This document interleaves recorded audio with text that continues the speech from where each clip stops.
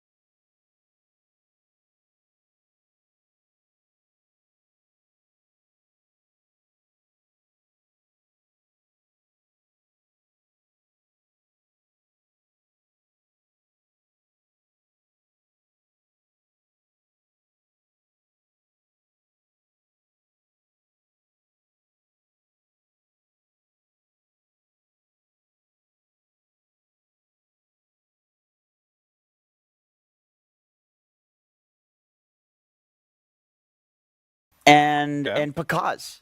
They're idolizing. These are the role models. Right, they're following in their footsteps. So right now, that's not going to get you further in TI. I would argue Pakaz and K1 are completely they're very different different. players. But Okay, how would you say so? I mean, Pakaz is historically when he came out much more active, right? Where K1 has a much different. Oh, they're different from each other. Yes. Okay, I see. Yeah, Right. because I consider K1 the first generation. Yeah, exactly. And he played more of like the strength type of carries, just full efficiency. He's playing the meta. He's not winning with it. So maybe you have a point as to maybe he should go back to what it's his bread and butter. I mean, it's a tough decision, right? Like for the coach.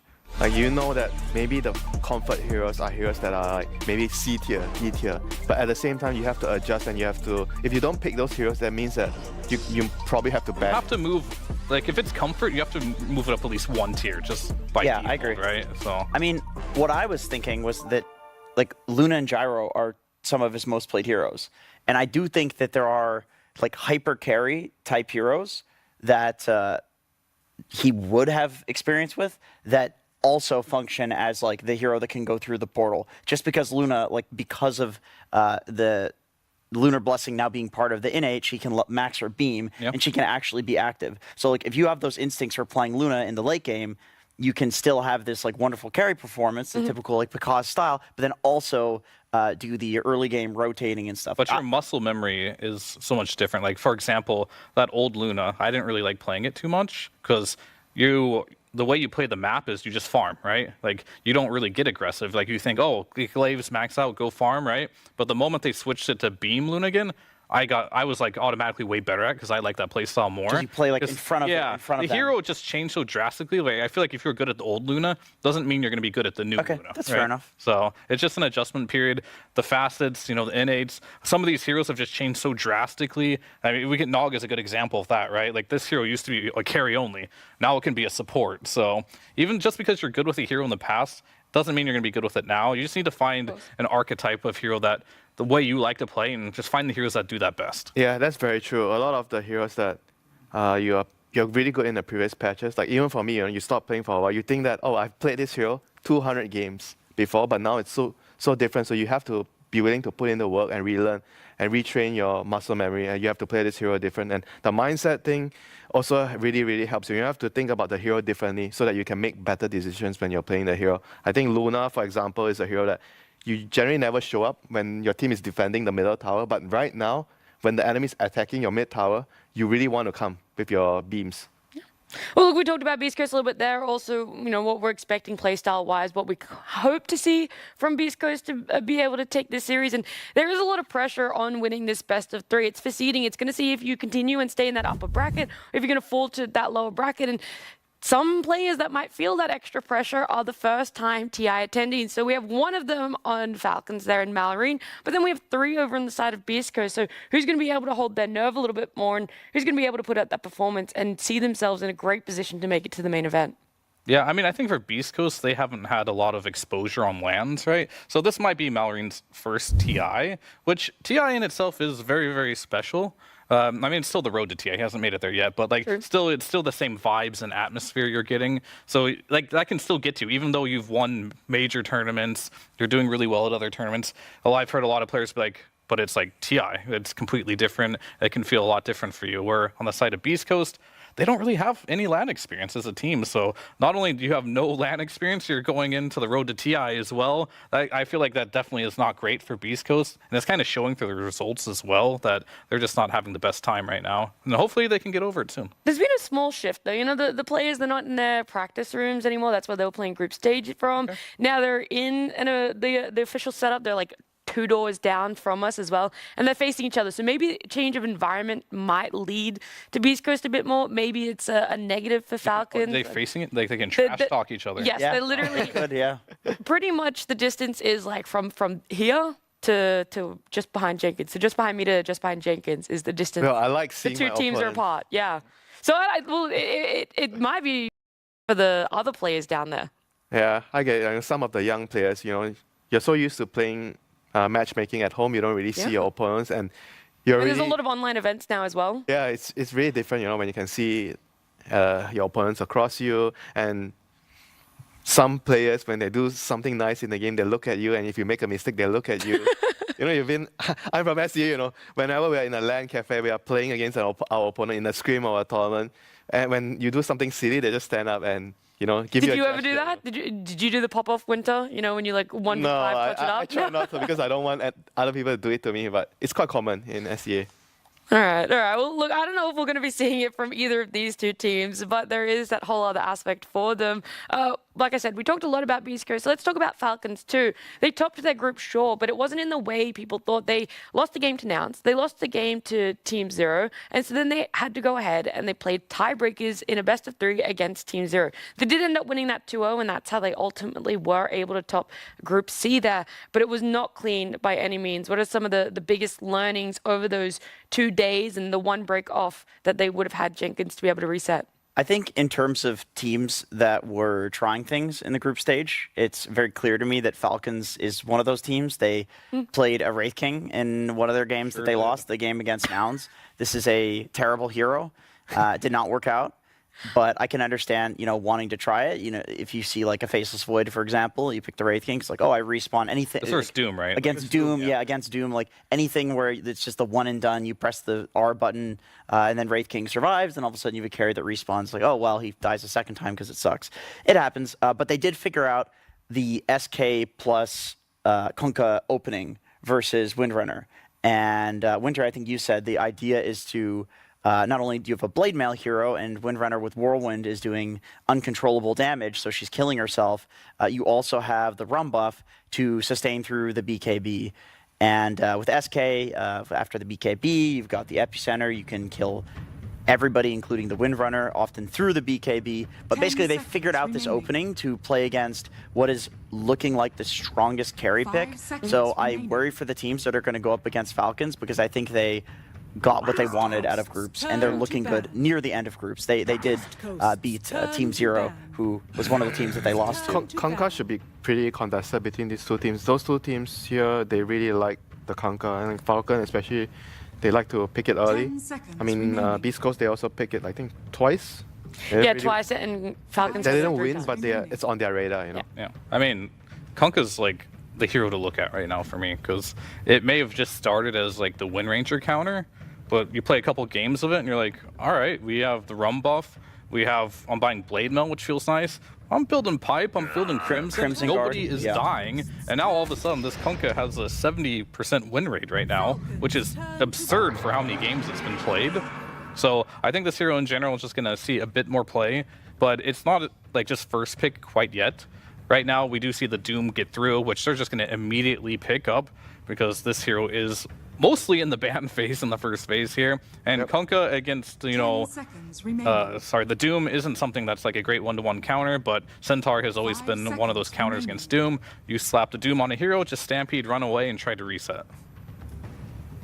I'm looking at what facets people are taking. It's nice to be able to get those stats coming up on the screen when we see the heroes picked up. And there's 3 facets for Doom, but it seemed pretty evenly split between the The other two, what was it? The Devil's Gluttony? Bargain. Devil's Yes. Bargain and Gluttony. Gluttony.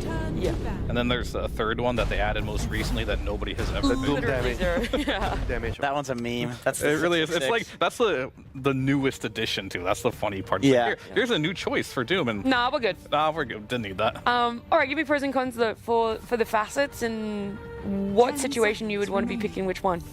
Devil's Bargain, I think in general is better. That's the default. Yeah, but if you're playing against a hero like Nature's Prophet, then you go for Gluttony or maybe an Ench. If you need to eat a bunch of creeps for your laning stage, that's the only time I feel like you would go for the Gluttony. Yeah, I agree. Alright. I like the Centaur pick here, by the way, because not only does it counter the Doom, like Fear mentioned, but it means that Beastcoast can leave the Windrunner in, because this is the better the best answer to Windrunner that we've seen. Honestly, Kunkka seems to be like the A tier version of this if Centaur is S tier, and then with the Doom picked up on Falcons, they, you know, probably. Well, I mean, they can't Centaur themselves, obviously. Well, they pick Centaur, so they definitely can't. I'm losing it here. Falcons cannot pick Windrunner right now. It's a block pick. Okay. Well, then let's look at the Marcy. All right, she's made some appearances. She's not dominant by any means. Where are people liking to play her? Because there's always been this back and forth of, is she better as a core in the? I mean, obviously she's not gonna be Mostly offlane, 5. Yeah, I mean, it could be 5 over a 4. 4 or 5. I think it I think could they're work. probably setting up for a carry hero like some 10 Lina. seconds to pick your hero, you moron. Lina's really good with Marcy. Yeah, they've first phased the Lina in most of the games that they've had the chance to do it.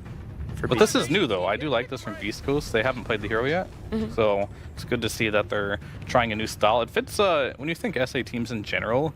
You think a lot about skirmishing, taking fights across the map here, not so much about farming efficiency. Well, sure, some players like K1 we talked about is very good at farming efficiency, but I mean the team as a whole doesn't like to be really efficient on farming. They like to battle, they like to fight, they like to be very aggressive. And Marcy's a hero that can do that very well. And it does fit a lot of the meta heroes right now that you might play as a ranged carry. We talked about if we want to see Pyke be playing that. I haven't really given up on it quite yet. Sure, TA could still be a good pick for them as well if they want to go that route. 10 seconds We'll have to see here, but Wind Ranger does come out against the Centaur. Everything you said, Yeah. Jenkins, Falcons just don't agree with. I'm very curious to see how this pans out. I like what Beast Coast went for. Like, go ahead, pick the Windrunner, and Falcons is like, okay, we'll take it. It doesn't counter it that hard, or maybe Falcons is going to pick something that like deals with the fact that the Centaur. And you have the counters it. heal from the Treant. And I feel like you could also consider getting Vlads on your offlaner or some other hero. Just some sort of sustain. Yeah, for to her. help the Wind 10 Ranger, seconds remaining. specifically against the Centaurs, Retaliate, and Blademere. Yeah, I mean, Lumpy also likes playing Primal Beast a lot. What if he went Primal Beast and they just have like double Blade Mail? Left now.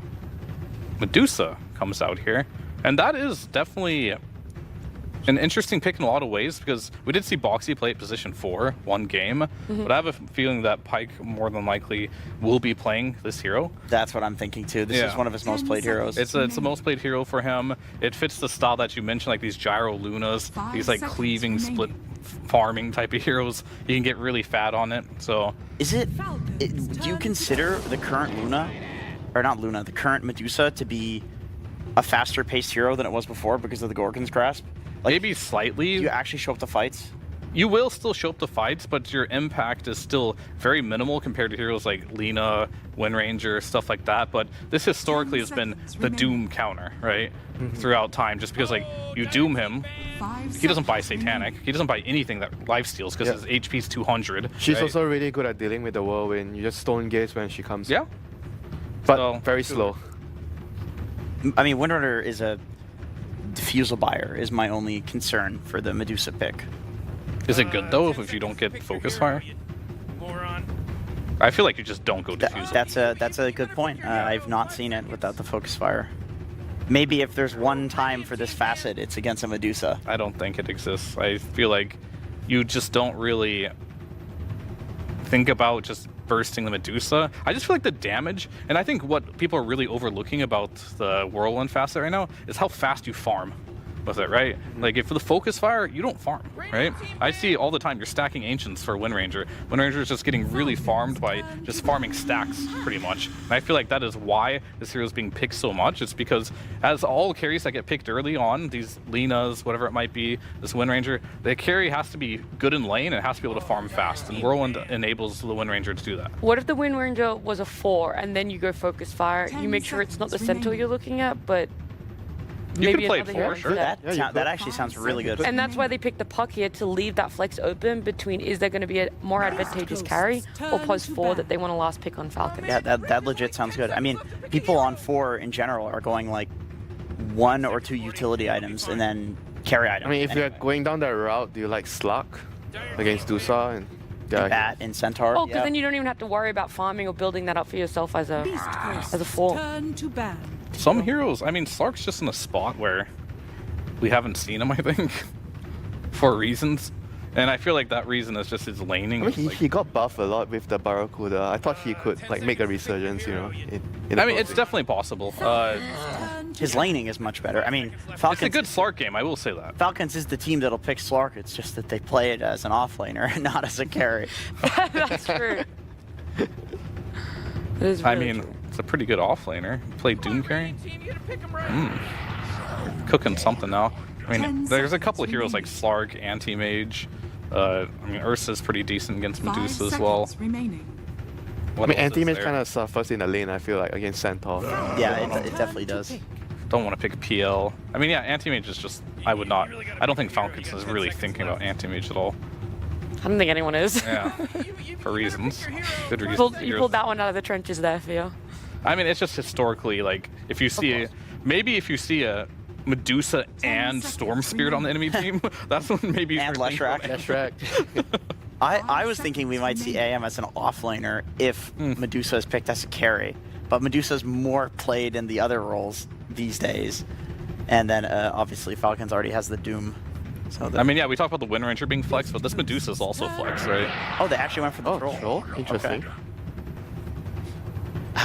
I'm curious what you guys think about the matchup of Dusa versus Troll, because can't you just stone gaze the Troll and when he ults you're permastun? Yeah, I mean, I don't think this matchup is particularly bad for 10 Medusa. seconds. Just You're also silence him with ranged Puck hero. and Megalo. Is he just picking Yeah.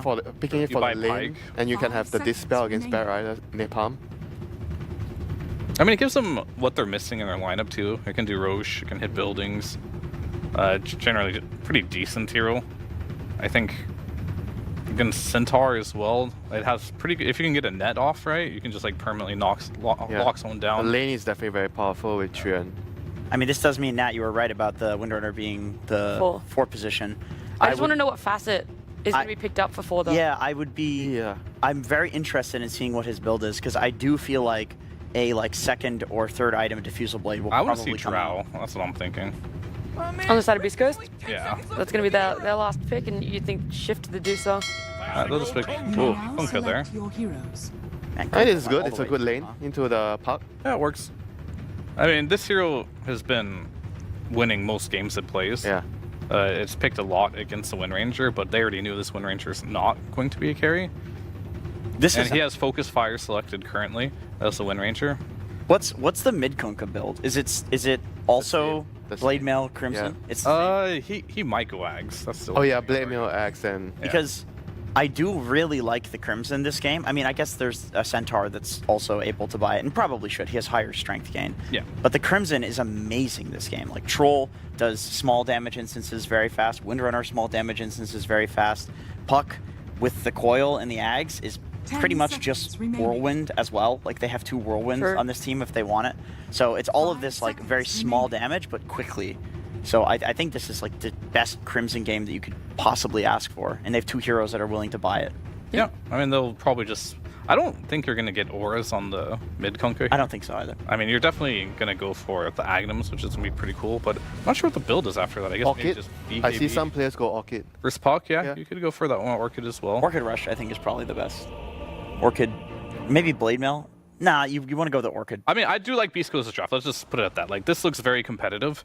There's a lot more options for Yeah, the it's not Titans, like how they to got. shut them down. It's not like they got outpicked and they're the underdogs here. It feels like they have a very good draft here going into Falcons. I don't think they outpicked them either. I think it's pretty even. So they got them a good shot. They just have to not get skill diffed here.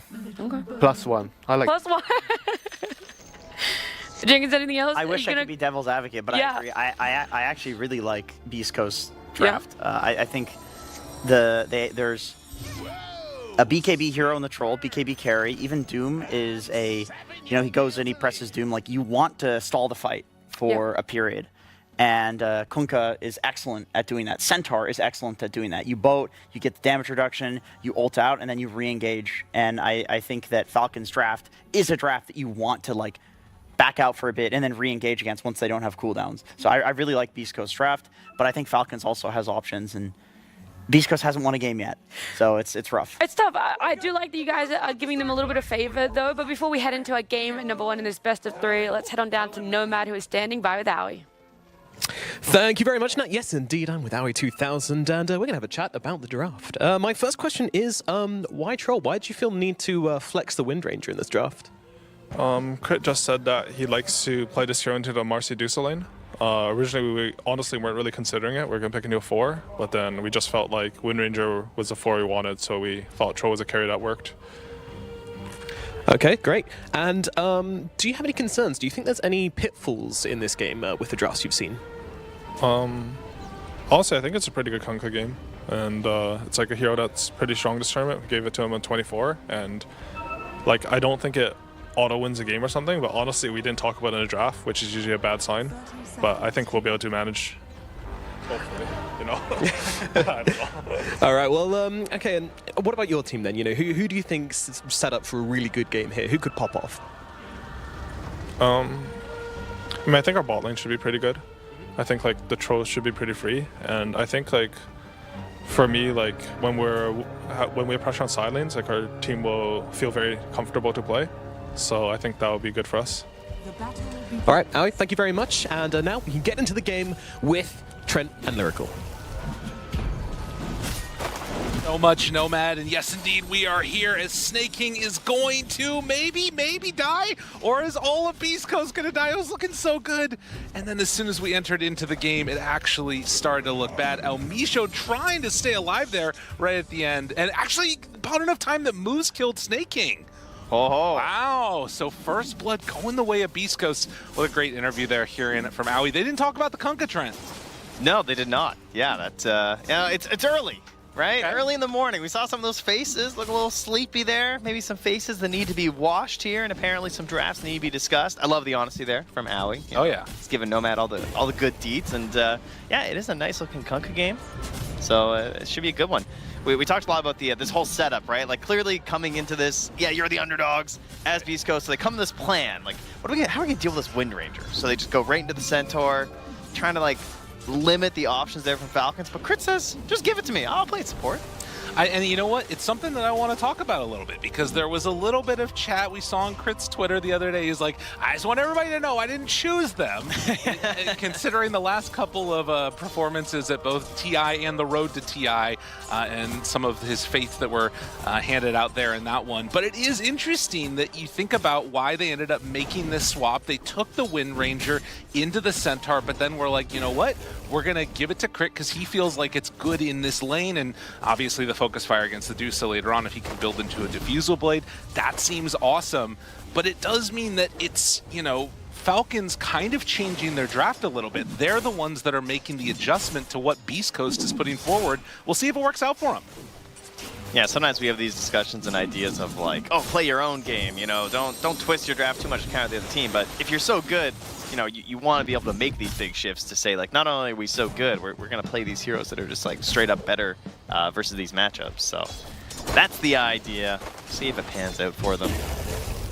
They did wind up with the old Troll Warlord. We talked about the carry pool expanding quite a bit lately. Many ranged heroes, technically ranged, right? He's half and half.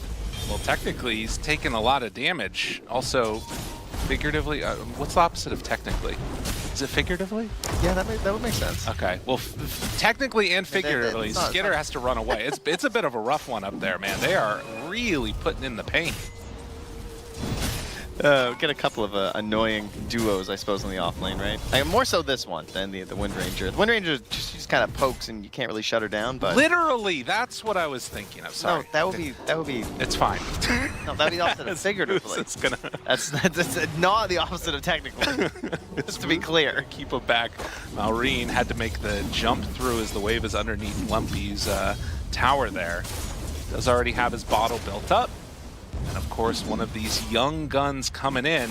You know, everybody talking about the big teams hiding the strats. Maybe it was Beastcoast all along. They're hiding their power level. Like, you know what? We're going to lose all of our games, and then we're going to come in and win 3 lanes against Falcons. Look at the CS here on board. They're having a great start. Pretty good. You are not wrong. It's nice to see Kunkka in the mid lane, too. Oh, yeah. You know, a lot of these off-lane Kunkkas with their auras and everything. We get ourselves back to the high tide. Give us a Radiance. Actually, no, that's probably pretty bad. But he might end up doing some damage here to Malrine, making him hurt for it. And even a little bit of play around there with the Tidebringer to get him into some phase shifts. Still a tough lane for Malrine so far. Yeah, you know he's going to be eyeing up those rotations. Lumpy just pump faking a little bit with the Torrent to see if he can catch him. Get CS with Torrents as he steps away. A whole level ahead right now. Now, it's not easy to make your combo work on the puck as Kunkka. There's phase shift, there's the orbs to jaunt away, and of course X is the lower duration now, so you can't even try and do some sort of pump fake plays to make it work.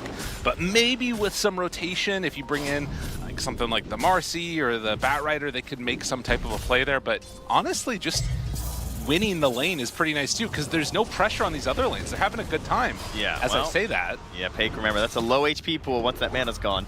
Jumps off to the side, gonna pull Crit back further. Now Crit, he's a little bit out of position. The Gorgon's grasp. Now here's the thing. New Dusa. Crit said that he liked the lane against Dusa. Was it this new Dusa? The Gorgon's grasp. Nobody expects it. Interesting. Yeah, I mean, you're talking this idea about like winning these lanes and stuff and just like trying to pressure the puck and shut them down. But if you're just stable and you have this lead, like you have the Medusa, so yeah, you are just kind of chilling. There's certainly pressure here on Falcons to be the ones who are making the rotations. They don't really want to be chilling. There's nothing worse than playing a puck game where it feels like no one else in your team wants to fight. That's just depressing. That being said, as long as you have the right mindset of just like farm like crazy, it can still work on the hero, but it's not going to be as effective as some of those other scaling mids. Puck wants to fight as much as he can, especially when like you want people like diving the tower to rotate too. Speaking of diving the tower, there might be a little bit of a move coming in, although the TP rotations with Batrider heading over that direction. They missed the rebound. Elmisho, not a ton of mana online. So with the Gorgon's grasp, will that be enough to take down Amar? It is looking like the answer is yes. 3-1. Everything right now going Beast Coast way. Painful there for Amar. There's more well-known heroes here on the Doom, losing one early. It's true. And I mean, I think that's an interesting little dynamic here too, is Rain does have a shield rune, so that's going to keep him a little bit more tanky than he would otherwise. Trying to pull this guy all over the place. Elmisho still on the hunt.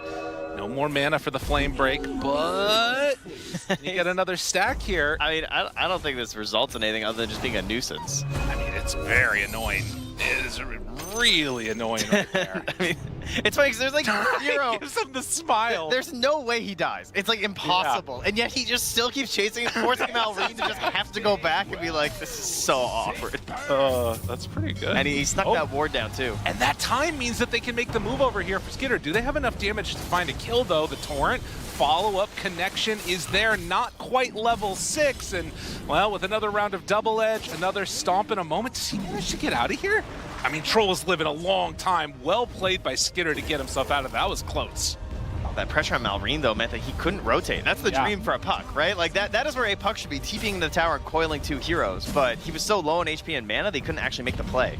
Instead, he's running up here. Dude, what is happening? This is a crazy day. They're going on in, now trying to find Snake King. Crit with the rotation, Lumpy low, tries to find the finish. They get down 1, but now Malrine, after all of that, has made his move over. Vitali in trouble, silenced, has another stomp, but a double kill. Oh, Crit's not done. A little bit of retribution coming back the other way as they find moves will bring him down too. Good play from Falcon. A little bit too far there. A bit too close to the sun from Beastcoast. Losing 3 ties this up at 4-4. That lead falling to the wayside now as Amisho's going to take the time to push in the mid, knowing that he can't be caught by Malrine at the moment. Man, and that was like a late puck coming to that fight too, right? Like he didn't even get the orb damage to start. He was just able to limp his way in there to throw out the coil, but that's all he needed. Well, but I think also to be clear where the current state of the game is, I feel like that was needed from Falcons to kind of pull back this tide that was building into the favor of Beastcoast. And I'm not sure where exactly we sit at this point, but you look at these cores, they're all getting farmed on Beastcoast. Gabe, I have such good news for you, buddy. What's that? So what were we discussing during the draft when we saw that Wind Ranger come out? Well, the Focus Fire, we were talking about that a little bit, and Diffusal Blade. He's rushing Diffusal. Okay. That is currently the plan. Yeah, I think that's the only thing that you can do at this point. I like it a lot. We'll see if that comes to fruition here.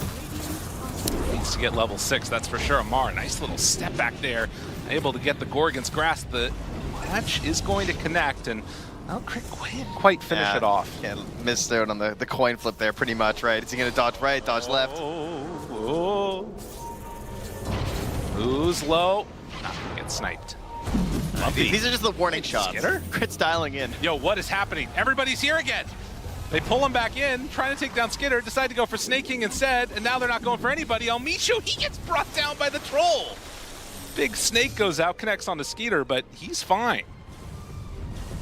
Crit's not done yet, though, with that wind run. He wants to keep on pressuring. Feels invincible. Would love to get a kill here at the juke. Nobody misses 3 shackles in a row. Come on, Crit. They got him with the coil. All right, that's cheating a little bit there, but that's fine. I mean, he didn't hit him with the power shot, that's for sure.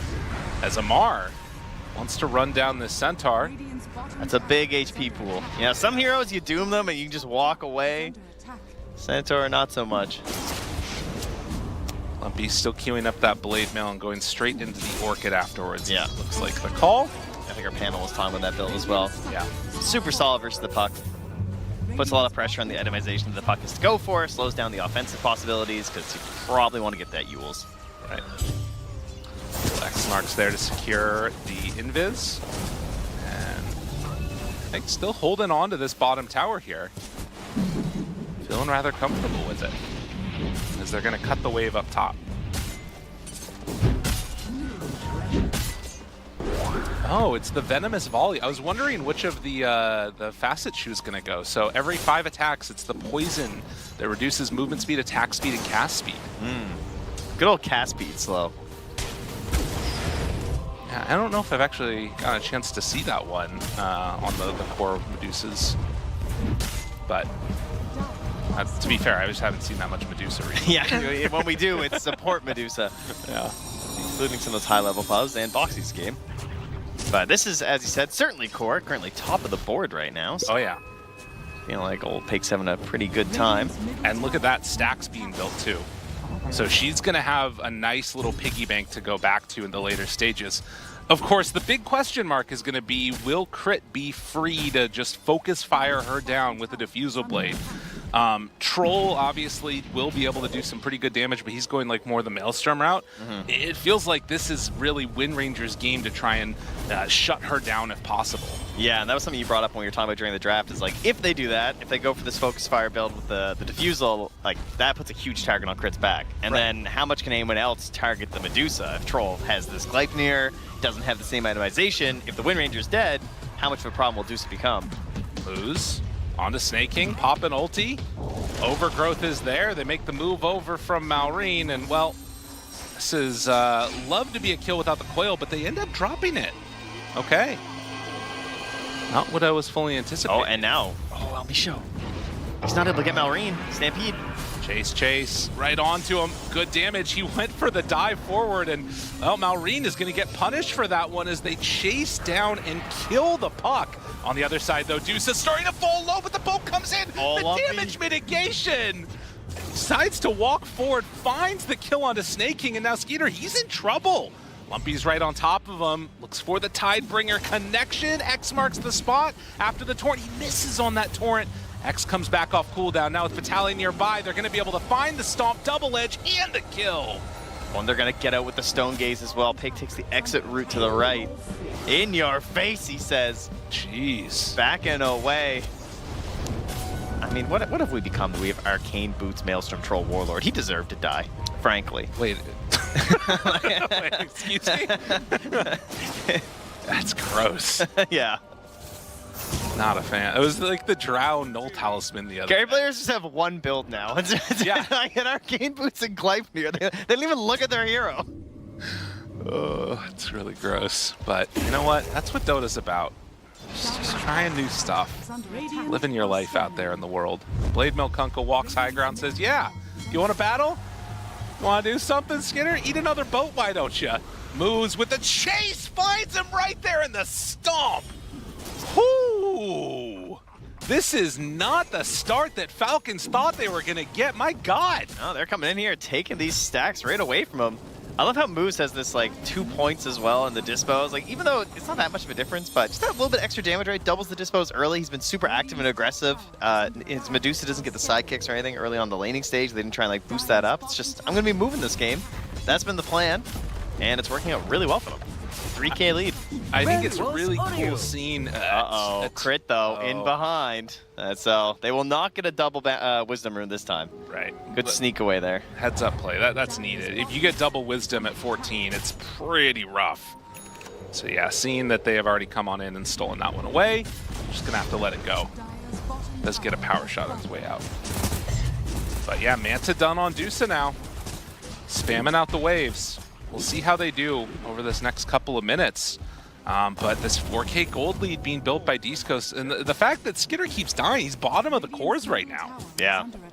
That's not a great look for the Troll Warlord here. And of course, at least it is the Maelstrom into the Gleipnir, so this isn't your Battle Fury Troll who's like in total disaster mode. Right. Well, I guess you could look at it two ways.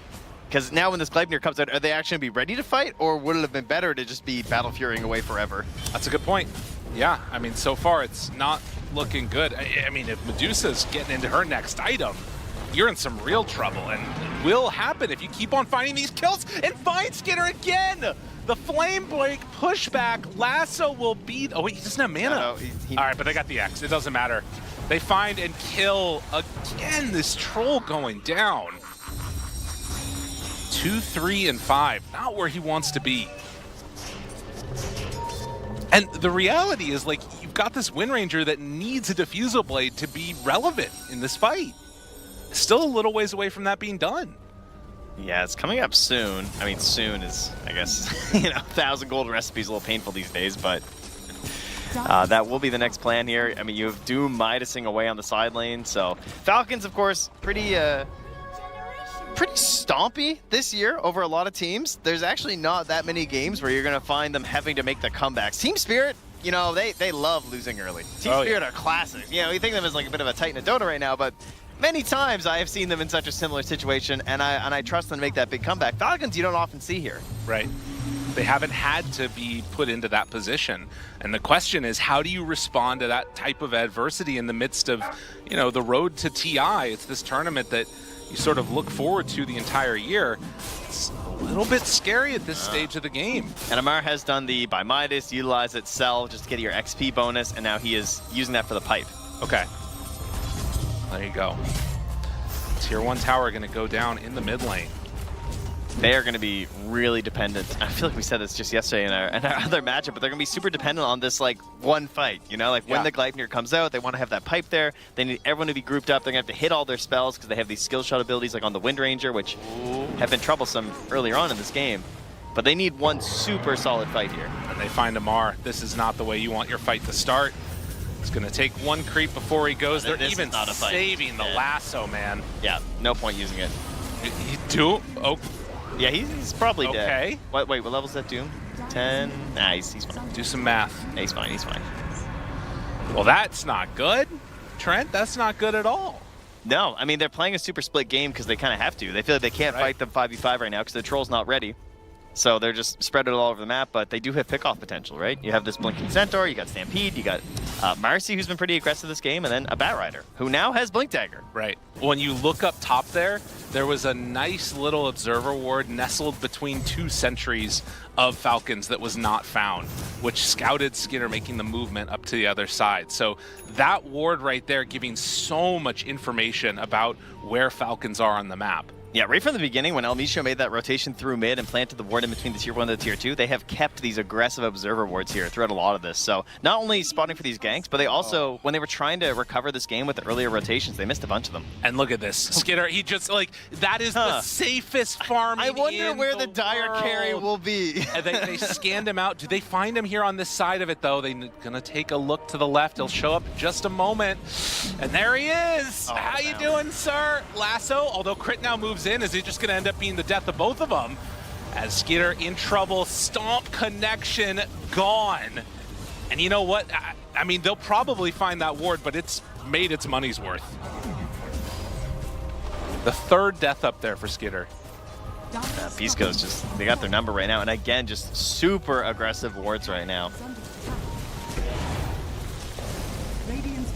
Man, what a performance here. Like we said, you talk about, oh my God, they got him.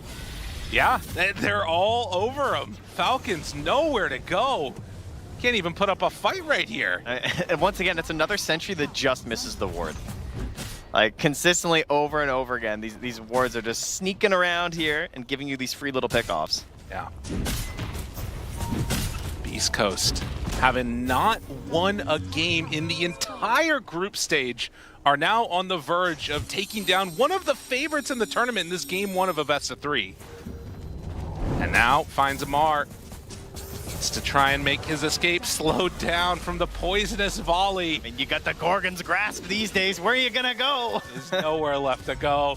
He's blocked in. Amar the blocked, as he gets chased, exposed, and killed.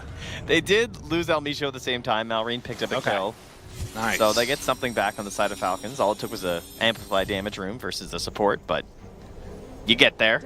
Well, and I guess this is the thing, is that, you know, on the one hand, Falcons don't have to play a ton from behind because they often have like really good laning stages, but they do have a lot of tools here to try and delay the game and wait maybe for that next timing once all of their heroes are online. Yeah, Malrine has reached the annoying stage where he has Yules and maxed out spells, so he's very tricky to catch. And you're going to have to utilize that a lot now to push out these waves. But that's where the wards are going to come into play again, right? You get these kind of like side lane wards that you look for when people are they think that they're out of vision because they're like waiting for that next wave, but you've got your eyes on them. Right. Probably the next set of vision we'll be looking for here. But it's also 20 minutes, which means 21 minutes coming up very soon here for the Wisdom Rune. So you make this play. Like, this is the ultimate way to stop a game, right? The 20-minute Tormentor Steel plus Wisdom Rune at 21. That's the dream. Likewise, Falcons trying to get set up on the top side of the map to see if they can maybe secure Beastcoast's Wisdom and try and pressure down this top tier 1 tower.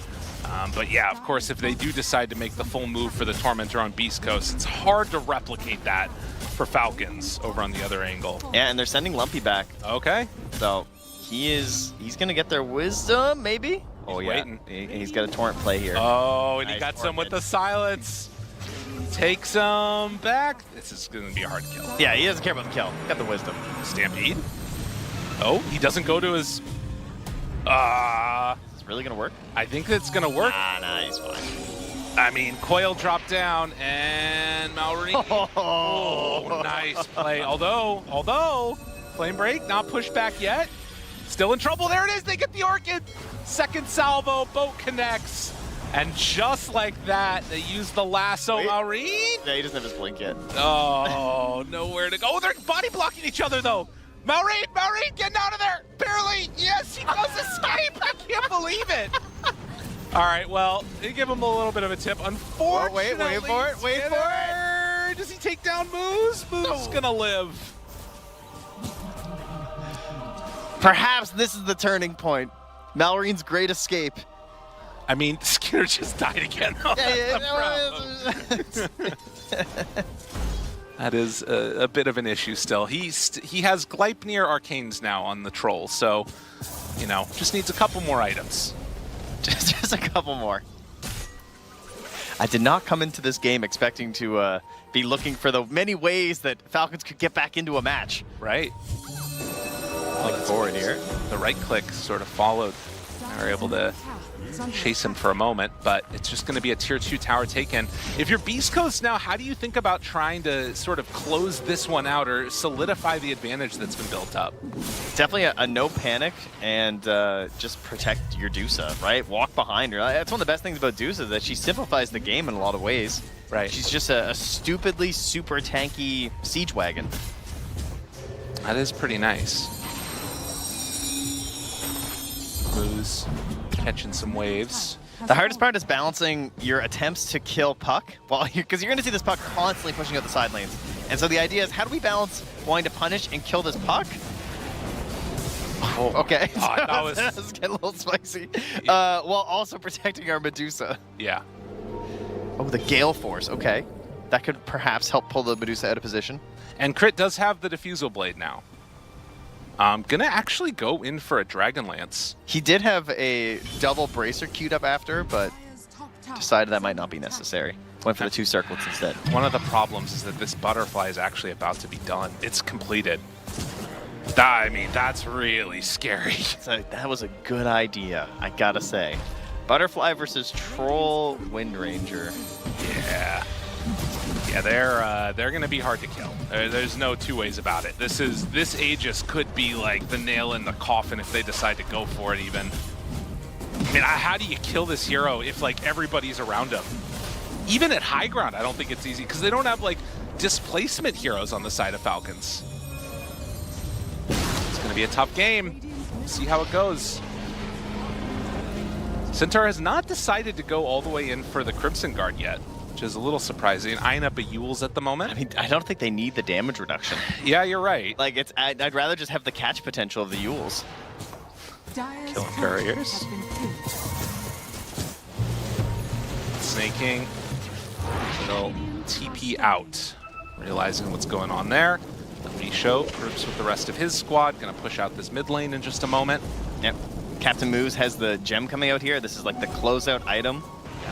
They just want to play behind this Aegis. Wait a minute. Secure the map. Opportunity here. El Misho in a bit too far, and he gets punished. You saw it, by the way. It was like a 9k gold lead a little bit ago. Falcons getting some freedom on the map, and they're starting to close that gap a little bit. Yeah, and you know they're going to be getting in behind, catching these waves. Oh, they yeah. will not make this easy for you. No, it's not a free win from this point forward, even though they have a lot of the tools they need. Still, nothing comes easy. That range creep, don't know if it's going to get in range. They're going to try and take this wave with them. And it looks like they are eyeing high ground. Okay, even without the Bat Rider, they feel confident in this. Which, fair enough. It's going to take them a while to get here. But it is a Treant, so, I mean, you can already see the living armor going. You kind of have to commit. Yeah. No, if they're making this move, it needs to be a dead tower. Shackle. They're going to use a glyph now. Another wave coming in behind. They do not have the troll in here at all. He's out on the map farming at this point. As the illusions keep on beating it down, doing some mana burn. Malreen's smoking in behind now with crit. They find Snaking. Oh no, you need everything for this fight. And they are not going to get it. Malreen tries to take down El Misho. Good damage out there, but he's still living. Nice pipe. And look, I mean, Deuce is still just standing there. Yeah. People are fighting big, one mind, one plan here. So the buildings start to fall, and Beastcoast come in with the perfect answer in this Medusa. Now the lasso connects onto Amar. Gonna get stunned. Gorgon Grass goes out. It's more than enough damage. He is out of there. And now with creeps in the base, why do you have to leave? There's no reason. 2.5 minutes left on Aegis. Yeah, they got to clear this wave. This is not going to happen quickly enough. The wave up top still stands. I mean, that wagon's just beating away. Yeah, they're hanging out. It's having a good time. It's the catapult onto the Wind Ranger effigy as a symbol of everything that's been done here today so far. A smoke up. Can they do anything? They still have Focus Fire Diffusal Blade. But it's an Aegis that they have to contend with. And a Butterfly. Lumpy, he's He's rapping to join with the rest of them. Snake King thinking about walking forward here. Moves Tally nearby. They find the Kunkka. Pops the pipe, turns, stomp, not going to connect. They have the latch of the shackle.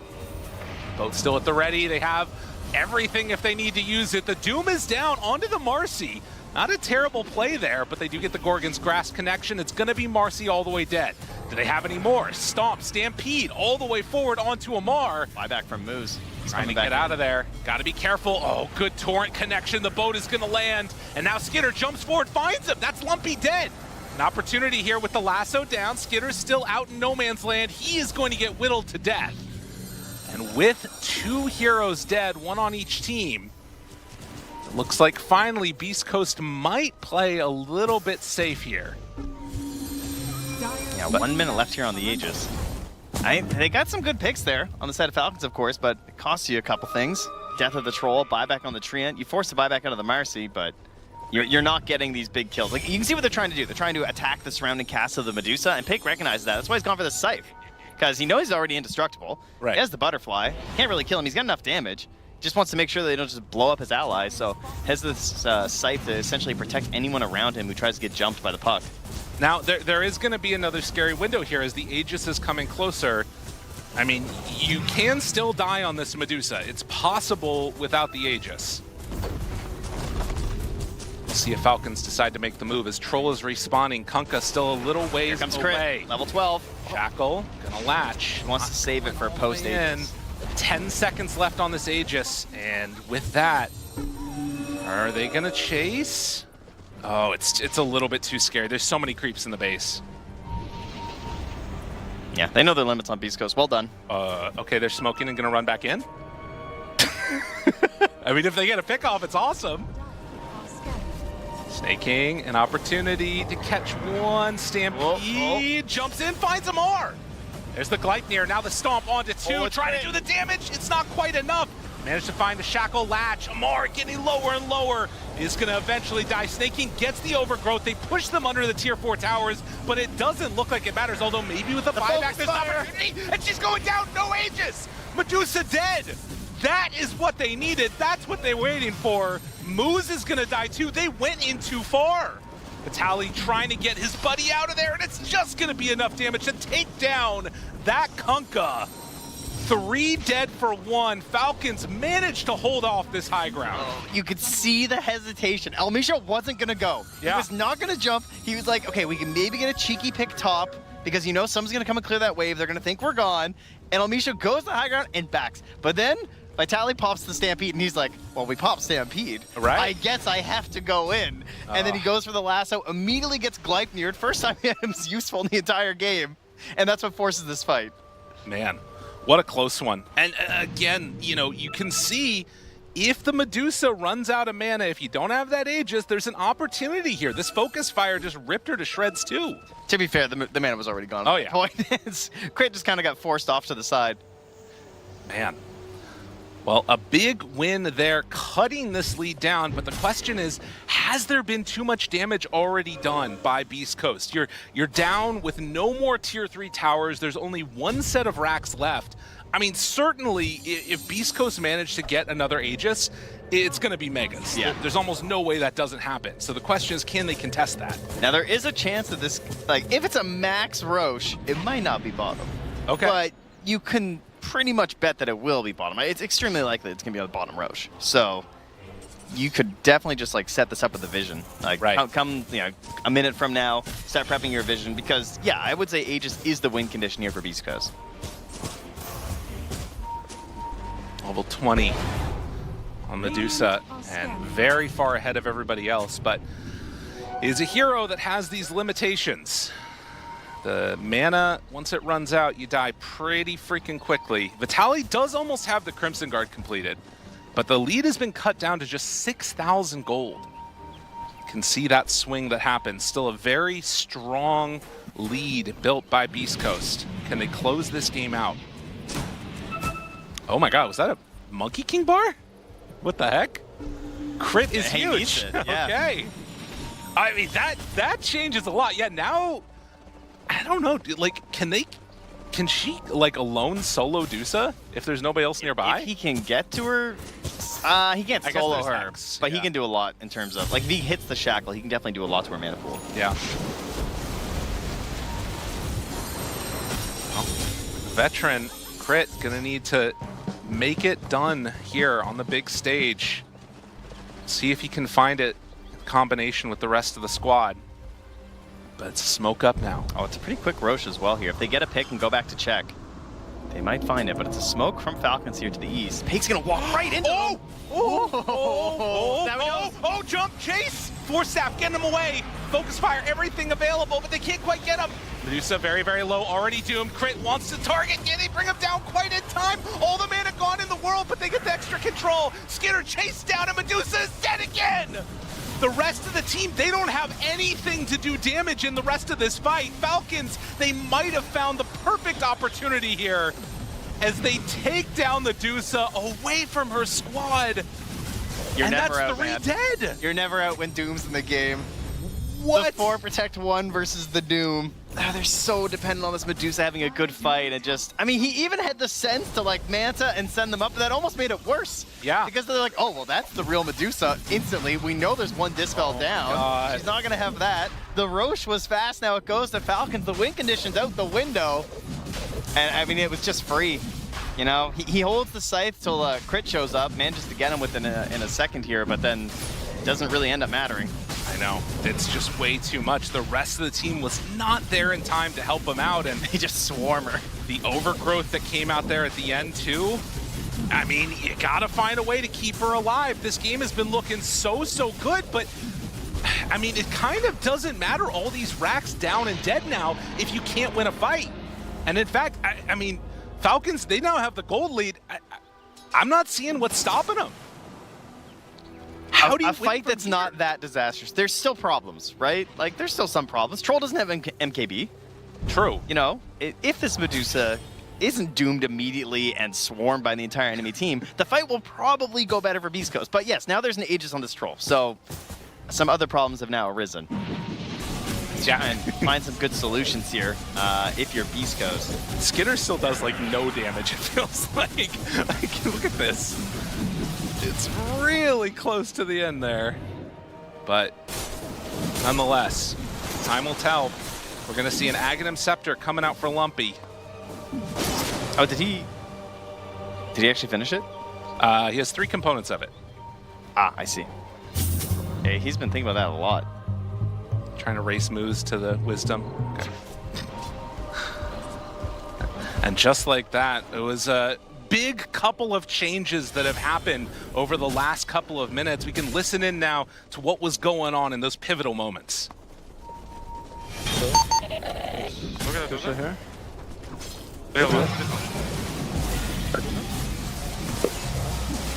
He's almost low mana. He's really low mana. I heal him, guys. Get him.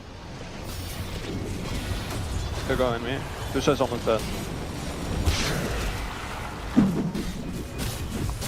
They're getting out, guys. They're getting out. Mark should be out.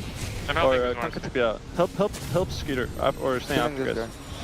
He's fine. I'll get him. Nice. One person Nice defend and base, rush of us Yes, that's into go rush. base. That's go base. Run base. You can see right there, just all of the emphasis coming in was all about that Deuce in those fights. And then afterwards, it's like, all right, help Skinner. Yeah, Eric Crit. He's like, help, help.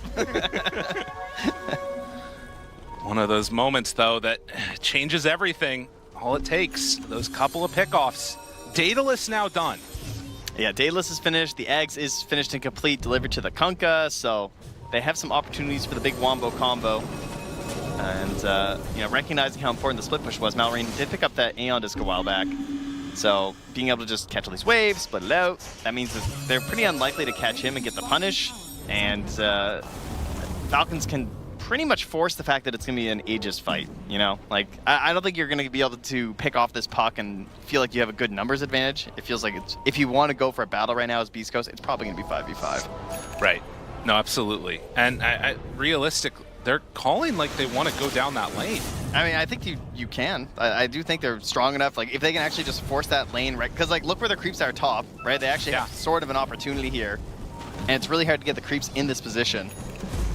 They can try and push the creeps up and see if they can force somebody to come out that's not Puck to maybe get a pick with the bat. I think it's probably your best bet. I mean, I guess that is the other dynamic here too, right? Is that, I mean, it doesn't, I'm not sure if they're actually going to go for it now. It looks like they're just pushing out the lane, but I do kind of wonder, like, you want to take the safest route possible of, like, waiting out this Aegis and then making the go. But I do also wonder, like, if you wait long enough where Troll finishes this MKB, if you wait long enough where Amar gets one more item, are you fighting from a position that's, like, impossible to win a fight at that stage? I actually think they're trying to force it before that. I think they want to fight, like, now. Yeah. I don't think that waiting's going to do you much good. I'd rather fight Aegis Troll than MKB Troll. Yeah. Because maybe there's a chance your Medusa. Maybe you could argue that if the Troll's on the Medusa anyway, it's going to be a bad time. I don't know, because, you know, she still has the miss opportunities, right? And she only has the Manta. Right. So maybe she just can't swing the whole fight anyway if Troll gets on top of her. I mean, they're in position right now. Wonder how much that they can get done as the creeps are already towards the tier 4s. As illusions go out, and all Falcons retreat back. It seems that they are just going to wait it out. We'll see if it comes back to bite them. I mean, already there's a couple of, you know, moments in this game that as Beastcoast you're going to be regretting and looking back on, regardless of what the outcome is. That high ground dive that came out with the Stampede is definitely one that they're going to be thinking about. Just need to make sure they don't make any more. Malrine slippery escape. Oh, yeah. A few key moments in this one.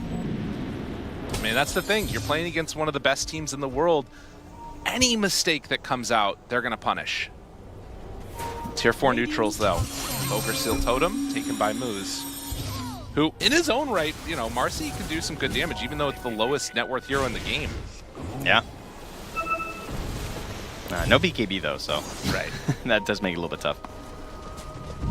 See that steady decline in terms of that green line. Still a big Dusa believer, though, Dota Plus. Yeah. 78%. Malrine's almost 25, though. Might be by the time this fight actually happens. Smoke. They have a creep wave mid. Are they just going to walk high ground? I mean, Medusa Illusions are going to push it first. Maybe wait and see if anybody TPs back to defend against this. Or they just go for it. The TPs are going to take too long. I think they're going to go for it. Yeah, they're just going to try and get the Megas. All right, I like this. This is a bold play. Anyone else? Team, help. Going. Just step forward with the Medusa. That's one down. I mean, they have the glyph, but they don't even force it, unfortunately. Okay, so it's just the range racks they got. But hey, no one died. Death by 1,000 cuts.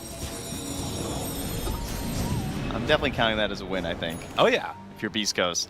You get up there, sure, you give a lot of farm away to the other side, Puck gets 25, Coil pierces immunity. Guess what? Medusa doesn't have a BKB. Dude, Real carries don't buy it. Do you know what I'm more worried about than even the Troll MKB? It's this crit BKB that's almost done. That's real scary. Yeah, that's pretty much going to force the lasso, it feels like. Yeah.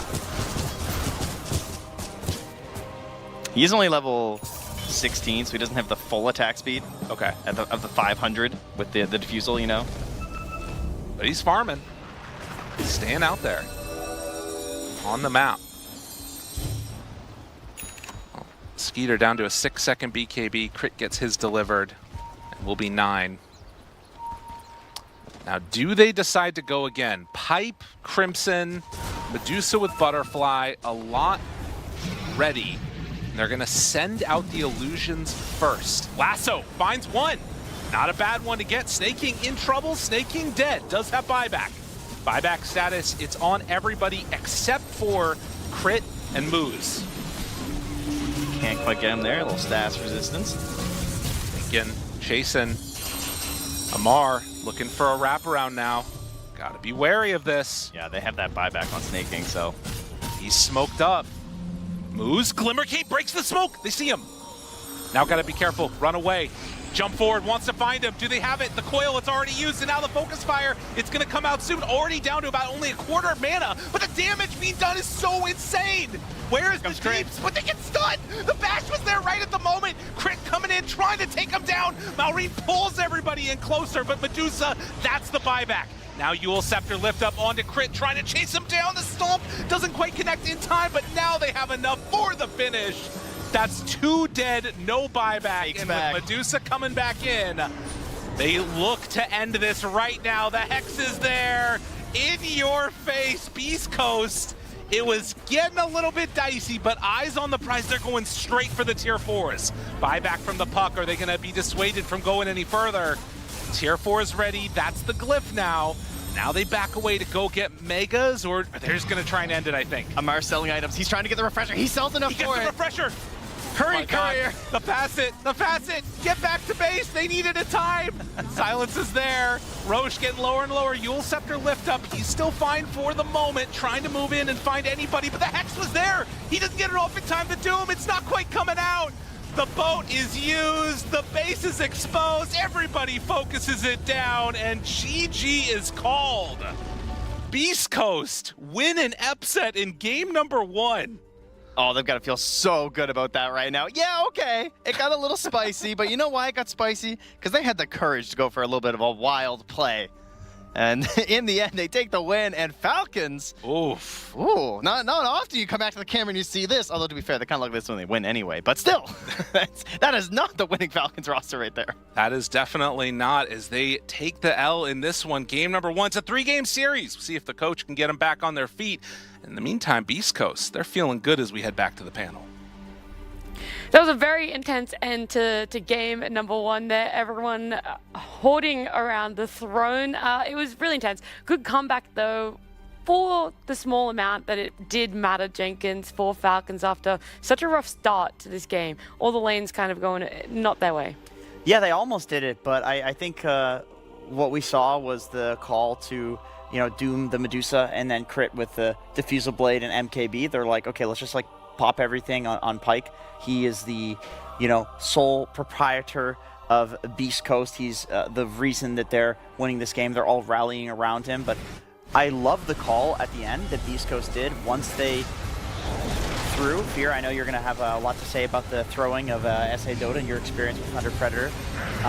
But the call to go high ground with Medusa buyback, knowing that if the focus fire is used and Medusa buys back, that they can end the game because there's no focus fire. I mean, they did get a bunch of kills at the end there, and they probably would have won regardless of the focus fire being down, but I do genuinely think if Crit cannot kill Dusa, Pike is not going to die. So that was a beautiful call. Whoever made that call, MVP for Beastcoast. Yeah, I mean, it was this fight right here specifically. I was very confused because, yeah, they dove after getting the mid-racks there, died, Medusa died, and then this fight happened. I was like, oh no, not again, where a team that is having a great lead just throws it away, and this is not a great fight. I was not a fan of why are they fighting here? Roshan is bottom lane, right? They should be setting up their wards defensively, baiting Falcons into them, and then taking that fight and going for Roche. But they lose this fight, then they lose Roshan, and then it's like, okay, Falcons, you got us. You were, you know, playing dead for a little bit in this game, but now you're going to play serious and you're going to lose on Beastcoast. But luckily, Beastcoast, even with all that happening, finally rallied the troops, did a nice smoke for the mid lane.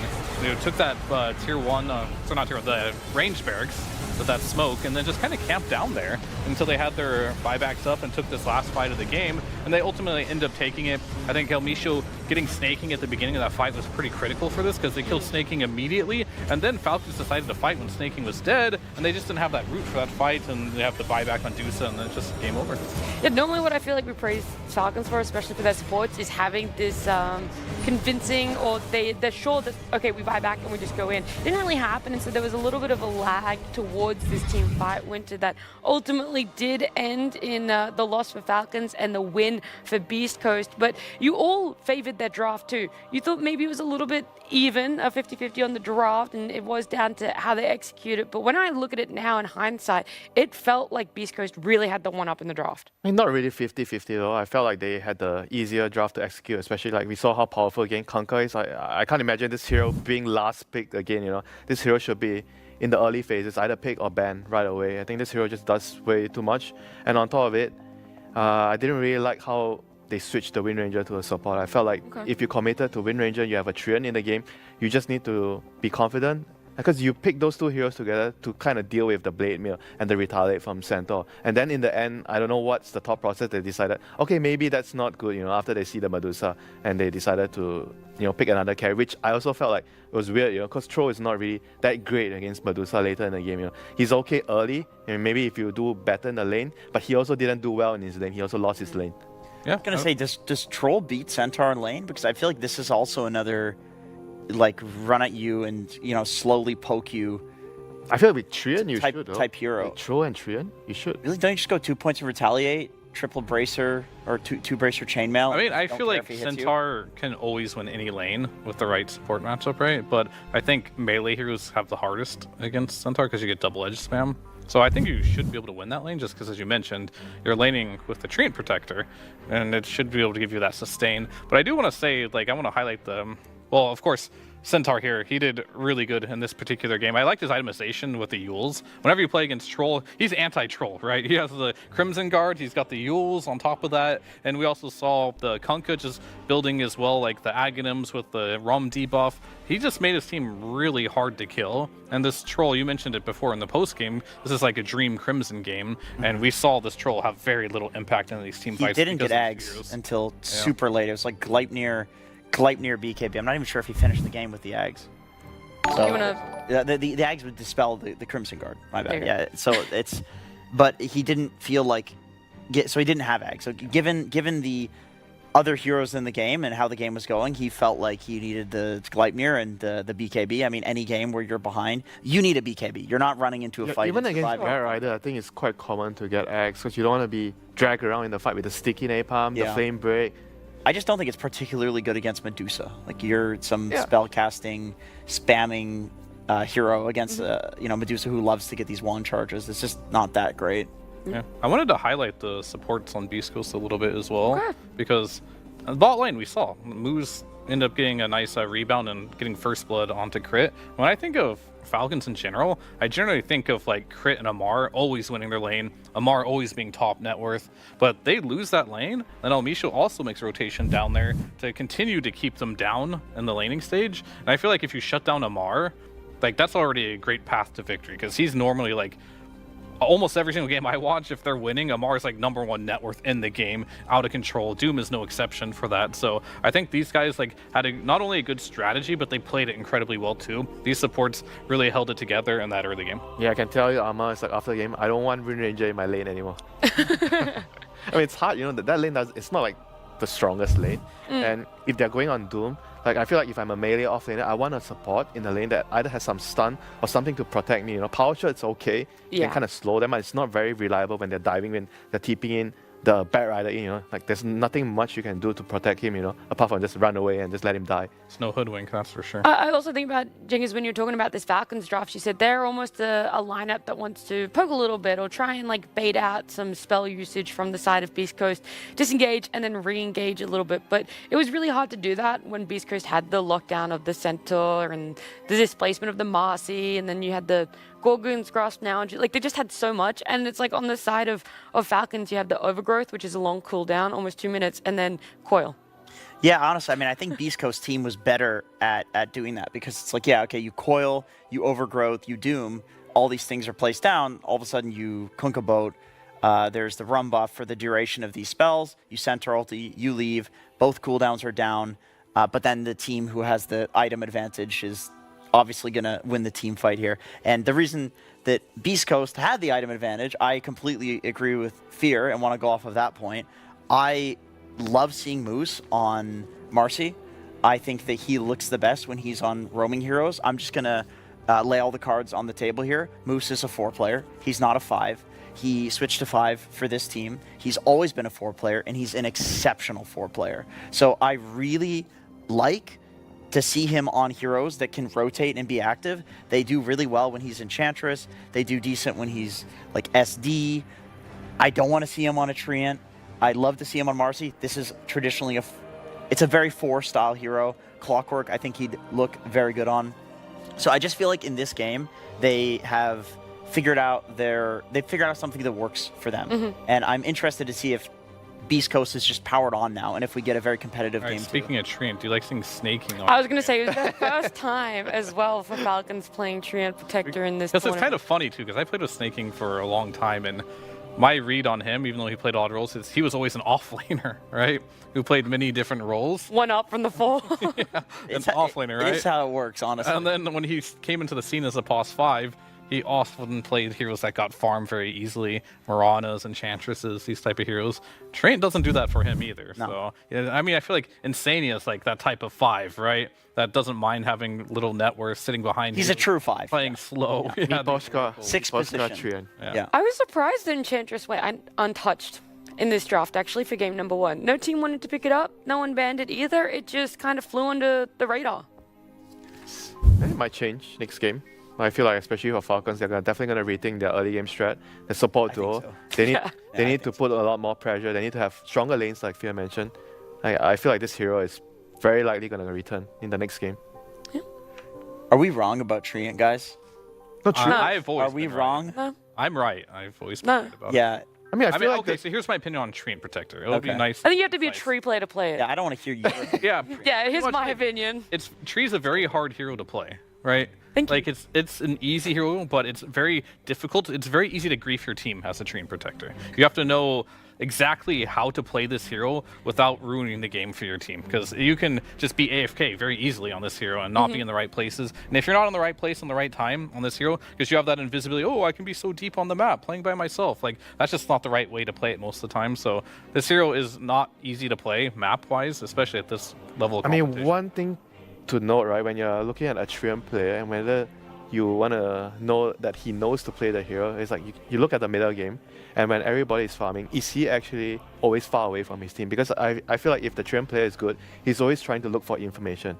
If the Treant player is not really sure what he needs to do, he's always going to be near his team, like just maybe a little bit of ahead, and not really exactly trying to scout the enemy team. Like you're always trying to stand at the edge of a tree, and you're trying to look for rotations. I think that is like a But sign I like of, my position 5 to break smokes too. You know? yeah, you're going to do that naturally if you're trying to constantly look for information. Yeah, as long as you're ahead, but not on the opposite side of the map of Yeah. like your team. 'Cause Yeah. that's where I see most tree players. They're just like, No, I Hey, feel I'm like even if far you're away. behind, I don't you think should that's- also be across the map. You should try to look for something. Because if you're behind and you're also in the base with your team, you're not exactly doing much. as You know, I think if you're going to have a greedy 4, you can't have Pos Yeah, Treant that's as your true. only, like, quote-unquote support, the one that's building support items. Because he wants to go so much more, and it's like, okay, but is he still going to really be able to get maybe the greaves you wanted because none of your other cores or support wants to buy it? He's still going to get the 4 stuff so you can get in, or a blink dagger or something like that to be able to have anything impactful with your spells.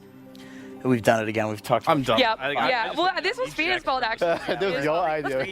Treant players and a Treant hater. So Let's go back to the game, to the series overall. The biggest question that I have in the forefront of my mind right now is it's a best of 3. Crit put out a tweet a couple days ago because they topped the group. They had pick, and he said he actively did not want to pick Beastcoast. He would never actively pick another South American team. And for people who don't know the backstory, back in TI 11, the last iteration of EG and Dota, was they picked Thunder Awaken. They got 2-0'd by them, went down, got beaten again by another South American team, and eliminated from TI. So I wonder if he's got a little bit of PTSD. Maybe the vibes right now in Falcons aren't so great. He's like, South America's going to do it to me again for another year here on the road to the international. I think just generally, Is that why he suggested to play Wind Ranger 4? that was That was exactly it. That was a low blow. Yeah. I think just Can we remove him from the panel? generally, SA teams at TI, Yeah. they don't mess around. Like they're consistently much better on LAN at TI than other regions are. And Fear, we talked about it. You think part of it is because they do actually mess around. Like they don't care as much. They don't feel the pressure as much as some of these other regions. Yeah, I mean, it's like very difficult to like know exactly, but I think the way they play just doesn't change no matter the situation, right? So it could be an unserious qualifier. They'll play the same there as if they're playing and, you know, a TI qualifier, it might be. And I feel like when the nerves get to a lot of these teams, it feels like these SA teams just kind of shrug it off and still play their own style, and they don't get affected as much by it. Yeah, a lot Or of it's case teams by case. during TI, they actually play a lot safer, and they draft a lot more stable. They don't really maybe try to pick heroes that they feel like it's good, but they rather choose the more stable and more team fight, you know. Yeah, I mean, Yeah, Beastcoast team woke up this morning and they're like, they got in this game. Are we in a pub or, you know, are we in a competitive game right now? Who knows? You know, they're gonna play the same. The exact same heroes, the exact same playstyle for themselves, whether it's their warm-up pub or an official here. But game number 2 draft. For Beastcoast, their 2 bans are still the same. On the side of Falcons, though, Nature's Prophet was in that pool that they wanted to take out. And now I wonder if they want to leave that open for Skitter to potentially pick up, or if they are okay if Beastcoast want it. Just kidding. I'm going to stop talking. I just want to see a Conka or a first pick right away. Okay. That's the true test. Like, it first started where everyone was picking Wind Ranger, and then started getting banned. Lena was always banned. Now we don't see Lena banned or picked at all. Wind Ranger is getting banned or picked a lot more. This Conka is getting last picked somehow.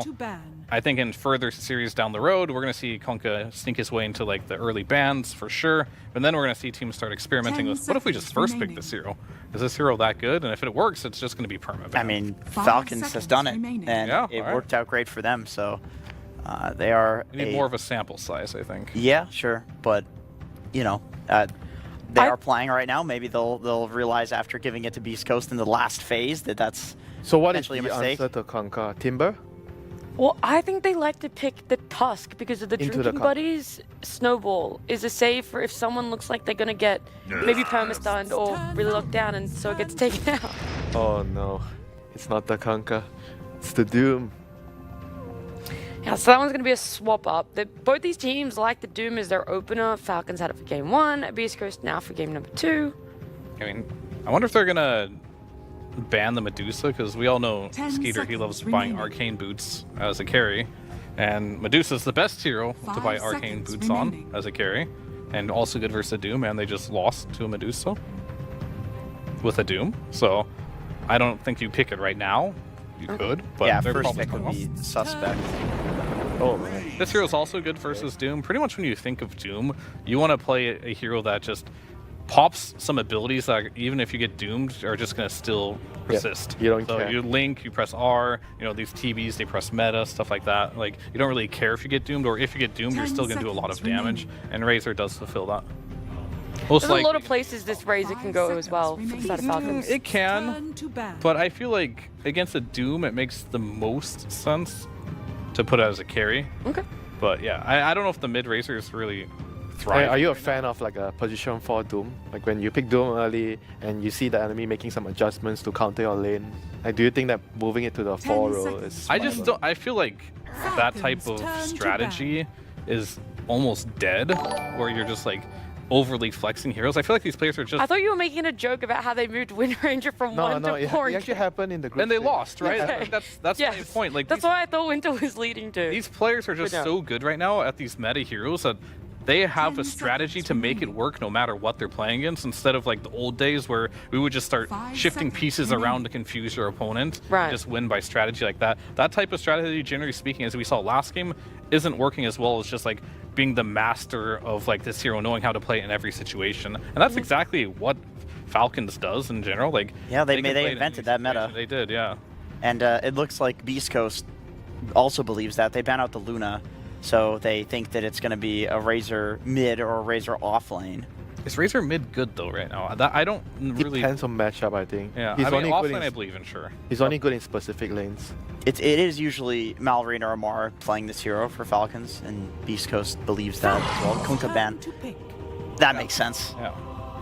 Take I it. agree with that, but like, have they been playing much Razor this tournament?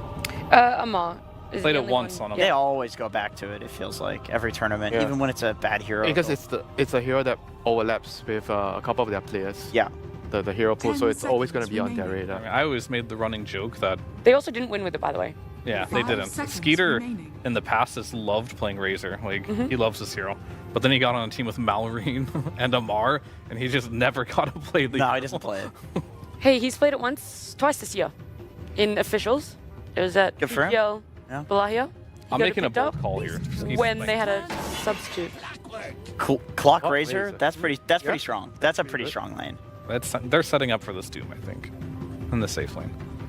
So do you need like some Rubik here to lift the clock away to protect the Doom if you want Doom to be off lane?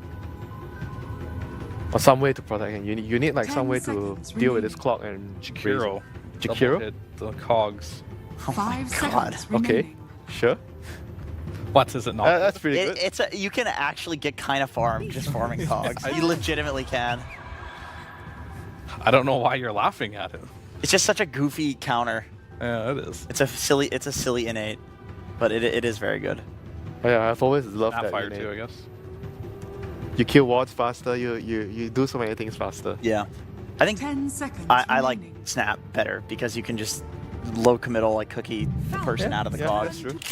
Oh no, Oh god. this is your hero, Andrew. Oh god. How many rapiers does this hero need to be viable? 5. You farm 2 and then lose them, and then farm 2 more, and then kill the guy with the rapiers, and then you get them back. That's usually what I do. But What about that extra rapier? That was 10 like seconds had 2, remaining. lost 2. there's probably somebody else will buy one because they're like, well, there's already 4 rapiers in the game, and then you get 5 theirs. seconds You know, I would remaining. like it if the sniper is going mid and I think Razor's going mid. That I would be okay. But if it's You- a sniper and I 2, yeah, I'm not so sure about a sniper core against Clockwork. I feel like you've got one of the best backline jumping supports in the game. You ever catch this guy out, he's so dead. I mean, you do buy Pike, and doesn't the grenade? yeah, it helps you. Definitely. I don't think the matchup is that bad. Like, they're just sure it's annoying, but there are ways to go around it. This is a really strong draft so far from Falcons. Yeah. They have a lot of damage. Snap, clock. Yeah, physical damage, magical damage, and it's super long range. Like, Clock hooks in on somebody, yeah, he's gonna die. It's 10 Clockwork, who seconds cares? remaining. But the Razor can nuke from far, and the Snap can drop the ult on whoever's in the cogs, and they're like remaining. guaranteed dead, no matter who it is. Yeah, this pick is pretty exciting for me because it's going to show which 2 players are flexing the Razor. And it's going to be Malrine and Skeeter flexing it. So Amar is taking on the equation for the Razor here. And yeah, so Razor can go mid and carry now. Still think most likely it will be going as a carry, just because it makes a lot of sense to clock Razor lane, right? Yep. 10 Snapfire seconds Centaur lane. remaining. Don't think you're going to find anything better, so most likely just need Malrine to pick his 5 hero up seconds next. But remaining. Beastcoast, they also need to pick. Well, we don't know where Sniper's going, but most likely 4 with the Doom, so I'd pick your carry here, I'd say. I was gonna say, do you think Centaur is a bit of a block pick, like to cover the Lena Windrunner type ranged heroes? Because there's a Marcy But again. can't he just morph? I feel like morph. Oh, Morph it's is banned. They banned Okay, it. that's very smart. That would have been the perfect hero. Yeah. I almost feel like Amar probably would, in an ideal world, want to play something else, but whenever you have this 4th pick in the draft, and then there's the final pick out of this phase, I feel like you have to kind of cover your pick. I feel like there has to be a gotcha pick here for Beastcoast. Can't really. I mean, morph obviously is by far the best, but I feel like there's a lot of good options. Okay, they pick it anyway. Yeah. Every time Jenkins is like, well, the Centaur really dissuades the Wind Ranger. The opposite team just picks up the Wind Ranger. I feel like the Centaur does not dissuade them. Yeah. I think you might At have to this change point. the viewpoint of that. Do you not think that's a conversation that they just had? Like, 10 I mean, seconds it's a remaining. decent hero against Wind Ranger, but if I'm on the side of the team that's considering 5 my seconds carries, remaining. I still feel like Wind Ranger as a whole is a very, very... Yeah, they both had a conversation on both teams, and they both decided Wind Ranger's fine versus Centaur. What if they moved the Wind Ranger to pause 4? Oh no. And the Sniper into a core roll? This is genius, honestly. I'm just gonna shut my mouth here. Look towards the bans here. Falcons are gonna have their last 2 bans, but Beastcoast taking out Dragon Knight, right? They're looking. Dragon Knight can also be that flex where at the very last moment you can either go into the mid, you can go into the safe lane, and they have that between the Razor too. So it's a nice overall cover ban, I feel. Yeah, the hero has not been winning very much this tournament. It's been picked, I think it's the most picked hero of Road to International here, but I think it has about 40% win rate. But it does fit what they need. I mean, you just turn into a dragon if you get doomed. The Inferno Blade does hurt because you're such high HP, but you do have lots of HP to kind of... I mean, does it also tell you that they might be going for puck? Because they don't want to DK into puck matchup? Turn to ban. Yeah, yes. I mean, Puck doesn't look... Yeah, Puck could work. I mean, you don't really mind laning into Yeah, Razor. I mean, I'm sure Falcons are thinking about it for sure. They just played Puck themselves, DK banned. And if you're Clock and Snapfire, you can't really do too 10 much against seconds puck. remaining. It's hard to gank. Yeah, so Falcons are just thinking right now, like, what 5 hero do you want to play seconds Malrine? Or maybe Skeeter, most likely for Malrine here. And just say, we'll ban something for whatever you pick next. can you counter it? Because Beastcoast, they have to pick first here, which means you do have the counter pick. So if he says, I have like 3 options against Puck, and, you know, you can't ban them all out, then they'll probably leave the Puck, right? So they're probably banning the heroes where he feels like... What was the Monkey King Puck King, matchup Monkey you King's talked about, available. right? So they'll leave the Monkey King in, and... I mean, then again, they should ban the Monkey King. Like, Beastcoast should ban the Monkey King before they're picking Puck, because they have They one. banned the Puck. They decided they didn't have enough options. Good call there to ban it out. Now Beastcoast get 1 ban into pick. Yeah, Puck would have been good for both sides, but Falcons, there's no way that they would get it. Yeah. No, but that's what we're saying. You leave the Monkey King in, then so that if they Beast Coast pick up Puck, then you're willing to pick up Monkey King. But they could ban Monkey King here, right? It's just so good for the Beastcoast draft that even if the lane is bad, I think it's still worth it. It's like we're talking about with the Windrunner Centaur. Like it is a counter in a way, but the hero is just so good for the game, and there are ways to deal with it that even though it's a good counter, it's still worth picking. Yeah, I want to see a hero for Beastcoast that, yet again, can play with these supports. That'll be pretty good because Doom, he takes a while to get online. Eventually, he will be an initiator, but it takes time. They need like a frontline, like primal, tiny type of hero. If you're talking about like just in terms of how they work when they're going to the rune and fighting, because Marcy and Sniper, they're kind of gonna wait for someone else to initiate and then they follow up. Well, So Mishu those are, does love his primal. I think those are the type of heroes that will work with Sniper and Marcy support duo.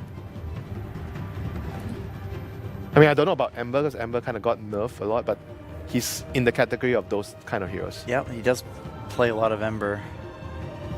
It's not particularly great of a hero, though. Oh, they do go for the tiny. Yeah. Yeah, that's his type of hero. He's been playing it this tournament.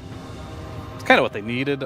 It's How's the lane against Razor? Do you consider putting Razor into Tiny or the lanes whatever for Tiny? I mean, you just have to find a replacement for that, for Doom, right? 10 And seconds I don't know if there's anything that great. Wait, is Timber still in the game? Yeah, Timber's on the game. seconds remaining. Okay. Yeah, Timber looks amazing here. Well, Does Malrine play a lot of Timber? Yeah, forgot. he's does? Grandmaster. Okay. Oh, it is one of his. Yeah, he okay, definitely plays Timber. but it's I always see Omar on it. it's trash versus Doom, but you have a Centaur to get you out of the fight, so maybe you're fine picking the Timber here. He prefers Choose Monkey. your hero. I think this lane is actually not that bad for Tiny, right? I feel like it's not like a Monkey King Puck lane, you know, where the Puck can't really do much. Yeah, I'm not entirely sure anymore. I know the old crash landing was like really good because every time he went on you, you would just throw him into the creep wave, throw your tree, and it would just like one-shot the wave. But it's been nerfed a lot, so I don't know if it's gonna one-shot the wave anymore. And if it doesn't, then it's gonna be very difficult. I mean, the thing about mid laners is these guys play a lot of Dota. They play a lot in the mid lane, and they know their matchups. So I do believe that this last Monkey King, that pick is for Malrine, has to be good versus Tiny. Otherwise, he probably wouldn't have went for it. It's a good backline jump as well versus the Sniper. Doom is kind of 10 committal. seconds If you can remaining. just drop the ring and protect the Doom target that way, that's 5 seconds pretty remaining. decent.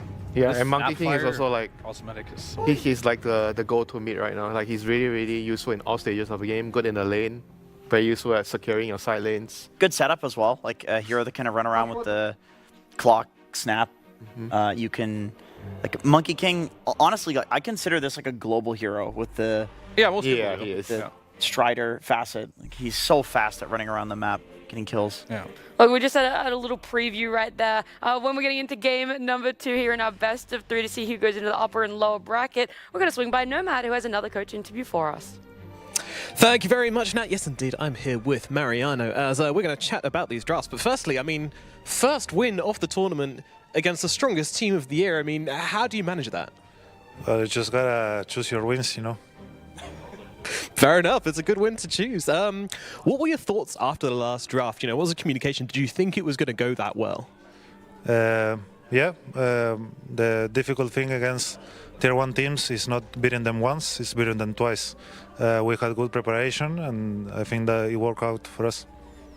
All right, so then, you know, looking at this next draft, you know, do you think you're going to have the same success? Do you have the same confidence coming into game number 2? Yeah, I have confidence in our team, in our guys to beat any team in this tournament. It's all about, you know, tier 1 teams. They know how to adjust, they know what heroes to pick, so it's always going to be like a really tough fight. All right, a lot of trust. Thank you very much, Mariano, which means we're getting into game number 2 with Lyrical and Trent. you so much. Of course, Nomad there with the Mariano, the legend himself. I loved his like mentality there.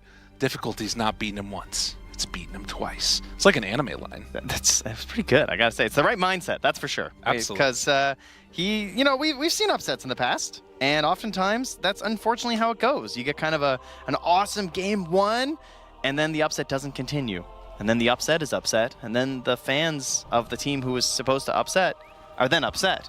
Okay. And it's very upsetting. Great. So what I'm saying is, they need to win 2 games, like he said.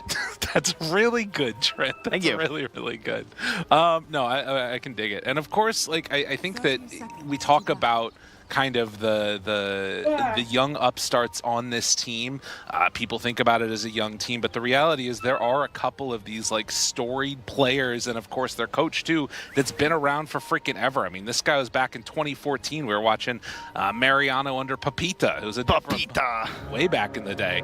But now getting to see how they're going to handle this game number 2, and of course how Falcons are going to back up being in a position that they're not super used to.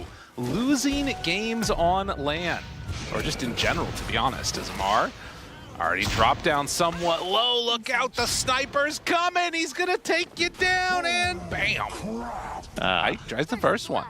Now, Sniper's been getting a lot of hate around the old TI talent room. Every time I come into the room, I keep hearing people bemoaning the little creature because he's not doing too well. I think his win rate's not very high at this tournament. I think at one point it was like 20% or something. Right. Despite him being in pretty much every game, it felt like when you turned on a screen. But this is the thing that support Sniper's probably best at in the entire game, is first blood. Yes. If you don't get first blood with this hero, it's GG. Like, you better be getting it by spending all your shrapnels. You can see Skitter there on one side of the lane, but if you look a little bit further up that lane, you're going to see El Misho getting absolutely bullied by Snake King, since he is completely out of mana at this point in time. And Moo's also getting pushed back a little bit there by Crit. Gotta be careful. It's not an easy time playing that one out. But yeah, I completely agree with you. Like, Sniper, once you've used all your shrapnel charges early on, you have no mana left, and you're just kind of running around as a little guy with some boots in the tangos. It's not great. This was over. No, he has to be really careful versus Snake King too, because level 1 Clockwork is a beast, right? You just run at people with battery assault, and you're trying to get as much as you possibly can. Unfortunately, it doesn't quite get that continued damage there into Vitally, so. El Misho also almost back up to 2 shrapnel charges here. Okay. Gonna be hard to get really aggressive with a Doom as his ally, though. Well, and we were talking, you know, the panel as I was looking at them, they kind of admiring them even. Exactly. They kind of looked like a group of people that were trying to convince themselves that this was a good draft from Falcons. Because I don't know, I wasn't a full believer. There was a lot of like kind of weird things that felt like it went on with it. How are you feeling about the 2 drafts? By the end of it, you know, it kind of feels similar to Game 1, where I feel like Beastcoast have the better draft. I liked Falcons a little bit better in Game 1. Again, I'm favoring Beastcoast's draft here. Just once more, looks a little bit easier to play. They have the actual like core Wind Ranger. Feels pretty good. You get those items, and you know things are going to be all right for you. They have the Doom this time, which didn't work out very well for Falcons, but there's a lot of pressure on Lumpy to be the one who makes the moves. I think that was the thing that I was looking for the most, was this last pick that we're going to go for Beastcoast. Like, because you had the Puck ban, you have the Storm ban, and so you have a couple other heroes that can sort of fulfill that tempo role. And I will say a lot of them have a harder time doing it. That does include Tiny. So I think if there's anyone who has this pressure to make sure it is a good game for Beastcoast, it probably is Lumpy. Well, we'll see if he's able to make good use of it indeed and have himself an okay time out of that mid as the lane goes on and on. But at least at this early going, you can see Monkey King having a great time of it. 15-5 versus the 9-1 on the Tiny. And of course, that was that last pick like we're talking about. So yeah. You're anticipating this. Yeah, and Malrine doing very, very well here. Like, he's probably the hero I like the most in their draft. Like, throughout most of the draft, I was kind of hurting. Like, it is a strong duo, like Clockwork Razor, but it's Razor, you know? Right. He's not the most confidence-inspiring hero here. Ooh. Very Fire Living. Show getting in there. Yeah, and I think that there's also something to be said for like maybe like a little bit of overlap in terms of what the heroes are doing, and are they going to have the damage that they need coming out of these supports to really you know, come away with the mid-game team fights that we're anticipating, as they were able to proc the Jingu there. Could be a bit of a concern for them as the game goes on. So Misho some trees right by Snake King there. Do they manage to find him? He's hiding out in his grove. Now they see him. Almisha's doing a really good job of not like panic shrapneling. Because one of the best feelings versus support snipers when you get him to waste a shrapnel. Oh yeah. Look at this though, man. Skinner taking a ton of damage and completely forced out from under their tower. In spite of that, still having a very good lane. 17 and 5 on that Razor. They're coming out a little bit ahead in all of their lanes. Kind of scary here, but it is constant pressure from the sniper. But yeah, as you can see, it's just hard to get that final kill because Doom doesn't really offer anything in that regard, especially before you have any of your creep abilities, because we often don't see the Devour very early anymore. Nice glyph there. That is going to be annoying for Lumpy. Lumpy's having a bad time. This is 15 denies. Oh god, run! He's coming for you. Look at that courier. It's terrifying. God, that is really annoying to deal with. And he can't even like grab the wave or anything either. But this is pretty nice as they chase down the Razor all the way under. Is he gonna live? No. Tally manages to find that kill. Misho is going to die, but now the movement comes in from Crit. Seeing if they can get a little bit of counterplay, and indeed they will be able to. So 2-for-1 trade. So they manage to take down that Doom. Yeah, but it does cost them their Razor, so already a hero who you're kind of hoping to win this lane, right? Like that was the whole idea of this draft. You saw Doom, you took the Razor, and also a hero that doesn't do that well when behind. You know, you hate seeing the Razor as like the lowest core on net worth. Yeah, it's been a little bit of a rough series so far for Skeeter, not having the type of start that he's wanted. See if he can pull it back together here. Now they are going to make the move up, and this is a key kill. So good rotations coming in from Falcons to get the punish. That is what you get for getting a bottle refill there. Although he does manage to get a return kill on the Snake King. And part of this and why this is able to occur is because you have this matchup of the Centaur Warrunner versus the Wind Ranger, which every team has been exploring and just building upon because you know that you don't need help. Amar can just be up here and he will not die. There's just no way, right? Like Crit should be completely free to roam, to go recover these other lanes, and Snapfire is one of the best heroes at making those rotations because of the cookie. And the ridiculous facet, of course, of full bore. Right, this is where the value came in their draft and things looked very, very nice. And part of what, you know, the Centaur pick, like you said, is just so valuable. Okay, does he die here? 1600 HP. Well, it's not looking like it yet, although the rotation's coming in. I mean, if you pick this hero to survive and he ends up dying, that's very bad. Avalanche done. Yep. I got the kill. Couldn't close the distance. Get far enough away for that not to occur. Very well done. Marine, level 6. Ready with a Wukong, 7-minute mark coming in. And it looking to dance his way there in the trees. Like, yeah. Snake King. He's coming.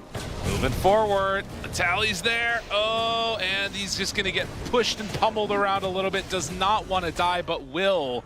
In the meantime, though, they weren't quite able to take the other one away either. Crit with the quicker fingers onto Moose and a cookie in hand. So double Wisdom Rune going their way. 2 kills and 2 Wisdom Runes? Yeah, that's rough. That's a 7-minute disaster right there. That is not 7 minutes in heaven.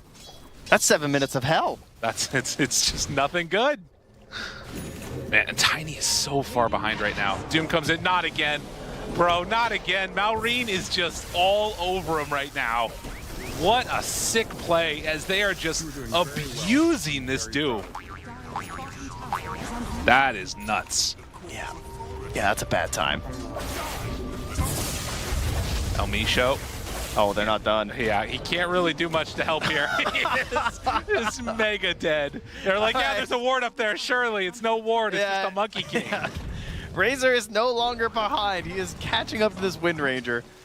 He was like 600 gold behind before. Now they're almost neck and neck. Yeah, so many rotations to help out. And Amar comes, steals the regen rune away from Lumpy. He just wants to be able to play the game. And it's going to be a while. I mean, this is lane bleed all over the place. It's a 2,000 gold lead for Falcons, and this is much more what we're anticipating out of this squad coming into the games today. It's level 4 Doom, man. Yeah. What the hell are you supposed to do? Malrine is just, like Jenkins said, global. Yes. On this hero. It is certainly true. It is such a ridiculous hero right now. He's fun though. I like watching him. Oh yeah, absolutely. All right, so this is really awkward. You have a level 3 Marcy and a level 4 sniper. What do? I mean, yeah, and Like honestly, your Tiny can't do anything either. If you build stacks, they're gonna steal them. Like it's all up to the Wind Ranger. I feel like in this one right now. you pretty much need to get a power rune for your Tiny and pray. Yeah. You know, at least the last one was regen. So it could be maybe get a haste. That would be nice. Well, and notably, in the last game that we saw, Falcons kind of ended up in a situation not as dire as this. It was pretty bad, but it wasn't this bad. And they were able to find that clutch kill at the important moment. Now, can Beastcoast do the same thing? It's not looking like it. With just level 3, it's really tough to make that go. If they could get a kill, it would sort of stop the bleeding a little bit, but it just looked like Falcons are playing too far forward and really shutting off any opportunities for them. The good news for Beastcoast is that Pyke's still really farmed, right? Yeah. Almost has the Maelstrom done here on the Wind Ranger. It is a whirlwind game here. So, gonna be looking for multiple items, trying to catch you in a big team fight. Maybe they can force that to happen for themselves, but you gotta imagine that Falcons, Crit's sitting here with ulti, so Yeah. a single boundless for Malrine could turn into something. Amplify damage, jumps away. Unfortunately, it's not the hero you wanted it on. And I mean, Amplify damage isn't even going to do anything for a Tiny anyway. He quite literally just needs a haste or an invis to maybe make a play. But he's level 7. Like, he doesn't even have the levels to make a play. No, it's really bad. It's quite bad. The game is in a dire spot.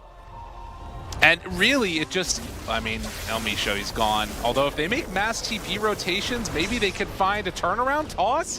He didn't get the toss back. Oh, that's unfortunate. I mean, the one thing here that I think Falcons do need to be careful about is if they put themselves in a position where they, like, basically give an initiation to Beastcoast, they do have some damage that they can throw out there and try and blow people up. Doom now gets level 6. Lumpy, little toss. Creep over to Malrine.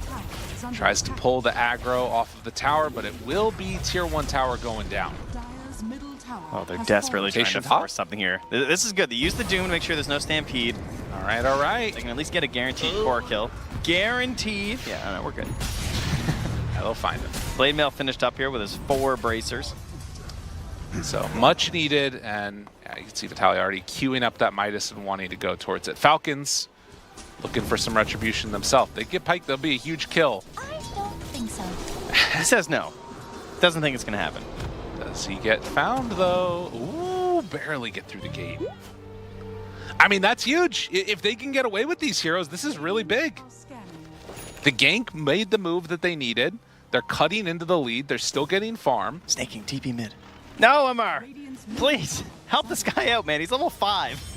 They got double wisdom runes and he's still level 5. That is pretty annoying. Snaking, you gotta be greedy, dude. Give me some hook shots. I mean, he needs 7. I need a flare here, too. Gotta find some people. Gotta keep the pressure up on this map. That's, Oh, this Marcy would be so dead right now. I mean, they're still in a really, really good state, but you're right. Like, that is probably one of the avenues to try and sort of shut down this game a little bit more.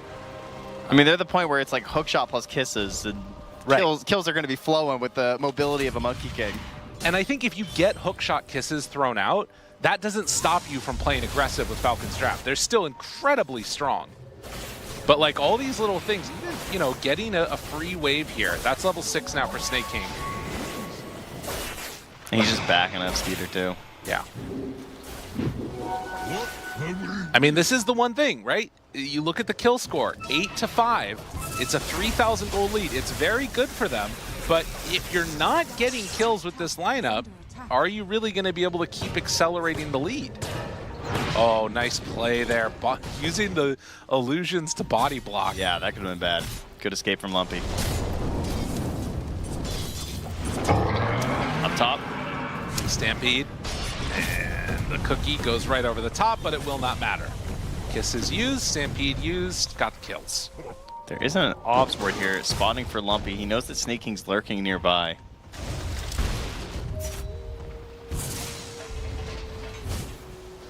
So, Malrine back to farming, trying to get into a Maelstrom for himself. Tiny needs to get to that Blink Dagger. Would solve a lot of the problems, but I like the decision to just like use the Stampede to ensure that they get that kill. Like anything that you can do to sort of put the screws a little bit more to Beastcoast is going to be really nice. Yeah, the good news for them is that they're not going to lose their Wisdom Rune at 14 minutes. There you go.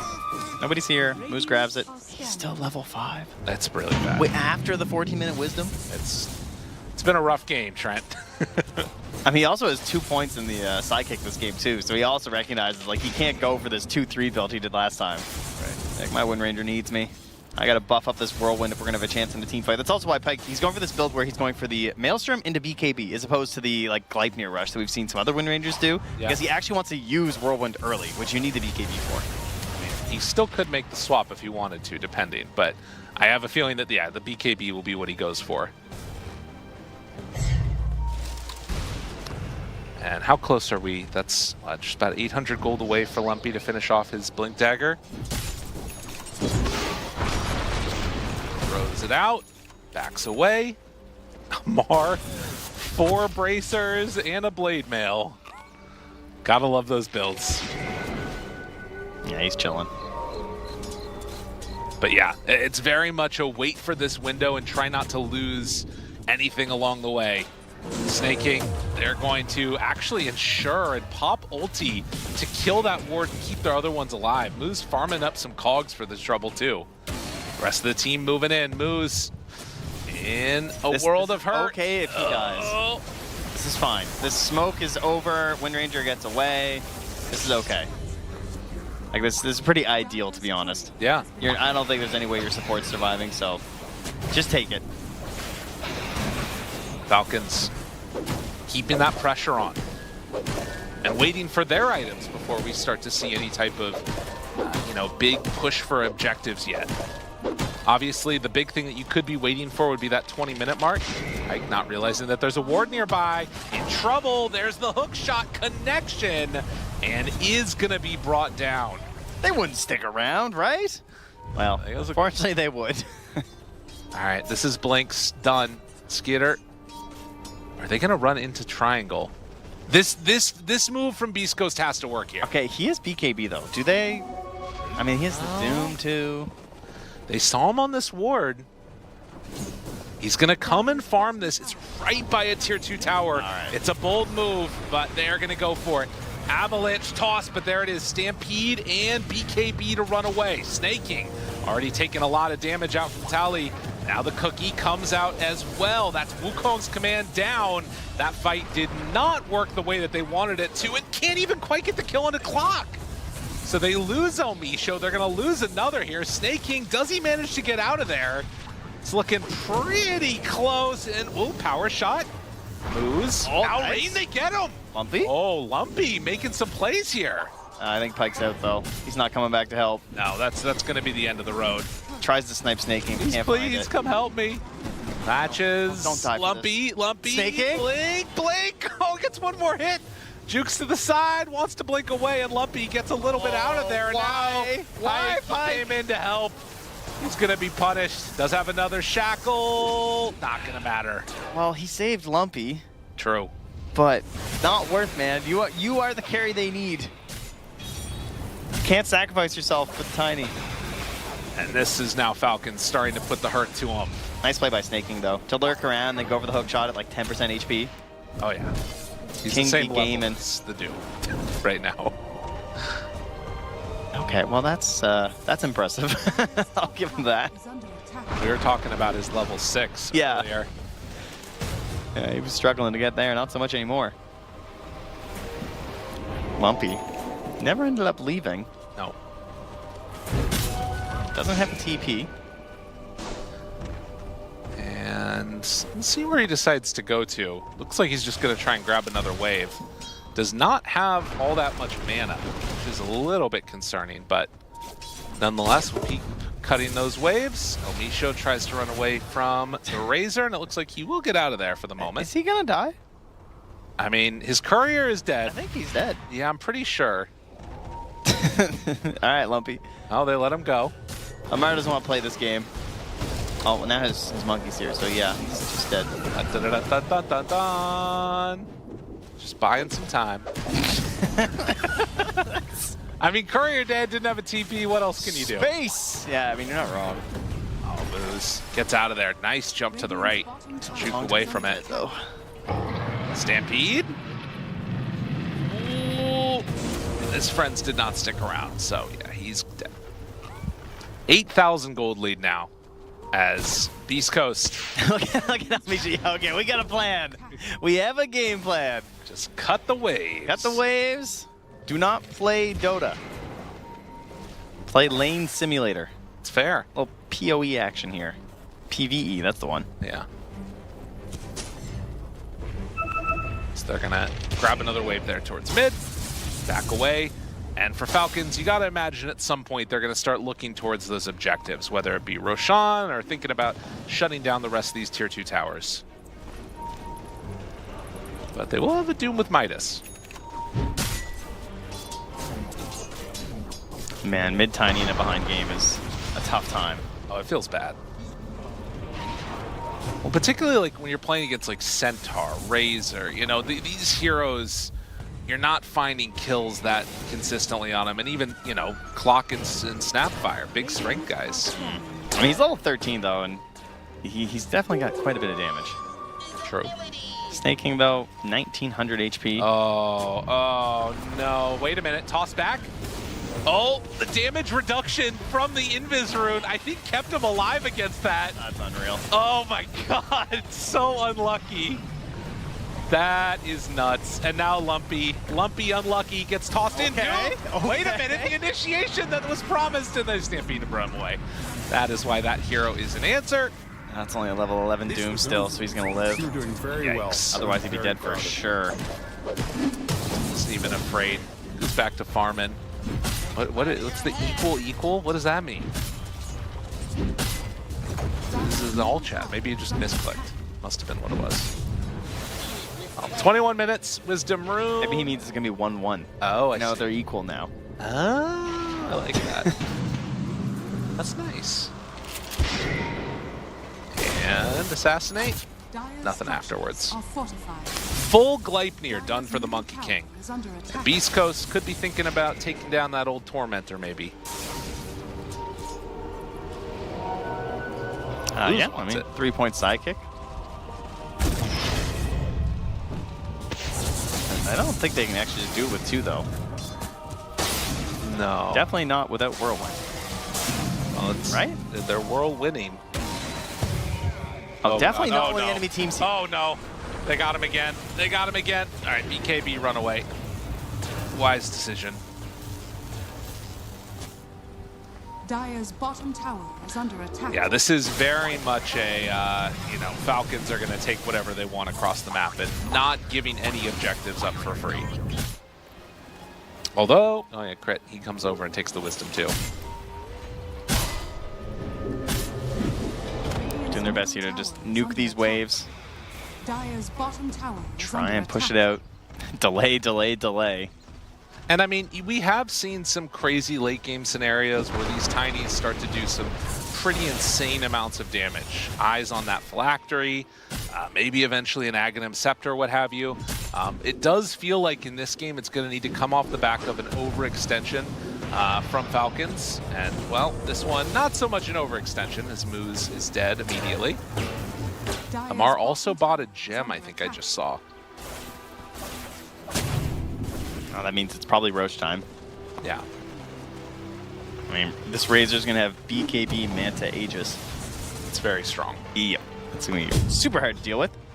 And then if they have the gem, they're going to close out the map, get rid of all this vision, make the sieging nice and easy. They're probably going to play super clumped. They have this pipe on the Centaur Warrunner, which just negates the ability for the Tiny to do his thing. And that means we're going to need a push-out play here where he just like jumps and chucks someone into danger. Preferably into a Doom. Maybe he gets bailed out after by Elmisho's Force Staff, and they can sort of start the fight in a good position for themselves, but I mean, that's the whole point of the Aegis. Right. And they're going to give it to Malrine, actually, because, well, he's definitely going to be an easier target than this Razor, that's for sure, so I like that idea. He can use this Aegis now to just farm into his BKB. God, they're so farmed. mean, Crit's thinking about like blink Aghanims, which is really scary. Oh, jeez. Yeah. They're just gonna be chucking NMR. Nice reaction there from Lumpy. Shield rune in hand and manages to just get out of there. But yeah, that is really going to be the problem. Up top, Hunting and Elmisho, in spite of the early first blood, is feeling very similar to a creep right now. Just dying. Oh no, he even came with him. Poor guy. Noble effort there. Dire's middle tower has fallen. 15,000 gold lead as that tower goes down. Yeah, this moment right now, they've got phylactery done on Lumpy, so a little bit of extra damage, but it's gonna need to be a pretty isolated target for it to be meaningful. Looks like they're gonna smoke out now. Aureen shows for a moment here. It's hard to find anybody. He does go for a Primal Spring down. Maybe they get a tree cut. Maybe that's how they get back into this. It's a possibility. By then, I guess there'll be a tree grab because there's no quelling. True. Or power shot. Yeah, that's true. Dire's top tower is under All right, the attack. big wraparound. Elmisho is not there, but they know where all of Falcons is. All right, and they do this. They find one right at the start. Onto him, toss back, stomp, done. Is it going to be enough to... Oh, what? That was the longest four-step in the world. Crit gets away like it's nothing. And meanwhile, Bike just has to TP out. They didn't want to doom him. Oh my god, he's tipping Lumpy. Yeah, okay, dude, you crushed him mid. I mean, it was like last game. I think it's the carryover from that. The half a smiley face. They need the spray. You know, they say act like you've been here before, but he hasn't, so it's all good to go. He's ready for it. 21,000 gold lead. Yeah, I think they're good to go wherever they'd like on this map. That's a Crimson Guard done too. I mean, Crit's half HP and just farming right next to their base, you know? It's one of those games. Oh yeah. Just not concerned. His Aghanims is just about finished, so we can get some cheeky little plays coming out here soon. Well, and I'm curious with this one too. Like, if we're seeing, you know, them play this defensively, which granted, I think it's a good decision too, because you've got Tiny that can toss back under tier 4 towers. It's very viable that, you know, if you toss, whether it be the Razor or the Monkey King or something back behind there with the Doom on them, they're going to get brought down. Because there hasn't been that investment in the Link. I don't know, maybe. I mean, the single target damage, that's one problem with Whirlwind, is the single target damage is not great. Yeah. Hook shot, they find one. Can bring him down. Dead. And Beastcoast body blocking each other. But to get away in the end is Lumpy. In some trouble. Tiny, nowhere to go. Does have a toss at the ready, but going for a walk with Skitter. That shard, dangerous stuff. Another 2 hitting the dust. Radiant's top tower is under attack. We've got a little trio up top here heading towards the Wisdom Rune. Okay. But, I mean, it's 30 seconds away here. And now they found Pike. Stampede trying to bring him down. BKB. Oh, wait, angle. No, they got him. Yeah, that one hurts. That one hurts. Although, wait for it. Wisdom. 20 seconds. They're going to get it. Moose, you got to be quiet. Can Moose make the move? He's got to dispose. They're pinging right where he is. The scans. They're no. right on top of him. All right, Moose. Rest in peace. Oh, no. Snake King, he decides to come on over. Dun, dun, dun, dun, dun. Moose, run, run. The jetpack, he's coming. He's trying to take down the cogs, but they're so hard to bring down. Arm the cogs. Oh, jeez. And they get the kill. They also took down Vitaly on the other side. This is going to be, well, a lot of objective damage done as they'll take both Wisdom Runes. Holy smokes. What a dominant performance here from Falcons in this game, too. Yeah, they're busting out some of their bread and butter there, that Razor, and other teams not able to be very successful with it, but This was one of the ones that Falcons used a lot throughout the year. Of course, one of their big flex heroes they like to use alongside that Timber Saw, where you never quite know where it's going. And even though you think it's probably going to be safe playing the entire draft, you can never quite be sure. As Disarm Sneaking actually misses here. Tip him. Come on, help me show. Yeah, the turn. Oh no, all right. Well, maybe he's keeping out of range. They didn't quite find him. Just got a little bit fogged there. So Sniper lives to fight another day. Oh, wait, hold on. Abba, toss. Big jump. No, the Boundless, he didn't get it off in time. And now just has to watch as the Tiny's gonna be brought down. Run away, El Misho. I'm still not sure if he's gonna live. Oh, wait. Skitter. They find Moose though. Oh, they got El Misho too. Oh no. Oh. He got found after all that. Jeez. Nowhere is safe. Yeah, I mean, anybody on the map, they just kill all of them. All right, let me see a gobble up here, Crit. Make use of this thing. Throw Skitter into Fountain. Let's see it. He'll be fine. Honestly. I think, like, Mantas and he's just gonna live. Just chuck an illusion up there. Do some scouting. To see what's happening. Top side being also pressured by Amar on the Centaur. It's such a good answer to like Malrine being there if Tiny goes for an Avatos combo. He can just interrupt it with the Boundless. And now we just, what even are we watching? It's 4 Razor illusions. Just pushing a Rax. Standard stuff. They can't do anything. All right, they got him. So they keep their Rax alive. And Falcons playing the safest game of Dota that I've seen in a while. Close to the 1,000 gold per minute lead here. I mean, to be fair, you know, at the panel they were talking about this. Crit's been here before against SA teams. Don't want to make the same mistake again. Jump. Oh, no. Oh. They got him. The double. Wait a minute. Trying to get him out of there. And now the Gleipnir no longer playing it safe. They're playing to go crazy. And guess what? Crazy can still be safe because right now they are way too far ahead. They're going for the tier 4 towers, just immediately trying to take them down, planting their flags. The Blink Dagger is done, but that is going to be the throne exposed. And are they going back now?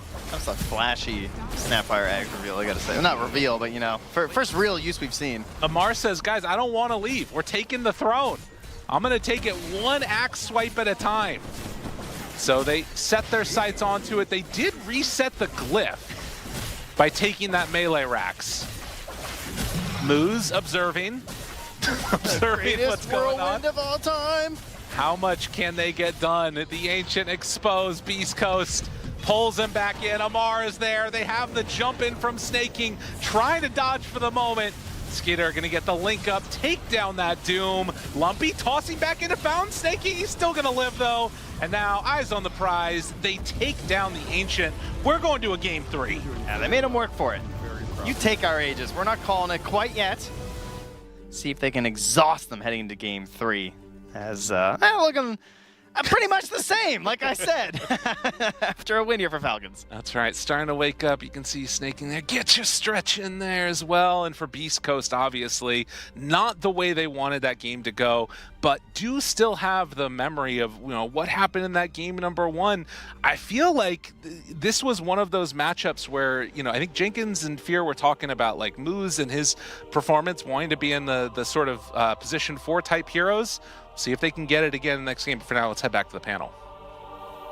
Thank you, Lyrical and Trent. You guys talking about it there, exactly what Beastcoast liked to do. Unfortunately, it didn't work out for them this time around. A complete change-up from game number 1. Falcons having significantly better lanes for themselves and able to transition it into what eventuated to be a win. But Fear, what side were you sitting on for this draft? Because you weren't really I was pretty absolute in it. heavily favored. I mean, I was too busy distracted by the Snapfire's model to give my opinion. But You did, actually, that was his concluding thoughts. He was like, wow, that Snapfire skin is It was very Distracting. big, but anyway, like I feel like Falcons got everything they needed in that game. They had a lot of heroes that did a lot of damage, and I feel like you had way too much single target on Beastcoast in that particular game, and that is not the situation you particularly want to be in. And I really just believed in Malrine and his knowledge of this mid lane matchup, and he destroyed mid. Like it wasn't even close. He had like more denies than the Tiny had CS, and I wasn't even really that impressed with the Tiny pick itself and what it gave Beastcoast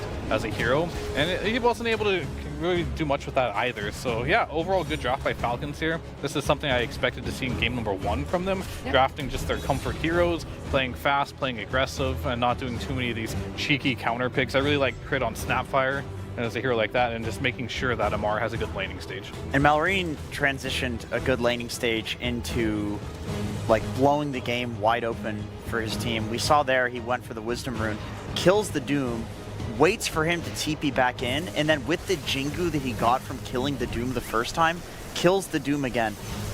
This game is over. Like, the moment that happens, Doom is never going to have a game. He needs like 20 minutes of farm. That's like one of the most irrecoverable things that can happen in Dota. And we saw at the same time Falcons also were able to pick up their own Wisdom Rune and then kill Moose, who was trying to steal it. So this is just a flawless like first 15 minutes from Falcons. I would say the MVP to this game is not actually anybody in the game. It's Owie. The draft might be the first time you've ever publicly said something nice about it. I was paid to say this. It's a lot of money. But essentially, like, the gameplay looks entirely different from all of them across the board. Yeah. Just flawless gameplay. They won all the lanes.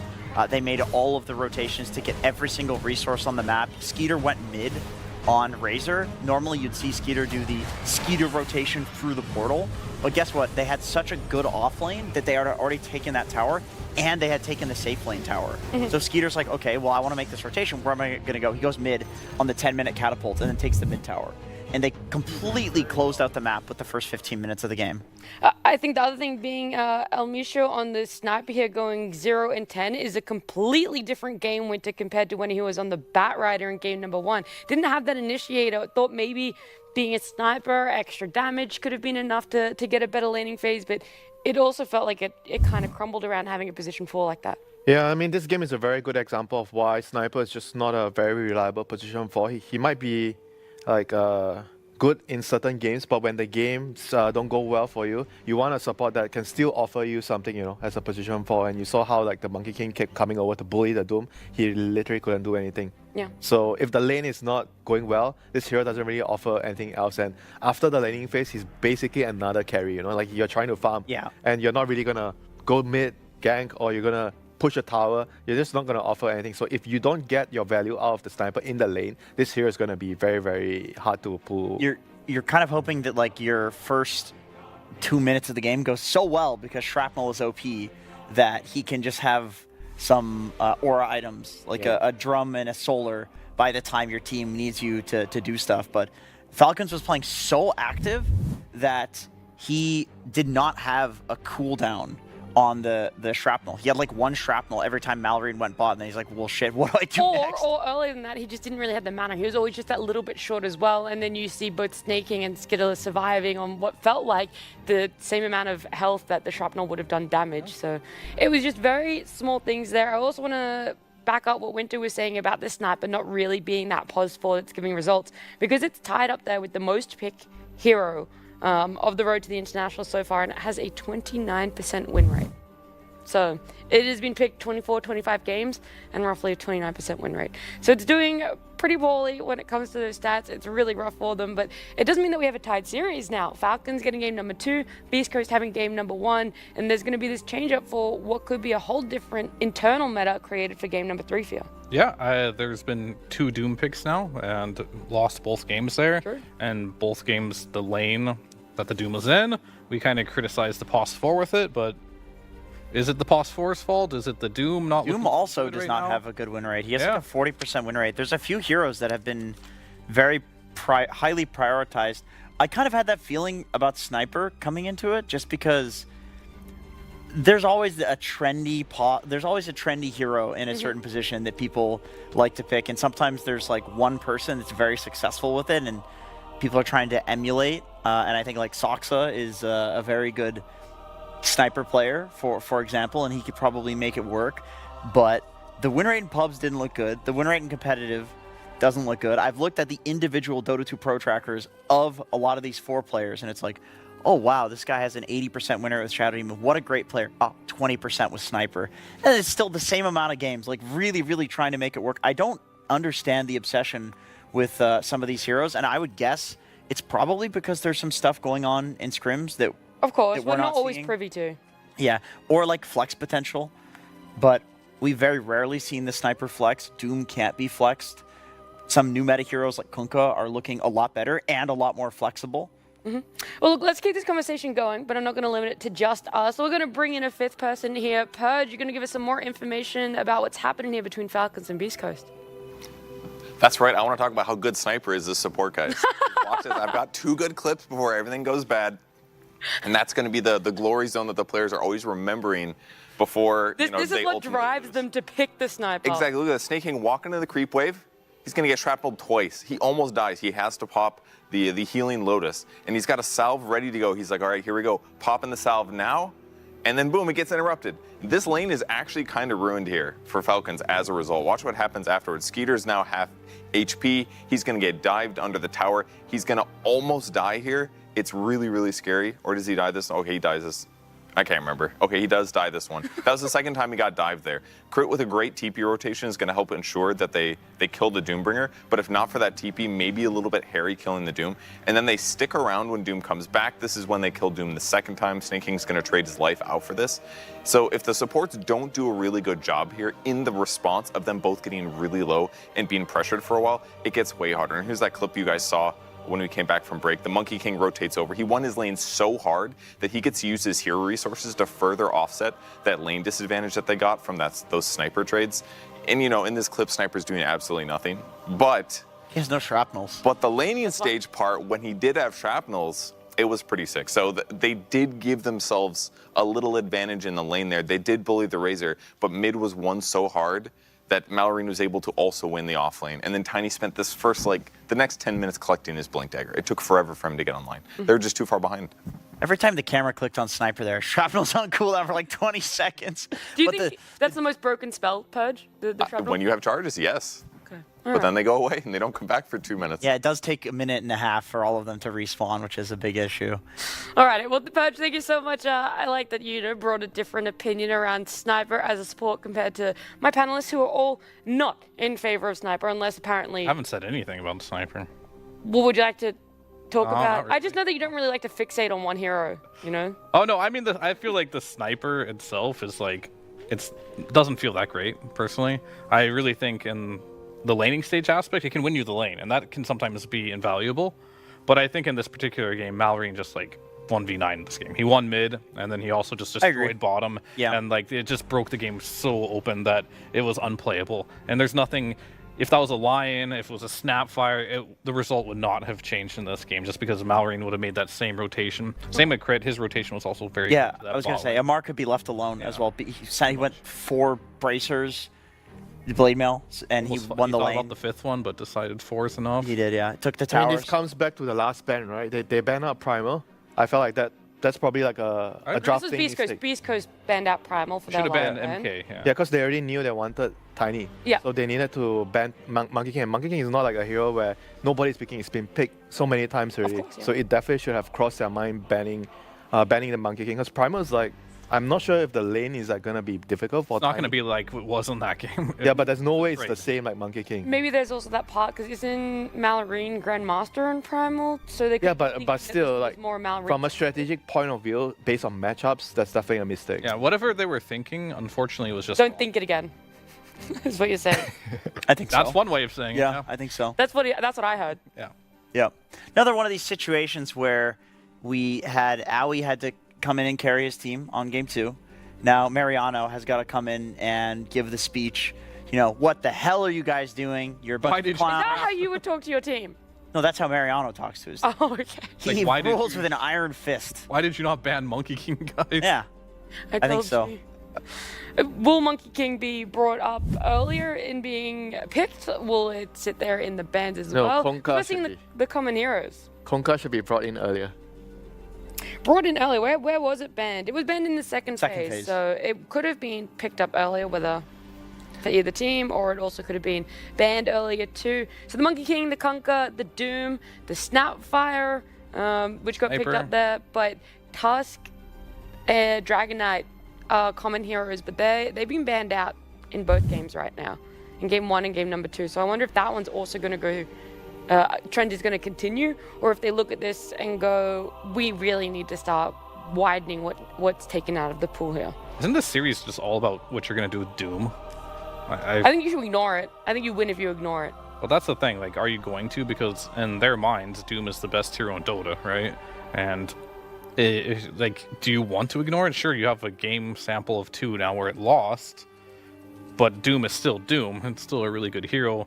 Are you going to give it away? Are you going to ban it? Like, that's what you really need to talk about, I think, for both these teams right now, because that has been the center of the series, is Doom losing the games right now. And it's not conclusive to be like Doom's a bad hero, because I'm sure it's not. I think the hero is definitely still good. It's all about the position for... It's actually the Wind Ranger. Yeah, what 4 are you going to pick to lane with the Doom to allow the to allow the Doom, to have a game, That's the most important part of this pick, You can't just, like Fia mentioned just now, like flex around a couple of heroes and you move certain pieces around and then you forget about the overall first pick Doom that you had, because you're so fixated with other heroes being flexed. Yeah, that's a lot of food for thought, because I'm thinking about the overlaps of a sniper and a Wind Ranger as opposed for, and how they both on different teams were laned with that Doom. You're not really enabling any lockdown to maybe help your Doom out of a sticky situation, to enable him to actually go in. He has to be the one to initiate. Yeah. So maybe that's more of the pos 4 that needs to be picked up to make Doom shine again, because he's not that bad of a hero. I mean, looking at the graphic, I think Lion and Snap, they're both like probably the best partner. Can we stop talking about the supports? I want to point out that Kunkka is in 2 of these top 3 offlane combos. I mean, this hero's like it's 80% win. Yeah, this is a ridiculous hero. Dota is a game of feel, especially when it's TI season. It's all about instinct. And I think that it feels good when it's second phase. And I think you want to keep testing that. It isn't true. What? Sorry, Dota's a game about feel. I think that the... Oh. Yeah. I thought you meant the Kunkka being second phase. You feel out if a hero is good, right? It's really hard to theory craft everything. Sometimes you just have to put it into practice, and then it's like, damn, that felt really good. Let's see how it feels to pick it earlier. And then it keeps feeling good. Sure, yeah, I would agree with that, yeah. And so I really do believe that we are hitting the point where... Kunkka's first phase. Yeah, one team is going to first phase Kunkka today. They're going to win because they first phase Kunkka today. Lose. And then every team is going to first phase Kunkka. Or lose, and then the stock... Yeah, I've seen this scenario many times before where people are picking Kunkka just in the right spot, and it was winning a lot. And then teams will start picking it earlier, and then it'll start losing, right?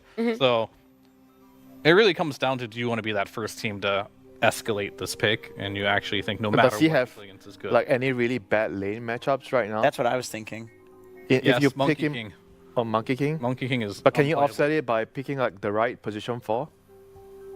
Yeah, maybe. It's hard. Like, you have to go back to these hoodwinks and stuff. 7 first phase picks already, by the way. So there have been other teams that have escalated it, have put Kunkka in that first phase for themselves. So it's worked in the past for other teams. Will it work here? Not too sure. Is that where they think the priority has to go for these 2 teams? Or, is Doom going to be put to the wayside? Kunkka lifted up a lot more?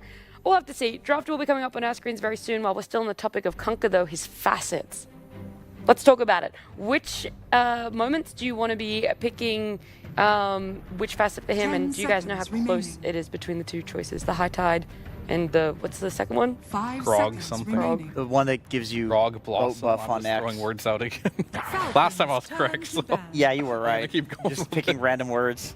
100% success rate. I think they're both bad. What? I think they're both bad.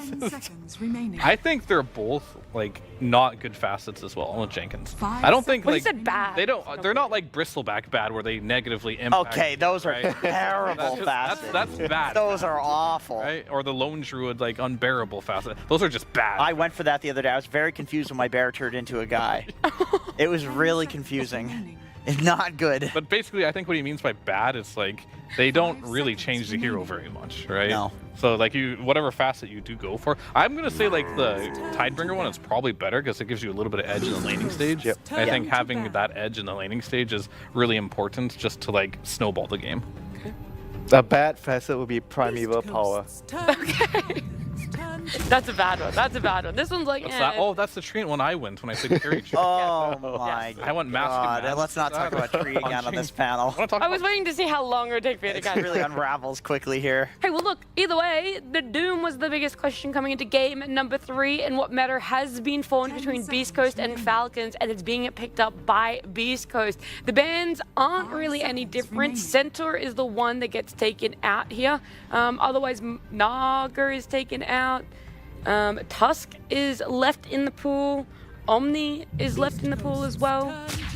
Very unsurprising. So we did talk about, you know, Doom losing both of these games and maybe the stock and the hero going down a bit.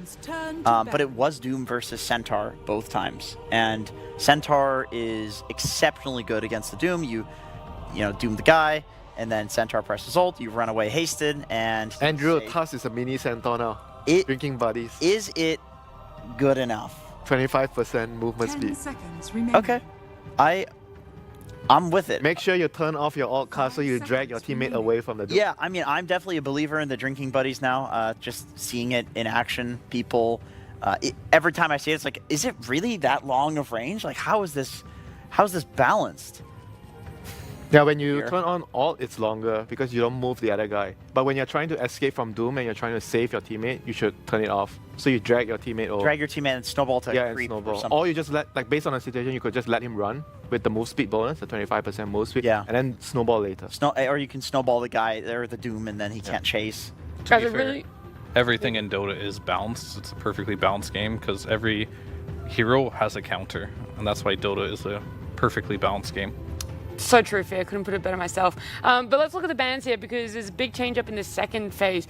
So far, I know there's still another ban left there for Falcons, but Dragon Knight left in the pool, Luna left in the pool. There's Razor, a reactionary ban from Beastcoast, but Falcons banning Leshrac. I think there's a lot of different questions around what is happening in the second phase of bans right now for the two teams. Leshrac is like Sniper Pos 4, right? It gives me the same vibe. Yeah. Going to the lane, you're trying to win the lane, but after that, you're kind of going to be just farming and scaling as a core. I mean, I don't know how strong the hero is overall, but all I can say right now is the lane is very obnoxious, you know, if you go for the Diabolic Edict facet. Yeah, I think it's like a comfort thing for Beastcoast because Lumpy also plays a lot of Leshrac mid, and so there's flex potential in it. Okay. And they will play it on the 4 position like you guys were mentioning, and I feel like it's one of those things where if you have a player on your team, like a 4 player who really likes the hero and has spammed it a lot in pubs, it's pretty damn good, and it can be kind of cheesy and annoying to deal with. And so Falcons, they're just kind of like, okay, we're game 3 of a best of 3 that's kind of close at this point. Let's not give them some like weird comfort thing that they can flex between multiple roles. It makes sense to me. All makes sense. I think what Beastcoast is trying to do now is they're very carefully and strategically trying to lure Skeeter into picking Wraith King. They pick the Doom, they ban the Razor. That's it. That's gotta make it a little more enticing. Don't pick any mana burn heroes here. Just I mean, there's bait 'em still the in. Medusa. You mentioned Medusa against Doom. It unironically 10 seconds might work. It actually would work. Skeeter's going to ask for it. They're going to be stuck with a bad carry. And Beastcoast is going to win because there's a Wraith King. You know what's the funny thing about Wraith King? Like, he hasn't been in the meta so long, and in the most recent patch, they nerfed him. Yeah, because he has a very high win rate in pubs. Yeah, yes, in the low-level pubs, this hero was very good. He respawns if you kill him, Winter. That's just OP. There's just no counter. There's just no counter. No. It's immortal. Look, there's still a lot of other carries left in the pool right now that either team could go for. That Wind Ranger is still there, probably looking enticing for both teams. The Lena, I know, has been ignored so far within this series, but it doesn't take it out of the question. What else? The Weaver, potentially, the Gyro. Like the range carries? Yeah. You got a lot of them there. Surely you go wind, right? I feel like Pango is not happy to play against the wind. They're not going to go for it. So Falcons could pick it themselves. Yep, interesting. The Sven here. Guess they want armor against Pango and Tusk. Makes sense against Tusk a lot, actually. Gives you a lot of extra armor, and the barrier helps a lot in the laning stage. Probably going to be their position 5, most likely. Yeah, it's mostly paired with Lina, I feel. It's really good with Lina. That is a good lane. Yeah, Lina, Mirana, most all the range carries. You mentioned Weaver could be good too. Really good Weaver game. Seems like a great Pango game so far to me. I mean, you're never going to die to any snap spells. They're all magical damage. Dooming a Pango feels miserable because he just keeps rolling. He's a universal hero, so he can eventually build a Lincoln Sphere, and Pango's very good at kiting a Sven. Luna's like my dark horse carry. Look how evenly split these facets are, by the way. I've been looking to see which facets are highly contested. On Luna? Yeah, and even... Wait, what was it? I didn't see it actually. So 4 games on each facet, both with the exact same win rate, 75% each. There we go. I mean, basically, the Moonstorm talent is the greedy talent. Pretty much, you go for that one if you feel like you don't have a threat and they can't all-in you because you do higher DPS. The other one is like, okay, they can all-in me, I need to get the damage reduction rolling, and I want to be more tanky. It's a luxury if you can go for the Moonstorm one, I must say, because it does increase your damage output by quite a lot, not only in the team fight, but even in the laning stage. Yeah, it's crazy strong for laning. It makes up for the fact that Lunar Blessing doesn't give you as much damage anymore. So it's based on your opponent's lane, so which facet you would be more inclined to go for? I mean, I always go for Moonstorm if I care about my lane, but sometimes like at some point in the game, because Moonstorm just gives you damage based on how many beams are hitting heroes, right? Every time you hit a hero with a beam, you get damage. The Glaive one, it gives you flat damage reduction when you press W. So that'll help you be more survival to 25% damage. So if you go for that, then you would probably take 1 point for the lane itself. No. 1 point of what? The barrier. Oh, no one gets that till later. It's like... I seen like a game yesterday, he went 3-1-1 when he had that facet. 3-1. I mean, you can get an early point in your W, but it's like not ideal because it's slowing down your farm later on with the glaives, or it's just making your ult capability. Yeah, if your ult worse. So, but anyway, I'm a big fan of Luna right now. This hero feels really strong. It fits the meta. Like a lot of people haven't recalibrated their minds that Luna's actually a fast hero right now. It's not that slow Luna, and a lot of teams are starting to realize that and pick it up more. And it's looked really good. Storm Spirit picked up. This hero's been a counter to Pango mid for years now, I want to say. What if you just shove the penguin off lane? Yeah, you could. Could. Yeah, you definitely could. It's not something that I feel like Amar wants to play unless he absolutely has to. Right, he doesn't want to, but he can. Yeah, and it's not like... He's a good Pango. It's not like the mid matchup's unplayable for Pango either. It's just like nice to have in the game. Because it's kind of like a free Storm lane, and that's generally when you want to pick Storm, when you just have a good lane and you can try and snowball the game. But Pango can still play into this matchup. I mean, would you rather just like maybe swap the lane? So that, because Storm is a hero, I feel like you don't really want to give this hero like a very good lane. I would try my best in the draft to try to swap the heroes around if I could. I mean, Beastcoast is thinking the same. They banned the puck. If there's that right hero, it doesn't get banned out, I'm sure Falcons will think about it. But if they can't find that hero that's really going to crush it, then they'll probably just stick with the Pango mid and pick something else for Amar here. I kind of like Invoker for that. I like Invoker against the Sven, can dispel the armor. Malrine Invoker though? That'd be a new one. Yeah. Yeah, that's. I mean, it's good with their heroes, I feel like. You have Lasso and Tusk to set up Sunstrikes. I'm just sitting here trying to think of Malrine heroes like Primal. Watson play Invoker earlier, so anything's possible. That's true. Carry Invoker. That is true, but that yeah, he's carry. People always love playing the off-roll heroes. Yep. But for Beastcoast, they're looking for a carry that can kind of match up against the Luna here. Any range carry. Does that exist? Yeah, it's called Morphling. You just become the Luna. Morphling hard counters them. And what's one of the... I mean, these range heroes are pretty good too, like Lena's and stuff like that. Still Wind Ranger. Still good Weaver games too, if you want to go that route. But yeah, this is Luna's worst matchup. Okay, they really need Disable on Falcons. I would 100% now go for the Moonstorm talent now over the Glaive one. Because Morphling turns into, presses W, he gets that damage reduction too. And that matchup becomes even more unplayable. So 10 seconds I would suggest not going for that. Yeah, he keeps it when he goes back into the morph form. So he's not only hitting you, but he has 25% damage reduction too. I think that's when Morphling hard counters heroes the most, when he can turn into them, get something, then go back to Morphling form, like Gyro Flat Cannon, same thing. The Dark Willow, stuff like that, yeah. I feel like Invoker is the only like really good pick here. Yeah, they go Monkey. And I feel like Storm doesn't really care that much. Do you guys think he'll get an Orchid on Monkey King this game? I don't know, maybe. Against the Morph and the Storm? I do feel like they've kind of lacked Disable. This is an interesting matchup mid. Like, a lot of people pick Storm into Monkey King, so basically Monkey wins the laning stage. But I'm not even sure. It probably still should win, but now that you have the facet of, what is it, the... Static Slide? Yeah, Static Slide. You don't have to get as close as you used to in the past, so that kind of helps there. But Storm is really good at finding Monkey in the trees, because when you ball lightning over a tree, you destroy it.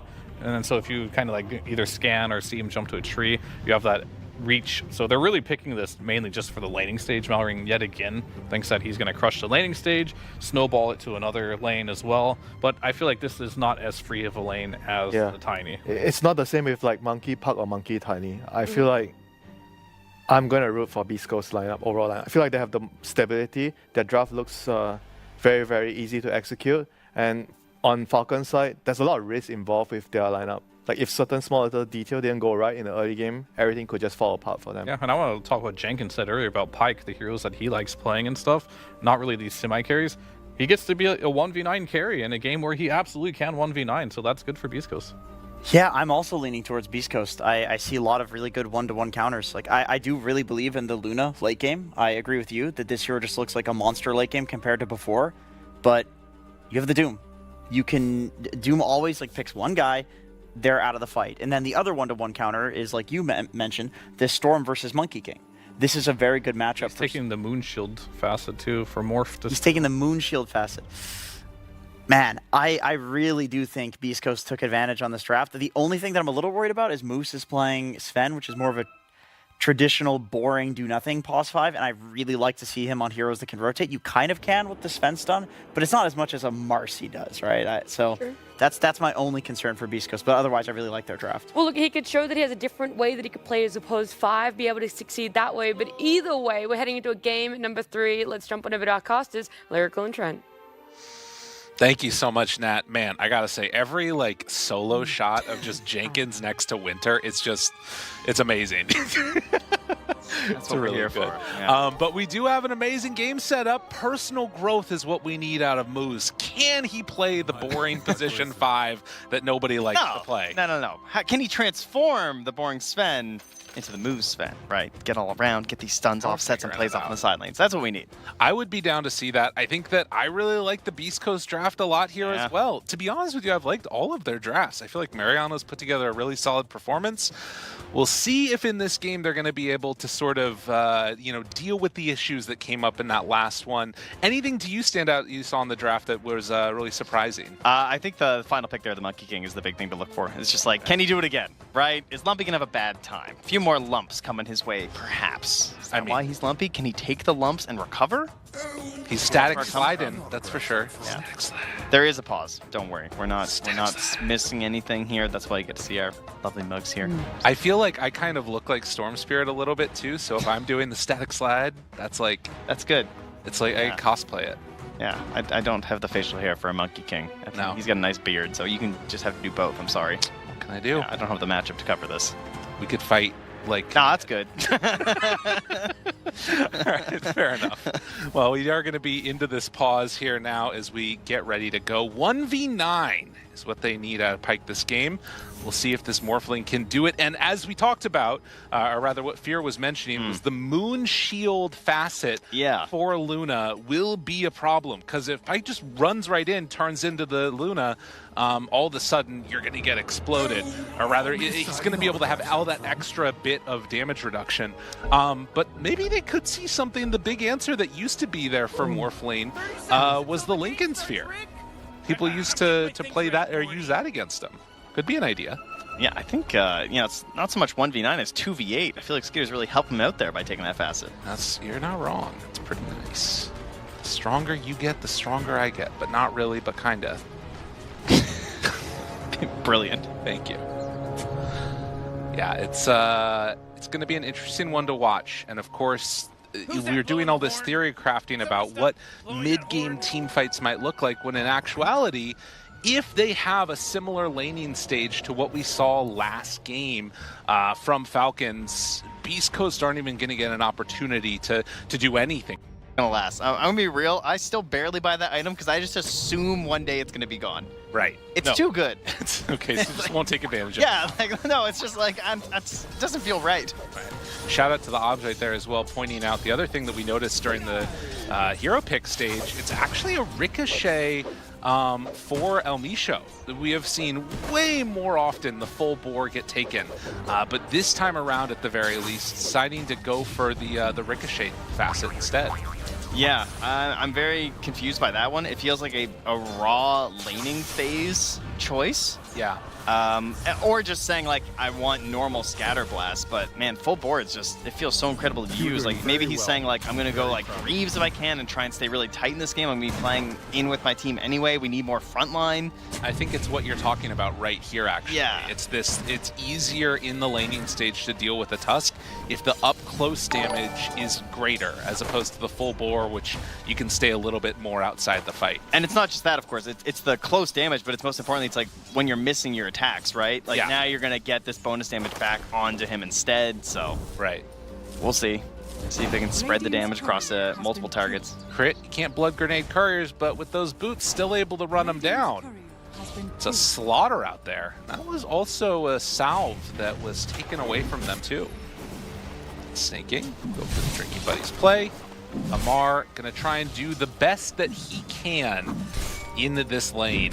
Pango off lane, not something that's often seen as the nicest situation to play.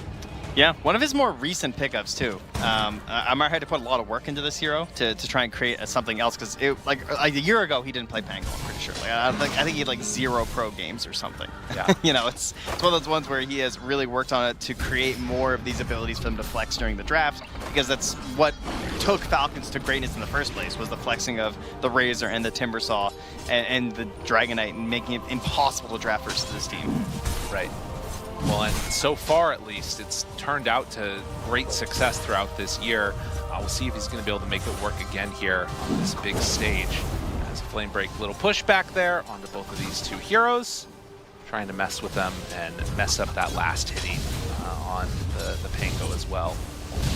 But yeah, 12-4 so far versus the 12-3. Not having a bad time at all. Tally needs to back away there. Have the Scatter Blast connection onto both, and a couple more hits. Infernal Blade, but Snaking will walk away from that one. Yeah, drop it down very low, and there's the swap over. Strength form after the fact. Shards block off. Now turning, goes with the little shredder, the hit. Tally is low, and Snaking, he's gonna die. So Micho gets the kill. It's gonna come at a cost though, as Skitter tries to run him down, juke through the trees. No cookie to get away, but might be able to make it for the Mud Golems. Come give me a hug. I wanna say hi. And no, not gonna happen. Maybe he'll think I took cookie and turn around. Yeah, I mean, it's really interesting, right? Like, using the facet for the ricochet to then use the little shredder early, since most snaps just ignore it now. You get some benefits based off it in that situation. It does help get the return kill. Trent, we do have a bit of an issue here that I love I'm issues. noticing. Oh, is he just going to lose that ward? I think he might. But I'm noticing something similar happening out of mid while this is a fight that's going on. I'm looking there, and 20-13 versus 14-2. It's not a good time. No, and once again, the denies are outpacing the last of his opponent, and statistically, that's bad. True. Yeah. I mean, Lumpy's been getting a couple stacks going for himself off to the side in the jungle. That'll be his recovery piggy bank. But yeah, it is not looking good right now. No, this is quite a rough time. And the other thing is, like, as much as we're talking about, okay, having a good time on the Morph lane, having an okay time on the Doom, if Monkey King starts running around out here, this is going to be a huge issue. He might not only be able to obviously shut down Lumpy here to the side, but probably even make these other lanes fall apart too, and there it is. All the way in on him. Static slide in his way, trying to get out of trouble. But Marine gets the proc off, and Moose gets his career. That's something at least.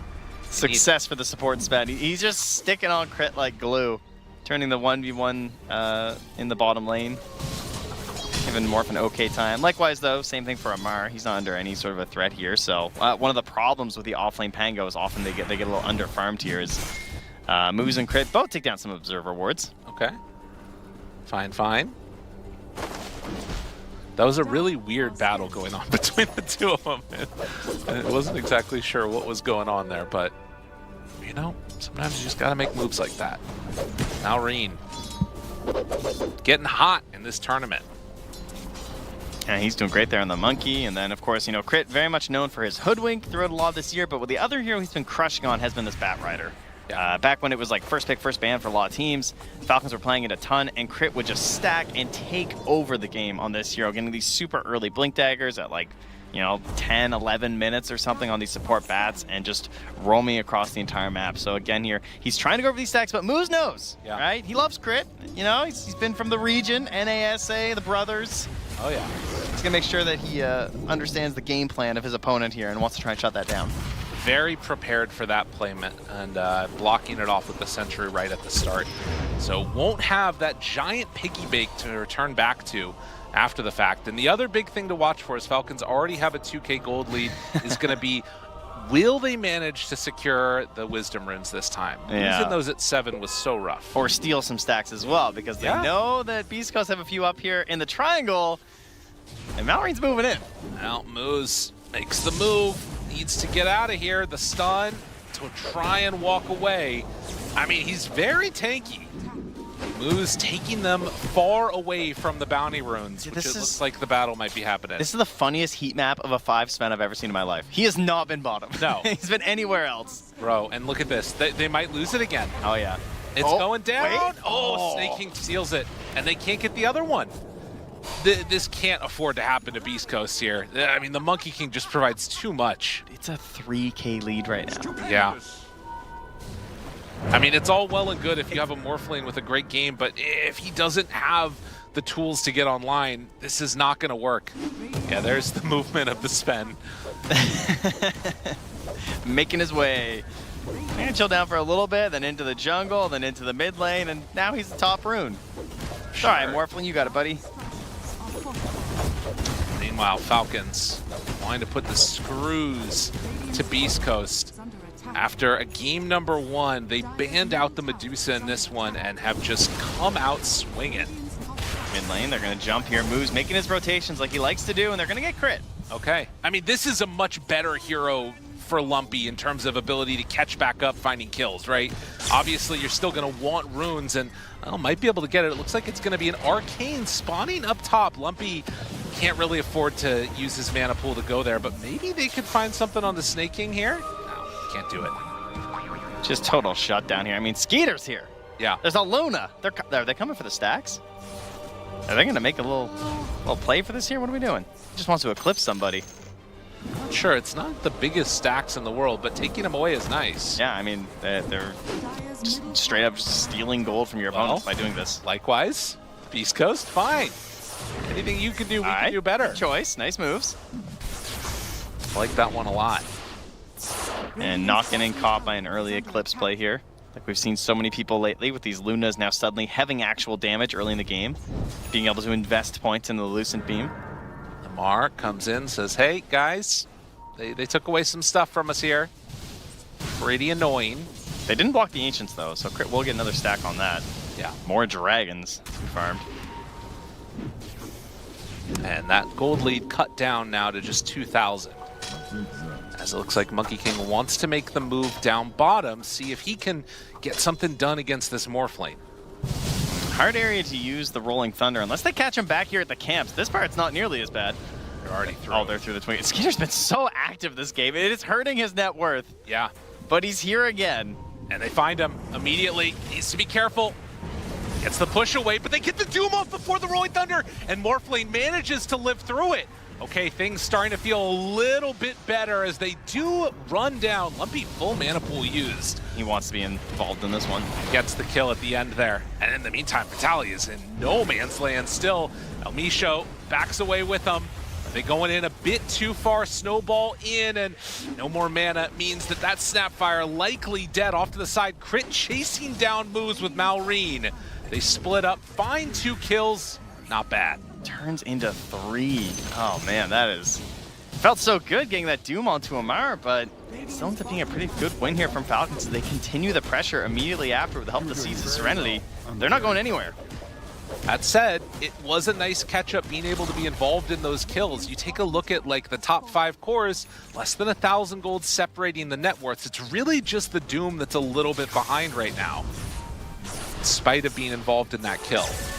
And DD, thinking about going for crit. Lumpy thinks the better of it. Yeah, a little bit of space there, plus the TP from Malrine's gonna give him better ideas to go and do. But, you know, crit not having the best back game.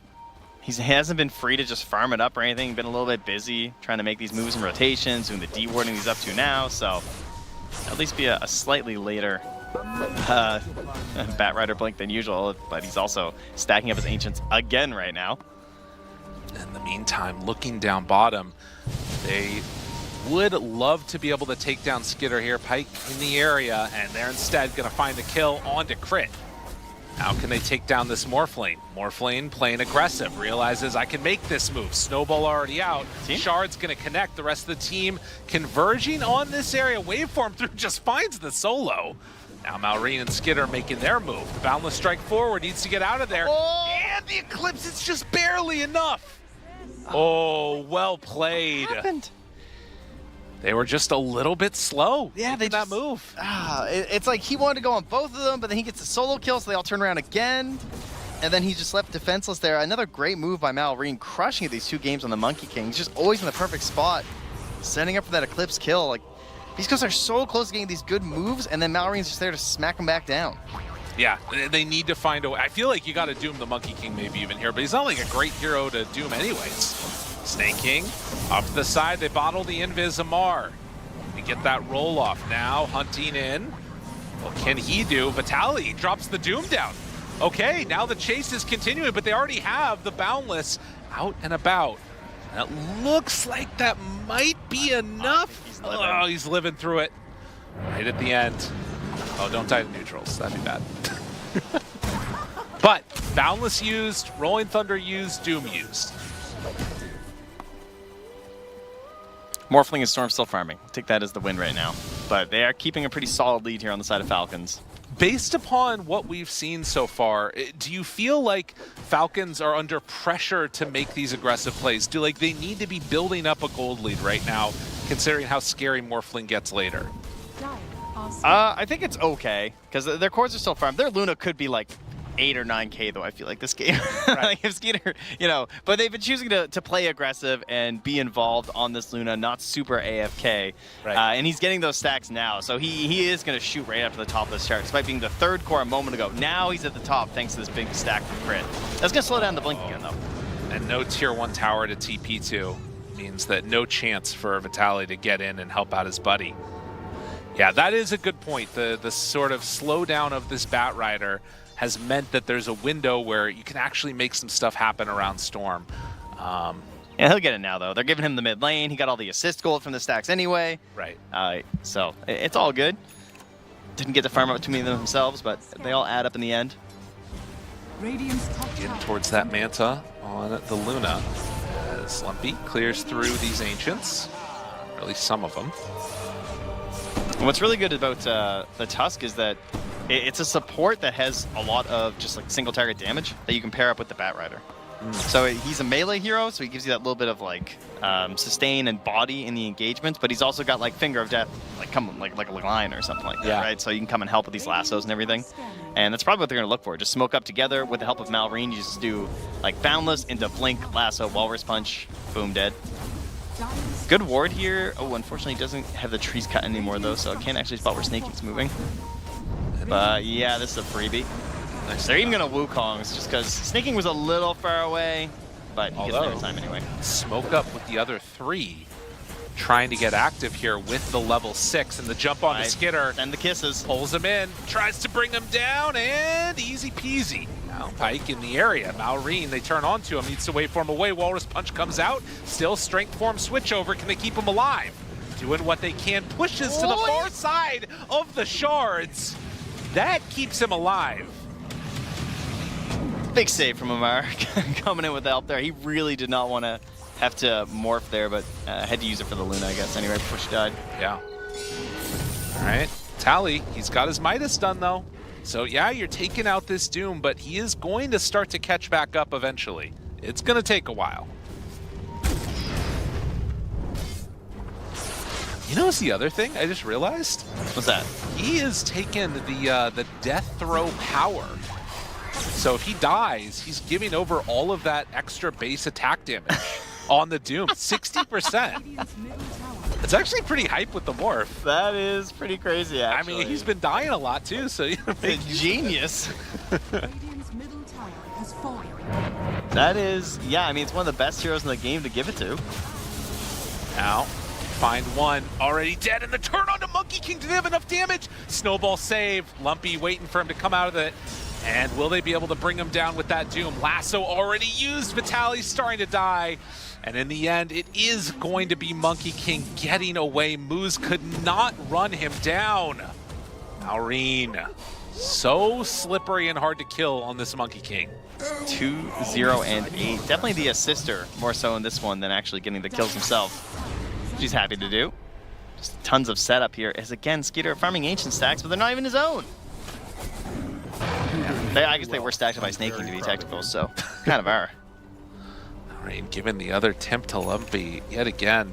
I mean, Malrine has definitely been the MVP so far in terms of his movements on this Monkey King. He's been making this hero look very, very good. It's actually crazy that Lumpy's almost caught up to him in terms of net worth. You have to give some credit to Lumpy, I think, because he got trashed, man. Absolutely. Like, he's crawling back out of the dumpster to get back into this game. Still smells a little bit, but he's in there. Right. Well, and I mean, it's a 6K gold lead. Like, it's starting to feel like they're getting this momentum going on the side of Falcons. That last movement mid where they weren't able to get the kill.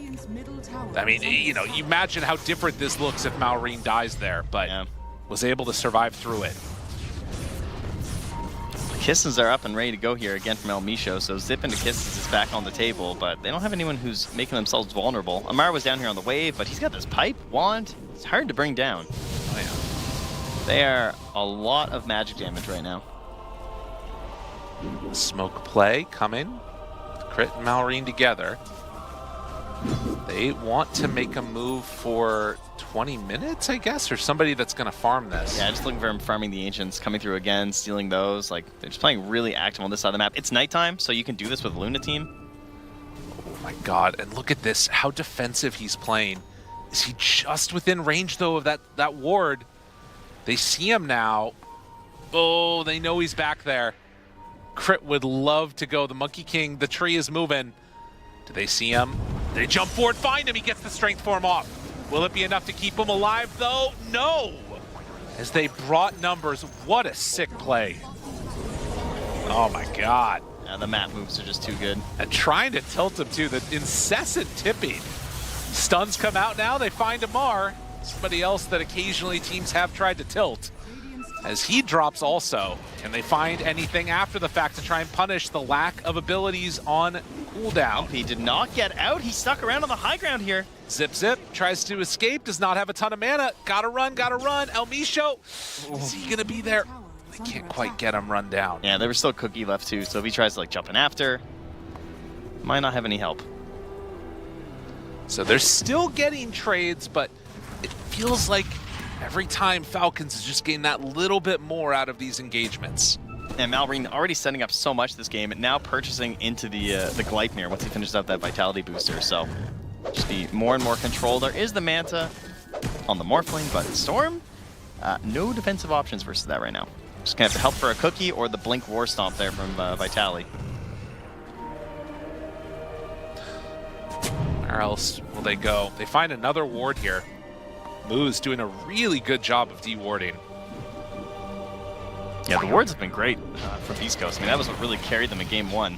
the aggressive warding to generate their pickoffs. Now you need a little bit more to the defensive warding. There's a lot of these spots versus Monkey King where you can often catch them, where like you kind of know the spots where Monkey Kings are always trying to cross over. Right. Like by the bridges up top and everything. Of course, not as effective as it probably used to be thanks to Tree Dance, because you don't have to do the same angles. Yeah. With the Simian stride, right? Now you can just go over the hell you want because there's no cooldown. In the meantime, Falcon's going to make that move, and yeah, you can see the warding battles that have been going on here. The wards destroyed 7 so far, just on moves. Slumpy, not want to get caught here, going to go for the zip TP. Very, very safe play as they dodge and try and wait for their lineup to get fully online. You can see Crimson Guard in the works for the Doom, while Beastcoast, at 20-minute mark last game, they think they had lost the Aegis and just lost their Tormentor. So it's a better game, but Falcons still on top. I'm gonna hop through the Twin Gate here as Courier is coming down to deliver the Gleipnir. That'll get spotted by a Radiant Observer Ward. Great ward. These are the kind of wards I love, right? Like, way down by the Twin Gate, spotting these global map movements that they're going for here. Trying to keep this Morphling safe when he's farming. Has been able to dodge away from most of the action coming in. But there were a couple of those clutch pickoffs that did happen. Snakey's gonna find him and just pretend like he's got help. Right. Yeah, there's no way. Dota Plus putting it at a nice lead here. Yeah, Falcons. Definitely. Well, they try and close out one of these towers. There's a mass TP move. Scans come out. Crit looking, finding El Misho. That is a kill that they Lumpy's like, cool. Yeah. Big thumbs up on that one. And Snaking, Snowball, the rest of the team showing up here. Are they going to be able to find anything? There it is, Gleipnir out, but then the turnaround Boundless. And Pake's going to leap away. Ooh, thought about the stun. In pretty far moves, he's going to be left behind. And Lumpy, he's actually out of mana. Oh, no. And the chase, it's coming. He's high-fiving from so far away. Oh, there's no way to get out of that. That is a pretty devastating loss as the storm finally goes down. And Falcons starting to assert some dominance here. Slow and steady, this lead has been growing. Oh, yeah. Morphling getting closer to the BKB. Maybe that can be something to try and turn around with a Luna copy. Well, and the Crimson's done. Really great item against Monkey King, against Luna, against the Pango. Like, all the cores get kind of wrecked by it to some extent. Oh, well, the mobility is just been upped as well for Malrine. Gonna pick up the Shard now, so gonna have these Boundless Strike leaps into the Gleipnir. Didn't go for that Orchid build the panel discussed, because he just doesn't need it right now. Look at that, he just sets up one kill and looks for more. Yeah, they're going for the other one, and this is the much bigger one. There's the Doom. Boundless Strike. Oh, moving. Big stun, the waveform through. Holy moly. They tore up Malrine. Tally goes down. Lumpy now trying to get out of there as they're TPing away on the Morph. Moose throws out a stun, just wants to ensure that his Storm does not die this time. A triple kill for Skitter. So they manage to find one kill onto Malrine, but it comes at a big cost. You can see you're still gaining gold from that on Beastcoast, which is crazy. Yeah, thanks to the Morphling, I guess. And the fact you're not losing any of these other heroes. Yeah. But overall, still a win, of course, XP and gold-wise there for Falcons. And most importantly, they go straight into the Roche Pit. It does get the BKB finished with the Morphling, so Pyke feeling a lot better about that, but now contending into an actual engagement is going to be so damn difficult for them. Oh yeah, no, it's going to be tough. And this is the type of move, too, that you're going to see from Falcons to really close out the rest of this map. You know, you got 3 tier 2 towers that are available for the pickings. They're closing that lead on the side of Beastcoast. They are, yep. Yeah, but it's getting better. I mean, I sort of wonder what is the timing that they're looking for on Beastcoast.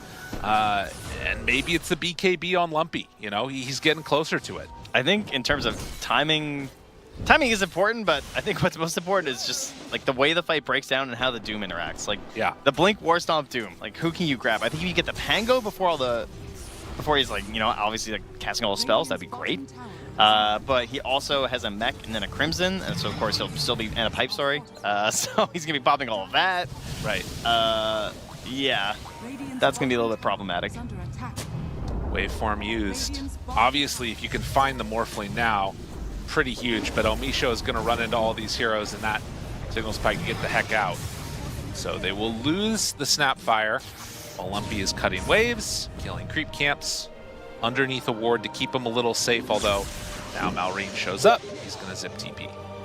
Again, another great ward, just kind of unsuspecting that it would be so deep here on the map.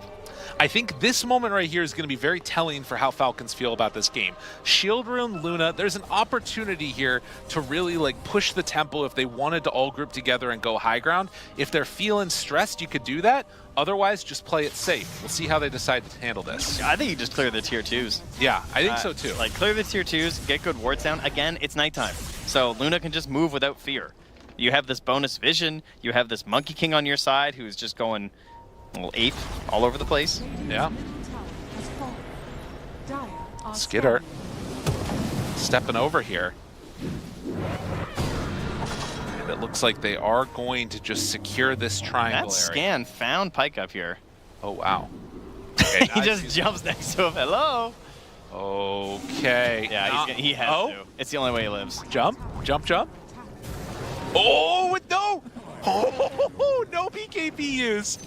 That's crazy. That's crazy that he stopped so early, like with the tree dance with K. And then finally getting a tip back the other way. So yeah, they do go for the tier 2 clean out.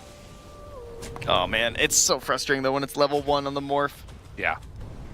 It's a massive cooldown. It's 2.5 minutes almost. Was able to save his BKB. That's true. And the high ground defense.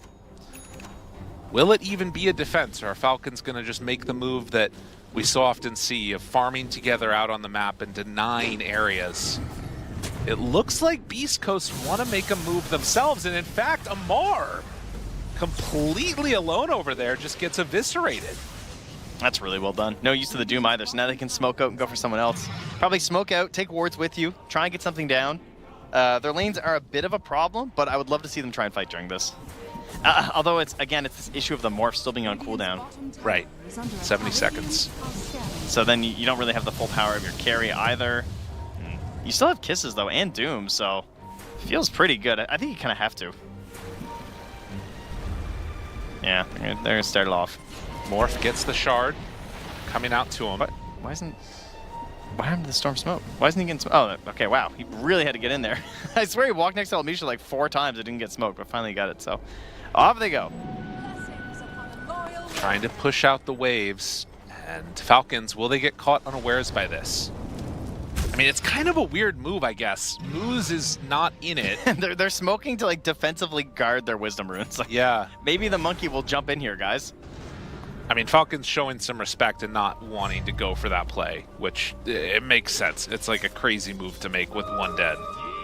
But now Amar back up again. You can feel the tension though. Game 1, game 2. By the wayside, if they're close, it tends to turn into a crazy one if there's stomps one way or the other. They scanned the Wisdom Rune just to make sure someone was there collecting it, and that gives them the confidence to go high ground and force the glyph now. Now, they're thinking if they glyph, he's going to back away, but Skitter doesn't agree. Moose is ready. Off to the side with a stun to open up if they want to use it. Stun to slow. They have Crimson. Can pop it still. Lumpy dealing with the creeps that are there, drinking buddies. They're giving up the tower, and of course, as soon as the tower's dead, this is what Luna does best. Skitter gonna go back in. It's really close on that edge. There's gonna be the lasso pullback on his Sven. The great timing on that stun finds Lumpy right away, forced to use the BKB. No BKB, I mean, he can just go right back high ground. Oh yeah. The problem is that Aegis, it's wearing lower and lower. Do you commit yourself to a bad fight? Obviously, no BKB on Storm is huge. Amar ready to roll. There's the zip in, zip out.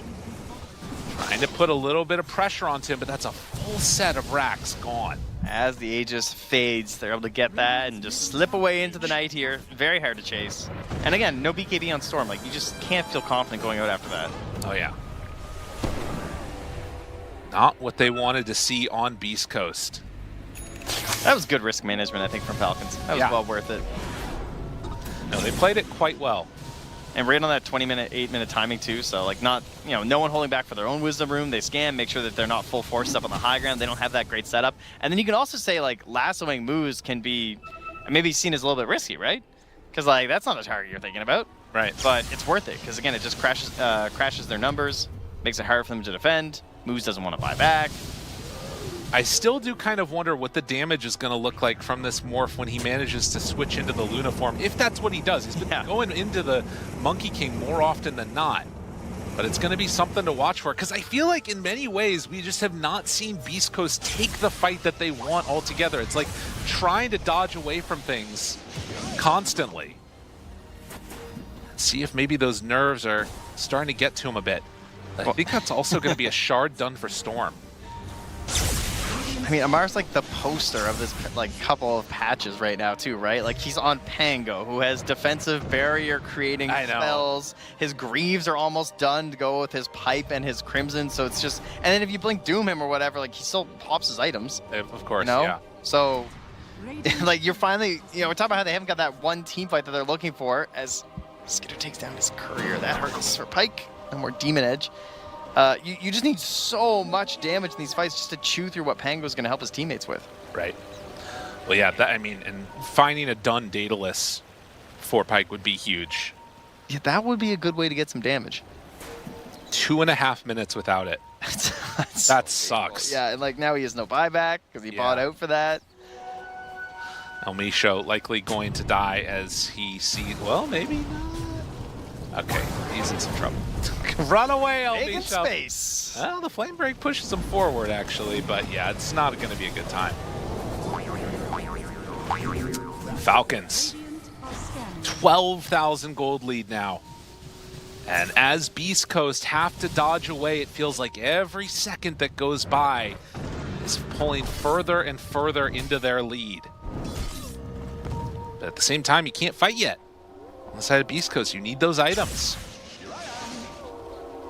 If they manage to win one really good fight for Beastcoast, they have really good tower taking potential, but it's a question of will that actually happen? Can you even get it? At least they can clean this up. Oh yeah. Oh, Okay, Shard. that's pretty good. Yeah, that's a really nice one. They need all the little bits of defense they can get right now.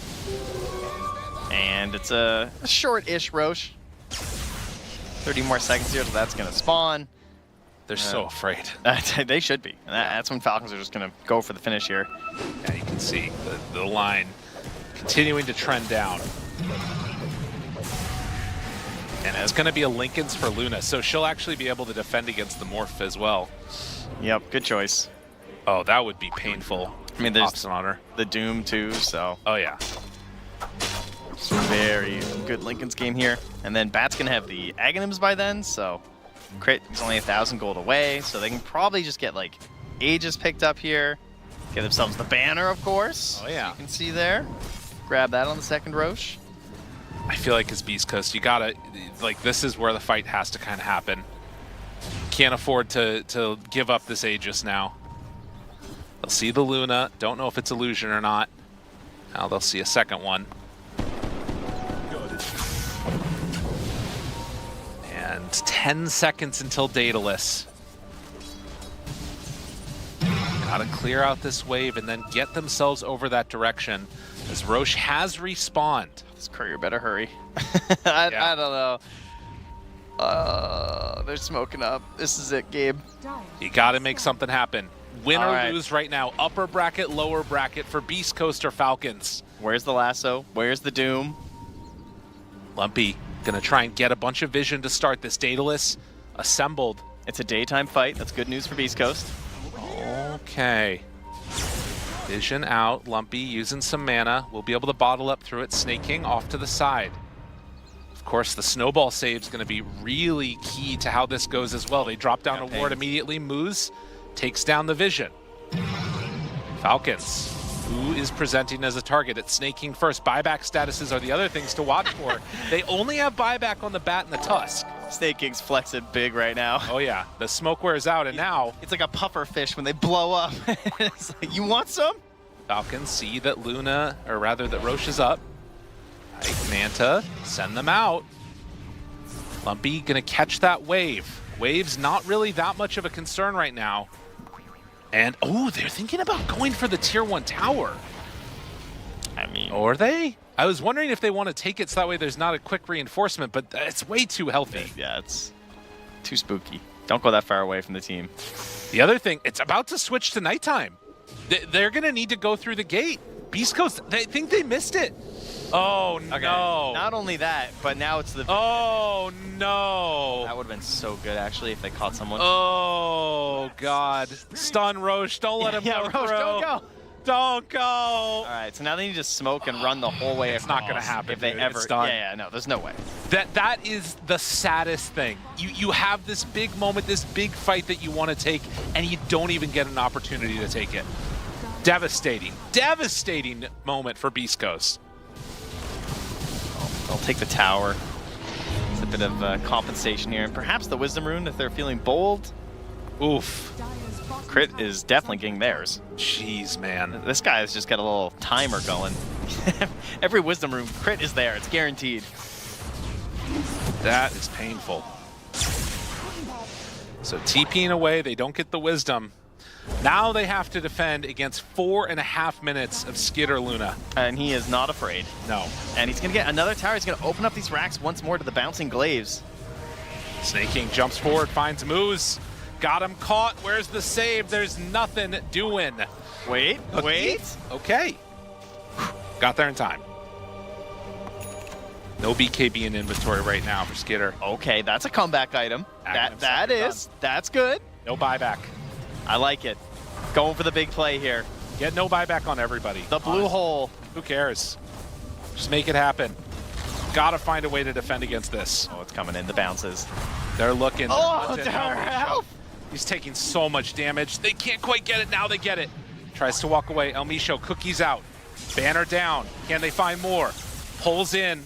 Drinking buddies. Gets Skitter alive safely. Oh, he's not even taking damage. Dude, I mean, you got to make a big move, and it's just not presented as an opportunity. They're just hiding behind him. They have the vision advantage. This is going to be Megas unless they can find some type of huge play from Tally's looking. Yeah, Snake King's got a sneaky ward down here, too, up on the high ground. El Misho, Maureen, they're right onto him, but the jump forward, and now the Storm, they get it, no! The Link gets passed over! Are you kidding me? They keep him alive! And now Amar rolling every which way. What a freaking play from Skitter.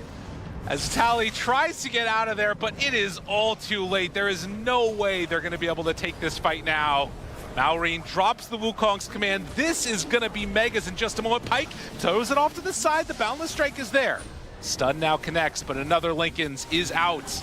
And now the Stomp. Where's the follow-up? There is not enough in the world. They try and bring him down, but that's still into the Aegis. Lumpy turns, wants to hit, wants to get some extra damage. But the Greaves, the pipe, it's all too much. He's not scared. He's coming right back up. They are fighting into a boulder right here in Skeeter. But are they actually going to back now? Okay. There's enough whittling damage that they call off the additional move.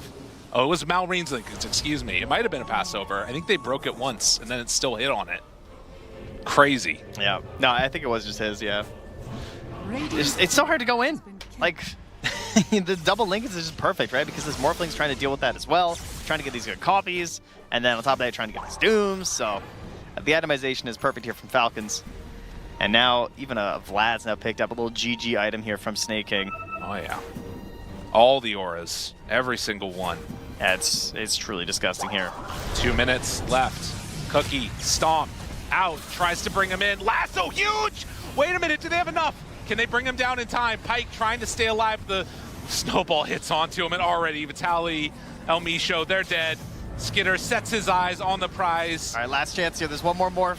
And they do it. They need it desperately. There's just not enough damage in the world, and they're taking so much as well. Lumpy goes back in with the Vortex. They try and take down the supports. Snaking still manages to survive through that. They just do not have the deeps. And Lumpy backs away. Pyke still looking for a target. Has to jump away. The Force Staff removes, keeping him alive for the moment. Getting into the base. Another big Vortex controlling. managed to get some extra damage onto these heroes as Skitter is hit. A minute still left on the Aegis as the Doom is out onto Malrine. They need a little bit more damage to find the kill, and it's not quite going to be there. Lumpy, Vortex backs away. Okay. Zip, zap, zoop, manages to find the kill, and that gave him buyback. Okay, an opportunity now. Pyke is fully over to strength form, but with Lumpy having a full mana pool, they can maybe whittle these down heroes a little bit more.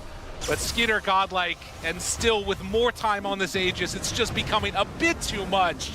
4 dead, buyback, but it's only the 2, and all 5 from Falcons are alive. Turning onto Omar, they're not doing quite enough. He manages to roll out of there just in time. Lumpy looking to take him down, but Skitter, the Indomitable on this Luna, is just way too much to deal with. And with that, the throne is going to fall. They pull them all in for a big ol' hug, but it's Falcons moving on in the upper bracket. Just absolutely ridiculous game there from Skeeter. 13-1 and 14 he finishes on this Luna. Looking more like what we were kind of expecting coming into this series here in the last 2 games from Falcons. Man, just like that, Falcons, maybe it's not the way we anticipated, but they're moving on the upper bracket.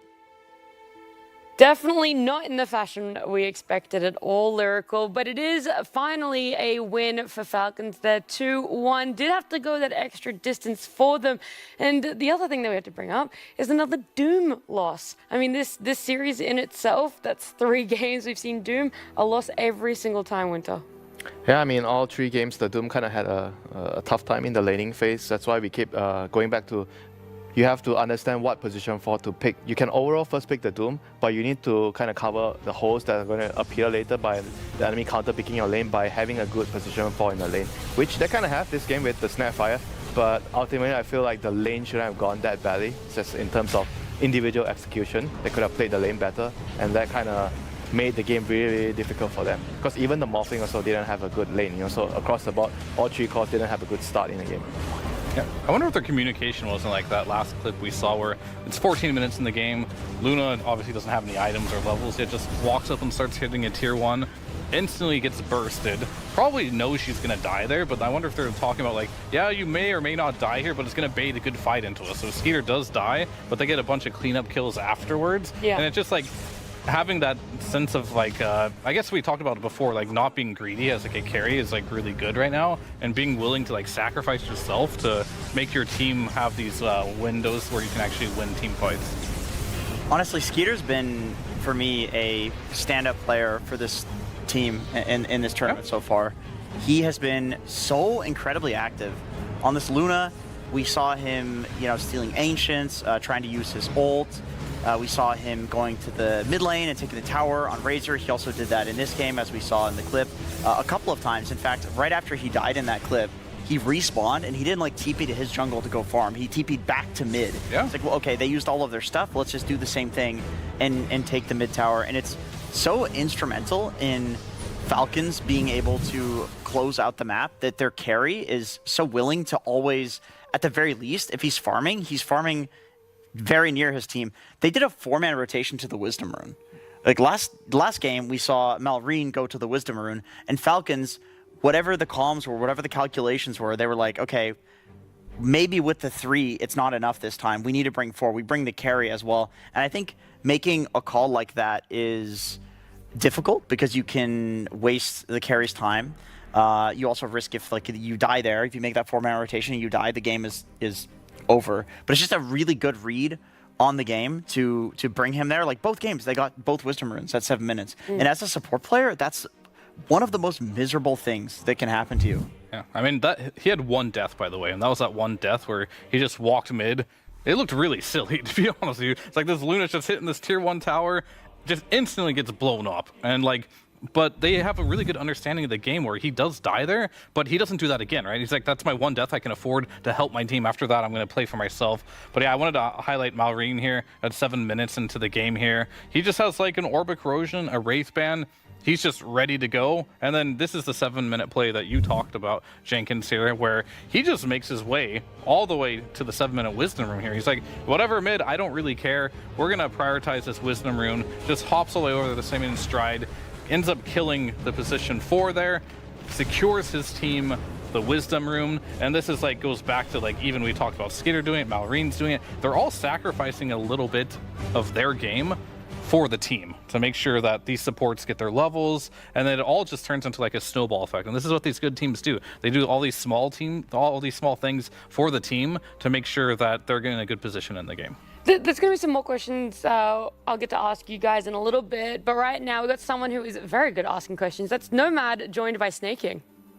Well, thank you very much, Nat. And yes, indeed, I am here with Snaking. I mean, Snaking, you know, convincing game 1, convincing game 2. You got there in the end of game 3. You know, you guys never really let the lead go, but how did you feel? Did you enjoy the series? I mean, I think the series was definitely a bit stressful. We didn't have the best start. I think in terms of strategy and gameplay, we really faltered pretty hard on the first one. And then I think we adjusted nicely for the second and third game. Coach had a pretty good speech after game 1, you know, rallied the troops, reset mentally for the second and third game. All right, and what specifically about game 1 do you feel like didn't really go your way? I mean, I think the obvious ones were we spent a lot of resources on rotating to the Dusa. Those rotations didn't pay off. In fact, we even died. So like it ends up being really bad for us. And then it also relieves a lot of pressure off of Centaur. You know, he just gets to free farm versus the troll.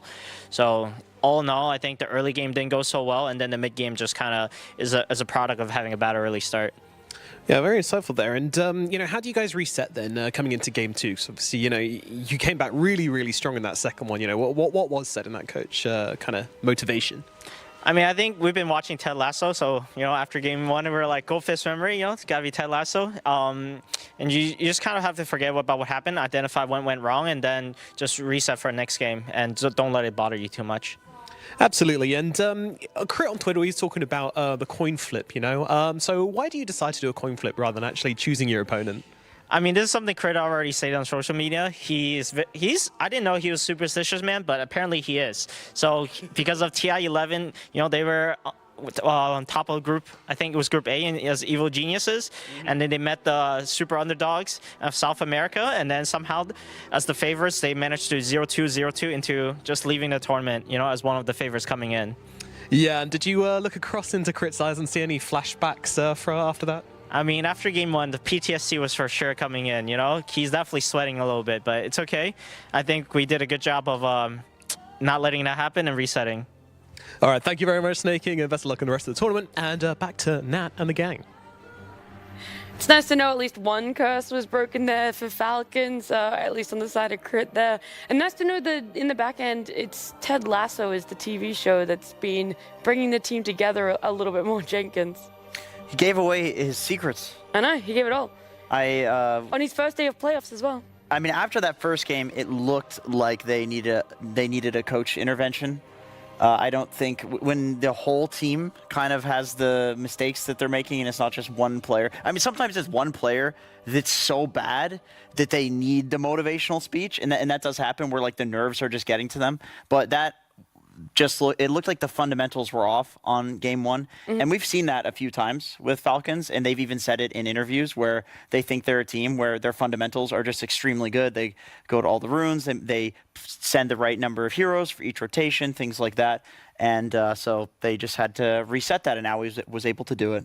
Yeah, sometimes it tends to happen when you're winning a lot, you're getting a lot of confidence, and you feel like anything can work, and you can get away with anything. That's when you need to get a couple of losses, and then everything has to be reviewed and changed, you know. Yeah.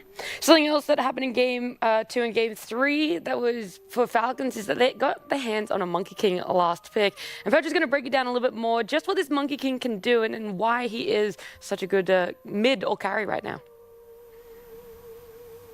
Yeah, it's very important that you can flex the hero, but so far we've been seeing him a lot in the mid lane, dominating lane. So let's take a little journey into what Lumpy had to do in game 2 and game 3. He had to lane against this thing. Now, the important thing that Malorine is doing mostly is he's trying to keep the creep wave right here on his side of the river. And then every time Lumpy comes forward, he's going to attack him at least once to zone him from the lane. And if he does get 4 Jingu hits, that's basically 4 free denies or last hits. So in these early starts of the laning stage, that's what starts compounding his advantage. And then because Lumpy has a hard time coming forward because he is getting hit a little bit and denied often, what he ends up doing is he relies more on spells. He uses Avalanche here to kill that range creep. And then when these two are low, he's going to go for a toss, but Malrine glyphs the creep wave to make sure that now Lumpy has wasted his spells, can't get close, and he gets both denies. This is something that happened consistently. Right here, 15 denies on Malrine, 12 last hits on Tiny. And now when we go into the last game that we just saw, similar principle. Creep waves on the high ground near him. Every time Lumpy comes forward, he gets attacked and has to run away here. And then he starts using Remnant. And what Remnant does is allows him to move and go for a far last hit. This Remnant moves out a little bit and explodes. But what Malrine does is he walks into it. He tanks the damage because he uses his shift to dodge the damage. And then the Remnant doesn't even get to its true destination, which was the range creep back there. So he's basically not only making it hard for him, but he's also, again, shutting down the spells. Just something that he was consistently doing here in this laning stage against Lumpy over and over and over again. And then he uses all this early advantage to get kills. This is actually right before the 7-minute clip. 6:30. This is how ready they were to actually go for the ruin. And look at this. This is like a terrifying monkey jumping around on the trees, hunting you. He ends up killing moves and then goes for the wisdom rune. So both games, just absolute lane dominance into lane pressure and winning other lanes for his team. It is really impressive, and Falcons is one of the best with it. Yeah, we're gonna have to be aware of the Falcons Monkey King in the future matchups, whoever is to face them. But thank you, Purge, for breaking it down. The mid Monkey King, how it's able to help any side lanes that might not be as strong there for themselves too. Biggest issue we find for a lot of carries or people in core roles is, despite the meta wanting to lean into having active heroes, people get worried that they're going to get out-farmed, and I was worried that we were going to see that. The Morphling was really getting up there in net worth, and I was wondering if all of these connections by the Luna, her leaving the jungle and trying to find these kills, might have resulted Winter in that Morphling coming online just a little bit quicker or getting to a point where he was hard to deal with. It's definitely a very good thing for you to do as Luna, because Morphling is not as strong as Luna in the early game, so the more you can do it in the early game to slow him down, or at least to pressure the Morphling's teammates, I think the better, you know, because it's not just about, oh, my matchup against you, Luna versus Morphling, it's all about the teammates as well. Like, if you can pressure the Morphling's teammates, they are poor, even if the Morphling ends up about the same net worth with you, that would be also a significant advantage for you as a Luna. Anything you want to add on, Fio? Not really. I think we covered most everything there. Okay. I think the Morphling, what they're really good on Falcons is, yeah, you leave alone the Morph for a while, but they'll come back and kill him later. Like, it's like, we're going to put our resources here, then we're going to shift it over here, and like, but we left Morph alone for a long time. Let's find a way to shut him down now, and they did that really well. So they just, like, very much so, like, focus areas that they need to minute by minute, and they seem to always hit their mark. Yeah, they do. And let's get a little bit more information, because we have a listen in from that ending of game number 3 there on the side of Falcons. First, sorry, keep running.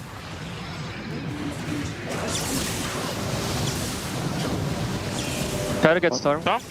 Pango warrior, mother. Cover.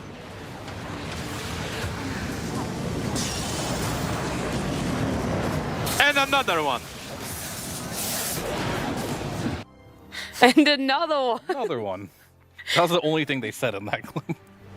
Sometimes you don't have to, you know, make all the comms messy by non-verbal communication. Thank you. So you knew what I was saying without me even saying it. Right. Yeah. There's something called effective communication. Yeah. You don't want maybe too many words, in the same. I mean, to be fair, when you're at the end of a game, there's not much to say. That's true. When you've already won.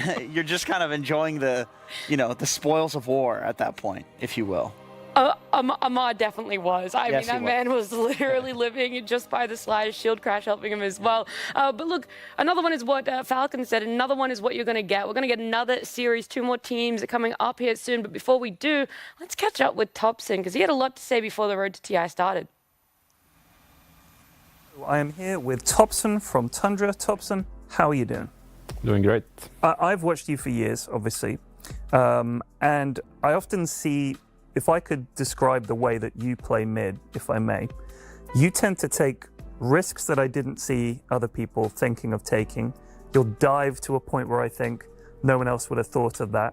When you're playing solo, I feel like you're just kind of experimenting. But when you're on a team, do you have to, do they ever yell at you to like get back, be careful, or do they just trust you and follow you to the end? I think I've changed. I think probably at the start of my career I was more reckless and I didn't really think of professional Dota different than pubs. Like I thought it was just the same thing. I mean, I think I'm pretty. I would say I'm pretty consistent nowadays. Very, yeah. So I think no, I'm not really that crazy. I would say I'm not that crazy. But you're certainly someone that other people look to for how to play mid, what to build, what heroes to pick. Is this something that you're thinking about between games, or do you just have these ideas while you're playing? Like I can imagine you sitting there just staring at the hero screen in Dota and just picking over all the details. How do you arrive at these builds and these mids that you play?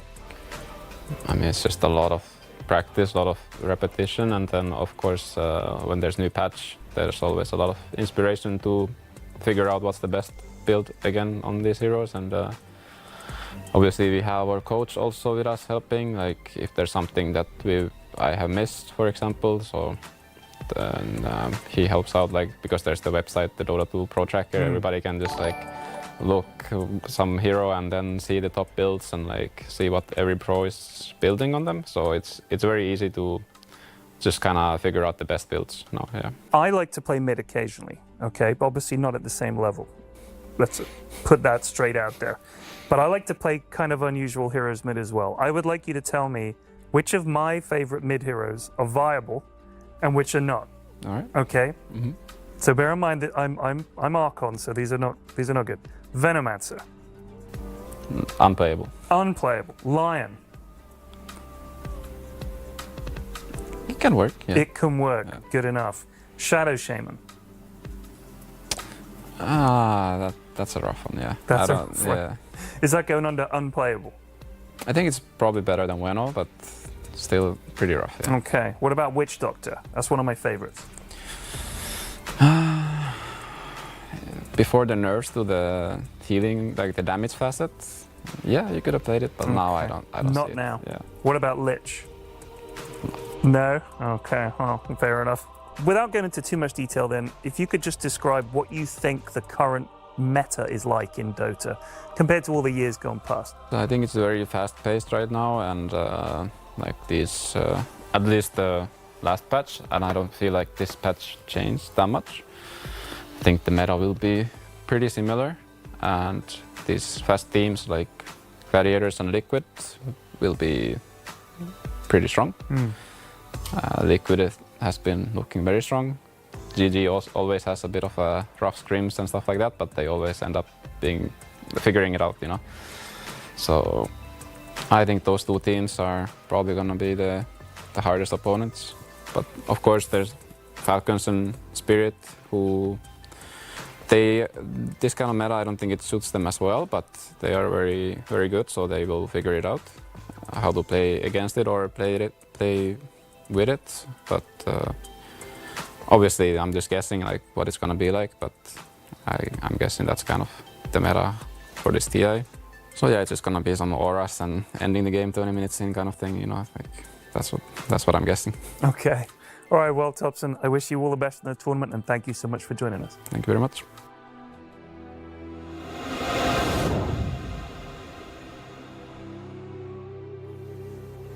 Well, with that sort of insight, I really wonder what more can my analyst add on to that about the belief about the meta. He said he was just guessing as well, but there's a lot of strength to what he's saying. He really favors Gaming Gladiators, Liquid, the fast-paced teams, but, you know, there's other teams out there that can figure it out, maybe have a solution to it, and Tundra is another one of those teams that springs to mind for me of being able to deal with this fast pace here winter.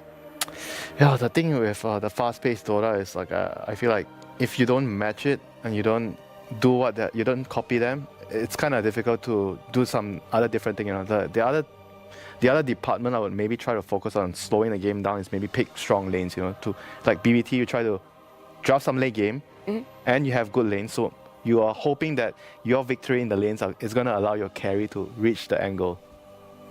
I mean, that's what I like as well. Like, that's why I like the Luna a lot. The more that we see it, the more I'm convinced by this hero. It seems like it's a strong laner. It's a hero that can run around and be active early with the ulti. It's like a big team fight ult. deals damage, it farms stacks. You can use the fact that she has this early game prowess to invade stacks, and it's not one of those situations where, okay, you have a hero that can invade stacks, now we need to draft another hero who can take them. She can take them too. So I really like these like hybrid carries, especially for a player like Pure. Yeah, and my instincts are rarely wrong when it comes to like knowing if a hero is going to be really good. And I was playing Luna like right when the new new innate changed, right? And I was like, this is really good. And I was like keeping an eye, like waiting for it to blow up in like the EU scene. I just didn't see the hero very much. And then like now we're getting to deeper into this tournament. Luna's popping up more and more, and this hero is looking really good. I'm definitely gonna keep an eye on it. I don't think it's like completely busted, but it does everything you need it to do right now in a game of Dota. It feels like these Wind Ranger, Lina heroes are kind of getting figured out a little bit. Yeah. We saw the lineup of Tundra there before, as well as them sitting at their desks. The biggest change up, maybe if you guys follow competitive Dota a lot this year, you'd be wondering where 9 Class is. Unfortunately, not able to make it. Sucks, though, big stand-in for Tundra. So he's coming back to the org for himself after taking a bit of a break. Definitely going to be question marks about how he's slotting in to the team. And then Heroic there on our screens as well. One of the SA teams that people might not be following close to, a region that can go overlooked quite a lot for you. Yeah, I mean, Heroic, this is by far has proven themselves as the best team in South America right now. On the international stage, they've been to most of the lands because they have qualified. At the beginning of the year, they lost the open qualifier, or well, the first round to Boom, and that wasn't a great start. Then they lost to Nouns because there was for BB Dodge, it was like NASA mixed qualifier. But after those 2 losses, they never lost again. They qualified for every single LAN. Beastcoast, Boom, they were losing all the time. These teams couldn't get over the hurdle. That is Heroic. And then just covering the qualifiers as well in SA. Like, Heroic is just the team in SA right now to beat for the other SA teams. So they're going to be the representative for the region as a whole here. And I feel like out of the 4 games we do have today, I figured this one to be the closest. Heroic versus Tundra here. I mean, Beastcoast already proved me wrong in the last one. They are by going 3 games here, but Heroic, they got a chance against Tundra here if they're going to bring their A game. Yeah, part of the reason why I felt like they improve a lot is like Hector's gameplay. I felt like he was always referred to as a carry where he's going to just farm and he's all about efficiency. But in all his recent games, like he's been really more active at keeping to fight, like something like what Skeeter does, joining his team a lot more. And I think that has a lot to do with their recent success. Yeah, it's really been consistency in the grind for Heroic.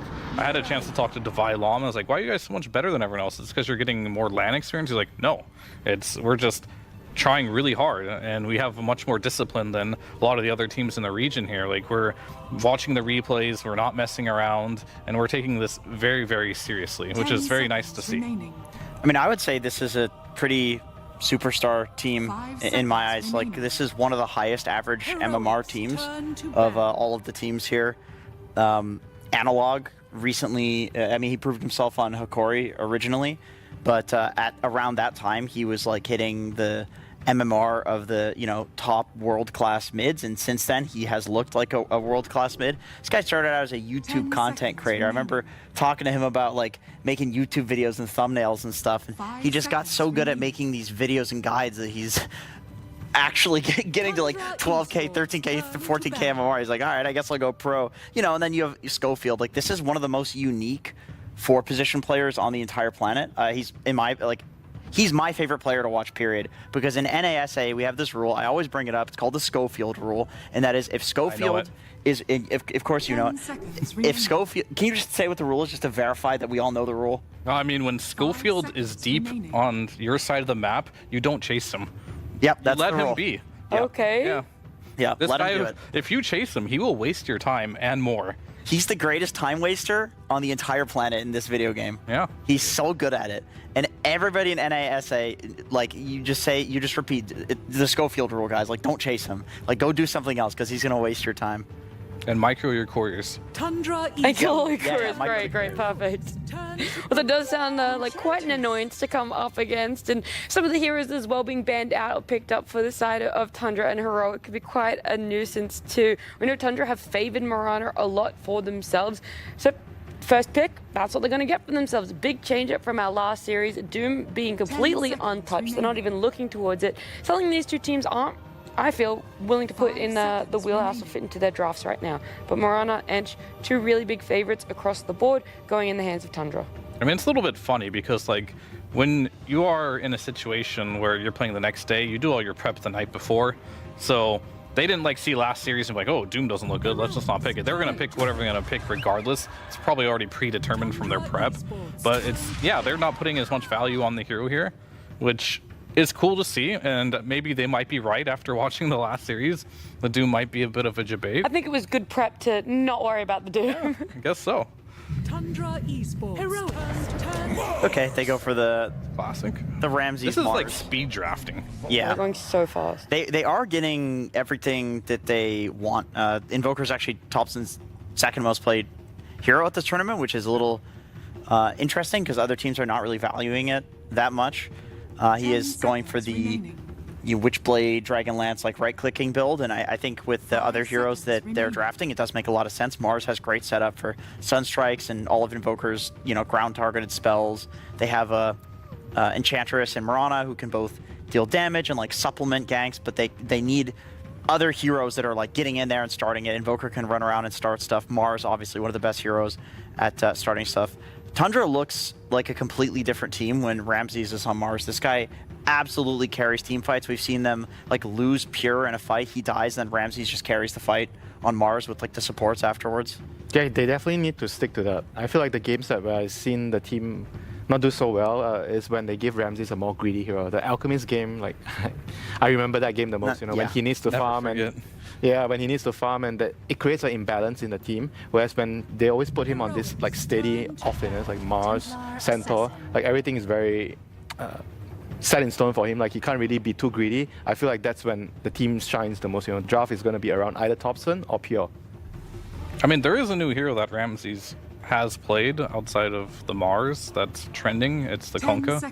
So if that's in his wheelhouse, that's going to be very nice to have, as we see as that hero is very popular, because you can't win a tournament just by playing one hero throughout the entire tournament. It will get banned, and you're going to have to find a replacement. And you have some good options on the Sand King and the Conka right now, I think, that can do similar things for the teamfight department. Tundra Esports turn. Yep, so they go for the TA, which is like a Invoker counter in the lane. Yeah, that's going to be analog TA, I think. And in the game as well, you have the Shard with the Silence, which is always going to be very, very annoying for Invoker. It is a bit strange on this patch, just because a lot of the mid heroes that are Did the laning popular. phase matchup change, like for TA with the new Invoker? Between like TA against Invoker? I think so. I think it's not as bad for Invoker as it used to be. He's a lot more able to sustain through the side blades and damage her through the refraction. Doesn't the Agnostic now like apply a debuff? Yeah, it does. Attack? Okay. Might make a difference for TA. I mean, refraction is different now.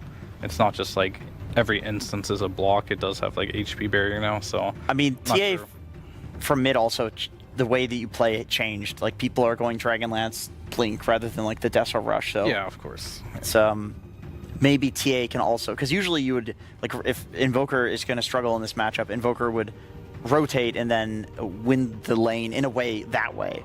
But TA might be able to match those rotations once she gets to her items. Yeah, I wonder if you need to even kick it up a notch right now when it comes to the TA, because unfortunately I feel like the mid lane has to be very active right now. Yeah, and I feel like Invoker can do that and will do that, but TA doesn't really like to rotate till she has her items, right? So often within that around 6 to like 12 minute mark, typically she's just hitting Ancients and doing stacks like that. And that's where I feel like Thompson can make some moves on the map and make things happen. And it's very hard to tell your team, just don't die, Because like, you have to kind of go AFK while your TA is farming. So I think they should put a high priority on maybe getting some runes for the TA, or potentially even the TA just like trying to get a bit active even earlier within that time frame, because I'm really worried, and there's a reason we don't see a lot of TA right now in the mid lane, is because around that 6 to 12 minute mark, you just don't have a mid, right? And that's a lot of things can go on the map where you need your mid to be active. You basically have 2 carry heroes in a game. Pretty much. And you kind of have to really leverage on your offlaner to do all the heavy work, And if your offlaner doesn't really have a good start, or even not good enough of a start, he might struggle doing so many things in the game. How do you guys feel about Luna for Tundra? Do you think like, because Devi has been playing Marcy off lane, and I wonder, is that is it too rough in lane? Is it too risky in lane against an off lane Marcy where you can maybe get killed on the Luna? Luna Inch? Yeah. I mean, that's just a strong lane. It seems like a really strong lane to me. Yeah. I mean, like, there's no other obvious choice, because, like, if you pick, like, a Weaver or something that's more maneuverable, I mean, you could always go for Morphling too. Is that banned out? No. Morphling's out. Morph is out, yeah. So, I mean, it's fine, right? It's just the nature of a lot of these heroes. You just gotta be able to apply the pressure, and whenever you play against heroes like Marcy, for example, that can just, like, 100 to 0 you, you have to really focus on harassing, right? Making sure that they're low, so if they do go on you, you at least make a trade. Is there anything that punishes a Marcy way more, like Monkey King? Is that still in the pool? Something like that? Oh, well, outside of that, what are you expecting to be Heroic's last pick then if you think this Marcy is a core? TA, Dragonite also being core. Marcy's not a core, though. That's what I'm wondering, like, are they looking to pick up a 5 or a 4 as their last pick? I feel like they'll pick like an off lane. I think It is a core. Yeah. Oh, so It's a carry DK mid TA on analog, and then Devi on Okay, Marcy. yeah, well. I mean, that's the most frequent roles that they play on these heroes. Interesting. I haven't seen a lot of the off-lane Marcy, because this hero... Is the build the same as normal Marcy? Are we going auras, or are we just going BKB? I'm a carry too. He's the carry. That's kind of greedy when you got a TA mid. It's a bit greedy. Yeah, I mean, a bit greedy is like an understatement. It for sure, really yeah. is. And they I mean, I have a was chance to being counter nice pick. there.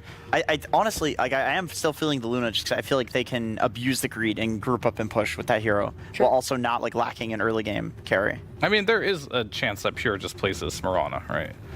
And that would actually be really good for them, because the Marcy can't really kill a Mirana. Yeah, that is a good point. Yeah. And then you could just... Why do you believe the Marcy can't kill the Mirana? Because of the leaps? Yeah, I mean, usually how Marcy kills you is she just rebounds you in a spot you don't want to be in between two heroes, and you just slowly die. What about our Ags? If you rush it, I mean, that just sounds like such a grief build. Just I mean, saying it out loud. I'm more worried about the laning stage than, like, the mid. You think that's just way too advantageous? Yeah, this is a very, But that's just like a very good pick. Another Mirana, honestly, just Okay. a hero that has a lot of mobility, and even if you get rebounded, you just skitter away. It's gonna be very hard.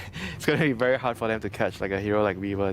Their best stun is like the DK stun, which Weaver can easily dodge away. Yeah. And your other heroes don't really have very reliable. I mean, Ice Path is a lot better nowadays, but it's still gonna be difficult for them to catch a hero like Weaver. And if you look at the laning phase, you've been talking about the laning phase, they have Enchantress and Mirana, very, very strong supports in the lanes. I mean, Jakira and Snapfire, not like the weakest support duo, but because of the nature of their draft, they're being so greedy. If they don't get enough from the lanes, I feel like the game is just going to be over very soon. Plus one to that, pretty much. Like, I feel like when you have a lineup like that, this is like beyond greedy. You need time. And the way you give yourself time, as Winter said, you have to just win your lanes, all three of them. I really like Weaver with Enchantress just because you know Ench wants to go through the portal, Ench wants to gank, Ench does not want to sit in a lane. You can rotate mid with the 5-minute catapult, although people are not doing that as much these days because more portal rotations. But a Weaver is like, I can't think of another carry that's better to leave alone in a lane. Maybe like a DK, something like Leave that. alone? Yeah, just leave alone. No, maybe Life Stealers of old and stuff. Yeah, like when it was a good hero, right? But Weaver right now seems solid for that. And then he can also go through the portal himself. Yeah, we see that a lot from other carries that like to pick up the Weaver. Do you want to say, though, that you think it's definitely going to be going in the way of Tundra, not just outside the draft, but you think execution-wise as well, it leans that way? I think this is a very Tundra-style draft. They got everything they wanted. They're playing into something that's very greedy. I'm going to go Tundra. Okay, very quickly, teams.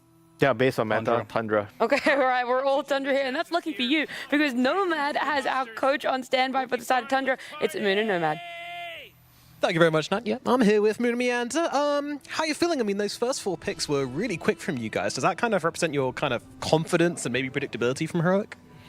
Yeah, we knew what they were gonna do, pretty much, and we chose what heroes we want to give them, and yeah, so it was pretty fast.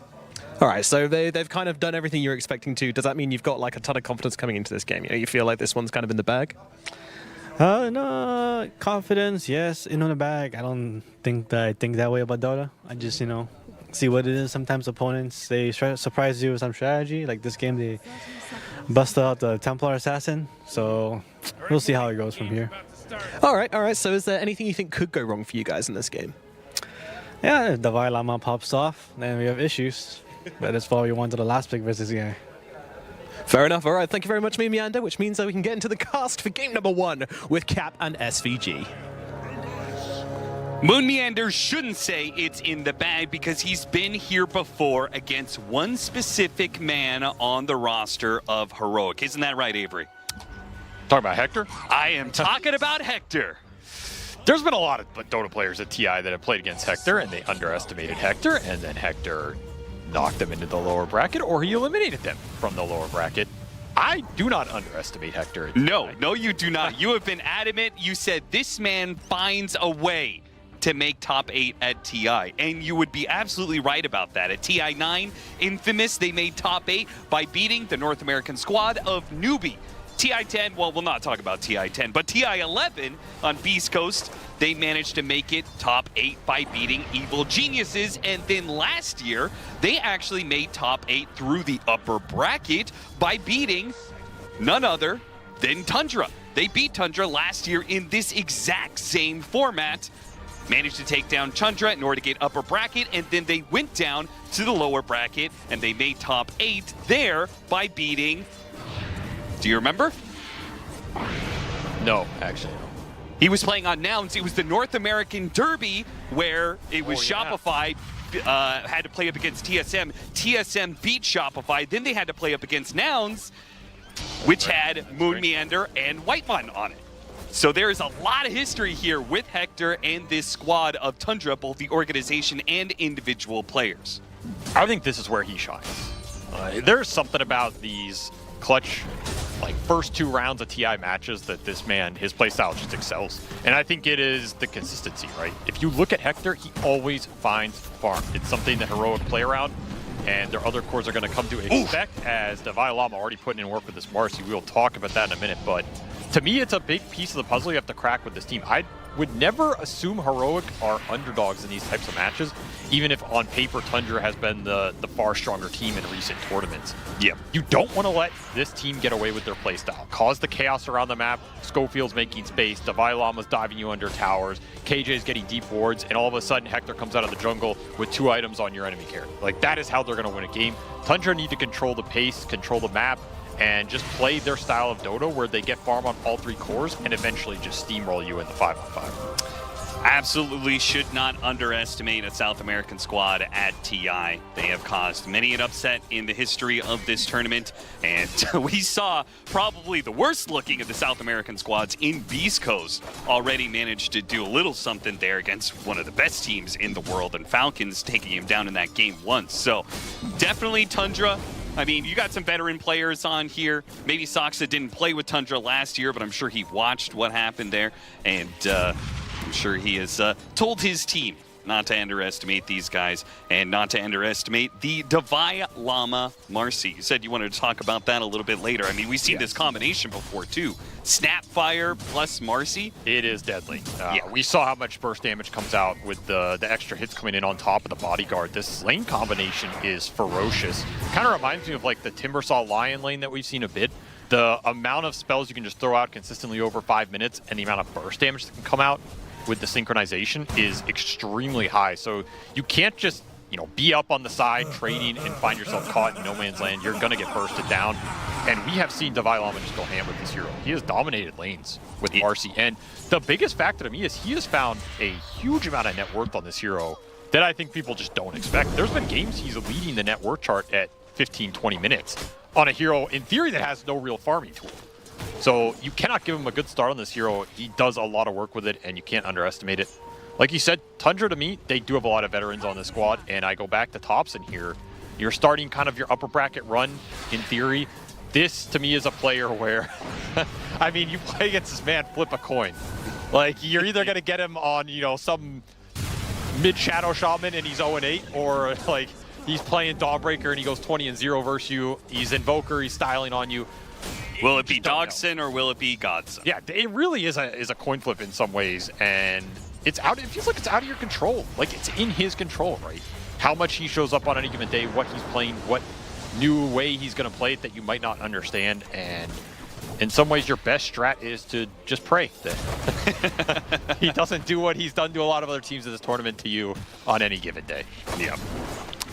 There is something about this matchup mechanically, the Snapfire Marcy. What's really interesting is this bodyguard facet. If you actually link up with the Snapfire. Yeah, this is the combination. This is the combination. You use the little shredder. She does these multiple attacks. They count as attacks, so bodyguard will trigger if you're standing next to each other within that bodyguard AoE. So this combination is very dangerous. We've seen Divine Llama put it to use, and it's been something that has been largely unsuccessful for Heroic. They actually have terrible win rate with this Marcy, but it's something that maybe they figured out just in the nick of time because they brought it here at this tournament. They've only played it one game so far. Prior to this, they did take down Gaming Gladiators in the group stage with it. So it's definitely something that maybe that didn't go the best early on in the season, but they figured it out in the nick of time. I mean, I don't know how much stock I put in that. I feel like at this point, every team in the world has taken down Gaming in the group stage. That doesn't necessarily mean that much.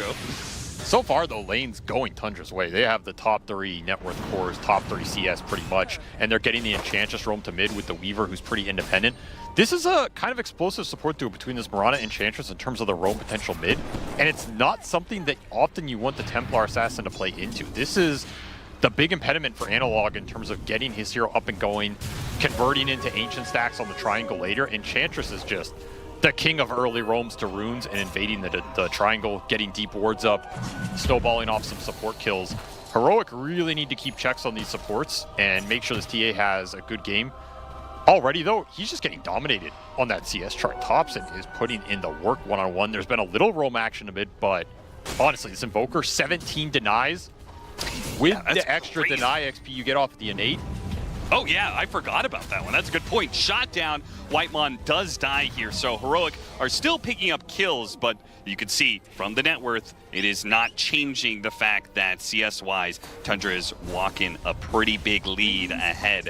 And now they've got this big push coming in, but they're so afraid of their Wisdom Rune getting stolen, they're actually gonna back away and 3-man bodyguard this one. Pure's gonna go for it because the Weaver is one of the best carries to try and contest this exact situation. They're gonna try and pull him away from this Wisdom Rune, see if they can get it. Manage to hit the stun, and Divine Llama gets it, but now he's low. Hit by the tornado, he's gonna come back down to earth and have a hard landing. So does KJ. King Jungles goes down, and Schofield, the 3rd man down in this fight. Yeah, they got their Wisdom Rune. They protected it, but losing 3 heroes in the process, it was not worth it. And Analog can do nothing but watch his team go down. This is just not the early skirmish hero that you want in these fights, unless you can just run people down. It just doesn't have spells.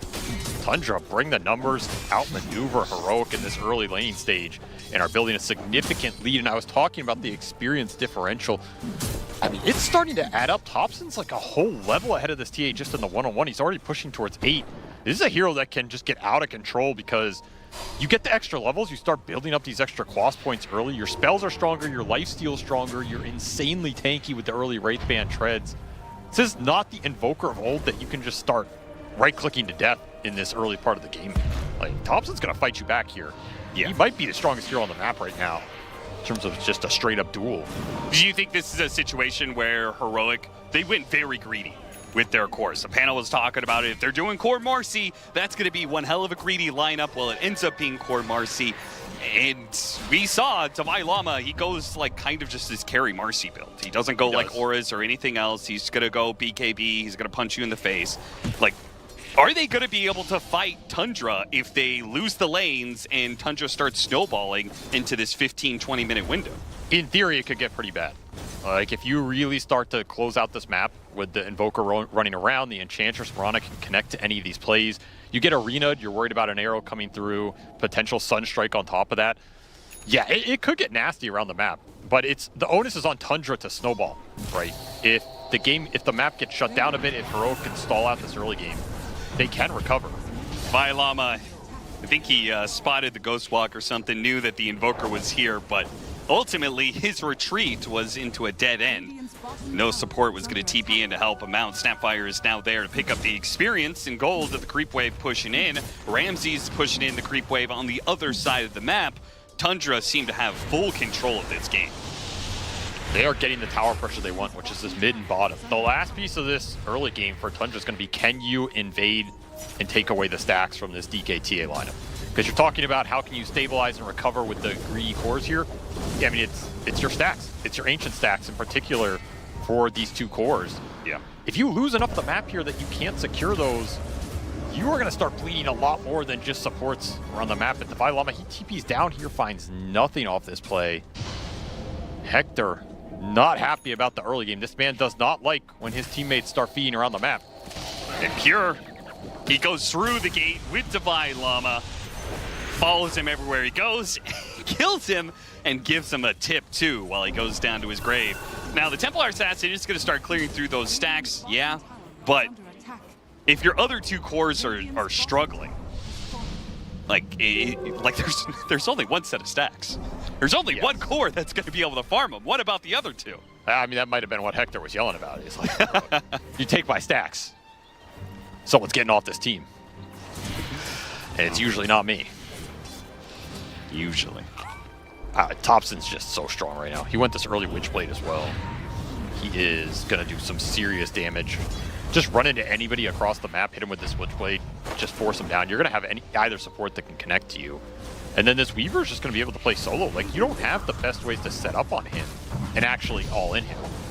You can harass him, but your stuns are pretty limited unless you're bringing like multiple supports or the DK, or you get this TA shard later. I think that's a big piece of the puzzle here for Heroic. How fast can you get this TA silence up off the traps? Yeah. To kind of deal with the Invoker, deal with the Weaver. But his game has just been so slow. You are starting to lose some towers. Oh, great Ice Path on 2. They needed some serious setup to be able to make these kisses land, and it's still not enough. And now with Ramsey's coming in with the arena, he hits KJ with a spear once again. He is making no qualms about just dropping this arena whenever he wants to pick up more kills, pick up more farm off of an already successful laning phase.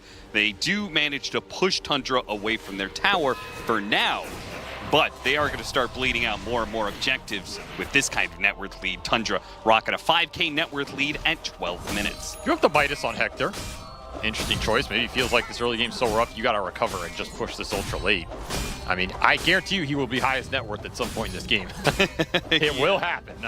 Will it translate into anything productive? I don't know. The game might be in too bad a state, but he will find his farm.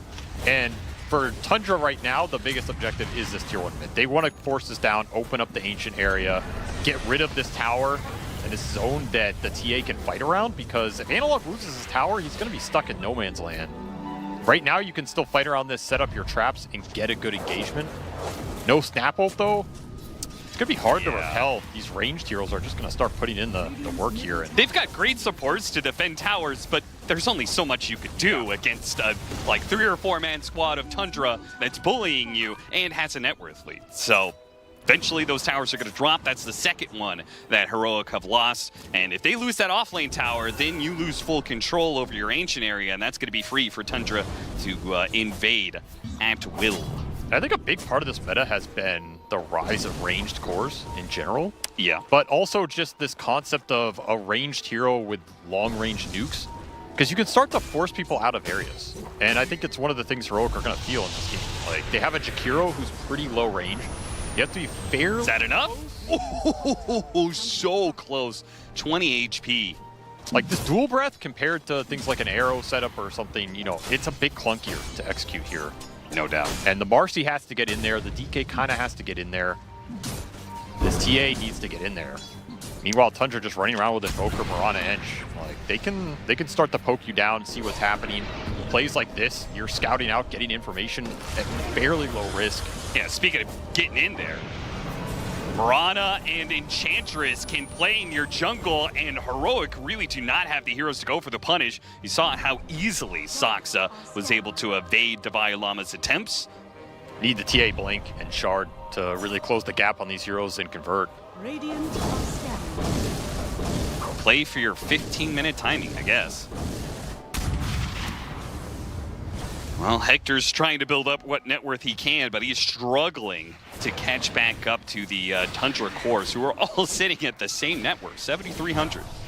Never seen such parity before. And all these stacks have gone to Analog. I don't think Hector has seen a single one.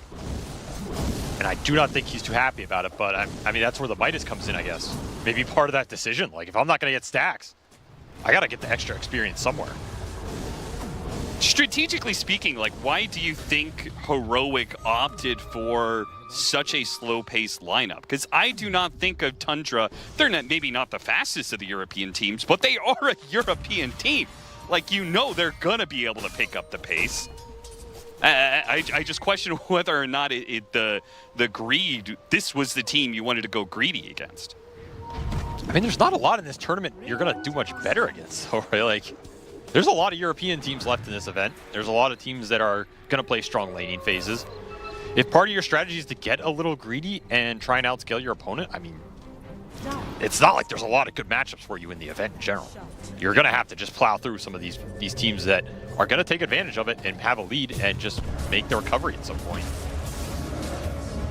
So if you have a play style, you kind of have to just rock it and find a way to make it work. Committing. I mean, if that's how they want to play, then you just have to go with it, right? Yeah. Will it work? I don't know. It doesn't seem super favorable in the meta right now, but if there's a team that can maybe make it work, it is Heroic in terms of the comeback potential. However, right now, this game has all been Tundra. They are just continuing to swarm the map, and nothing has shut this Invoker down. Thompson is just running around absolutely free. No sentry trap set up. Limited detection. He's getting what he wants right now. Yep, and what he wants right now is Hector's mana and a forced rotation. Davai Lama TP's in. The rest of Heroic are making a mass move over here, but are they going to be able to grab anything? This time they do manage to get the stun. The Ice Path lands onto Thompson. That is a better target than any support, and they will manage to bring him down. The Kiss is looking for more heroes. You saw the long lobs there of fire, trying to look for additional heroes. They do not get anything else out of it, though. So Heroic, okay, 5-man rotation to be able to kill Thompson. It's maybe worth it, but I would say barely. It's worth it. You need to get this hero off the map. Like, he is the biggest prize right now. Slow down the momentum, relieve some of the pressure on your board. Sox is still around, but so is Ramses. They managed to hit him with the arrow here. Sox has got to be careful. The Ice Path that's coming out hits him, does not hit him, but Analog hiding away in the meld. They don't have detection right now. They are going to be able to blink away before the Gleipnir. Making some space. The bug, it reveals the Snapfire, and it is so much minus armor that Schofield dies in an instant. As good as Schofield is at drawing attention and wasting time, that didn't waste any time for Tundra. I think it'll be interesting to see how Tundra itemizes from this point out. Like, how many BKBs do they want to commit into here? Because on one level, the BKBs help you ignore the supports on the side of Heroic and just power through the fight. But these are some cores on Heroic. Yeah, they're greedy, but they are almost all physical damage oriented. Yeah. So the BKBs don't necessarily help you just man up and trade versus heroes. You kind of want armor, scaling damage, maybe, you know, Solar Crest's Vlads, these type of utility items that are going to help your Weaver and your Invoker man up at some point in this game. Or you can maybe itemize to just kite fights out. Like, bait the Davai Lama jump, bait the TA into jumping into you, and then use the Gleipnir and the Bug to kite out the fight. Analog barely dodging another play here. They're going to need to keep making fast moves like that, though. Schofield, not sure where he was wandering to. He jumps, he just kind of casually leapfrogs over Analog, who was retreating, and takes the brunt of Tundra's attention instead. A smoke up and a fast move by Tundra. Sweeping over to the other side of the map. Are they going to catch Analog in mid? Or are they going to head up to the top jungle area where they know Heroic members are currently existing? Ramses once again goes fishing, tries to catch Analog. Analog too fast on the blink. Hector is underneath the tower right now. And he commits for it. Job done. Is he going to pay the price? They'll find Davai Lama, who does not have a BKB, so no way out of this one. Tornado Sunstrike lands perfectly. That arrow almost scouted him. I actually don't know how Hector got out of there. That was a long TP out of a tier 1 that he just killed in melee form. But I did tell you he'd be highest net worth. Yeah, he's getting there. He's closing in on it. True to Hector's nature. Almost gets caught, almost gets ganked, almost gets scouted by an arrow. I mean, and his TP is not back to base, it's to another area of farm. Yes, this is his old play style. He developed it a long time ago. TP to farm. This is a man who would TP to points on the map just to speed up his farm by like 20 seconds. Yeah, downside is you can't join a fight if it breaks out. Yeah. But he has no interest in doing that, so it doesn't really matter. And this will recover the game. Heroic have stalled this early momentum out a little bit and stabilized their top 2 cores, but this Marcy is going to continue to suffer unless you can win a fight, and it's looking bleak. I mean, you just have to get the BKB here on Divine Llama, make some kind of play.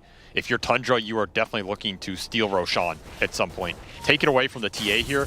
You are super happy whatever happens after that, because the fight looks great for you. The TA is going to lose that kind of power spike, or at least getting the Roshan clock to start ticking down in this game, and the You second say life steal, on the Weaver would be nice. Tundra have so much control of the game. I'm surprised that they have not done Roshan already. Like, they have Weaver. They have a pretty good hero for being able to I think it's coming up. I think they're going to consider it during this daytime interval. They're probably waiting for the BKB, at least on Ramses here. We'll see if he goes his like patented Deso build that he's really favored over the last few months. Ramses does not like to not be a carry, despite him having to play offlane. True. KJ, he'll get the shard. Probably not what you wanted, but a little bit of percentage-based damage. Smoke up here from Tundra, and a 3-man gank squad is looking for somebody on Heroic. But Heroic have vacated any of the areas on their own side of the map.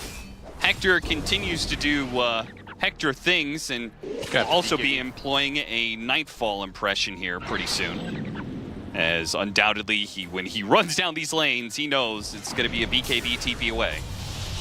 Just trying to stall as much time as possible and set up for a play. Oh, yeah, Ramses. He throws out the arena with the BKB, turns around. Is he going to try and commit for the kill on Jakiro? No, he knows the damage is too much from Analog. He's just got to get out of here. Cannot afford any pickoffs right now. Schofield's going to try and slow down this push forward from Tundra Heroes, but Ramses, he pounces once again. Schofield hits him with a cookie just to buy 2 more seconds of time before he goes down. While Pure, he already caught Divine Llama, and now he's looking to get more off the Gleipnir. Might be able to get this Templar Assassin. Saxa not able to get an arrow out, but the damage is still enough. They get him on the high ground, and Ramses isn't done yet. Pins KJ for a 3rd kill on this Jakiro. He just will not stop hunting down this support. Dive the base, get away with it here. Heroic lose 3 heroes. They lose that Hector BKB on the TP back. He can't connect on anything. And Divine Llama's still sitting here wondering what he's supposed to do in this game. This Marcy pick has not worked out at all. Tundra just running circles around it. Still doesn't have an item. And the Hurricane Pikes are coming out. You're going to have Hurricane Pike, Invoker here for Thompson, Hurricane Pike, Weaver here for Pure, and that BKB on Ramses. All 3 pretty strong defensive items in this game. It's just a lot of HP to get through here. You don't have the tools for it anymore. You're running out of time to recover this game if you're Heroic right now. And this gold lead isn't massive, but again, like, your chances to take a fight and get this Marcy back in this game are dwindling right now. And Tundra know it. Do you think, I mean, you obviously think that the Marcy needs to be a force in this game for Heroic to have a chance? Why can't they just, trust in Hector, let him farm up? He can carry Dragon Knight, just carry this game? Not against 3 farm cores. Okay. I think the way Tundra itemize, like all of their cores like to scale into the late game, they're all going to be a problem. They're all going to have a lot of control between the Weaver Gleipnir bug, what the Mars is going to bring to the table, the Invoker with unlimited kiting, right? Like at a certain point in that fight, you were just going to get kited as this Dragon Knight. And this is going to be another BKB down? Yeah, they were hoping to be able to catch him off the spear. Man, they really almost got him there. That damage was amping up. But this is an important BKB. Like, you have very limited windows in the fight as this Dragon Knight to get stuff done before the Invoker starts to control your damage output. And every time this BKB goes down, it hurts you a little bit more. Hector does. I mean, he's just running down lanes constantly whenever his BKB is off cooldown. So somebody's got to open up the map, and he's doing a decent job. He will get ganked on the other side of the map, though. And the arrow. Ooh. Hector, he knows that aggro is coming his way, and he quickly retreats back to the high ground. Tundra are not going to catch him sleeping. And that gives Analog some room to push out top, just like Hector was doing 45 seconds ago. I mean, honestly, I think Hector has played this game about as good as you can play it from his position. But at some point, you have to fight. And Tundra are done messing around. They're just going to force the Roshan, get an Aegis on the Pure, open up the high ground potential on top of the Weaver BKB. Opted for that over the Hurricane Pike earlier. I think is totally fine here. don't want to be too susceptible to this TA trap silence plus chain stunning. Fair, yeah. And just go for damage. It's going to skip the pike, in fact, yeah. Use the Aegis to propel yourself to a better power spike here, and I mean, the name of the game is just going to be smoke across the map, get a big core pickoff, you go high ground off that.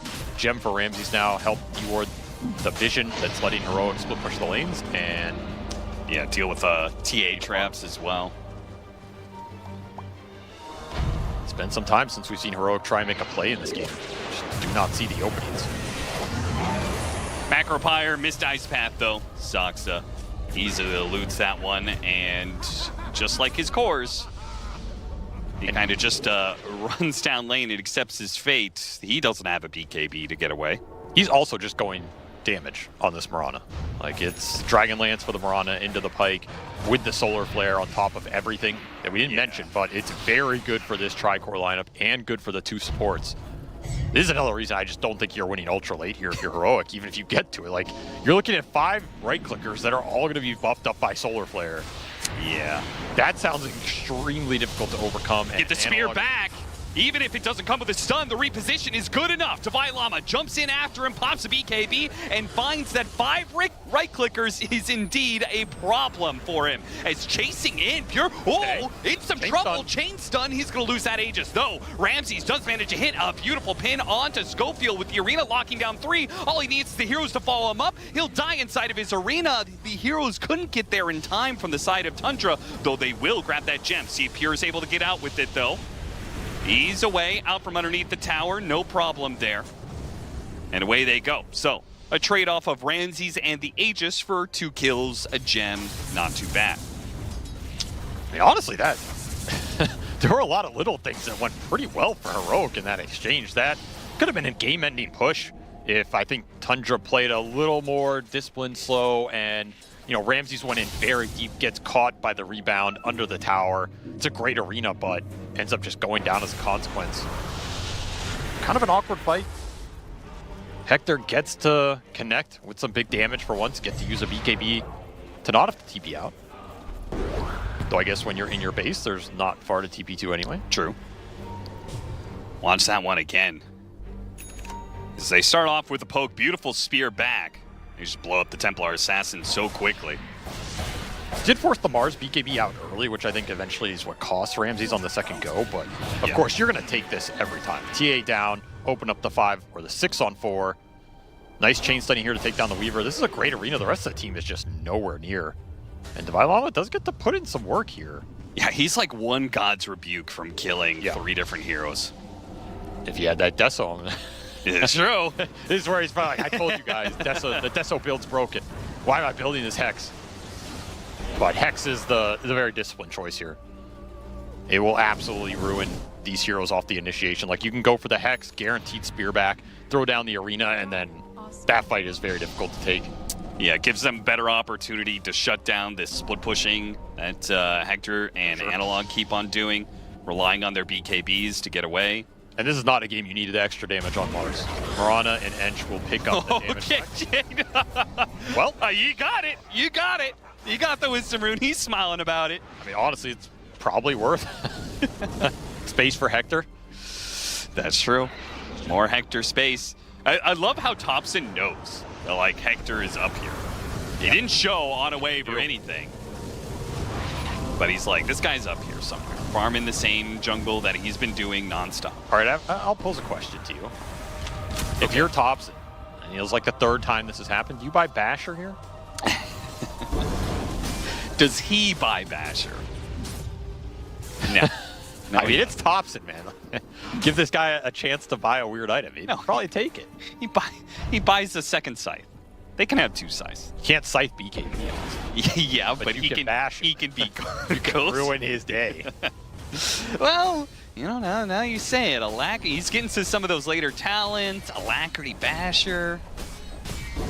Look, I'm not going to say it's good this game, but I don't think it's that bad. Like, you got the Solar Flare attack speed, you know. If you bash the Marcy and her BKB in a random fight, that sounds pretty good. He's already got the Manta. I mean, ultimately you said the game plan was get Aegis, get a pick off, go high ground, try and end the game, right? Yeah. Ultimately, they are looking for that pickoff of Heroic heroes, because Heroic know they can't just sit in their base the entire time. That is the whole entire reason they have managed to keep this network from spiraling out of control, despite the fact the score is 5-21. I think Tundra has never been up more than they are right now, which is just 10K. Yeah, I think they're very comfortable with their position, but this isn't a complete rout. I mean, Heroic don't go away. This is not a team that is just going to fold completely. You have to close it out against them. Next Roshan, I think, is the most pivotal here.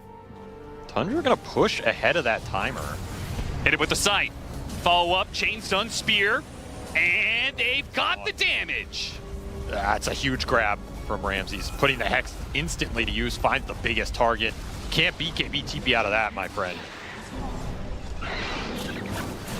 Well, there's the pickoff to let them take at least one lane of barracks, unless Divine Llama can do something about it, but his jump has already failed, and his BKB is wasted. Tundra have still another 50 seconds to take these buildings. Life of Marcy versus so many long-ranged heroes. Yeah. It is a nightmare to get that gap close in. It should be a lane of racks for Tundra. See how much more they can get off this. Still 40 seconds on that Dragon Knight respawn. The Midas levels just pushed him up too far, too fast. That's true. His death timer is too long. And leads to Tundra going for a second lane of barracks. Forces out the glyph. And resume their assault on the tier 3 tower. You're going to have another jump potentially from Ramses here if you really want to just stay around. Arena's back up at 25. Got to jump on a pure, chain stun it, and they managed to bring him down. Wow, didn't lose anybody for it either. Now Tundra's going to start backing away. Mortimer's Kiss is going to be used to try and chase these heroes, slowing them down as best they can. Ramses does manage to get a spear back onto Analog. That'll create some space. Whitemon gets his TP canceled though. Divine Llama fights the second kill. The Ice Path lands onto Ramses as well. They'll get a third kill out of that. K1 Hector, who? They didn't need him apparently. Managed to make a 4 versus 5 work for them. Got 3 kills for nothing out of it. And the gem off Ramses, and that Roche is potentially respawning soon. So if you can get some map control here, get the lanes in, you got a chance to contest. Huge misstep here from Tundra. It's just an unnecessary push as well, if you think about it, right? Like, sure. This second lane does not change the game. This next Roshan does. They just overextend, and I mean, Pure just got caught sleeping. There's no way around it. He gets rebounded into cookie stun for the death. Just not something that should have happened with how much displacement and force stabs and disruption they have in this lineup. And I was mentioning that arena was coming up in 20 seconds. Like, you could have just, you know, waited, push when the arena's back up and let Ramses get another jump. Now this AC on Hector is done. He has the shell as well. So much extra armor on this Dragon Knight. Look at the network just tumbling down as off of that great team fight, but then also the towers that they got. They got 2 tier 1 towers off of it, pushed a bunch of lanes, obviously got a bunch of creeps, neutrals. All of this adding up, they're going to take a second Tormentor as well, which Analog still does not have his shard. I don't know if he's in contention for this one here. I mean, he's hoping he gets it off one of these Tormentors. And he does. That is value right there. Wow. That is really value. The fact he didn't have to invest in this, gets it at a later point. I mean, you could argue, like, ideally you kind of want this item in earlier in a game where you can snowball with kills on the map, but obviously that was never going to be a position they were in. So you will take it at a later point. It could pay off at the second half of a fight. Yeah, it's not going to pay off in this exact situation, though, because doing that Tormentor signaled to Tundra that Heroic was nowhere near the pit, and they will take that. So Heroic have not managed to use, don't forget, they have that Templar Assassin passive, too, where they know exactly when Roshan is going to be, and have not managed to take it for themselves either time. Tundra go through the gate, smoke, and push to the other side of the map. Courier. A courier is about all they'll get, as Heroic have... Hector knows, man. This guy knows. Yeah. I don't know if he knows how much extra items are about to come in for Tundra in the next few minutes here. But yeah, what are all the items they're getting? I mean, there's just so much right-click on the horizon. Like, you're looking at more damage for Pure. You're looking at a Daedalus for this Mirana, if Soxa gets to it. Dragonlance into another Pike for Whitemon. And Thompson, creative as ever, eyeing up a Butterfly here for the right-click Invoker. Right, for the Basher. Exactly. He will go Butterfly into Abyssal here, and that will just completely shut down the map. I mean, it's pretty tempting when you have the Elven Tunic as well. I'm just imagining Ghost walking into melee range and abyssaling somebody out of sounds Invis. ham, dude. That sounds sick. This Invoker is going to be pretty nasty in the fight. You're not really thinking about MKBs here if you are Analog or Hector in this game.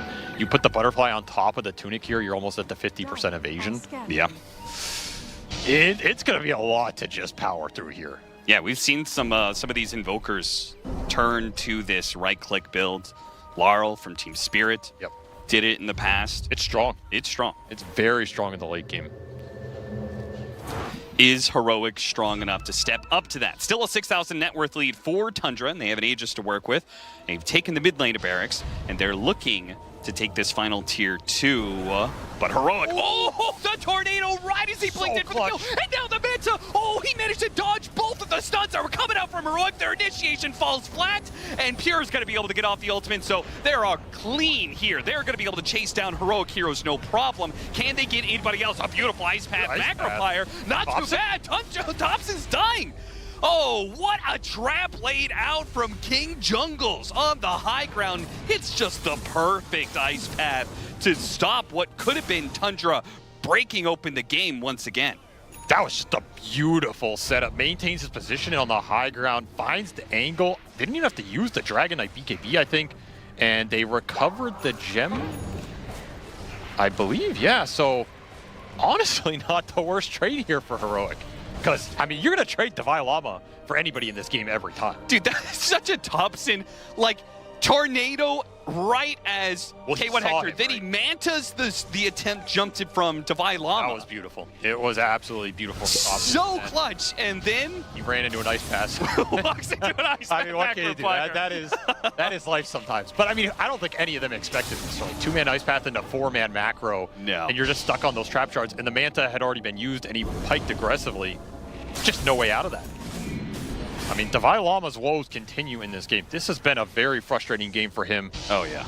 He is 1-9. He has 1 item. But he has to just keep going in. There's no way around it. Has to believe that they can make the comeback in these fights off the late game physical damage powerhouse that this TA Dragon Knight can propose. You has to believe in Hector and Analog to carry the game. Really certainly will not be him. He's going to be jumping in, maybe stunning one hero. I will say Marcy's a hero where if you get to that BKB basher, like, you can make things happen, right? Yeah. If you find that magical bash on a core hero at the right time, at the right place in the fight, that can be worth a lot of net worth difference. I mean, we've all seen these support Marcys, you know, like the game goes a little late, they get BKB basher, and somehow this support with, you know, 10,000 net worth of items is all of a sudden killing core heroes. So... Analog, he's going to be swatted once again. Able to blink ahead of Ramses. Blink for blink every single time. Just can't latch him. And using the Marcy passive and the couriers, the extra HP on the courier, they've been using these couriers really aggressively. And you see in that situation, scouting out a bit of the triangle area. Ice Path into an attempted stun. Hector not all in on killing Pure. The team not ready to jump on that situation. After all, the Aegis is going to be expiring quite soon. They just want to stall this out. Difficult to go high ground if you're not willing to commit with the Aegis, which, you know, expiring here, you don't want to just let that expire and be stuck. Yep. Did also get the Ags on the Jakiro. Not an insignificant amount of damage if these fights can go longer. You're in a high ground defense situation with buybacks. And Hex for Schofield, this is the big one I was going to mention. He was keeping a large bank total here with over 4,000 gold. He will just finish that up. Mech, that's a drums, scythe. That's quite the inventory. Downside is your positioning in the fight can be a little awkward to use this, but it gives them a lot more chain stun potential. Like now you can DK stun into Cookie, into run up Hex somebody, and they're probably gone. Thompson did go back for the BKB over that Butterfly. Felt like, all right, if I can die to Ice Path TA Trap, that's probably a little too much here. Yeah, maybe the Butterfly is a little too next level. And a refresher for Ramses is going to be a huge item for Tundra. I mean, just double up your arena, double up the BKB site here, get the job done. So this is where the Mars becomes a huge late game team fight problem. Templar Assassin and Dragon Knight in the Dragon form anyway are both ranged cores. Those arena walls, they negate a lot of the damage that, you know, you're trying to throw around in these fights. 10,000 net worth lead for Tundra, 23-9. they've been here before, and they found that one bad fight cut down a significant amount of that lead that they have grown. And they're going to smoke out, trying to find somebody lingering, but Tundra are not going to give them any sort of opening here, and you're kind of running out of slots on this Dragon Knight. Like, you already sold the Midas, you finished the Lincolns here, which is a nice defensive item versus the Hex and these sorts of initiation tools, but it's another slot that isn't damaged. You have to wonder if you're going to run out of it at some point. I feel like sometimes in these kind of games where you're just kind of holding on for dear life, it's hard to recognize that, like, okay, at some point in time, you got to be the aggressors, and I feel like that time is now for Heroic. They're poking. Divine Llama, he's going to jump for it with his BKB. Managed to get the bash onto Ramses, hits a stun onto Saksa. Both are able to retreat a bit here. Divine Llama's going to run out of his BKB with the arena, keeping back the rest of Heroic. He is isolated, caught and killed. An arrow goes out, trying to search for more heroes, but Heroic will retreat back to the safety of their high ground walls. Maybe hoping for some more follow-up bashes there, just didn't get him. Was doing a decent amount of damage to Ramses. It's not a matchup Ramses enjoys, honestly. Even with the difference in their net worth, like, his kit doesn't do anything to Divine Llama if you get on top of him in BKB. So there is a window there, like we saw, where he can make his impact felt in the fight. Yeah. But it is such a small window. And the second your BKB is out, you're absolutely gone versus all these ranged heroes that are going to kite you. There are so many Hurricane Pikes. So many Hurricane Tundra can use. Like, so many Mind Breakers, just Daedalus out of the Marana. This is a nightmare lineup to get caught without the BKB up. Ramses. Oh, they could catch the initiator of Ramses, but the smoke is going to break on an invisibility. This is so unfortunate for them. There's just nothing you can do about it. Yeah, they can't push too hard on it because they don't even have all their heroes with them. This was just a three-man excursion. Butterfly done for the Weaver. MKB may start become a very value item for Heroic, but will they be able to get any with double butterflies on the horizon for Tundra? It's a lot of evasion now. Not a lot to get through it, and Tundra are going to take the aggressive option here. Smoke. Again, that Roshan is coming up in the next few minutes. It's a little awkward of a time if this goes wrong, but maybe the smoke is almost a defensive smoke. Like, if Heroic are going to try and contest this, we'll take the fight, but otherwise we just play for Roshan here. And it was the Strength Blink for Hector, which again, pretty tanky here, but not the highest damage output item if it comes down to it. You want to jump him. Oh, the Manta gets off the BKB, turns around, stuns up Ramses.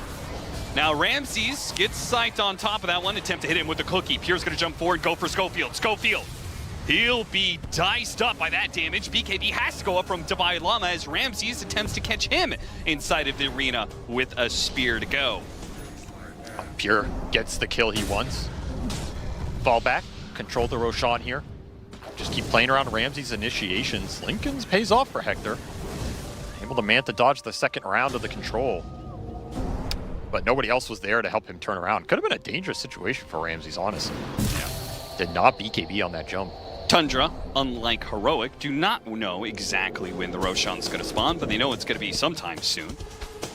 Question is whether or not Heroic is going to be able to contest the third Roshan of the game, as it's going to spawn right as Schofield's coming back up. The lanes are being pushed in pretty aggressively. Mostly this bottom lane is the problem. They willing, yeah, they're going to have to give up. So it's going to be Aegis Cheese, Refresher Shard, a banner. Their best chance to win this game is a high ground defense fight, and Tundra just gets stuck into buybacks, like going deep into the Ags macro, things like this, that really work towards Heroic's advantage. But they also have abilities to just cleanly jump, and they have a lot of damage outputters at this point. The two supports have found a lot. You have a lot of threats in the fight. A lot of things you're going to have to worry about, especially with Solar Flare backing all of it up here and multiple butterflies. You're looking for the MKB on the Templar Assassin here, trying to race towards it if you're analog. There is no MKB on the horizon for Hector. He has to just tank up more, he feels. Ancient Guardian will give him some damage in the base defense fight. There's another thing going for you. Third Tormentor, and that gets Hector the Fireball. Not that it's probably going to do too much for you here. Pure, who TP'd to mid to get some extra experience to put him over the line. He is now level 25, so that extra Geminate attack, when he pushes forward and comes out of that Chikuchi to hit somebody, that person could just get kind of one-shot. as 3 different hits all come out at the same time with the potential for crits. I think Heroic are just gonna jump a core if they show that is not pure with the Aegis. They might jump pure as well. They have to be decisive here because this siege can technically just go on forever. Hobson up very far. Feels secure with Butterfly BKB here. Gleipnir leading into the Tornado. The kisses gets canceled. Now Ramsey tries to jump in, but he gets counter-hexed. Can they blow up in time? They're trying for it. They throw out all their stuns, but he managed to get off his BKB arena. Now they're turning around. Pure gets a little bit low here off of this one, but got off his ultimate. A second arena being used, surrounded by walls after walls. Hector's not getting out of this one, as all those BKB usages early on means that his BKB does not last long anymore. A second lane of barracks taken by Tundra, and 3 minutes ago on the Aegis. I mean, these Hurricane Pikes, just such a nightmare for Heroic to fight into. It just bails Ramses out at the very end there. And double arena, like, nobody can engage the fight to follow up and help Hector at that point. Forces his buyback here, buyback out of Divine Llama. You're missing the BKBs, you're missing the Marcy ult. This is just Megas uncontested. Yeah. Tundra continuing to squeeze this game out. And they're going to keep the pressure up. They're going to go for the tier 4s while Analog is still dead for 45 seconds. Heroic going to have to go for another miracle hold here like they did in the bottom lane earlier. Another 4 versus 5. Now it's going to be a 3 versus 5. They do manage to jump Pure, but again, he's got the Aegis. So as much as they can commit to try and finish him off, what does it matter if he's still got a second life right around the corner? And that is going to be it. Heroic are going to call GG on this game 1. They just got, I don't want to say they got run over, but it did not feel like they had any plays in that game that were working to their advantage. Like, they had very little opportunities to make aggressive moves or control parts of the map. It was pretty much just Hector split pushing. You're getting some ancient farm on the TA, but that's about it. I would expect them to come into this game 2 trying to rectify that biggest thing. And if you're Tundra, I mean, you're pretty content with how this game 1 went. According to your plan, you knew what Heroic were going to pick, and like Moon said, they were confident. Yeah, anticipating a different draft for Heroic, because after all, what good is greed if you can't win the late game? GG. That is a really good question. They were, doing okay to push it towards that late game. They were able to hold the high ground in that bottom lane. Forced Tundra a little bit, at least to try and wait for that second Roshan for themselves. But at the end of the day, it was not enough for Heroic. Lanes just kind of fell apart a little too quickly, a little too fast for them. And I think that really started in the mid lane, Winter, in terms of looking great for Tundra. And that was able to transition again into making the side lanes even better. Yeah, that was also the lane that I felt like they thought with the TA they will be able to gain some advantage out of their lane. And I'm not really sure about the matchup, but it seems like Invoker doesn't really lose to TA. And if that's the case right now, then why are you doing like the TA into the Invoker? I mean, sure, you can have the shard into the Invoker later, but overall, because of the nature of the lineup again, the greed, mereka nggak connect sama Marcinya. Marcinya berani, jantan dan berani, cuman tidak ada yang follow up lagi. DK-nya maju mundur. Late game where DK, Marcy, and TA shines. I can make excuses for Analog here, because I do think this is something that happens in a game that has such frequent and impactful patches, especially with the fastest patch coming out, completely changing the game. The issue is that he has all these instincts that are telling him, like, as a TA player, like, historically, he's always beaten Invoker's mid. It's been a hard counter. This patch comes out, I'm sure he's played it in some pubs, but from Twitch, right? He's a tier 1 mid. He's playing at the International. He's beating people in pubs because he beats people in pubs. He's just better than them, right? So you go against Thompson, a player who is exceptional, and honestly, he played this game almost flawlessly. He played so well. And all of a sudden you realize the matchup isn't what it once was. And I'm sure he'll adjust that in his mentality. This happens a lot when you have the patches come out. And sometimes it just takes a game like this to happen for you to realize, like, this is not what the matchup is anymore. A big question mark as well is not many teams are able to get away with showing double cores in the opening of their draw. Heroic picked up the Dragon Knight and then the Marcy as well. Divide really struggled on this Marcy. I know tadi nggak ada it's follow not up like di one of those game things of all orang di tower generation bawah pick ya it. toh.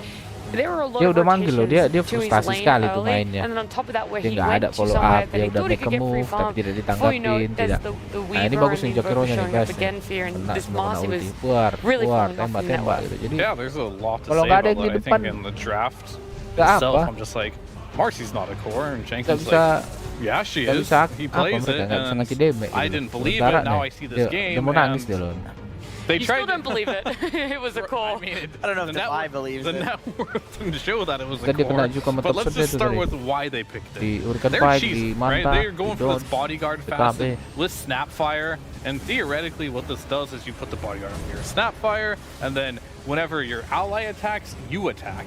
So you start the little Sakitnya, ada shredder up, critical and then semua itu it's like some cheese anjing. effect. It's just outstanding damage that normally will get kills, but unfortunately you're playing versus like a Weaver who's just going to run away from that damage, disengage. They end up losing that, and there's a Tuh, reason yang why main these bagus heroes like Mars, Doom, kan? for example, are super popular in the Apa-apa offlane. Mars These tuh. Mars, these heroes can farm if they get behind. Kecoa. They have abilities and spells that can farm, and this is why Dan dia mau baru Marcy aja kayaknya udah offlane menang mereka itu typically nak is not picked Tundra itu. because if you do go like 1 in 12, well, maybe not 1 in 12, but that's what he ended Nah, up. iya. If you do have like 1 or 2 deaths in the laning Dapat stage, kita. there is no Ada comeback mechanic. This prediksi hero kita. does not farm. It needs items to farm. It does not farm with spells. So if he gets shut down, and it looked really bad for him, and that's kind of what I'm getting at. Like if you don't win your lane with Marcy, inevitably this will happen because there's no comeback mechanic. Okay, here's a question. How much Divai Llama have you guys watched over the last couple of years? Quite a lot. Quite a lot. Would you agree with the sentiment that maybe this is not just a Marcy thing, and that he is just the type of player that he is either 12-1 or 1-12? Like, we saw it on the camera. He's an emotional player, and I think it goes both ways. Like, he can 1v5 take over a game, especially if he's playing like one of his Siggies like Timbersaw, but it can also go completely the other direction where he just snowballs out of control feeding. I agree with that, yes. And I feel like if you, well, so here's the question. Do you want to put him in a position that's really feast or famine to match his personality? Or do you want to try to neutralize it a little bit by picking something more stable? I mean, don't you feel like being on the off lane and being feast or famine playstyle is just such a liability to your team? Like, off laners used to be described as the backbone of the team. You know, you're always going to be delivering the amount of work to your team, regardless. It's not like too much or not too little. It has to be something linear, you know, every game. But with his type of playstyle, I feel like it might not Gimana be Var, so good menurut if he Var continues this dengan trajectory sistem of being seperti ini? Jadi so kalau ada feast or turnamen famine. mungkin Yeah, I think it also Dotnya really leans di into Tundra here. They landscape-kan did lagi, not Cak. alleviate any pressure at all. They were Ampun dah ini consistently, nanti. once they were able to take that tier 1 in the mid, just in the side of Heroic's map here. And so, I mean, look, Tubson coming up on our screens, he was the biggest contributor, being able to transition that win in mid lane for himself into those side lanes and everything. But that's an added effect as to why no one could Mawar even really gitu get ya. anywhere. Mawar. Even the TA, who still had a considerable amount of net worth, there's no impact. Nothing was really coming from it at all. Yeah, I mean, it's really hard to talk about Tundra just because they just played well, you know? They played good Dota, very standard Dota, where it's easy to just kind of like focus on Heroic and what went wrong there. They lost all 3 lanes. They picked a very greedy draft.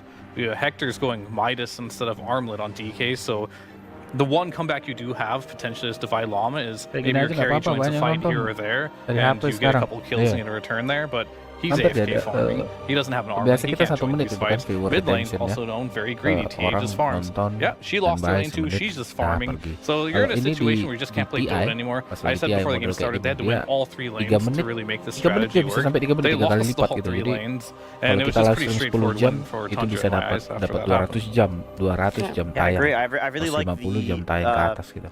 kind of 10 jam hybrid aja gitu. playstyle that we Orang see pun coming nge-like out from nggak pelit some of these gitu loh. players. Kita nggak ada Like, nyuruh like, kita nggak ada nyuruh Saksa in this subscribe, game tapi orang went for 3 orang mau bracers on nge-subscribe, Lana mau into nge-like tuh 26 Hurricane Pike. It's like it does seem like it's earlier and earlier, but I think diam-diam that's aja, just because of the tengah-tengah aja, nature of nonton aja they kan. were doing so well in this game, and he had such high net Cuman worth. yang merah-merah Not kepala every gua. position 4, despite it being a scaling hero, can do that. No, Let's not not every do that. position. It requires the right game, but to identify that we are so far ahead that he has a damn Daedalus at the end. But in my eyes, this makes the game impossible to come back in, because you're going to have to use all of your resources to kill the enemy carry, like to kill the Weaver. But then because Saksa has built like this, all of a sudden you've no resources, and then you have to deal with the second carry. You look at Thompson, the guy has Hurricane Pike Butterfly on mid Invoker. He's also building to scale. So it's like the items are scaling items, and there's the adequate amount of group up items that are being picked so that you can like choke out the map and be active. But once they're able to choke out the map, they build scaling items on all of the heroes that they can get away with. So it's just about finding that golden ratio of, okay, we can group up with this, and then at this point, let's all scale. And this is why you can't play alone. Like, you need to help everybody get rich, you know, like as a carry player, you can't just like, oh, I'm gonna buy Midas. Those idiots, they can't farm, you know, I'm gonna have to do everything on my own. I feel like that's a pretty bad mindset. Instead, you should be thinking, okay, everyone's having a hard time. I have to come out, I have to, you know, get my hands dirty, I have to help my offlaner, he's already crying, you know, I need to get him back into the game. My mid laner is struggling in a matchup where he's supposed to win, so mentally he's done. So if I don't come out, if I don't do something, the game is over, you know. But instead, he chooses, I'm going to get Midas and That's know, how screw we these back guys, in. you know. Yeah, it's rough. I was a little unsure about Heroic, where their mental would be after this, because looking at Devi, I mean, that's the highs and lows of watching a Devi game, is you're going to get his player count no matter what. Is it going to be enjoyable to look at? Well, that's, you know, a little up to interpretation there, but it's nice to see the team all gathered around there, having a bit of a pep talk with each other, but I think they should also be talking about what needs to be changed up for the draft. Their opening phase bans were that Shadow Demon, the Omni, and the Viper. Really, really standard things, but now's the question of, are standard bans going to give you the advantage over Tundra? They like to pick a lot that's in the meta, favored by a lot of different teams, so is it more changing what you want, or making sure that they aren't getting what they want? I mean, there's a lot, I think, of their draft that I wasn't really feeling. First pick DK was one of them. This is a hero that is seen a lot of play, the most played hero. It's not doing super hot. So that's definitely one thing, but I think what they should really focus on more than anything is having a good draft, a cohesive draft that makes sense with each other. But they tried to cheese it with the Marcy, I get it. TA mid, there's a reason we haven't seen a lot of it. Maybe pick something where Analog can make some rotations, you know is going to do well in the mid lane, something. I feel like they tried to cheese that game, the best way I can put it. You got offlane Marcy and TA. Tangannya dikantong, udah lama lihat tuh. Maybe, mau dia, you know, dial it down a little bit. Pick some more standard stuff. I will say about Devi Lama and his mentality, he is very emotional in the game, but he's also known for being very quick to reset. I've seen this exact scenario where game one is this like, you know, very goofy looking thing where he's dying a lot, and then game two he is completely like, carrying the team on his back. So it's not like he's not been in this position before. It is his first TI, so there is that question of, will that trend continue when he's got all of this pressure on his shoulders? But I'm fairly confident. Like, I think he's just a really emotional guy. You see the frustration, but it's frustration more with himself and with the state of the game. It's not like he's like flaming his team. Of course, I didn't expect him to be in this voice chat being like, I can't believe you're doing this. This is the worst game we've ever had. We're a terrible team. I've just heard the rumblings that like people don't mind. It's like people almost like that because on the flip side, like he really hypes up his team if they're winning and if they're doing well, and you see that in the way that they snowball us. I mean, to build on top of that, I feel like in the draft, if you have to choose someone to draft around, I think based on what I've seen, like how they play as a team, I feel like he's the person, Dalai Lama, you should be trying to draft around, because I feel like he has a very, very positive effect on the gamer and in the team, like raising them morale. So if you try to draft around that, even if you have to pick his hero early, try to just make everything around it. If he's being on a carry off lane, then you kind of have to try to scale down on the mid laner, or probably not the carry because it's Hector, so you have to scale down from the mid laner and try to make him play, you know, for the off lane. You play a Monkey King, whatever rotating hero, go to the off lane, open up the game and help him get into the game. Luckily we have this graphic there, because I was going to ask you guys what are some more of those quote-unquote standard offlaners that Devi likes to pick up for himself, but we're having this graphic here of showing us what has been played between the two offlaners so far in the road to the international. 4 different heroes for Devi, 6 different ones for Ramses. I think this top right one is a big consideration for bans. Nat, you asked about like what going forward should Heroic look to ban. I think Ramses, it looks like the most exceptional Mars player right now. Every single time he picks it, it seems like his team is able to rally around him. He's able to start every single fight. When they're pushing high ground, he's the one that's getting the right initiation. He'll go in, bait BKBs, and then back. It's like a lot of the good calls in the game are based on him being the first point of contact, and Mars just by far looks like the best hero for that for him.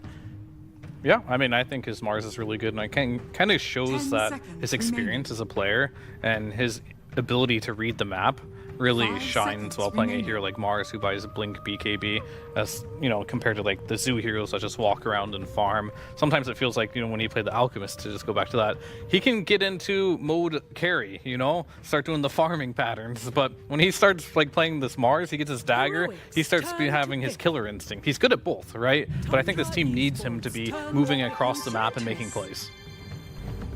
Yeah, I mean, they just have the right balance. Like, it's just going back to what I said about Heroic, where they don't really have the right balance. They're trying to draft around too many people, and I feel like that oftentimes create a problem where you have a draft that has like some economical imbalances where too many people need too much out of the map, and it's very difficult to get it to work, you know, against the bad teams. Maybe in their own region in South America, people don't punish it as hard, so they feel confident with those type of strategies. But when you're here, everyone's a lot better. In the laning phase, they do slightly better, and it makes it really difficult to be greedy and get away with it. So the balance in the draft is very, very important. The Mars wasn't banned, even though we thought maybe that could have been where they wanted to go heroic, but the Mirana was taken out. They didn't like dealing with that one. Thought it was a little too good for the side of Tundra, and that was their opener last time. So what are they now comfortable in picking up straight away for themselves? They've left Omni and Viper in the pool that were previously banned.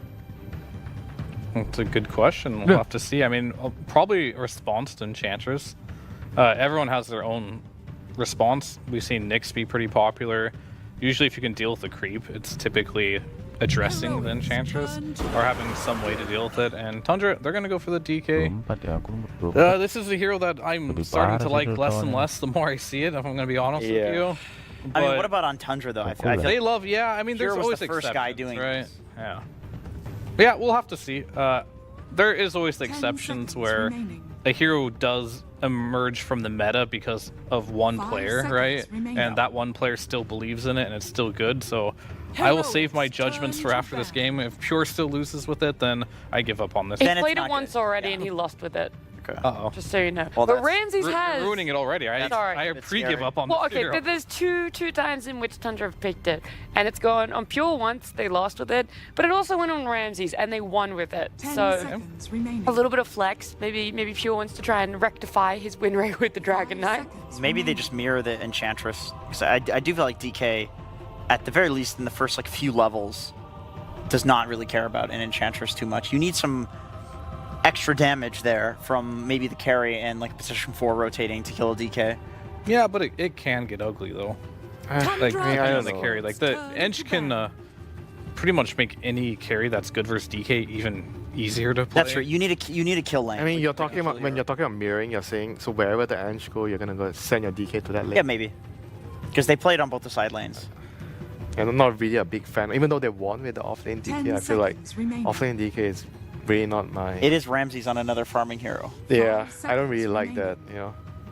I mean, he has that farming mode, but I feel like it upsets the balance in the team. And I think every time I see this team play, I feel like the two polarizing players that you should draft around and play around is either Topson or Pure, not the offlaner. So in the length of like the first half of the year, they've been like swapping out offlaners. I think a lot of that has to do with the balance within the course. You know, they are trying to strike a healthy amount of farm across the board and trying to not overly draft around someone. Yeah, I mean, I think we talk a lot about Ramses because you have to keep in mind that Topson, he's just like a free spirit, you know? Like, you can't put limitations on this guy. You just have to let Topson do what Topson wants to do. So that being somebody has to die for it, right? Yeah, I mean, like, even back when he was on like OG and they won, it's just like, you know, we just give Topson what he wants and we'll play around him.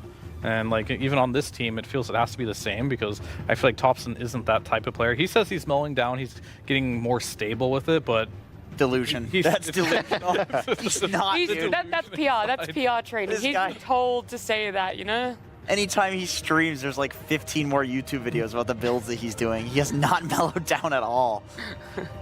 Yeah, you have to let Topson just, you know, cook whatever he wants to cook. So, and you can't have too many cooks in the kitchen. Someone's gonna have to be stable and just do what, you know, the work people nobody wants to do. I mean, this is something that it's always been brought up, you know, in teams when the coach is drafting. Do you actually draft for the player or you make the player adapt to the draft. And oftentimes it's a very fine line. If you don't get it right, then the team is not going to work.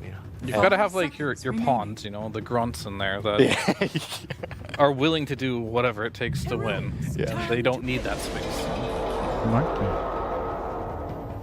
Calling them the sacrificial lambs.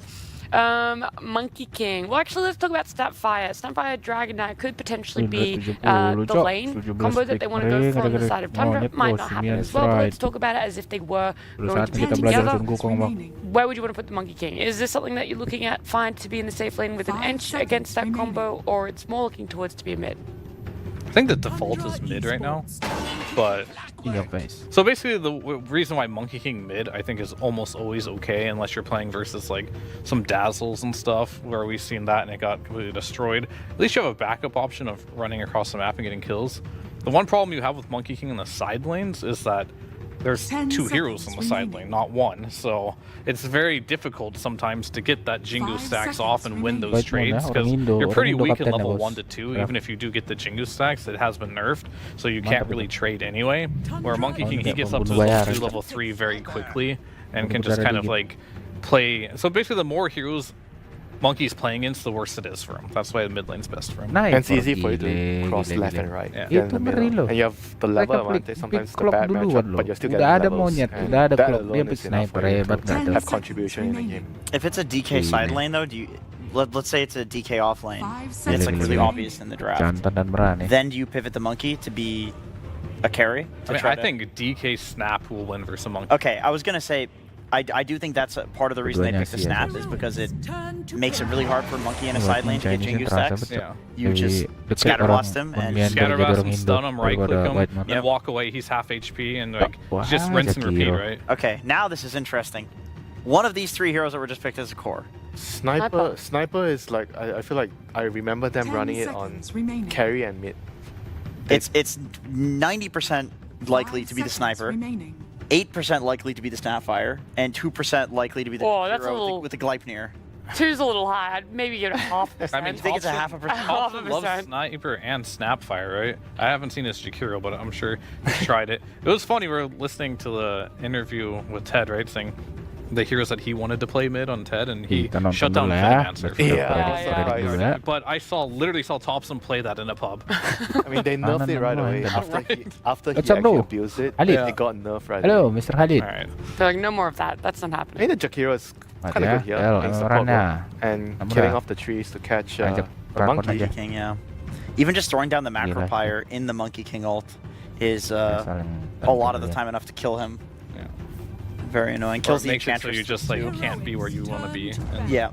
You know what would have been kind of a fun facet, I'm totally derailing this conversation for Jakiro, is if you could turn his ult from a line into like a circle instead. It's like the Disruptor kinetic field, but the inverse.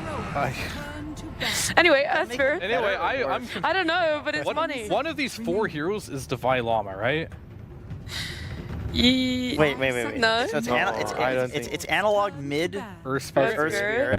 What's up, Mr. Khalid? And he's yours last. And then Welcome back. He's getting last picked on Divine. Yeah, that's good. I think that's a good jam 3 ya di situ ya. Berarti jam 8 We malam. talked about it for 5 minutes how it's better mid. We're not going to run it mid. And then also, like, whether it's Sniper or Snap mid, I feel like Earth Spirit doesn't enjoy either of those matchups. No, he doesn't. Which does he lose? You can kill the Sniper later, but early you're gonna suffer. I mean, probably Snap is worse, right? Because at least you have the merit of your Earth Spirit versus. Yeah, but how good is Snap mid now? Like, it's really good. It beats like it destroys. Why Snap mid? It's just to win the lane, or what's the other reason? I mean, maybe. I mean, I think in terms of in a side lane against a Monkey King, who's better, Snap or Sniper?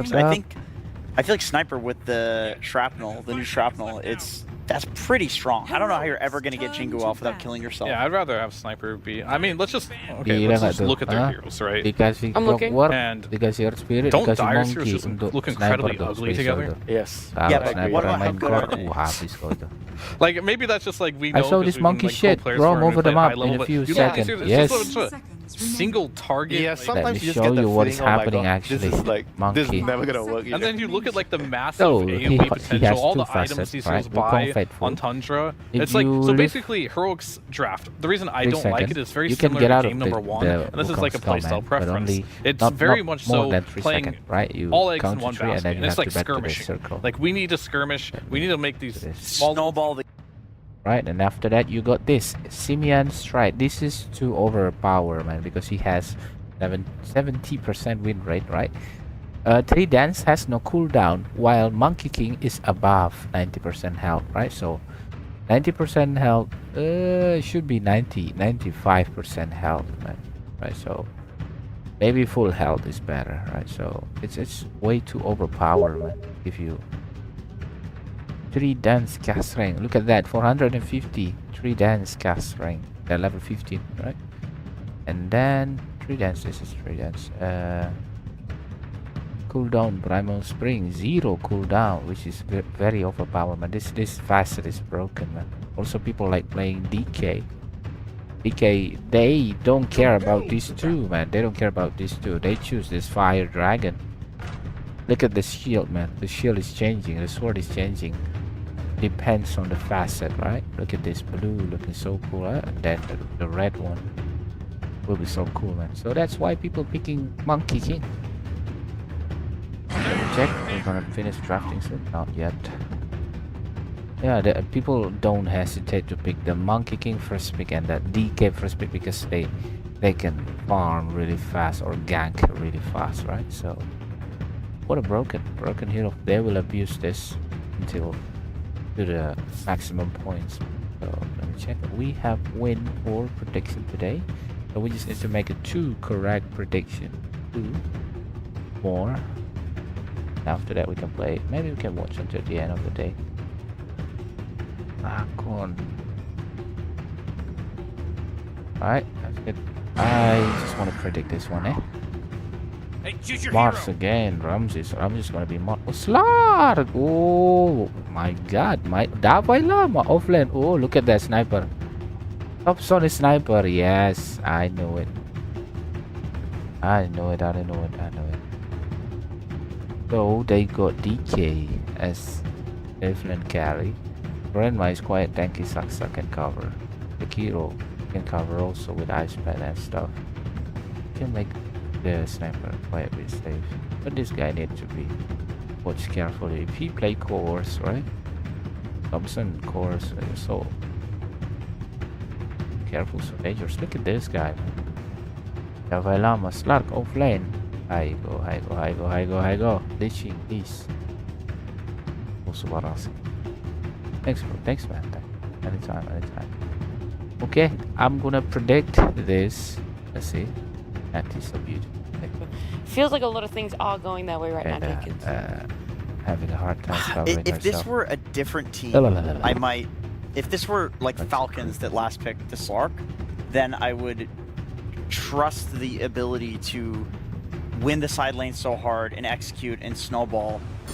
Because I do Crit would think, play a lane winner, right? Yeah, he would probably play a lane winner. But Schofield is not. That's I mean, nice. Schofield Ooh, likes look, the it's so melee cool. heroes, so Understand. that's why It's so I think beautiful. this does not look like that much of a Enchantress. heroic draft to me. Is the problem that I have. I think they're an excellent team. Yesterday I saw a I game feel like of this Drow. is It's not not an the easy Dota draft one, to she just got execute, and one also not in activate their skill. comfort zone. And Tundra got what The they slow wanted. Okay, thanks for talking so Auto, much, so Winter. what I I do said want to about quickly hear her. from you, though. I mean the one I yeah, it's Okay, okay. that's all you really need to know here. Wait, Let's let me get some more change it. information Okay, though let before me- let game me number predict. 2. Oh. Nomad standing by without Play other with the coach. highest total physical damage at Thank the you game very much, end. and Physical yeah, damage. sometimes I gotta struggle to come up with questions, and sometimes it's I really think easy. that will Offlane be Slark, what are you guys doing? Well, Sniper. DK is a That hard was the hero to first Barak counter, right? destruction. So you gotta be creative. I Barak, felt like we Barak, had some good Barak, options Barak. there, but both teams ran out of time. Barak. This is And gonna I be a think late this game, Lark man. would It's surprise gonna them be a late more. game, And Dota. like we were just Having a hard choosing time between the pushing it. classic ones, Maybe this 40 Viper, minutes, yeah. Timber, or this Lark. First We player ended to up buy going for Blink this Lark. Dagger. That should be Mars. Lama is really good on those kind of heroes. Right, It just needs to Mars pop the off. only hero buying, That's or DK. Mars gonna be what I have to say. Total number. Alrighty, dead well, by it 10. looked like you had a lot to say before the game because there was a big, long yeah, huddle. Can you crazy just give me a bit of fighting, insight as 6 to to 10 what you perhaps. guys were talking about during the Last thing pregame? is Wind Ranger the same. same Well, Windrunner. we're talking Yeah, actually, about how we think that we actually played every well hero, the first game. Is just every hero is the same, man. Every hero. Jakiro is still Twin Head Dragons from Dota 1. Enchantress still the same. Cardell still the same. Windranger, Windrunner, they just have a different copyright because different developer, man, different Ice Rock and content creator. Kaolin, this guy is still Kaolin, right? Slark is Scary Murloc Nightcrawler. Slark Gaming. Ooh, look at this guy. Oopa! Oh, my boy, Slarky. They have to shift the ship, really. Ooh, Slarky's one. I can't hear you. Yes. Yes, Slarky. Clockwork still. What the name of Clockwork? Clockwork. Rattle Trap. Still the Rattle Trap. These guys, Davian Knight. Everything is still the same. They just got something to change, update. So still the same. Windrunner, Windranger, right? Still the same. Even if we open about this profile, the hero, they have the name Lira Lei, Alleria Lira Lei family was killed, right? So still the same lore. They have something they changing, right? So still the same, quite the same. Okay, we finished the prediction. I hope we got so many things correct, right? Because we still lacking points. Let's go. You see, the Have one fun watching, upside guys. here Drink your water, as right? this draft, it's definitely wonky, right? I don't think anyone's going to argue this draft isn't wonky, but they have a lot of gap close. If there's one thing this lineup excels at, it's gap close. You have 3 cores with innate gap close abilities. They are 3 melee cores, but they can all just jump on top of you, and it's repeating gap close. Like, you have multiple leaps off of Sarkags, you have multiple rolls in with the Earth Spirit, the Monkey King can leap, Boundless Strike you, leap again. Like, in theory, the chase down potential is super big. Clockwork's another hero that can just give you an 8 gap close from level 6 onwards. So I don't know, if you Davelama just from start to Iran, snowball man. this game and pick Tundra off across the New map thing and for just me. start running them down, create the chaotic South American Dota that this squad is capable of, that is where this lineup can shine. If you get Anyway, stuck in thank you more guys. of We a got so disciplined, many subscriber, new slow, subscriber today. methodical Thank you for the game like like we saw also, last man. time, I where never Tundra asked are for the running like around with lately, tops in, but killing a you hero guys there, sharing controlling the the map, like, setting up for that Roshan, totally helps you might have a difficult time just along taking the the way. straight up engagements in a Have fun 5v5 watching, don't 4 forget to 4 drink your situation. water, yeah? Yeah, I mean, the panel was already talking about how they were doing something a little bit different. Before the Slark even came up, right, with the Earth Spirit pickup, they were talking about, is that going to be Divine Llama's hero, or is that going to be running mid for Analog? And this is something that they have done before. Unfortunately, I'm referencing the same exact game that we referenced for the offlane Marcy's success that Heroic had in that game against Gaming Gladiators. So it didn't work for, that reference didn't work in game 1. I'm not sure if it'll work in game 2, but we'll see. Maybe the Slark will end up working for them. This is something that they have done once in an official. That was just a month ago. They did it in an online tournament. Obviously, very different situation here on LAN and against a very tough opponent in Tundra that they're already down at 1 game against. It does seem like they are very much all in on the laning phase, something that didn't work for them in game 1. Do you think the laning phase is going to go better in this second game? I actually don't think it's that all in. Like, every game at TI is going to be pretty dependent on the laning phase. Divine Llama should get another kill. Blocked up, and oh, wait. Okay, Schofield commits for it and does manage to get the kill, and he will not die to that tower hit. Gets a bit low, but he has a healing sound, so he is going to be back into it. This double melee offlanes were actually working quite well. I mean, the biggest factor, Divine Llama got first blood off that exchange we saw, so he just came to lane with an extra bracer, basically. He is raking in the gold right now. He is very farmed net worth-wise just off the extra kills. Get a couple extra agi stacks here, you're cruising. This Slark is in a very solid position, already level 4. I don't think this lineup is as dependent on the lanes just because I think the skirmish power is something people are underestimating a little bit. Like, Earth Spirit Slark, if they get to like the first and a half items, they're pretty annoying in the fight. Tundra don't have a super early pipe buyer, for example, right? We're not going to see Ramses buy first item pipe on Mars here, I think. Okay. This Magnetize could be annoying. If you can gap close the sniper, you remove a lot of the damage from Tundra's lineup. I see the potential. There's a lot that has to be executed there, but I do kind of see the idea, and you should not underestimate how much the Slark can do in some of these early fights if he starts building up early stacks. Like, he can be annoying. And there's not a lot of control for him. You have Arena, but that's it. Nice use of the cookie there from Soxa, but being in the 5 position lane has not gone so well here for Saksa. No. As the roll hit from Analog, he thought he survived, and all of a sudden, Analog from downtown rolls in and gives him a good kick. He's going to stay around here, too. They're going to dive. This Dragon Knight potentially have the wave coming in. I mean, Pure offers nothing here in terms of trying to turn it around. They're going to have Whitemon TP in as the Jakiro to try and help this situation. The dive is still going to continue, though. They just bailed. Good luck, team. Okay, goodbye. Oh, the shrapnel is going to be able to reveal by Lama. He's trying to get away, but the shrapnel and now the dual breast slowing him down. He doesn't have a pounce to be able to jump out, so he's going to be relying entirely on juking through the trees, and that's just not going to work for you against 3 different heroes all looking for you. You get a lot of TPs down here. Both supports again, and the sniper TP and triple shrapnel drop from Thompson. It's a big committal from Tundra to try and turn this aggression around. You do get a big kill out of it in that Slark, slow down his momentum. But it does cost you some resources on the map. I was going to say the one lane I was maybe the most worried about was this sniper versus melee hero mid, but honestly, Analog, he's gotten through it, and I mean, this would be a massive pickup if they can kill Thompson in the early game. Thompson has made this rotation, but the supports have come with him. They hit him with a blood grenade, still might be able to make commit as the Magnetize is taking him down. Analog has got the kill, no problem, and he's going to look for more. He's got Whitemon, now he's going to go for the support as well. Analog playing that beautifully. His Earth Spirit is top tier, and he understood in that situation, Magnetize is inevitable. They will be dying here. He's just going to make sure to play it slow and keep those ticks up. This is the best spell for Heroic in this game, and the most dangerous one for Tundra. You get stuck in these early fights versus Magnetize, it's going to decimate you. They don't have early dispels. They don't have a lot of early healing or sustain to kind of power through it. Traditionally, you'd want heroes like Omni Knight, Abaddon, Undying versus this Earth Spirit to just clog up his team fight, but there's none of that in this early game. It's just all spell casting. Analog can really put some pressure on this game, and he's top net worth, just got a triple earn charge on top of it. Early Vessel's going to put some more pressure on these big melee cores that Tundra have. Heroic starting to cook a little bit in this game too. Absolutely. I love the fact lineup, but making it work. Analog created that opening himself through the pressure that he created in the bottom lane, forcing the sniper to TP, right? Sniper's not able to get back to that mid lane as easily. They catch him in the middle of the jungle as a result. And now, with the supports rotating back with Thompson and then dying, it left the Slark in a 1v1. So the Slark was one who died in that rotation, but it still worked out for him in the end because he gets some 1v1 time against Dragon Knight, just what he wants. Taking advantage of the resources on the map. Heroic playing a little chaotic too, saying going back to the roots. I mean, that is a big part of it. Got to kind of make the game unorthodox for Tundra here, so they aren't sure exactly what's happening, getting dragged around, and then caught in these fights that are disadvantageous, trying to weather the storm right now. Ideally, you play around Thompson here because, like, this mid sniper is very strong in these early fights if you can put him in a good position. But his tower is just dead to this Enchantress. We saw this hero first pick for a reason. It did some work game one in terms of the objective taking, and KJ putting it to work here. Nice two-man stop. That's right, true to his name, King Jungles comes out with the Enchantress, trying to use the jungle to his advantage to take that mid tower. Does force a lot of rotations to protect that mid tower because it's a sniper, but that leaves Dragon Knight all alone. This is one of those games where if you're pure, it's like, what the hell's happening?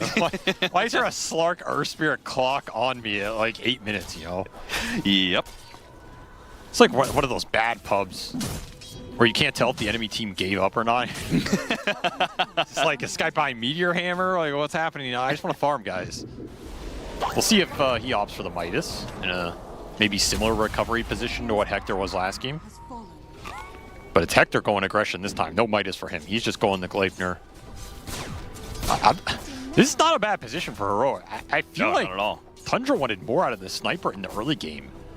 And if you don't get Thompson to a position where he's a bit tankier, you reverse so much gap close. I do wonder if this sniper is just going to get bamboozled every fight. Like, you have 6 heroes rolling on him in an edge creep, and his tower's gone, and there's night vision on the Slark to contest with to match you, and it's a spooky game for Thompson right now. Yeah. He does not have a lot of frontline either outside of the Mars to... They know. They see him, but Analog, a roll after a sniper, but he had an invisibility, so not going to be able to kill him here. Still going to be able to go for the ward. It gets denied by Saksa. They are getting herded into this offlane tower area, and with the Enchantress creep, they could take the tower shots if they want to go for the dive. But they opt not to go for it, maybe for the best. That could have been a throwy situation there. Absolutely could have been. And I mean, Tundra They did play it well. Like, they maintained their formation, protected tops, and just back up. Invis Rune does some work. Not giving an opening there is really important because this is where that Magnetize can absolutely shred them in the 5-on-5. Yeah. Still Schofield protecting their wards here. Does not want to let Tundra back into the high ground, and they knew Whitemon could not stop himself from going up to that high ground and checking out this ancient stack that they have for themselves, but there will be the punish back. Ramses gets the arena onto Divine Llama. Nowhere he can go. He's going to be shot down by Thompson, and now they can maybe clear through that ancient stack, though. Gonna have to do it as a group if they really want to. Heroic is not going anywhere though. They still have this Magnetize to use, and they've got the vision to be able to blow up Soxa. Got a kick to slow down Thompson, allowing Schofield to catch up. Now he's inside the cogs, and now he is screwed. He is stuck inside the cogs with a battery assault and analog right there as well. Wait, a pushback for God's Rebuke. They're doing the damage. He's actually gonna be okay for now. It's King Jungles committing for the kill, trying to get him, and he does manage to. Ever so barely, he gets his level 6, and it's gonna be a slow death, if a death at all. He has a TP scroll, and he's got Hector bailing him out. No, God's Rebuke stops him from being able to land, stops him from hitting that additional nuke. King Jungles will finally die, as it's going to be the supports limping over the finish line to be able to get these kills they're looking for. I mean, this is South American Dota in a nutshell. You are getting dragged into skirmishes and fights you'd probably rather not take, but Tundra meeting them head on, bringing the numbers. That's the most important part here. You do not want to get outnumbered.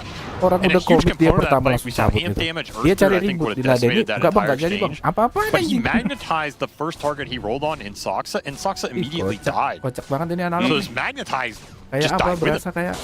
Yeah, and it costs him a lot here, because I think that would have been a great fight with the amp damage from just powering it all up.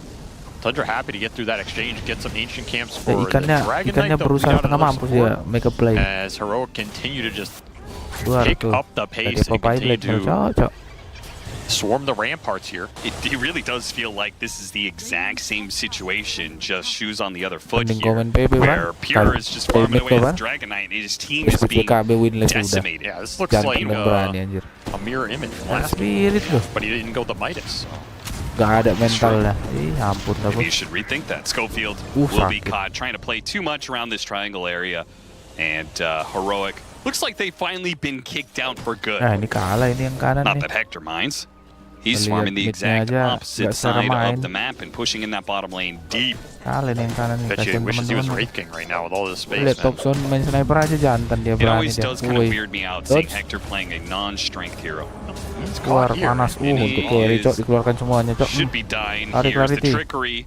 It only take him so far, but if he gets outside vision, good thing the kisses were used, because he was getting away and might have been able to jump into the trees. Soxa, wise as he is, opts to use the kisses for a hero that definitely needed it. That being said, a lot of heroes do show in the bottom lane. Thompson's got to be careful in mid, as he's still trying to work towards his Maelstrom. Man, Tundra really played this last few minutes well. Like, this game could have snowballed very fast off some of those Magnetizes and Power Runes. Instead, they put all their cores in a decent position. Even Soxa found some solid net worth. And this Slark, who, if you remember, was the most farmed hero out of the lane phase, he's now the bottom of the chart. Divine Llama just not finding that crazy momentum he was looking for off these fights. Does hurt this hero a little bit. He is going to find the Diffusal Blade very soon, and they'll take this off-lane tower, which may mean, especially if he can get the Diffusal Blade in time, nobody takes the last hit, awkward, but they can maybe play for the 14-minute Wisdom Rune steal. I think that's too much to ask for here. Yeah, fighting into this Mars is particularly hard so early on. And these support ults are powerful if Tundra can set up the front line here with the Mars. So this is a very risky maneuver, though Tundra are a little out of position. Heroic. This is going to be a situation where they have been off more than they can chew, as in the high ground, Pure is sitting here. Cookie goes out, hits on a couple there, and Slark actually gets a little bit low, but thanks to his ultimate, he's going to be able to heal up and get away. Schofield, Centaur Stomp, but they're still going to be able to track him. Schofield goes down, and Heroic indeed, that push forward into the 14-minute Wisdom Rune area does not work for them. Lost the Magnetize again, and that was the Blade Mail for the Earthspear. That's why Tundra just didn't want to commit on him there, but not the fight Analog's looking for in this early stages of the game. And once more, Tundra just bringing the numbers, maintaining close proximity, bailing each other out. There's just not a lot of openings there. Iya, It's a tough fight. Mungkin bukan I mean, you hero look nya. at the map right now. Atau dia main TA In tadi theory, you sebelumnya should gitu ya. not feel Apa sih? bad if TA you're mid ya? heroic because you're continuing to push Paling Tundra into lihat. this one part of the map. Like bottom lane has been empty. Oh, got him again. Nah, Ever so barely, but Monyet catches lawan K1 Hector on the Potong semua edge tuh of the untuk- arena.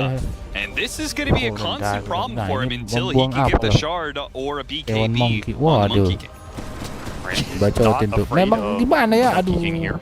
Apparently not. Not a signature hero for Hector. I would Membuang tend to keunggulan. agree. I mean, these are two really bad deaths for Hector, right? Bodoh-bodoh Like mainnya. you're looking Kayak at the Ancient. amount of space he has Ancient right aja now. nggak kayak gitu. He's had the entirety of this bottom half of the map Tinggal to farming himself. aja dia loh. And he is not the highest net worth.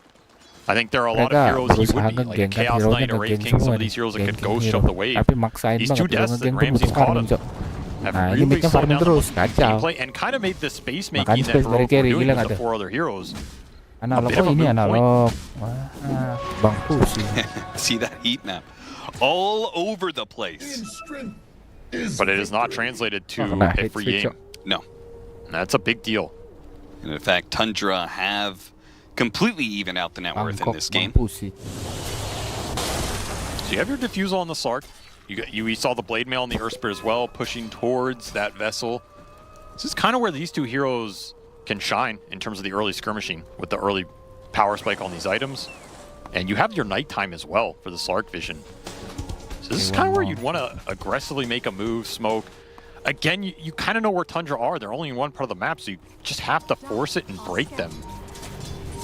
We're going to see Heroic smoke up, try and swarm, maybe try and get a good angle here. A lot of this fight comes down to magnetize, how much it can do, how many heroes it sticks on. You have max stones up, 9 stones to play with here for your analog. They spot Zox udah up, go jangan for him. rolling. Arena goes out, immediately locks down the Earth Spirit underneath the macro Wah, player. They go nggak for the hook lewat, shot though. bos. They're trying to stick on top of Thompson. Habis. Thompson gets pulled away from Wop, Divine Llama, who waduh, sticks enak on a kali pure Thompson malah instead di with the situ, Cok. magnetize on Dia some di of these tengahnya heroes itu though. malah dia They are bebas taking down, but sekali the team anjing, fight. anjing. Oh, nice kick through from Analog, finishes off Thompson at Thompson-nya least. nggak And the ngapa-ngapain, Dragon Cok, Knight asli. takes out Dia as nggak well. ngapa-ngapain, The lawannya bikin magnetize kesalahan is sendiri, still anjing. going on. He's going to get a third kill out of this situation, I Tahu think, tuh pula as nih. Whitemon Keluar. thought about the TP away. Lah, Okay, udah, when Hector bos, finally bos. shows up, King Jungles will be the one to claim the kill kasihan, on Cok. Whitemon Nonton at the aja. end. A 2-for-3 exchange that ultimately does go the favor of Lucu nih Heroic. mereka nih mainnya. Earth Spirit, I mean, it is a 1v5 machine, right? Everybody there is just a meat shield for this guy to get the job done. And he gets it done. 8-0 and 5 start, by the way, from Analog here. Crazy. He has absolutely owned this game. The second he rolls in there, he got magnetized on everybody. That team fight is over for Tundra. It's just a matter of what you get out of it at that point. And since he got the Blade Mill off on the Spear for Ramses, you can't all-in commit on him. He has too much HP right now. So you got to get to these dispels. Early BKBs for Tundra are going to be their answer. It's going to be second item BKB for the Mars and the Dragon Knight here. That's going to be a big deal if you can get to it. Yeah, I mean, we've seen a very clear difference in these team fights. The team fights, the 2 team fights where Magnetize hits multiple heroes, they demolish. Heroic wins that fight. But if it doesn't, then, you know, the team fight actually goes against them. What happens if you get BKBs on all these heroes? Like, what's carrying the team fight at that point? You're going to go into the Valley, I think, with this lineup if you're Heroic. Like, that mid-game period where Tundra have dispels or sustains, like a Greaves on a support or something, it's going to be way harder for you to just force those skirmishes straight up. And you're going to have to maybe just farm and split the map a little bit. Maybe play for a Roshan fight, get your own BKB, something like this to trade out those durations for Tundra as this here. Yeah, Analog managed to get the roll away, I think, Kok from ngetip Ramses in anjing time asli, before Cok. the spear Main hits him. jelek ngetip-ngetip anjing. And from what you're saying, it Emosi sounds like nontonnya. Heroic should try and keep forcing fights while they have this window before they hit the Valley of the BKBs. Wow, And with ini. Arena on cooldown, that may be a great opportunity for just that. Or at least out-farm Tundra. You can be okay with corralling them if you're getting more out of the map, which I think they have been in that position, but again, some of the bad deaths have cost them that lead. Analog is very farm, so if he gets his own BKB, you can just trade out BKBs. But again, you have to be careful of this Magnetize getting dispelled in that type of situation. Still, do not underestimate the scale here on this Earth Spirit. He is still an absolute beast in the late game with 5 or 6 slots. You're looking at like things like Shiva's Octarine, whatever it is. He's a monster. Yeah. And he doesn't right-click for a totally insignificant amount with that facet. But you will hit this mid-game Valley a bit, and Tundra are going to look to take advantage of it if they can with this BKB timing. Look for a smoke gank of their own. Try and get a pick-off, maybe translate it into Roshan. You're still looking to recover your sniper in this game a bit. Thompson will finish up the Gleipnir. adds a bit more control and damage to their team fight.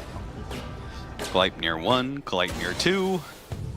And it will be the Deso for Ramses. He's eyeing up this game. Does love this build. Gives him a bit more physical to shred through these 3 melee cores. Yeah, they, I mean, you were talking about how important a pipe could be for the lineup of Tundra. Instead, they opted for just triple BKBs. Yeah. Do you think this is do you like Ramses going for the damage approach this game? If you're going the BKBs, yeah. Like, I don't think you're going 3 BKBs potentially and then getting a pipe. I don't think it makes too much sense to me. Sure. You're just going to try and outscale him here. Put your Dragon Knight in a position where he just out-man fights everybody. Well, he is out-man fighting this tower. Owned it. Destroys it mid, gives them a power rune to work with. Heroic maybe are already falling back on that play to, you know, Bagus split lah the air map dia as cok much as ngikut possible. I mean, look at them. They are on the borders of the map. Yeah, it's time, right? You do not want to force this fight up into the BKB timing Tundra have. But your lineup is solid at splitting the map. Like, you have 3 melee cores, but again, they're all elusive. Kind of annoying. The Slark's going to give you some extra D wards that you can play around. The Enchantress can also split push some waves with creeps. So you're not too inefficient in playing this type of game, splitting the side lanes, splitting Tundra up. Their lineup, you look at Tundra's lineup, it's very limited on the catch. And their lineup thrives in the straight 5-on-5 and objective-oriented fight, but catching heroes on the map just comes down to Ramses finding heroes with this arena, that's it. It can be a bit clunky for them if the map gets split this hard. Then it comes down to a question of, well, I mean, who wins ultra late here between these 2 lineups going head-to-head? That is a tough question to answer, honestly, because both these lineups scale very hard between the 3 cores. It probably just comes down to itemization and execution in the late game. Sure. And I mean, Hector Monkey King. Question mark. What does that look like, right? Yeah. He's going to work towards a BKB. They're going to take the Tormentor real quick, though. A little bit more efficient for Heroic than it was for Tundra. And they get a jetpack for Schofield. So more opportunity, as he's been hanging out in this bottom lane, more opportunity for them to be elusive. Yeah, they're being really annoying right now. They are getting more out of the map. Their supports have found a bit of extra net worth. They don't have the Midas Earthspeeder or something like that, but Analog is keeping up there at the top. Just had such a good early start. And that is something else to keep in mind. There is a big streak on this Earth Spirit as he finishes the BKB. So if Tundra can win a team fight and collect some of these bounties, there's a lot of hidden gold there. Radiant's bottom tower is under attack. Smoke gets them a very nice aggressive ward, though it is spotting out a Slark right now. We'll see if Devi Lama managed to make the read that ward just got placed there. Tundra very split, but they want to go triangle here off a scan. That's what they're really looking for. They find the monkey again. So Trickery low. dodges some of the damage, but yeah, he was farming up some Ancients, I think. Got super low off of it. A pounce lands on Ramses. He says, okay, no problem. Pops BKB, walks away. Did he actually not heal off that Tormentor? No, he Is that did what not. that was? He was walking because K1 Hector plays for efficiency, farm efficiency if nothing else. I actually just assumed he went to heal. No. As mobile as Monkey King is, he did not want to take the 5 seconds it would get to take him back to Falcon. Honestly, such a Hector. I mean, what a beast. It does not pay off here, though, as that is an easy kill for Ramses to collect. Devi Lama trying to catch Soxa and get some extra attributes for himself. Doesn't find it, and Pure is still in this area. Hit him with the jetpack cogs. Lock him down and annoy him for half a second at best. You got to remember, though, that is a play that Heroic are making without the Monkey King. Yeah. And Tundra are backing up there. Like, they did not want to take that fight. Kind of interesting. As we weigh the strength these 2 teams in an actual 5-on-5, you do have that BKB complete for the Earth Spirit. So, in theory, you combine that with the Monkey King BKB, you could start to look at that head-on engagement. Tundra didn't really get what they wanted out of that BKB timing, I think, which it's not terrible here, because you wanted them in this game no matter what. You want to scale with them. They're mainly here for things like the Roshan fight and, you know, Pure being able to commit in to something like a Wukong if it gets dropped, but so we'll give time for Hector to meet them on that battlefield after a couple rough pickoffs. Still kind of feel like you'd want to get the fight going right now if you could, if you're Tundra, especially during this daytime. You got 50 seconds left. Or just force the Roche. Like, you have pretty decent single target physical burst here with the cores. Yeah, you've got Chrysalis done for Pure. If you're willing to pop Dragon Form to be able to take that Roshan. I think you are, for sure. You could do it pretty easily. They're eyeing it up. It's going to be close this nighttime. Yeah, it's going to switch over. If they commit for this tower. Heroic are grouping. They want to fight. Monkey King BKB is done. You're still looking for this Deso on Ramses, so he's missing some net worth, and it's a big flank coming through. Yeah, once again, the wraparound, and they're going to find the supports immediately. The Jakiro is going to be the first one to be gone on here. He does manage to get off his Ice Path. Macro Pyre, not too bad, but it's going to be a BKB, K1 Hector. Analog hits the back line. He found what he was looking for. That's going to be Sapphire, and the Sniper caught in his assault, and that means the other two cores going to just BKB, TP away, but Ramses didn't make it out. Ticked out to the Magnetize, I think, right? What got him at the end there? That was a post-TP death. Yeah, I think it was a Magnetize. No, it was a Magnetize tick. Oh. Got reprocced on him even after the BKB and just runs out. A brutal fight for Tundra.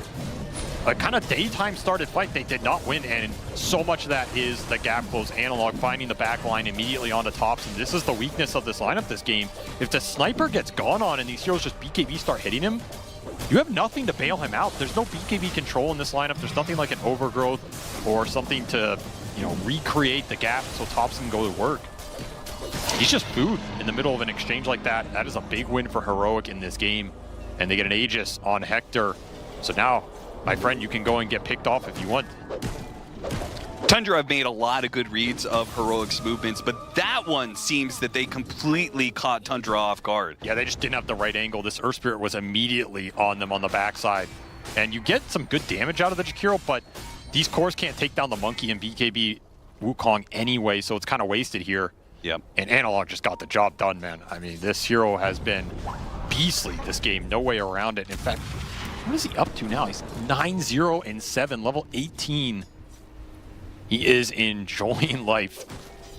I mean, it just looks so much better than the last game where the lineup's still a little greedy, I think, but at least they have one playmaker in the cores. It makes a big difference. They have easy initiation. They can find the angles. They can be creative with it, right? That's where this team thrives. It is nighttime, but Tundra looking to push in, have the high ground ward, trying to play around it, find a straggler. Won't find anything. It's been a struggle for them outside of a couple arenas. They haven't really been able to start the fights. You can see Divine Llama. He's got the gem. He knows there's a ward there. And he wants to de-ward it, but he does not approach the ward once he sees it. And he doesn't do it either. Because he knows Tundra is going to play around the vision that they have. Yeah, it's dangerous. If he goes for the D-ward, he's potentially getting caught. Even if he dark packs, he could still be stuck inside an arena. You can depth shroud for it, but... This team directly behind him, he takes this ward, and they smoke off of the vision going down on the side of Tundra.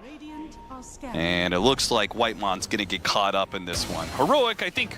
They want more. They want something different. That's why the jetpack and why they didn't immediately jump it. They got him too.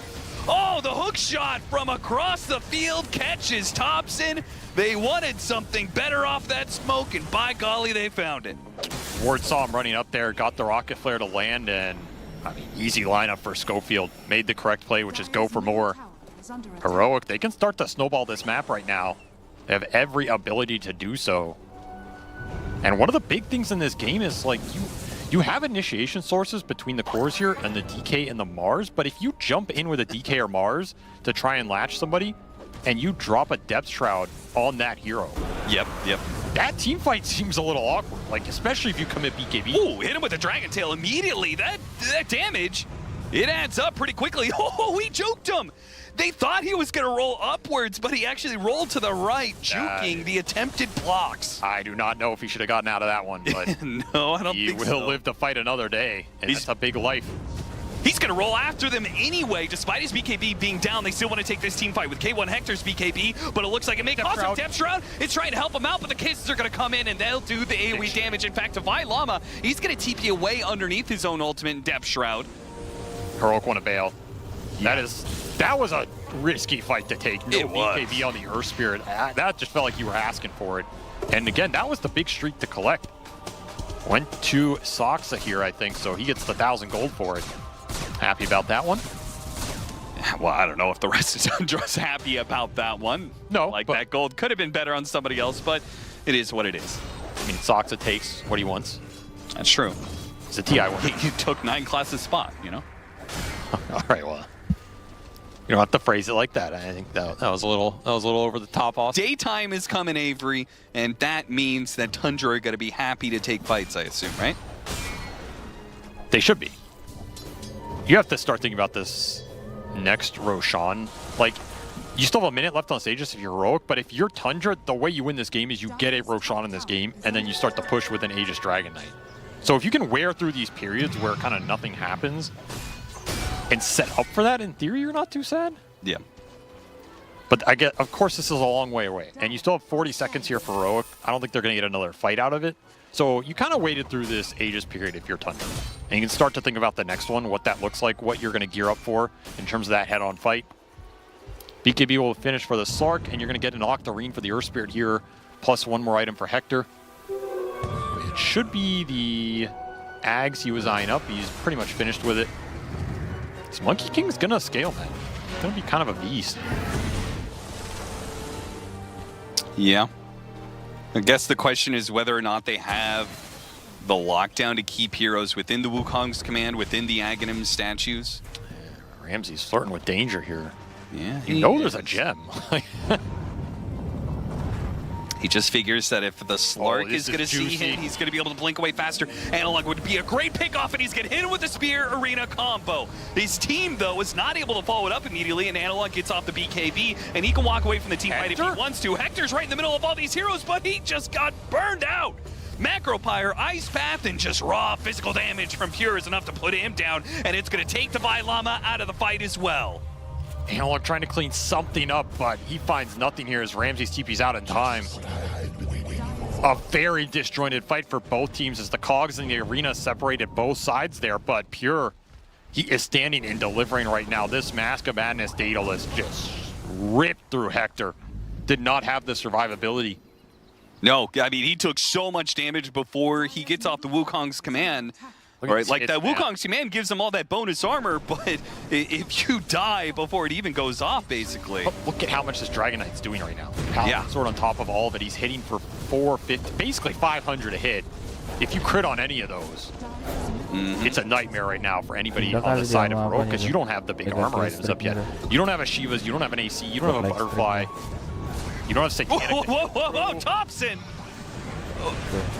Okay, he has baited Analog. The hook shot comes across, though. Still threatening these heroes. Analog's going to roll away. Schofield may not have that same luxury, but he does have a Glimmer Cape. That protects him. Tundra just trying to pull out before Analog can catch them.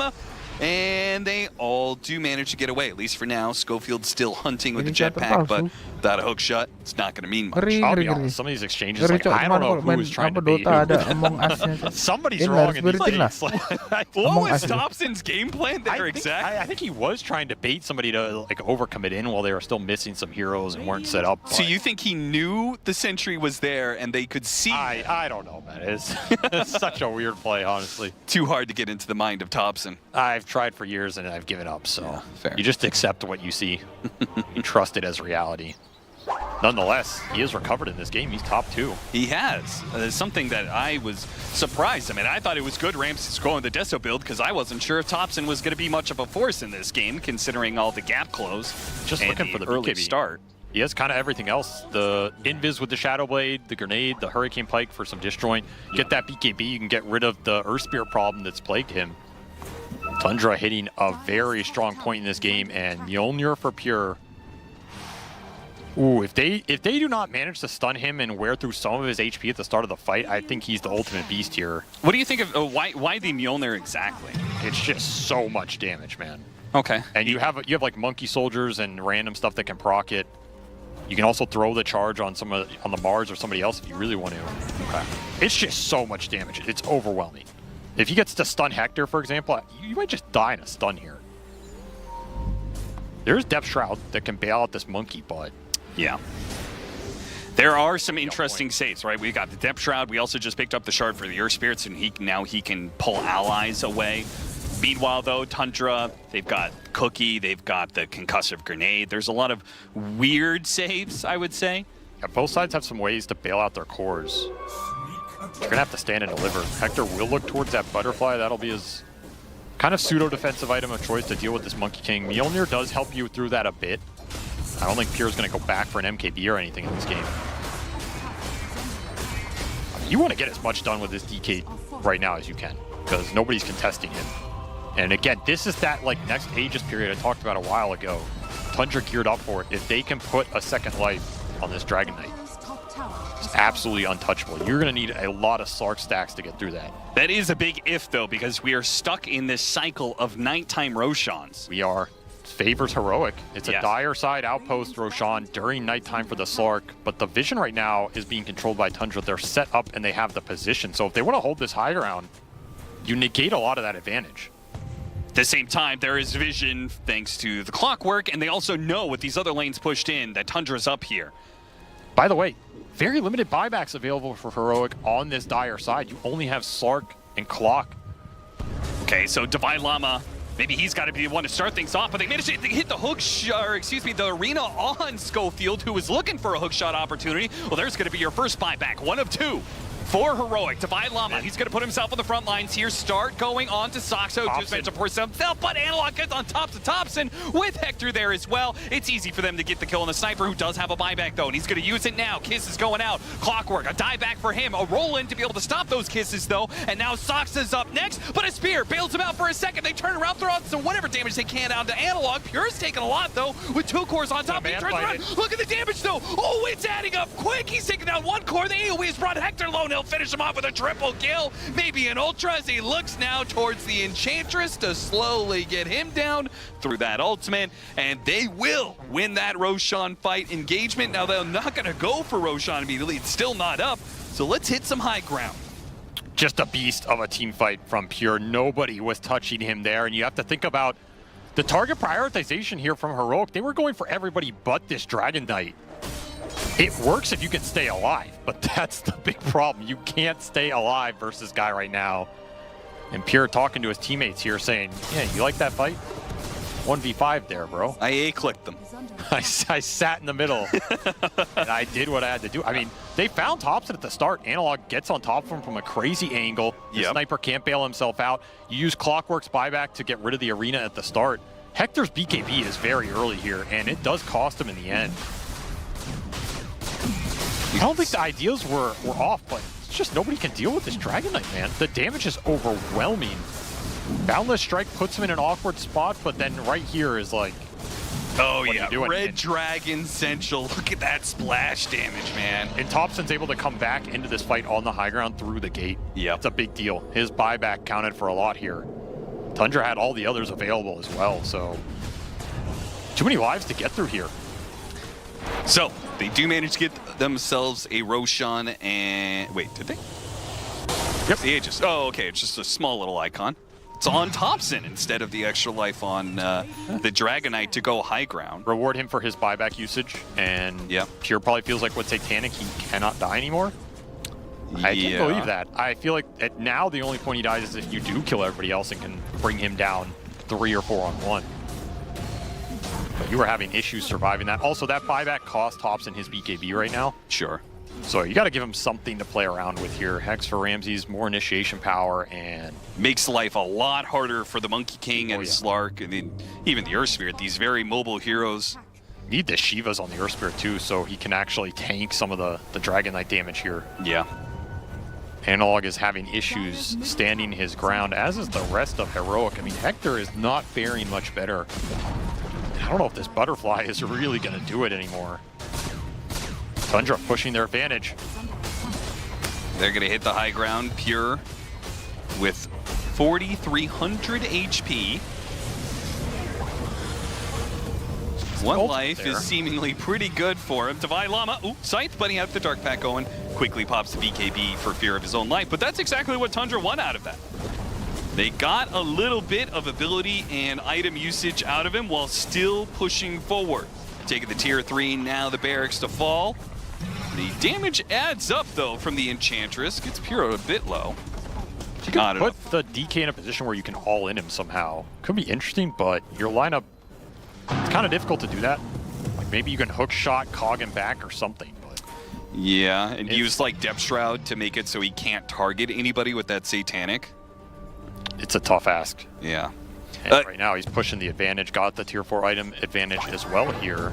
It seems to me that Heroic have just called that they're not going to fight until they finish up what I assume is the butterfly that Hector's trying to farm up. Really hates that Shrine. He does. He does. Messing it up. Yeah, Hector is trying to finish this item. He will finish Butterfly here on the Monkey. This feels all in though. Like you got to win this fight or you're going lower bracket here. Not letting the D-ward happen. Thompson protects it. They go for the roll-in on the Dragonite, though. Silencing him up. Well, he doesn't have Dragon form for a couple more seconds, but he does get low, but not good low enough. Meanwhile, K1 Hector is trapped inside Arena and sized up. He's dead. The Butterfly didn't matter. He just got controlled and killed by everything else. Divine Llama's trying to do what he can, but all he could out of this was an Aegis. That being said, a TP away, but Pure's not TPing back. He said, you can leave if you want, Ramses. That's fine. I'll carry this game and I'll finish it off by myself. I mean, TI winners are TI winners for a reason, and Soxa, he just caught him with a cookie. Sometimes that's all it takes for a game to end and for a team to end up in the lower bracket is a sick connection from Soxa on the bottom side of that fight. Takes Hector out. Nothing cast by this Monkey King in the last fight. And Beastcoast, or Heroic will go down with a bit of a whimper at the end of this game compared to how it started. Like, they had so much momentum in that game. I feel like they got everything they wanted. 8-0 start for this analog Earth Spirit, just destroying fights, but Heroic unable to capitalize on map control as a product and just kind of left wondering where this game went wrong. I did not get the sense that Hector was as comfortable on this Monkey King as he is on some of his signature heroes. No. He got picked off a couple of times when he had a lot of space to operate with, and it ends up costing him a decent chunk as Tundra looking very solid in this 2-0.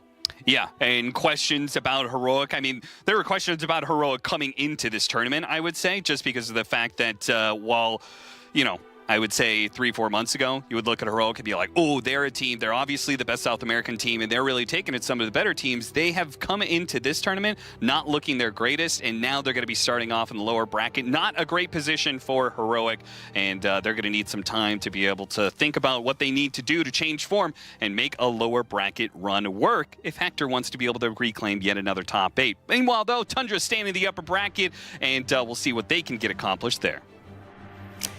Thank you, Cap and SVG there. It is fantastic for Tundra, getting that 2-0 for them. Not an extremely clean game for game number 2. It was a little bit rough at the start, but it's also a true testament for them that they're able to make space, have that comeback potential in them, and find pickoffs, be able to still take team fights despite having that lower net worth, despite being at that deficit.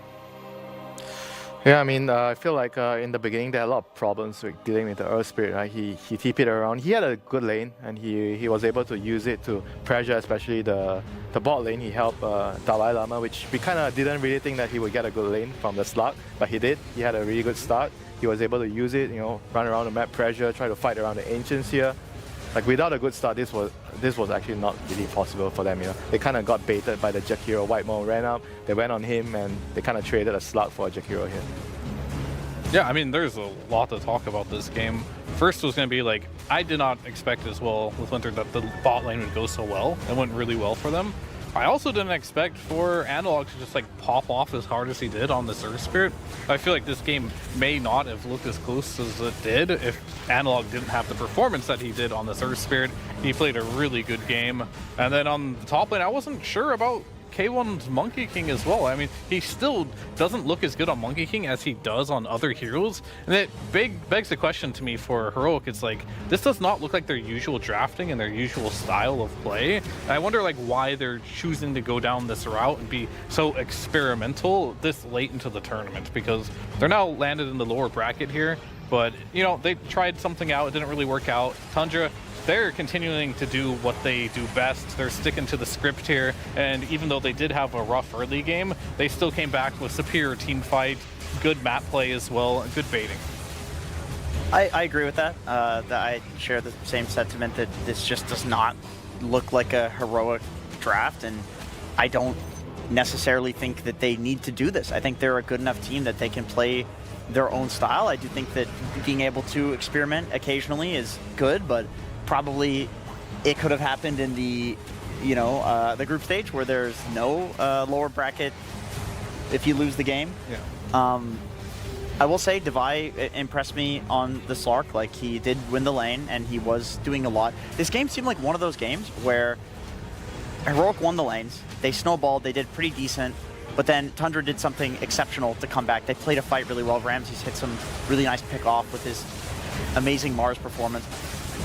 And then it would go the other way, and then back the other way, and then back the other way, very back and forth. But I feel like if Heroic is a team, if they were Falcons, if they were a team that actually played around the offlane Slark a lot more, then it would have just been like a straight up snowball. If this was a Heroic draft and they had this lead, it would be a straight up snowball. I actually feel like the Monkey King just needed to play better. It's not even like the rest of them. I felt like they already did as much as they could. Maybe certain small little things could have been better, but K1 definitely felt like he just didn't really. Like, what if K1 is CK in the same game? I actually think Tundra loses. I think they lose this. I feel like they are doing this because they think that going for their normal comfort hero is probably not enough for them to win the game, and they had to try something that would give them the maximum amount of chance to, you know, have a snag at it. You know, try to do something to win this game. You know, and they feel like Monkey King is probably the best bet. You know, I mean, I get it. You know, it's not his most comfort hero, but all I'm just trying to say is, it's not gonna be perfect every time you draft. You can't get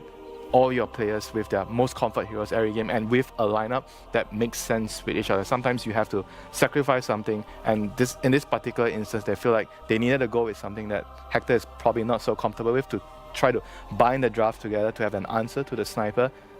I mean, sure, it didn't work out, but I feel like it's a really good thing that they're willing to go out of their comfort zone to try to win the game. Sure. And I think the sniper was dealt with. I do think Topson had a rougher game than a lot of people would have believed. There were a lot of fights where they were able to get onto that back line, really take out that idea of a damage. Unfortunately, there were moments where he had a buyback or the team was able to still be able to turn it around for them. So Heroic, we saw that there were issues for them, but on the flip side, massive props to Tundra. Again, for me, it's actually Suxer. I think he really shone in this one on the snap. There were a lot of moments where he was able to escape on just the slightest amount of health fear, and then was able to use his ulti, was able to save another core. He was just there sitting on the outskirts of the fight so often after being right in the thick of it.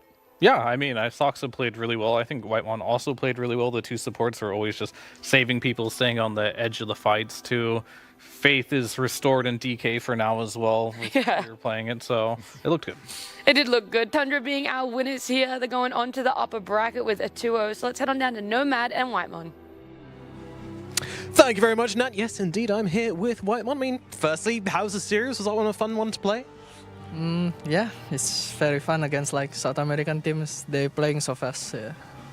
Yeah, it looked very enjoyable. And, you know, obviously, big question mark over the Slark pick in that last game. What did you think about it? I mean, I played against it a lot when like Falcons playing against us when I picked Jakiro. So they always pick Slark often. So yeah, the lane may be kind of rough, but I think it's still fine. Yeah. All right, so you know they thought that it was a bit of a gotcha pick, do you reckon? And then, but you'd played against it plenty. Yeah, I mean, I don't know. This Slark pick is like kinda like greedy offlane, I think. But I think they just want to like snowball the lane and like snowball the early game and trying to play fast and trying to like end the game, something like that. All right, and did you have any concerns in game 2, you know, like when you were behind or, you know, when the fights were looking a bit tough? Were you ever worried or were you always like confident and in control? I think we're fine because we know we're gonna come back because they keep like throwing, they keep going, like they're not bringing enough numbers and they didn't respect our ultis. That's why they keep like kind of feeding a lot when we're behind. So I think we're like, it's gonna be like comeback, so I think it's fine. All right, and last question from me then. What kind of support do you like playing more? You know, do you like playing in the backlines or do you like getting involved and throwing some punches? I think personally I like throwing the spells, something like that, like playing from behind. But I think it depends on my teams. If my team's like giving me like anything, I can just play. It's fine. All right, awesome. Well, thank you very much, and best of luck in continuing in this tournament as we throw it back to the panel with Nat. Thank you both. Whitemon giving that extra little insight there about this Jakiro, how it was able to be played in the game, and he's very familiar, in fact, coming up against the Slug in the offlane a number of times previously. The biggest one was about Heroic's rotations. It's not so much Tundra could read them and predict them that we've seen in a couple of matchups before of other teams. It's just that Heroic weren't committing the right number of heroes, the right number of spells. They weren't min-maxing correctly, maybe trying to utilize as little as possible to get the most. And unfortunately, Winter, that's where you don't find this success, when you're not willing to give it everything. Yeah, I feel like sometimes not bringing the right amount of heroes, just being late, you know, like a couple of important fights. Monkey King just arrived late, or maybe he didn't tell his team he needed more time, or maybe his team went in early, we don't know, you know. But you need to have everybody in the same location at the same time. This is what Dota is all about right now. How can you get to a point, you push out all the waves, the two side laners are connecting, and you're allowing your team to all initiate an attack and arrive at the same time. It's a very difficult thing to accomplish. Yeah. It's interesting to hear that that's like the topic of conversation among the pro players, because I know there's always like, how many auras do we need? How many people do we need at a fight? There's always like the buzz thing to talk about to win the game, and right now it really feels like the best and fastest teams are on that line of they have not overwhelming where they're 5-manning everything, they're bringing just enough people to the thing. So it's cool to get confirmation on that, because that's kind of been our working theory for a while. We always kind of have this conversation around auras, what exactly works, and we've seen a lot of heroes pop up and be reused in many series, but Earth Spirit is one that's got a bit of a question mark around it. So luckily we got Purge, going to give us some more information and explain this Earth Spirit mid more for us. Thanks, Nat. Yeah, the Earth Spirit was very, very well played last game by Analog, and what he did was basically create space for his team and be all over the place on the map. So if we take a look at some of the clips, he started things off. He's level 5, doesn't have his ulti yet, but he's still great at rotating. So he TPs to the side lane when there is a skirmish. This is part of them probably trying to get the Slark ahead. He just nukes the support, but then he lingers around. Now take a look at this ward. They had this one early, and this one's really important is because it gives you really good vision of this area here, basically. So that basically lets him know if any of the Radiant heroes are in this area and available to be grabbed. So when nobody TPs the lane, he gets ready to dive. They see the Whitemon TP, and the second that he sees the other one, he's like, okay, I'm out. This fight's not going to be good for me. I'm going back to my mid lane, and his teammates end up fighting the rest of it out. It's a lot of TPs and contributions just to kill the Slark. So ultimately, he gets back to the mid lane, he pushes it in. Schofield has moved over. Now they get to fight on Thompson instead. And Analog does pick up his 6 while pushing in that mid lane. So now this fight looks pretty good for them. He's now doing tons of damage. He's going to get earn charges when Thompson dies, and it helps ensure that they get all 3 heroes without any losses. So they just fought mid. Now this is probably the coolest move they made in the early game here. They're pushing up the mid lane with the Enchantress, and against really good teams, it's really hard to trick them in terms of what you're doing on the map. It looks like Earth Spirit's nearby, sitting in the trees, ready to jump in if needed. Mars is going to commit ulti, kill King Jungles, and now it's like, oh, he wasted his time. Not really. He crossed the whole map during this entire period. They feinted with that push with the Enchantress just to get him across the map to kill the enemy carry. And that unlocked the game in a huge way. It compounded their advantage. They took the tier 1 tower safe lane, they killed the tier 1 tower mid, and that allowed them to ultimately play in this area of the map. This is really what gave Heroic their nice advantage, was tricking Tundra and using the Earth Spirit in a good way in the early game. Awesome, Purge, thank you so much there. It's nice to see how you can play that Earth Spirit, but it also goes hand in hand of if you want to bring numbers to a fight, if you want to keep snowballing your Winter, Earth Spirit's a tough one to be able to keep up with, whether you're on the enemy team or your own team as well. Yeah, he's like very similar to Monkey. Obviously not as quick as Monkey, not as global as Monkey, but there's always enough time for you to get to a fight as long as you have good communication on your team before they go. You're already rolling in. Like what Kevin mentioned about how the Enchantress is showing, and Earth Spirit briefly showing himself in the mid lane to trick the enemy, and all of these things are very, very good, you know, in this type of situation. I want to try and convince Phil one last time about this Dragon Knight hero, especially being in the carry. Do you know where Pure sits right now with experience per minute after that performance in officials? What did he, like, just this game or overall? This game. Oh, he probably had like 900 to 1,000 XPM. It was 1,089, which is in the top 3 experience per minutes across all TIs. So it was a pretty good performance is what I'm saying. Are you now for the hero, against it? I mean, I am for it if Pure plays it, because it's kind of his hero, right? If someone else is playing it, I'll have to reevaluate. But for now, Pure has the thumbs up to keep playing DK.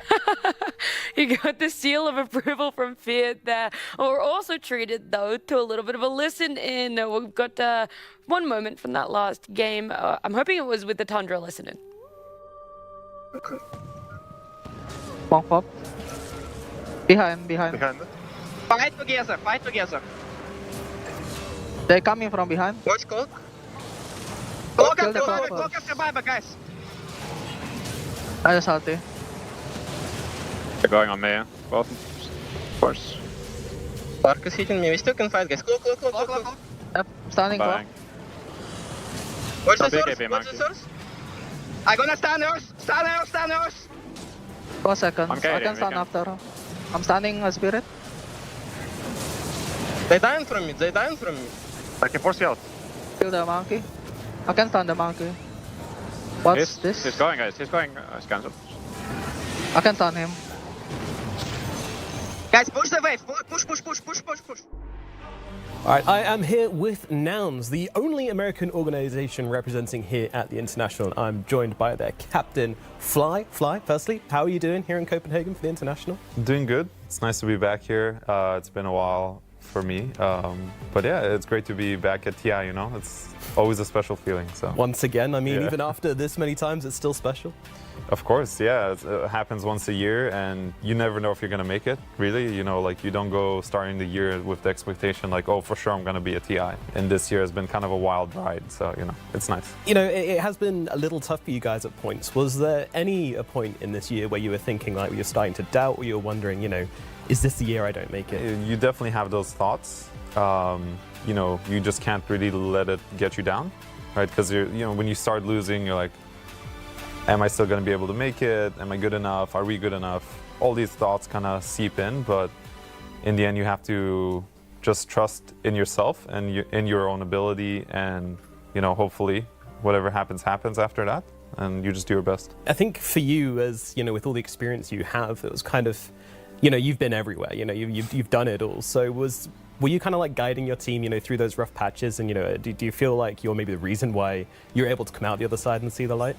I think it's definitely everybody on the team. It's not just one person. It's never one person. It's always like a combination of different factors. You know, something might just click at the right time. And that is something I did tell my team, is that, you know, you could just be losing a lot of games, but one day you're going to wake up and something is going to click, and you're just going to start playing better, either individually or together, and you're going to start winning. It's happened to me before in the past.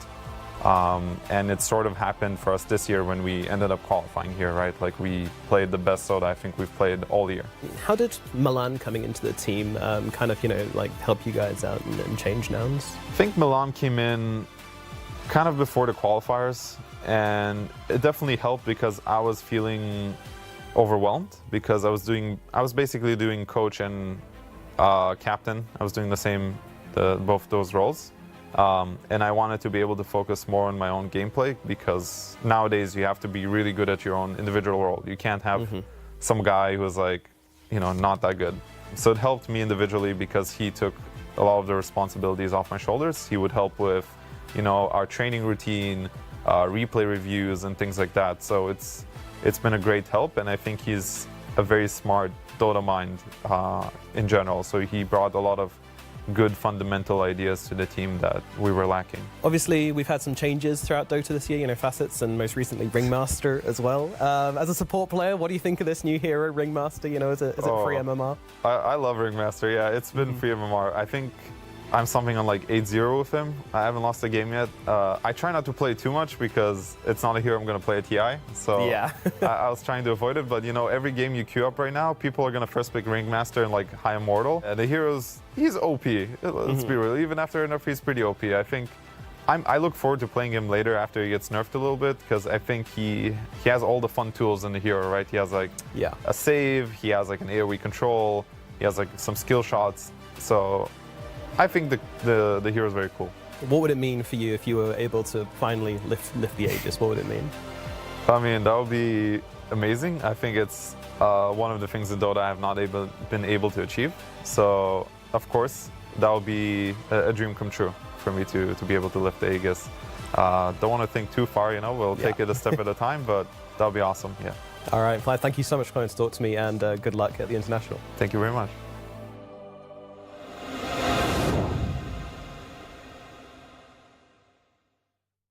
Team Spirit made one of the most legendary runs in TI history. Two-time Aegis winners, owners of a very exclusive club, and now I get to talk to Micepad, who is going for his third Aegis. I mean, how does it feel to be back again, and how does it feel to be in the running for a third Aegis? I think it's feeling great. Yeah, we came here for our third Aegis, and I hope we will win. Absolutely. I mean, do you approach the International differently to all the tournaments of the year? To be honest, I think we prepare for every tournament in the same way.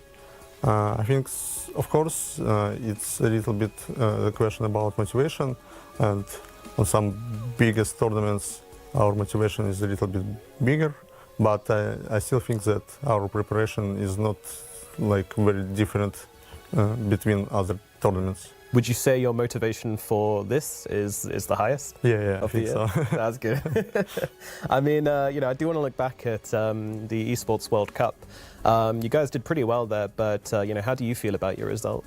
I think our result was not good enough, in our opinions.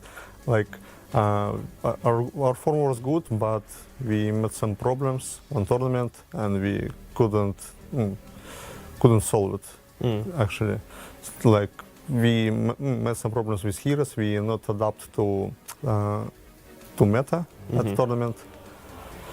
That's it. I think it's more about heroes, about tactics, about some meta heroes, and we just didn't adapt well enough. You know, you guys have been dominant at TI for a long time. You know, you've been turning up to TIs and threatening every single time.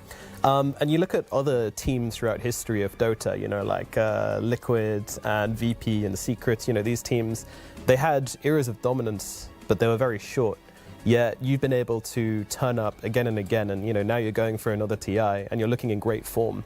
How do you think you're able to do this over such a long period of time? You know, how have you been able to stay so strong for so long? Actually, I don't know. It's a little bit surprise for me too. I think it's more about our chemistry between teammates. Like, we believe in each other, even when we have some bad periods. We still know that every one of us is a good player, and we know that if we will find enough motivation, if we practice enough, we still can win some tournaments. And I think we just having a really good time with each other. Yeah. And I think this is the most important. Talking about yourself and, you know, your personal life, your friends and family, you know, who do you have back at home supporting you and, you know, watching your games and such? I think it's my family. Yeah, they always support me, always watching some games, even they don't understand anything from game, but they always saying some good words after tournaments, or about some other stuff. So I think it's my family. Yeah, great. And what's your, you know, relationship like them? And especially when, you know, you started this, you know, what did they say when you started going pro in Dota? It's a little bit hard to explain, but of course they not believe in me from the start when I start my career. But like when I got my first salary or some price like that, they understand that this is really serious thing, what I'm doing, and they start support me and believe in me every time. A lot of good teams, they are really strong throughout the year, but then at the International they don't perform as well. Why do you think it is that this happens sometimes? I mean, I could understand before when prize pool is very big, and sometimes you felt much more pressure when you're playing. But now, I don't know actually.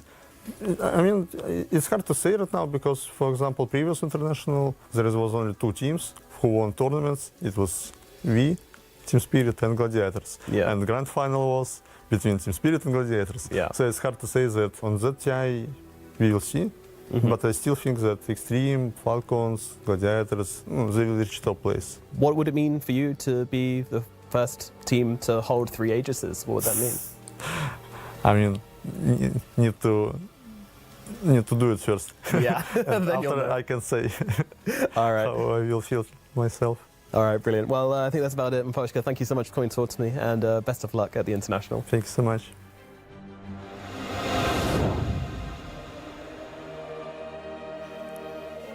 Team Spirit, always a contender for the ages. They came unscathed out of their groups, undefeated, 6-0, and they got to choose their opponents, and they chose Nouns. That's the matchup we're about to witness. I'm joined by T-Gov, Effie, and Lacoste, and we're going to dive straight into it. And I want to talk about both of these teams and the gigantic difference, T, that they've had this year in terms of results. Yeah, this is very true. You know, Spirit, they've had success. Nouns, not really. They started the year quite struggling. Then they picked it up a lot throughout the entire year as well. Spirit versus Nouns. Spirit have always beaten Nouns. I don't think Nouns as an org has actually ever beaten Spirit. So this really is kind of like the David versus Goliath. And of course, the entire region hopes that Nouns can do something, but it's going to be a struggle. It is going to be a struggle, Lacoste.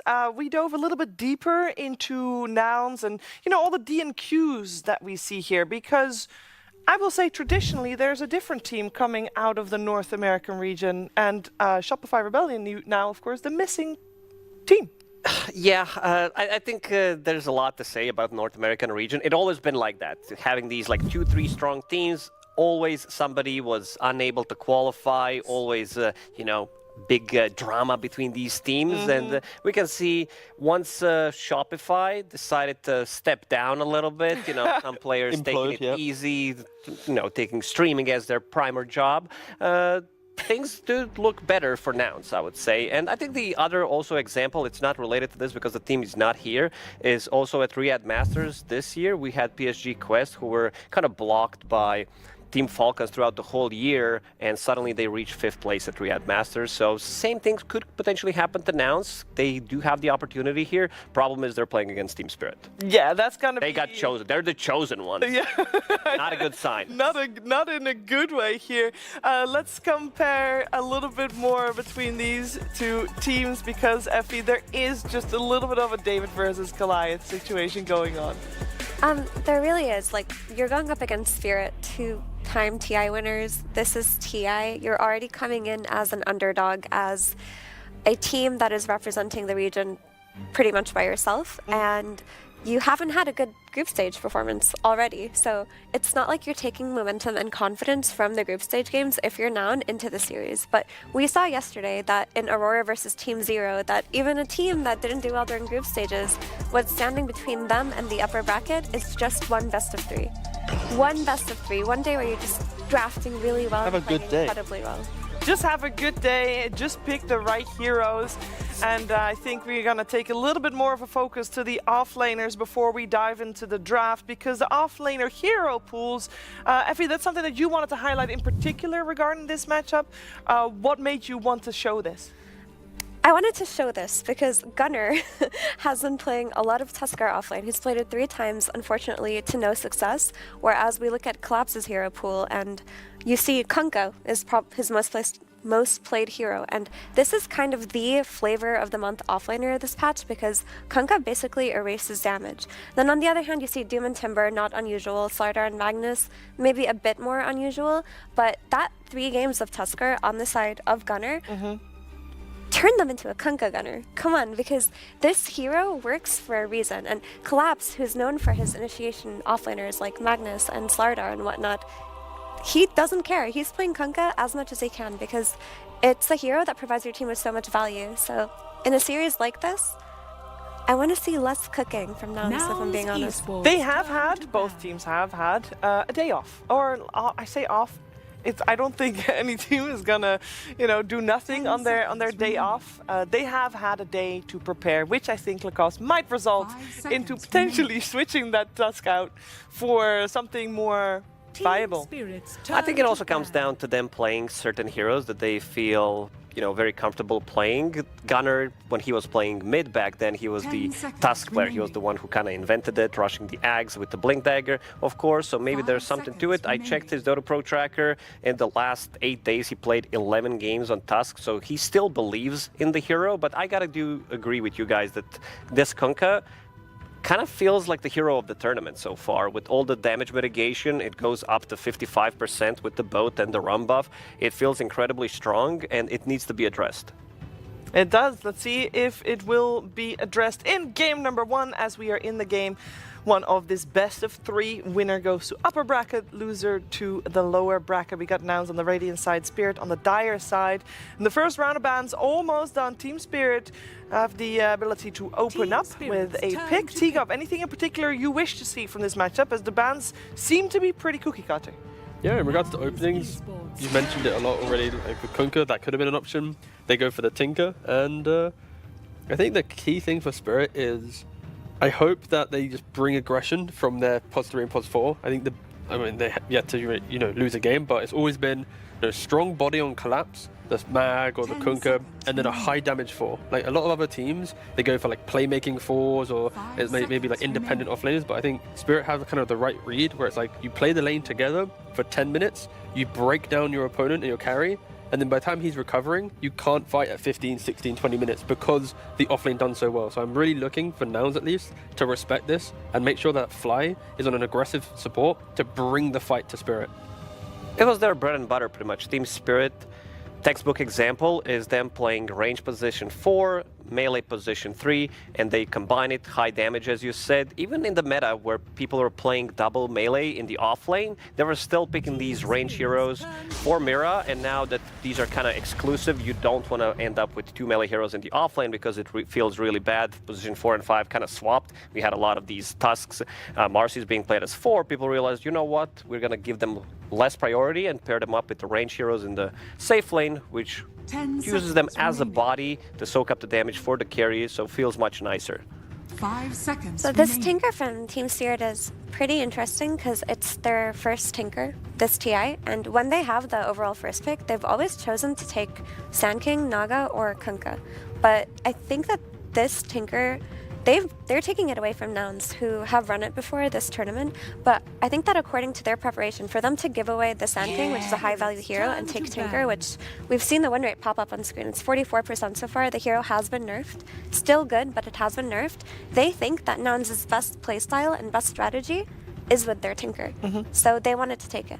It could also be kind of Spirit looking at Nouns' previous games and the game that Nouns haven't Sand King, it was a really, really rough game, right? Gonna finish like 0-8, they got stomped in like 23 minutes, and maybe it's like, well, we take a Tinker, let them play Sand King, we've watched this replay, we see that he might do certain things on Sand King that other Sand King players aren't doing, sorry. So yeah, it's probably a combination of many factors, but I think at least for Gunnar the lad on screen, he is gonna have to kind of step up in this game because, again, his last Sand King was not to be remembered. Well, you apparently remember it very well.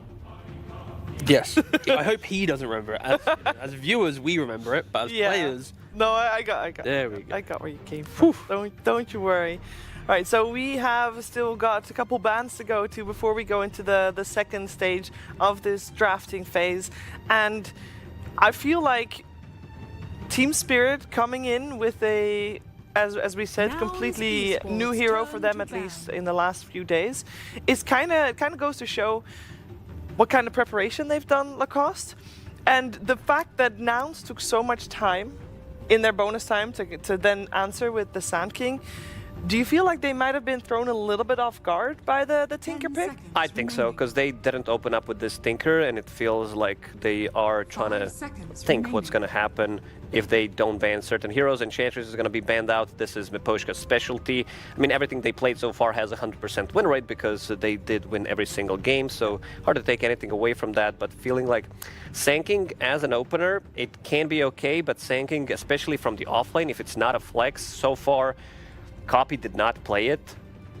It leaves some of the matchup, really bad matchup, open for Sand King from the safe lane, especially this Morphling for Adon. They did ban it themselves, so it's not going to be open. And an interesting one when it comes down to Team Spirit, banning out Alchemist, even though Nouns did not win their game with the Alchemist. It's a hero that comes to the lane with extra 250 gold, can change quite a lot. And also Radahn, he does play sometimes these late game oriented heroes like Dragonite that needs a little bit more farm, Morphling as well. So I would say this is a good ban. I was going to say, on the topic of Radahn Yatoro, he's like very impressive on his Mirana as well, and his Windrunner, which are both still in the pool, and something that Spirit can look to build around. They can still go for the, Treant plus Mirana, or the Treant plus the Wind Ranger, the Tusk plus Mirana, etc. And you can heavily punish the offlane Sand King in that way. I'm kind of surprised both of those are still in the pool. Actually, Wind Ranger and Mirana. Sorry, T, what's it with you? No, that's right. There's a lot of options because I think I would like Spirit to put the Tinker into the 5 role here, because you want your carry to be relatively self-sufficient, and when Tinker wants to hit jungle, I think that's a very vulnerable period of time for Tinker drafts, because he naturally needs to soak up that jungle farm to bring out a Locket or a mech or something. And that's why in the 4 role, I don't think it's the best position, because you sack your offlane and you don't provide any pressure to any other place on the map. You might defend the Tower of March, but you're very, very selfish as a hero. And that's why I think in the 5 role, you don't really hurt your lineup, because the 4-3 is active, you then still get to play on your mid, and if your carry just needs to hit jungle and kind of awkwardly play around by himself, like, it isn't the most damning situation to be in. So that's why I'd like Tinker to be 5, and I'd love Nouns to keep layering that damage. They got the Snapfire, get a couple more heroes that can explore the map, and then you can try and fight through the kind of the farm that you expect. But again, a very strong lane will be coming from Spirit with Kunkka plus hopefully a high damage position 4. Yeah, or they can just save their position 4 since there are so many still left in the pool, and pick up Wind Ranger as well as the Kunkka, which will be very strong, or Mirana for that matter, which can be doubled up as either for Mira or for Radahn. So I like the Mirana a lot more just because the Kunkka comes out, which we know Team Spirit have loved to run, but the arrow into X combo is such a reliable way to transition from the laning stage to the mid game. It's so easy to get 1 or 2 picks into a tower off of that simple combo that it's super high value. Plus, the new Solar Flare with all of the bonus damage, you're looking at heroes like Sand King who buy damage mitigation. They buy your pipes and your Crimson Guards and whatnot. Mirana, as a hero, naturally counteracts that with all of her built-in damage. Okay, Nouns are trying to progress the game a bit here. The expected pick here is probably Tusk. So you have Tusk Luna as one lane, Snap Sand King as another lane.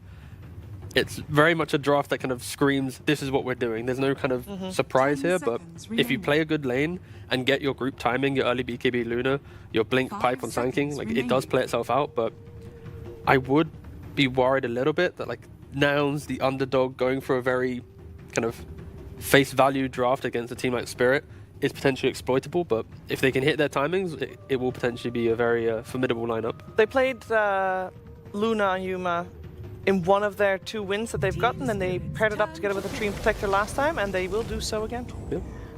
I'm fine. I was fine with Tusk. I think that's one of the best pairings for Luna that T suggested, because it gives you damage, gives you a little bit of a save. So does this hero. Most of these position 5 are bodies, and you're not losing those lanes. But what I like about Team Spirit draft is that they kind of break the game. We saw a game when they played against Team Liquid with repositioning tools, with the Magnus, with the Kunkka, the reel-in from Naga Siren. They're going to have some of that here, but in this one, they're more oriented on buffing up the heroes and making them unkillable.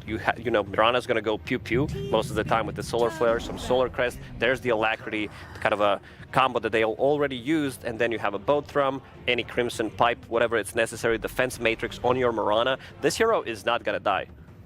Yeah, we've seen this style happen a few times already throughout this TI, with these Mirana drafts in particular, usually accompanied by an Invoker, where there is an enemy offlaner that is going to build auras, and then the other team chooses to just buff one hero with all of the damage, and the damage just flies through those auras. Makes it so that heroes are killable at any stage of the game. I actually think Nouns' draft looks very good so far. It's very well rounded. You have your stun initiation, you have your damage from the backline with Mortimer's Kisses, you have your very strong safe lane duo, and you have BKB Piercing Disable from Treant Protector. So their lineup is very cookie cutter. There are no glaring flaws. The only issue will be once that Mirana has all of these auras on her, she has all of this extra damage, who's going to be stopping it? One thing that is a negative kind of from Nouns type of draft is you can clearly see who needs to have a good game from laning phase to create opportunities. And now it's like, if Sanking's shut down, there is no move to be made. There's no Snapfire combination, Tree doesn't really play the map quickly, and Lu needs to farm. And that's where if Spirit can identify that and just punish the Sanking, this last pick from Nouns also needs to be kind of like an insurance policy to bring their draft to life a little bit. But you know, banning out the park, good playmaker for Copy, so already Spirit kind of identifying they need someone to be active, so Nouns isn't just in a kind of one hero does all until the items come out that we're mentioning. Tusk and Ichi get taken out, it would have been the lane pairing with Mirana. I guess that would be left in the pool is the Mercy, or potentially putting Tinker on 5, but I don't like Tinker on 5 versus Snap Sand King. I feel like he's very punishable and can feed too much, but if he plays with Kunkka on the offlane, it's a lot easier to just do the reliable damage on the 5 seconds remaining. Is there what? They haven't really flexed it, but you could still, I mean, technically put Mirana to 4 and then Kunkka and then get a new carry, but there's also Clock. Mirana's just too strong. I wanted to mention Clockwork as well. Feels really nice because you have, you know, combination with Mirana. It's the hero that can find, he can cause a lot of issues. He can find the Snapfire in the backline, stop her ulti from going off. They do have a lot of team fight. It's quite a lot of magic damage coming out from Team Nouns already, but yeah, I do like Clock. Marcy's also fine. I think with Tinker, you want to have something that's going to go in and kind of die. Marcy wants to live, wants to get the items, but Clockwork, he's not afraid to sacrifice his life. Yeah, they both have their advantages. Marcy also buffs up the... They go for Batrider instead. So this is going to be Mirana plus Tinker and Batrider plus Kunkka. Spirit have run Batrider a few times already on Mira, and to be honest, he's been playing incredible on that hero, constantly pressuring the enemy carry, constantly chasing to the jungle. We've seen Lena's and Miranas and Wind Rangers get shut down by this Batrider, so this is going to be a very kill-intensive offlane coming out from Team Spirit. It's just nice to find heroes as well. Like you mentioned the whole want to go in from a Tinker supporting aspect, and now Batrider can do it. When he goes in, he finds a hero, now Kunkka then steps up like, okay, I'm now the body. So there's like nice layered aggression where like Bat can find a hero, Kunkka can tank the team fight, and then Mirana and Vocal pumping the damage, and of course Tinker's keeping people alive. So a really nice well-rounded lineup from Spirit. Again, for Nouns, it's like they have very, very strong lanes with Tree Luna, Snap Sanking, like Copy. You look towards him in mid lane, it's like, boss, what do you want to play? And Shaker. He takes the Shaker. Happy? Yeah, I think this draft looks pretty scary from Nouns. I don't think this draft has many flaws. Could be, it's not even on the slower side, knowing that Yuma is going to be playing Luna, one of the carries that comes online super fast with the Lucent Beam, and then you have Sanking building the auras, Shaker from the mid lane builds into Blink Dagger. Still going to give the slight edge to Team Spirit, but this is a strong draft from Nouns. Personally, I'm not a fan of Shaker versus Team Spirit's heroes. Like, it is one of Copy's hero pool heroes that he is really good at, but you're playing against Cold Snap and Tornado. You have March of the Machines in the team fights, so you're not going to have easy Blink Dagger angles to actually Echo Slam, and you're also playing to the damage mitigation of Kunkka, so it's not a very easy Earthshaker game. But everything else outside of that mid pick looks really good for Nouns. Yeah. I mean, they put Batrider 5 and they put Tinker 4, so I think they at least fit. I prefer Tinker 5, but to bring the kind of the game into motion, I don't mind the 5 combination on Bat. So you'll play lane, use Twin Gate, and then he'll kind of become like a pseudo 4 whilst Tinker's jungling. So I think in my reservations of it was fixed because they went Batrider. And I guess Mirana, Radan, Yatoro will be fine even if he gets left alone a little bit. Yeah, a little bit. And again, this game just feels like Nouns after lane, they need good lane, they hit a team timing, and Yuma needs to go, I'm ready, let me make my statement. Like, let me go for Roshan, let me go for towers. If your carry's quiet in this game, Team Spirit will just scale to the point where they are, you know, the TI winning team. So I think it's really on Nouns to have the confidence to really know when they're strong, because if they don't, they will just, you know, fall out of this game, I think. But they're supposed to be strong in the lanes already, so the lanes is what we're going to look towards first, because with the rotations we're mentioning that Team Spirit might have, and the strong lanes that Nouns should have, that should be pretty active early game. Oh, for sure. I think this is going to be an action-packed game. Yeah, I think so too. I just worry about this Earthshaker. I look at it and it looks like such a hard Shaker game. If he just goes like treads Ags, like obviously like early Blink, you can be explosive. You set back for the Ags, and then Ags, and you don't care about March. Then you get BKB. Like, as long as he's a body and he goes into the fight, everyone else can play behind him. So it's like, even if he might not have like the most show-stopping game, he at least can create opportunity for other people to then shine. So Okay. Let's see what's going to happen in game one. It should be an action-packed one. Before we get to the action, though, let's hear some words from Coach Lipperian. Yes, indeed. Hello, Shiva. I am here with Silent, coach of Team Spirit. Are you guys happy? You think you got everything you wanted out of this draft? I think yes. We get our heroes, which we already played with tournament. So okay, our heroes is okay. I'm not sure about their heroes. I think we give them a little bit too much, but our heroes okay. That's cool, because I was about to ask. I know a few people have said that this Luna hero seems pretty strong, might be a bit of a dark horse of the tournament. Are you a little concerned about how it's going to play against the Luna? Right now I'm not sure, we'll see, but Luna is... we predicted we're gonna pick it, but right now is too much heroes are really good. So, I don't know, maybe could do better bans for the second stage. I think like we could do better. Do you enjoy a best of three more as a coach, where you've got that sort of tactical ability to figure the other team out over 3 games instead of just 2? Sure, I prefer more best of 3, because best of 2, if you did one mistake and it's already cost you game a point and you are disappointed, best of 3 you always have one mistake. Okay, well, best of luck to your team. Chance for one mistake. I mean. Exactly. No, I get you. Well, best of luck to your team in this game, and I'll throw it over to the casters, OD and Fog. Take it away, chaps. Thank you very much, Ted. Just ready to get into the action, and as you saw there, first blood going the way of Lal. But interesting in there from Silent, the coach, some sort of hesitations with some of the things that went down in the draft. It's going to be interesting to see how it plays out. You know, earlier today, right, we had Falcons versus Beastcoast. I think in the game 1 interview with Aoi, he also felt that he'd made some, they kind of let the Kunka through or something. He wasn't completely happy with the draft. Beastcoast ended up being able to take a game from them, so maybe today here in this best of 3, this game 1, it could be Noun's best shot to try and take a game off Team Spirit, Fox. It definitely does feel like it. Their draft, it hits everything. It's strong lanes, it's good team fight, it does scale, it's got this Luna hero that we've seen do very well. It's just going to be the test of how can they do versus Spirit, who also does have a very strong depth, but it's a bit different style, right? You were mentioning in particular me, it's 4 ranged heroes. So yes, versus like Earthshaker and maybe versus Sanking and stuff like that, like the distancing versus can be cool, but we haven't been seeing too many drafts with just like straight up 4 ranged heroes. So it's going to be interesting to see how that one does work out. And it's an Exort Invoker from the mid lane, or at least in the first skill point. We'll see how he decides to switch it up. Maybe it was just for a first blood thing, but we'll have to see how that ends up causing any extra effects, because usually you do see the Quaswex from mid. So we'll have to see. Because, yeah, this lane, it's going to be good for copy. It should be, right, yeah. Mid Shaker is going to have the edge against a lot of the mid matchups right now. Easy denies, easy last hits. See if Lal's able to slow him down much, but yeah, absolutely you expect Copy to have a pretty nice start here. It was already got the bottle coming out, so it's going to be very difficult for Lal to harass. And then these side lanes, I mean, overall, as you said, anything else that you're sort of surprised came out from this draft?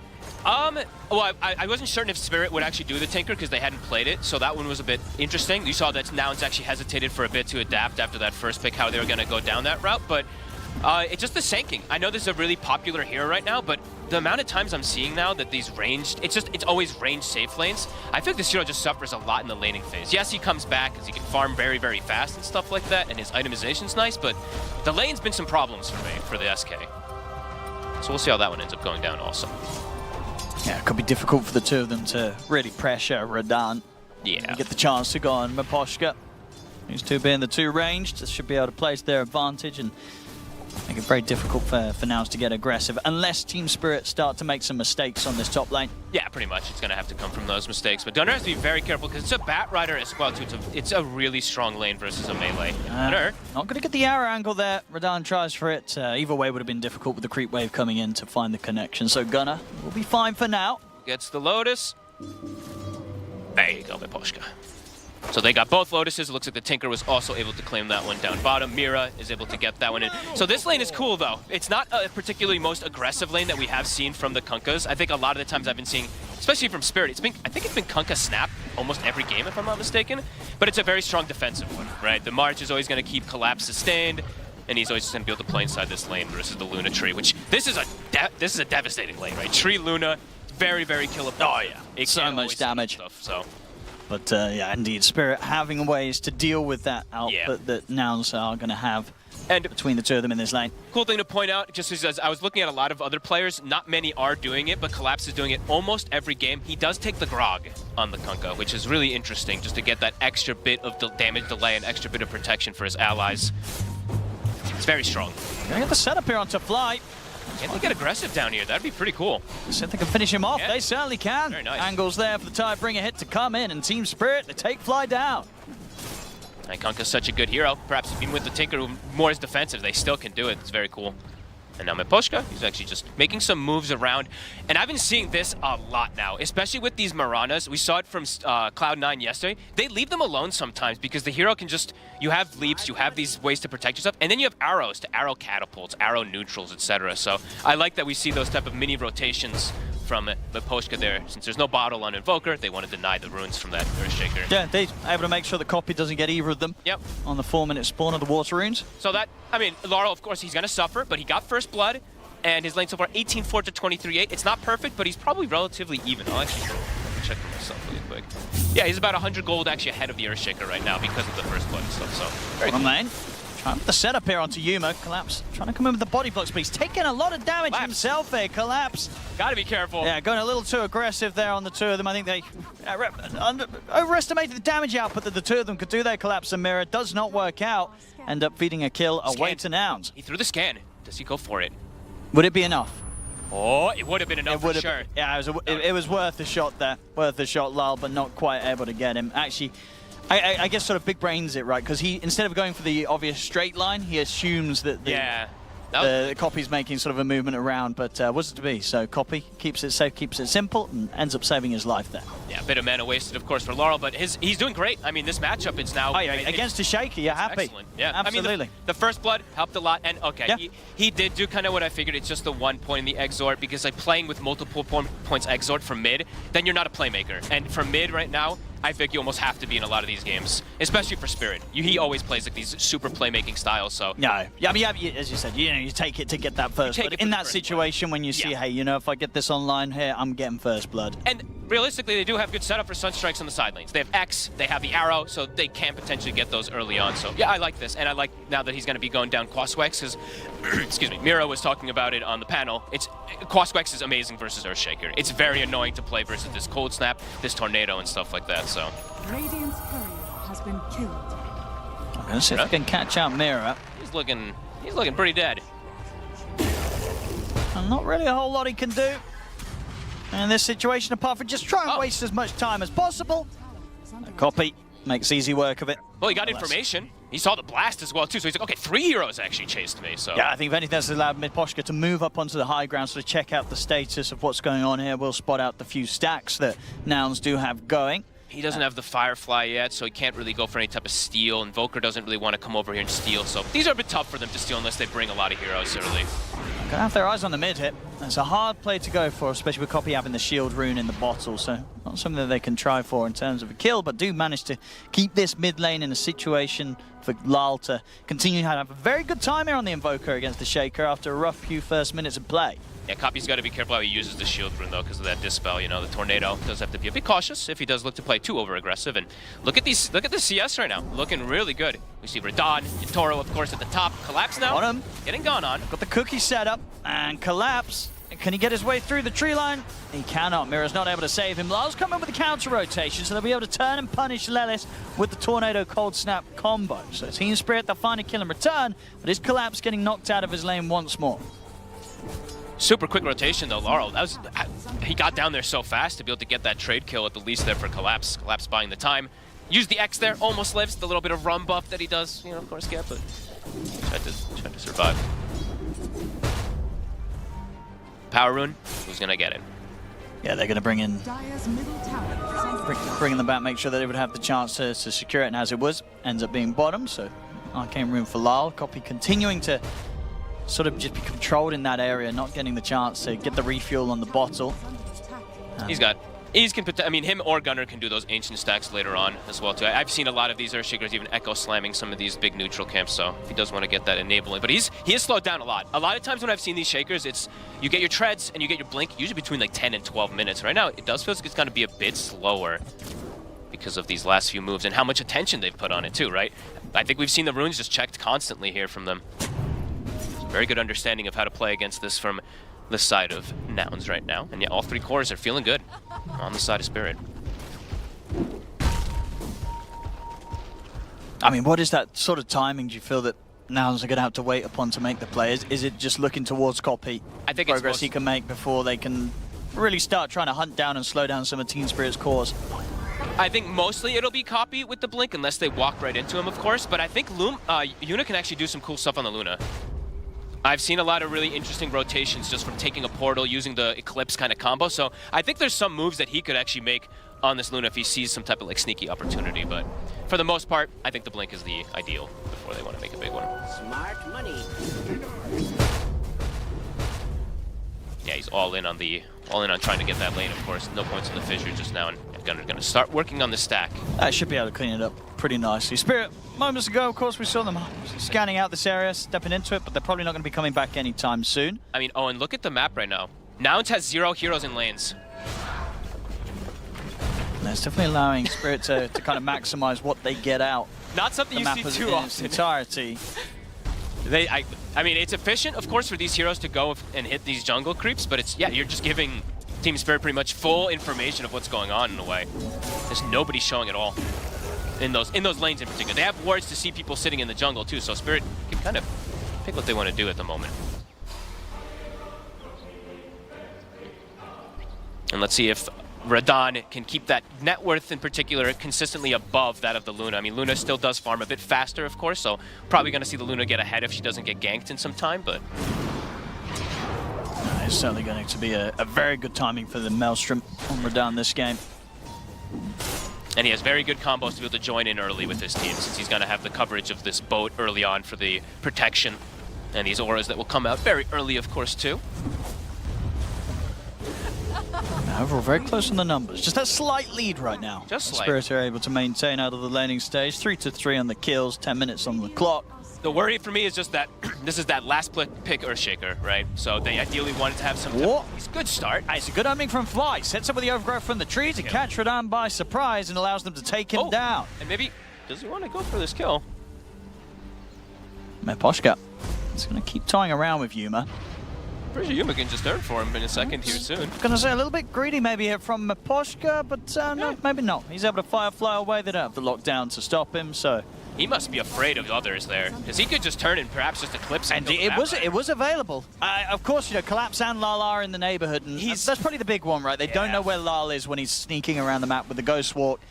So, if anything, I'd imagine completely expecting that there was an Invoker right behind that bat when the bat goes for that sort of move. Yeah, definitely. I mean, he's probably like, why is this 5 position just running at me? Something's not right here, so yeah, it does make sense. Tower's gone. Team Spirit, make the rotation, take the objective.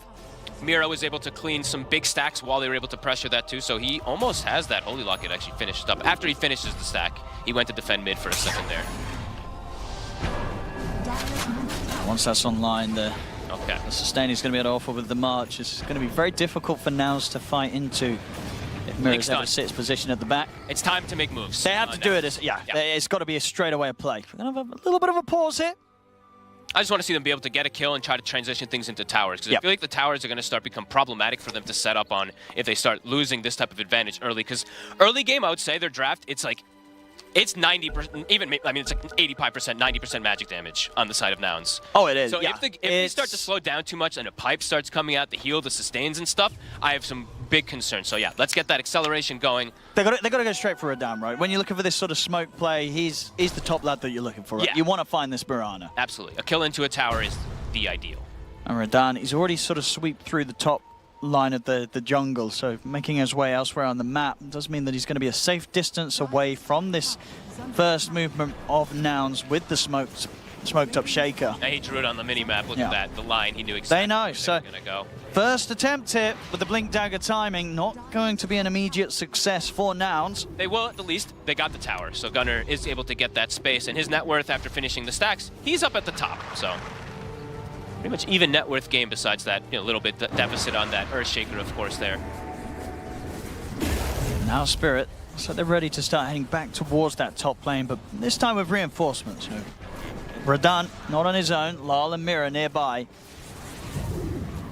if anything kicks off.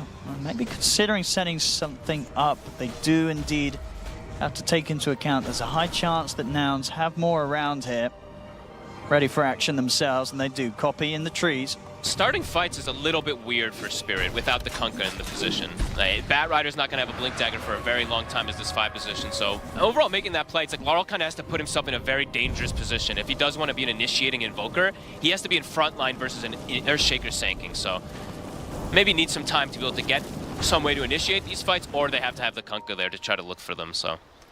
4-3. We've had a lot of games that have kind of been quite slow like this after the laning phase. Yeah, teams have playing these series very carefully. Yeah. You know, we're not seeing a lot of reckless movements. Very smart play. Ooh, nice stack. He Torrent stacks the right Ancients. I think that's the second time I saw Collapse do it. So he has a 3 stack on his far right Ancients from that. And now they are looking to make the move. So they've got that Holy Locket, they've got the big heals, they've got the Rum, of course, the Blade Mill that's going to come in, and Collapse is going to look for a catch, because he has to be the one to grab a hero. Ah, he's ready to go here. Ooh. Ooh, copy. Indeed, they maybe even getting a chance to go on him. They're going to find Aposh grab the sides. They drop down a Sentry Ward, and we'll find a Bat Rider sneaking about. Some Aposhka's gone. Very nice. Same time up top. Rodan's got his eyes on Gunner. He's going to try and chase him out a little bit, but the arrow's already been used, so very unlikely to get anything out of this. Gunner's able to retreat. Still, yeah, these moments continue to pass in which the Shaker's game, Copy's game, it's going to continue to slow down. Didn't manage to find anything with that Blink Dagger timing. And as you mentioned, as the moments pass, it's going to get harder and harder for the Shaker to just have that kind of wham-bam effect with the jump. Yeah, but I will say, though, it is a little Spirit, like, they just can't really make plays. The only way they can make a play is if Kunkka is there right now. But who feels better in an AFK game of farming with these two drafts? I mean, probably Spirits, actually. I don't know. It's kind of cool. Probably Spirits, though, just because they have the buff up with the Solar Flare and the Invoker, who also hybrid scales. Yeah. I would like it a little. I feel like just Luna's also crazy, so. True. But for Copy on the Shaker, right? If nothing happens, it just don't feel great as a Shaker. Just in morale as well. You know, you play a Shaker, you want to be echo slamming people. But we'll say, because like Gunner actually has the pipe right now, so the group up overall from now, it's very strong. It is. And Spirit forcing an engagement is kind of awkward. So they right really want to. Yeah, they want to keep doing this now. Every smoke. And as you say, with this new item timing on Gunner, they gotta go. They gotta find something. They're very strong right now in the team fight, in a straight 5v5. They've been caught by the scan though. Spirit know this is coming. They're going to start bringing in TPs. They're prepared for this. Collapse is going to show his face. They've got Mira behind to get the heals running. Does Copy really want to try a jump here? It's risky. They're baiting Collapse. Yeah, it feels very rough to try and make a play into this now. So they're going to go for it. Copy stepping forward. They get the Burrow Strike, and he's going to jump over towards Mira. But the Tornado comes in. Lars ready to disrupt the play. Cold Snap comes in. They turn straight over towards the Shaker. Copy's trying to retreat, but Rodan is in with the right clicks. Copy, he's going to live. He's able to get out. He'll get away from the fight. With him surviving, nobody goes down.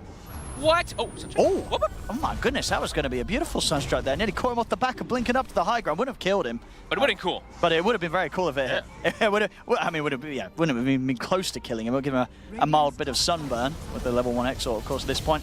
But, I mean, that was very close to them killing the Shaker, right? That was, if anything, I think now they're going to be a bit of a sigh of relief that they didn't lose anyone there. I mean, they got a tower at least. This was a kind of a weird exchange. I think Nouns comes out slightly ahead of it because of how much was had to kind of be used to just defend, but they didn't even defend the tower. It's very close, but cool. But they also get a tower themselves, Spirit. After play, push down. It's a close one. 17 minutes, 5-3. Not a lot's happening, but Nouns, they're definitely trying to make something happen. This time, with the Overgrowth setup, they might have a better shot at taking down a kill. Backup is coming in. The shield. He's ready to help him out. Collapse is going to be buffed up. They're able to turn towards Fly, turn towards Yuma. They got Lasso. Burrow Strike comes in from Gunner. Yuma trying to survive here. Can he live throughout this? He will not. He goes down. Gunner's trying to desperately find Lala in return, but he's not going to get it. Team Spirit are perfectly fine. The X-Mark combo comes in. The Burrow Strike timing, it's there. He's able to dodge the X-Mark pullback, and that's going to give Gunner the chance to continue to run. Spirit, they will continue to chase, though, and they'll get him regardless. What the heck just happened? Collapse is still alive, and he still has HP. Like, how'd he survive? X's himself, gets the grog, gets the boat coverage, gets the shield. He survives everything. They tried to kill him, and then it just ends up turning flat on their head massively. And look at the damage he's able to do during it. Holy crap. Nerf Kunkka. The mitigation is just absurd. Like, they're not the ones. They didn't even have pipe going. Copy had a bit of a chance there for maybe a solo kill, and Miposhka, he tries for it, completely whiffs the blink initiation, and he's just gone and given up his life. That's a rough one. Oof. I mean, his game does continue to get worse and worse. It does feel rough. Yeah. It's never a good position to be as a mid shaker at this point, falling behind. And it's pre-pipe. You know, it's before the pipe is coming up. It only gets harder. It does. And Invoker, I like the itemization. I think this is the other build that we've seen, especially from Thompson too. You go down the Mage Slayer route. You makes you very innately tanky. You do good DPS, works with your cold snap, and it's good versus the whole Nouns lineup of pretty much all magic damage early. Spirit.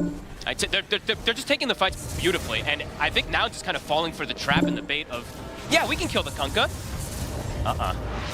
The shields are there. Definitely getting to a point where, you know, I think Spirit, as a team, they're just going to keep doing what they're doing, whereas Nouns, the panic may begin to set in. It's like, what do we do? What is the plan? What is plan B? What is plan C? You know, they're going to have to start running down the list. They're going to be running out of options with this sort of draft as time passes. They got to start finding these other... I mean, they got to start starting fights on somebody other than Collapse. But it's just been him literally been like, go on me, please. He's literally waltzing right into them. So we'll have to see what angles they can find to do that. They do have the tree, so they do have a scouting mechanic, right? So I think he has the shard finished up now on Fly, so maybe that will let him try to find easier opportunities to sneak into the back and see some of these heroes that they can catch. But the fights are very difficult. They have to try to get past that wall of the Kunkka to get to these ranged heroes. Yeah. And now, yeah, with the Kunkka... Now he's got the Kunkka pipe. having the pipe, and I believe the mechs just come out for Mirror as well on top of the Holy Locket. They just have so much sustain. And they have Gleipnir now. Their jump's got to be perfect. Copy's going to start on Mirror. It's not a bad way to start the play. They'll get rid of the Tinker. Can they get anything more? Trouble. Turns in with the EMP. They got the control on a Copy. The boat comes crashing in. Copy surrounded it by the two of them. But aren't coming in with the right clicks, but a Burrow Strike from Gunner comes in pretty hard. Catches the three of them, bringing Lal down low. Lal, he'll pop the Ghost Walker. He's going to try and stand up, grab the Lucid Beam comes in. Now they've found the two of them, and they're going to try and chase him for more. Gunner, another Burrow Strike. Cooking a follow up. They burst through Collapse. They find the three of them. And maybe more. They've got the chase down on the walls. Miposhka, Scatter Blast not going to quite catch on, but with the Burrow Strike forward, Gunner's able to set up with the Yules, get the catch for potentially another. Miposhka trying to juke up to the high ground, but the Cookie's there. They'll find four of them. Nouns able to take the team fight. So there's a beautiful angles there from Gunner on the Burrow Strikes. They got some really nice chain stuns coming out and hitting multiple targets, and it was them catching not the Kunkka first. They got the Tinker, they get on top of him. It's the best way to start the fight. Get rid of that Tinker. Yep. If Mirror's able to sit in the fight, get multiple marching machines off, it's pretty much going to be impossible. But if they can take out this incredibly farmed Tinker for the support position at this point, that's the way to take these fights. That was huge. Very, very important for them to get. Yeah, they took away that lead completely. It's about a 3K lead that's now gone. Yep, and Shaker's game. He does survive during all of it too, right? So gets the benefit of all the levels and everything from that. I mean, he still gets XP and everything when he dies. Do have to remember how that innate works. Yeah. You're a Shaker, but does get a lot out of it. And he got a lot of confidence from that last fight as well. I believe before that fight, indeed, he felt that the pressure was going to be there to need to get the BKB first. He had the Blink Dagger, had the BKB queued up next, but after the way that fight went and the money that he gains, he's back to the original plan, back to just getting this Aghanims online. He's about 1,000 gold away from it. He's going to get it in good time. He needed that fight. They find it. They're holding on here now. Yeah, and that'll give him the opportunity to potentially scale, right? If he goes BKB, it can just be this all-in where if you don't get a lot done, it hurts. So we'll see if it does pay off. As we see, the Tormentor gets claimed. Who gets it? Okay, it's Miposhka, not the most useful one, of course, for that Bat Rider on the 5 position. So what they get here on Nouns, they're going to be able to get it for Lelis on the snap. Quite a bit more useful. A little bit of heals and stuff. This is definitely not the best shard in particular, but I think a little bit underrated. All right. I mean, yeah, pretty much dead even. This is a really, really cool game we got going on. This is good stuff, yeah, so far 22 minutes in. A game that on paper, when you consider the results of both teams so far, could have definitely played out to be a pretty rough one for Nouns. Yeah. But they're really holding themselves together very nicely, and especially after that those last few moments in which Spirit were starting to get that lead. Nouns desperately needed to find a successful play. Nouns found it. Yeah, we're definitely going to see a lot of different plays just played off of these cooldowns, and we'll see which itemizations end up working better. I'm just keeping tabs on everyone. Miranda now has Manta, so has the way to play around that tree route. Probably needs BKB next because of all that massive stun and control that they do have. But they're going to go for this Roshan. They're in a good opportunity to kill it fast. That's true. Nouns, are they in any sort of shape to get over here? It doesn't look like it. So Spirit getting down as this corner. And indeed, very quickly being able to take this Roshan will secure themselves the Aegis. We'll see if they give it to Radahn or Lal. They get it on Radahn. So now very, very difficult to take down. So for Nouns, now that the Aegis is over there on the Mirana, what do you feel they should do for this next 5 minutes? Is it just completely avoiding fights, or do they still look for opportunities to try and catch Spirit by surprise? How passive do they need to be with this Aegis in play? Probably just wait for Yuma's BKB. I think even versus the Aegis, if they see opportunities where people are split up, they can get stuff. Because they have this blink, they have good catch. So could probably still look for something here. But I don't know. I don't even know how much Team Spirit's going to look to force with this, it feels like. But yeah, we'll have to see. Copy. He's got the angle here to set up on a Miposhka. He's got him. Easy kill. Miposhka. No way to get out of this one. Firefly still on cooldown as well, so they get themselves a freebie now. Move down towards the bottom. Yeah, I think this feels like a kind of farming Aegis for Team Spirit, to be quite honest with you. So I feel like now they can definitely look to make plays. Yeah, I like it. They're smoking up immediately. They want to try and make another move. They just got the BKB on Yuma, so they have ways to just force the issue into these fights now. And I think, yeah, Copy, he's really going to have his sights set for the Tinker in these fights. If he can catch Mira out of position, it's not a bad hero to fully commit on and take out the team fight. And they're getting closer to a Blink Dagger on Fly as well, too. So they're going to have like multiple different ways to jump into back to find some of these heroes. So, well, for Spirit, it really is. It's completely reliant on Collapse to either initiate or be that bruiser to just soak everything. So, because I was checking Miposhka, he goes just down the Solar Crest route. So he can't go Blink as the 5 position. The initiation is a bit odd for Spirit. It's more like, okay, you initiate on us, and then we use our defensive capabilities to turn it on to you. Sure. I guess that's going to be the situation typically when you have a lineup that's 4 ranged and 1 melee, right? You're not going to have a lot of front line, a lot of ways to kind of go in and start things off. So they're going to actually smoke it up now. I think they got some information with that ward up top. They saw somebody in position, so looking for a catch-off. I guess they didn't see the courier. Maybe they did now, but... Mira pinged it. Of course, it would just be a tree. It's a bit of a pesky hero to spend time hunting down, so Spirit won't bother to spend any resources looking for Fly. I mean, they only have 1 person who can carry Dust at the moment. Yeah. Everyone's full slotted. They might have to actually do some stuff with their slots here because it's only the poor Bat Rider Miposhka playing an actual support, it feels like. He has to literally buy everything and carry everything to be able to have that detection.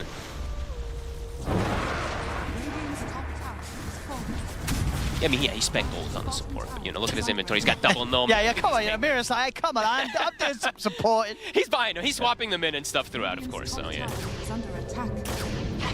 D-Ward gets done there. How long on Aegis? 2 minutes. I'm going to get the haste rune here for Copy. And he's getting closer to BKB himself also, and I believe Gunnar, does he have it finished? He does. So Bloodstone, Pipe, Yules, Gunnar is big. He's hard to kill. We saw in that big fight that they had on their side of the map now, down in their jungle. You know, one of the reasons why Spirit did struggle was because they weren't actually able to kill Gunnar. And that is indeed getting harder and harder. He's got the Vampire Fangs on top too. That was the initial lifesteal, now with that Bloodstone too. Yeah, crazy amount of survivability. Crazy amount of survivability, for sure. And the damage is going to start stepping up. Once Huma's able to get this Crystallis into the Daedalus, a lot of the kind of the damage reduction they do have between sort of the Pipe and such Spirit is it's not going to matter as much. Fly. They'll find him. It's going to get caught this time. Yeah, I mean, this Luna, it's the the nature of the Luna where she just farms really hard on her own. So the level, she does have pretty much a 1 level advantage over Radahn still. And that level 20 talent, of course, too, for Radahn is very important to point out. The big burst single target that you're going to be able to get onto him soon. That's an interesting game. 10-8, but very tense moments. See if they're able to stick around and push this tier 2. Looks like they should be able to. TPs are coming in at the tier 3. Aegis is getting reclaimed in 50. Would be nice to time a fight here. I don't think they're going to be able to do anything before the tower falls. So Spirit will find us tier 2, but indeed Nows, they want to try and strike. I mean, with the smoke coming in now, likely that they will find a fight before the Aegis has expired. So we'll see what they do with this Nouns. Who can they find? Miposhka, he's playing the block. He's trying to protect Radahn, but they seem to know where Radahn is. They've got the courier. Eyes on the courier here. Radahn, he's trying to hide in the trees, but I mean, they've got a complete setup. I mean, that's the Aegis quickly disposed of. Let's see if he can go for round 2. Collapse. He's going to get the boat coming in. Radan leaps up to the high ground, but he's blocked off here on the bridge. He can't get away, and Yuma's got the damage. They take him out. Burst strike from Gunner. He's able to find Collapse in the trees. Copy jumps over here with Enchant Totem. I mean, Collapse pops the blade mail, but it comes to an end, and now they're ready to rip him apart as Nouns. They'll be able to catch out both of them. They're doing it, Owen. Level 20 is now picked up. And you're seeing the way, I mean, it's awkward. Spirit can't really start fights. Yeah, I mean, that was a bit of a rough position for them to get caught in. Of course, but they got the tier 2. They started to back off, but a little bit separate from one another. Yep. And now they find the perfect time to strike. They see the courier. They know where Radan is. Collapse is there trying to help out, but the whole team of Spirit, they're not in the area. I think if Mirana had BKB, they maybe would have tried to fight around her, but without BKB, there's no way that she can fight versus this lineup of Nouns just yet, with what they've gotten so far in these last few moments. And now tier 2 also likely to fall. And maybe even potentially, never mind, BKB cooldown on Luna. I was going to say maybe poke high ground a little bit, but could be risky with no BKB. Yeah, I think, Yuma's going to be feeling fantastic. He's super close to having this full Daedalus. I mean, we're seeing already how much damage he does. Once that's online and he puts the BKB in the team fights, there's not a lot that they could do apart from attempt to sort of kite out and wait out the BKB or try and find the lasso. But at this point, if the bat's going in and dropping a lasso onto the Luna, highly likely that the rest of Nouns are going to be able to kill that bat off pretty easily. I mean, Miposhka can't do that to Blink. Yeah. He needs Blink. He's just going to die. I actually think that maybe he's looking back and being like, maybe I shouldn't have done the Solar Crest first, and maybe they needed to get Blink to start some other fights. Because right now, it's literally just been them being fully defensive and trying to react to how Nouns has been playing almost entirely after they had like a bit of an advantage and stuff. So Nouns, they're kind of the dictators of the pace now until we see something, at least the Blink come out from the bat and the BKB from Radan. Yeah, that's the next 2 timings ready for Spirit. They've got the Crimson out and Collapse. But the damage is it's starting to get overwhelming. Yeah, it's just so much with this Daedalus on Luna now. And they pick up a gem, I believe, after that fight win. I think Fly bought it, so Gunner now carrying, or Lelis bought it, okay. So trying to control map. They know they have this advantage at the moment. Even if it's a slight with the gold in particular, the way that their lineup kind of works with this versus that lack of initiation right now, it's feeling nice. And they've got these good aggressive wards now placed out too, so they'll be able to read the movements that are going to come out. And with that deep ward that they placed on this far right above Yuma here, it's going to prepare for the Roshan that's going to be on the Radiant side in these next few moments as well too. So they'll see the potential Spirit like walking down the lane and stuff. So very good preparation from Nouns. I think this is the best game I've seen them play so far. I think so. They've stepped it up coming into today. And when it's necessary the most here, if they want to be able to stand the chance to challenge a team of the likes of Team Spirit, and so far they're absolutely doing that. 30 minutes in, Nouns have the advantage. And maybe it's because Gunner is not playing Tusk. Just kidding, sorry, Gunner. What's his win rate on the Tusk? Not being well. I actually don't think it was. I was just trying to be mean because I'm buddy with him. Oh no, he lost actually all of them. Okay, yeah, he did lose all of them with the Tusk. Never mind, I'm not just being mean. Stats don't lie. He probably agrees with you. And if anything's to go by, his Sand King performance so far, I think he's going to be wanting to play a bit more of this one. As it's looking pretty good so far. Timing's been fantastic. They've only been able to kill him off the once this game. I thought his lane would be, I mean, his lane, it's not like his lane was really that incredible. It's just he had those stacks that didn't get contested, so he was able to get away with quite a bit here. That's nice. And yeah, look at that. 100% Radiant when sinking. Well, Radiant overall is having a high win rate, of course, at this tournament, but pretty crazy. And the Blink is done, so let's see what Miposhka finds. Oh, might be able to find a chance to get on this. I mean, Yuma's got a lot of backup. You see the setup here from Copy, Gunner, and Fly. They are more than ready for any jump that's made on their Luna. Difficult for Spirit to take a fight when Nouns are set up in such a way. They're starting to get pretty poor on a lot of these cores. Laurel's net worth has completely chunked up. The Kunkka doesn't have BKB versus all this control. Great recovery from Copy, really, when you consider what situation he was in after the laning phase. I was all around that bottom fight, right? Yeah. That bottom fight where they found the Tinker right here, and then they kind of turned everything. That's where that big comeback came from for everybody.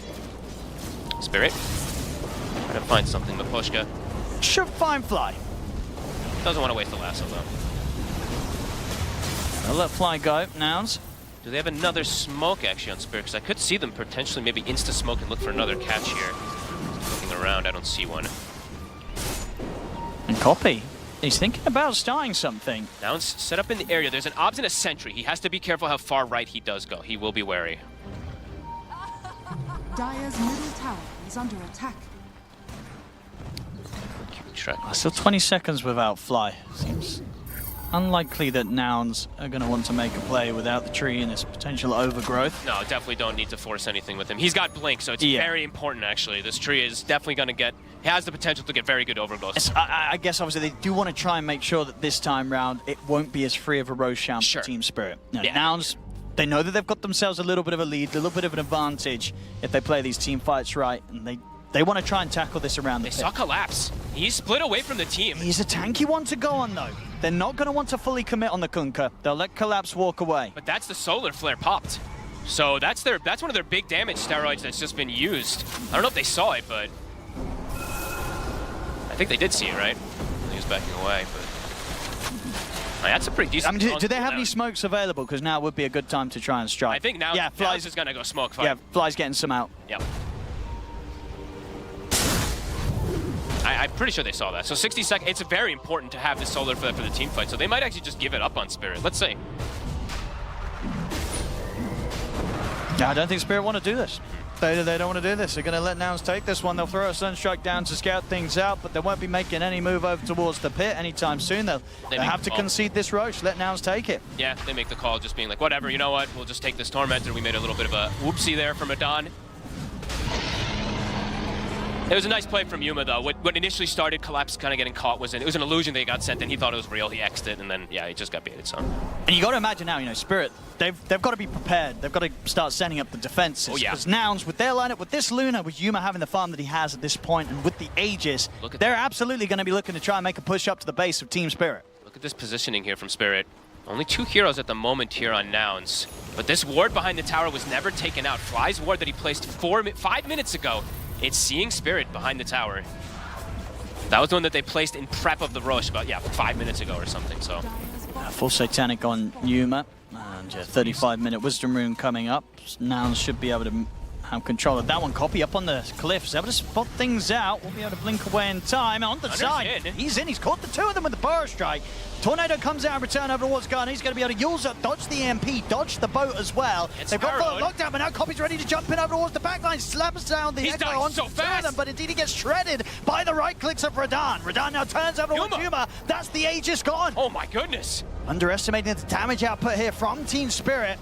See what they do with the second life fly. He's in, it's a huge overgrowth, and that's the angle there for the Burrow Strike coming from Gunner. He's caught the 3 of them. They've got the damage to take down Maposhka. Gunner, he's pretty deep, but it's deep enough for them to set up the Scatter Blast to bring down Mirror. Lal has to back up with the Ghost Walk. Nearly gets torn apart there by the bouncing glaives of Yuma. The cores are alive on Spirit, though. Only 1 at the moment on Nouns. Nouns has to reset and back away.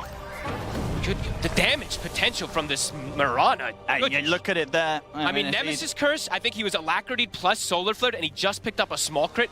I did not expect this Earthshaker to die that fast. No, absolutely not.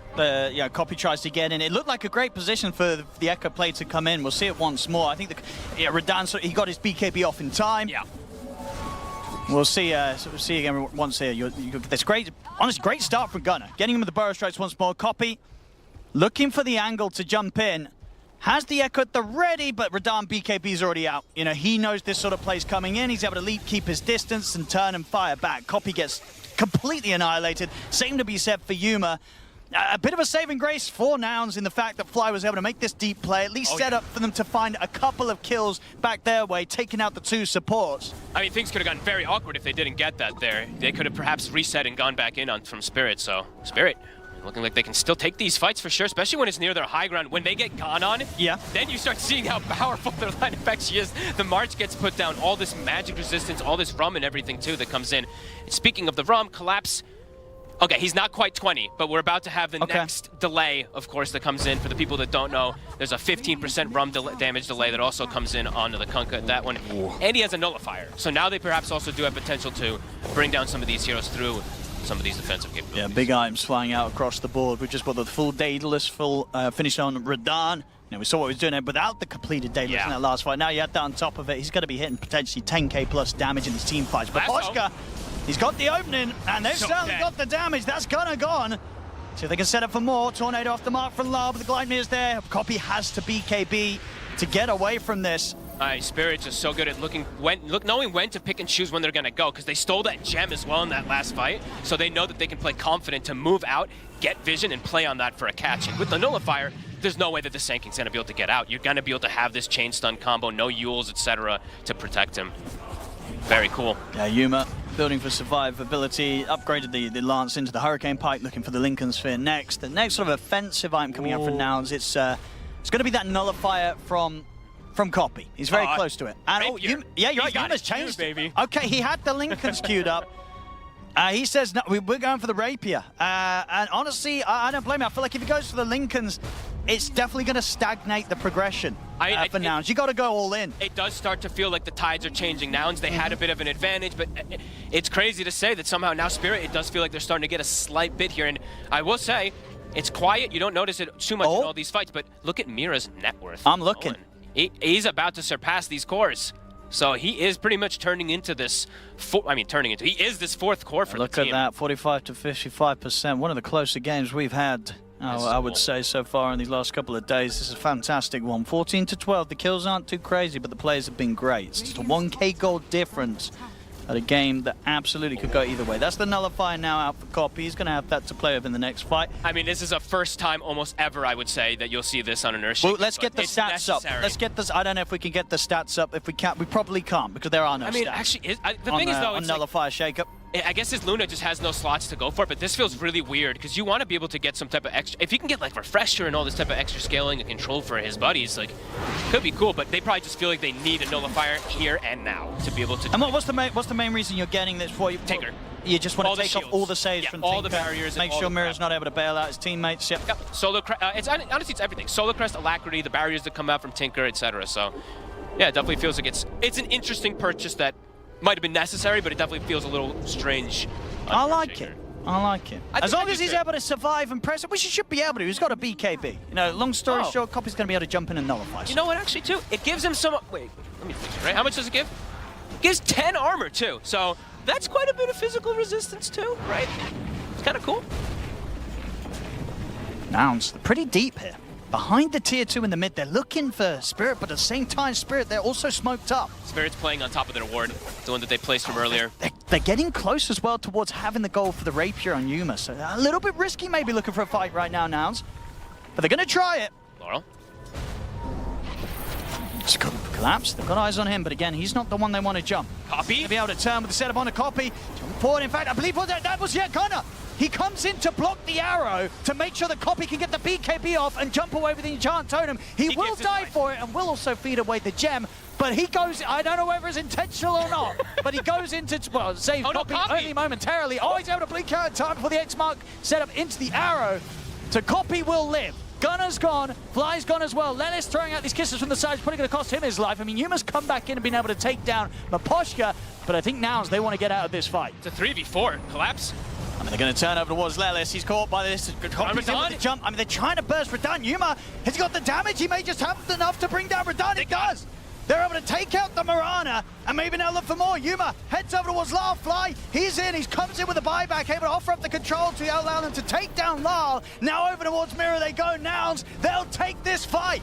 It was worth it from Gunner. It was in the end. He tagged the arrow. Again, we're gonna put that down as intentional. I think so. I mean, Copy survived during all of it, and at the end of the day, his chain stun is way more effective to be able to kill this Mirana. Yeah, and look how much he does. Sure, you know, it's not the highest damage out. Put the highest damage up on the team is Yuma, of course, on the Luna, but still gets to do 4K damage on the Shaker. Copy got to do so much because of Gunner's sacrifice. Yeah, and it really is like the chain stun is what allows Yuma to do that damage. And the big thing is, I'm pretty sure he did not have money for buyback, Copy. I don't think so. So he would not have had the chance to buy back and get in on that fight and do what he just did if Gunner didn't do what he just did. The Gunner play. No. And now they're pushing up to the base. They've got the money for the Rapier as well if they want to get that on Yuma. Maybe doesn't feel like he needs it after that fight, but they've got the banner. They're getting as much as they can out of this here. Crimson Guard will block quite a bit. Copy. That's a big push. Big totems. It's a big push here. Tier 3's gone. 20 seconds. You've got the fortification. Yeah, don't want to use these two buybacks on Lal and Mira. They're being, just 10 seconds or so until they're back, but this will indeed mean they have to give up the mid-racks by the looks of it. Micepad. That's a bold attempt. That ain't gonna work. That is a real bold attempt. Okay, well, either way, I don't think he was saving the barracks. Micepad, he decided now was his moment, and it really wasn't. It's like he was expecting like him or his buddy to have a force staff for him to push him back or something. But I was. But even so, they had like the nullify coming out on him. That just weren't going to work. We'll see it again here. Look at that jump so in. Beautiful. It literally, as the arrow was about to touch Copy, I think it was already sort of halfway piercing into it. And Gunner jumps in, rips it out, and says, "No, I'm taking that one." Blocks it for him, and this whole fight plays out in Noun's favor because of that. The MVS, the most valuable sacrifice. Yep. Love it. That was cool. Very, very cool. And now up to 7K. They've reestablished that lead that they did have. And yeah, Yuma, he goes against it. He's like, we maybe needed the rapier before that fight. But now he's going the red more standard. He's got the swift blink, which feels a bit more a bit better, you know.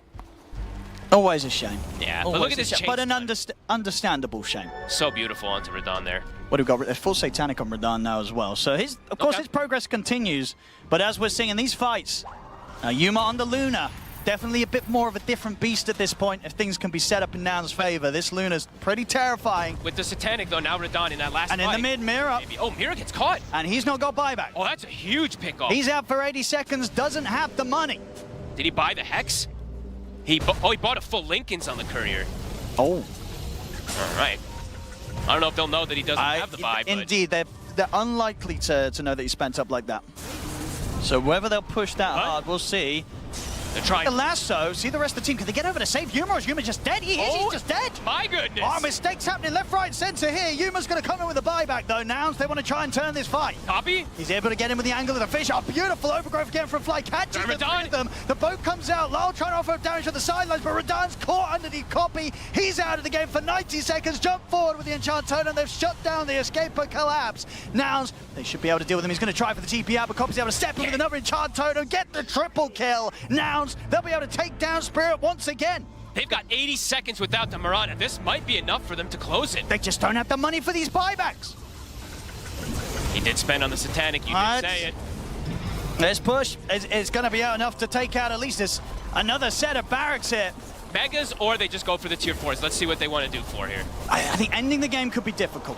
They've got 4 of them up. It is just Radon that's down. I mean, sure, he's their main damage output, but he is their only physical, really, at this point. Lasso's back up in a second if Miposhka wants to try for a crazy play. All right, let's see. Want to keep poking these tier 4s. It looks like they are looking for the end. Let's see what they can do. Gunner stepping up. Miposhka's going to get him with the lasso. Oh, did he just warp flare delete the lasso? I think he did. Is that what saved him? I think it canceled the lasso. I think so. Something pushed him out of it. He's going to be fine, and now he can just turn. They've surrounded Lyle. Lyle's gone, and he does not have buyback. The Ancient is exposed. As this one, I mean, it's absolutely going their way. GG's called, ladies and gentlemen. Nouns, they'll take game 1 against Team Spirit. Super well played. Honestly, very confident in their draft. And they played with it, too. They played very aggressive with these blink daggers and stuff, and Copy in particular really made a big comeback. It looked like a little bit of a stagnation, a little bit of mid-game, but then afterwards, he gets these big catches, and honestly, Gunner, the sacrifice, the beautiful sacrifice for the team in that successful fight. Great stuff from him. And yeah, just a few mistakes it felt towards the end there from Spirit. They started to really crumble. Yeah. And yeah, Nouns, they kept their cool. They really did, yeah. Smiles all around there on Nouns. Great stuff from them in game 1. We'll see if they can keep it up going into the game 2, but as it stands, Nouns, they'll take the first game of this best of 3 against Team Spirit. And I remember some of the words that Silent gave before the game started. He said, maybe we gave them too much. And I think Nouns took what they could and they ran with it. This was a fantastic performance by them. Yeah, it was splendid, right? Like, we wanted to see some confidence from them. They kind of lost it in the early game, but they found it when they kind of all came online, and they kind of showed us how to maybe even deal with a Karamarana, right? Yeah. Like, if you are strong enough to kite out the solar flare and then fight after, it's like the whole point of Karamarana is like, I press ultimate, I kill you, you're deleted. But they kept fighting, they kept finding their moments, and unfortunately for this fight, it wasn't the best showing here from Nouns, and I was a little bit worried this could actually go wrong, because the second that Copy blinks to the left, Gunner then goes in. Like, imagine if this is like a 3-4 man Echo Slam, Rax is going to be falling, but luckily for Nouns, this slight blunder in the fight, they kind of understood what went wrong, fixed it, adapted very quickly, and then they started improving, you know, within their game on how to take the fight. So yeah, great game from Nouns, really nice draft, and a lot of confidence for them to, even when they're faltering, quickly identify what individual mistakes they're making to correct it for the next fight. It was just really great to see them play like this and draft like this. Like, their draft was so well-rounded. The only concern was maybe the Shaker falling off, playing into Marches, playing into Auras, playing into Cold Snaps and EMPs, but it didn't matter at all because Nouns brought the numbers, they found the pickoffs when they needed to.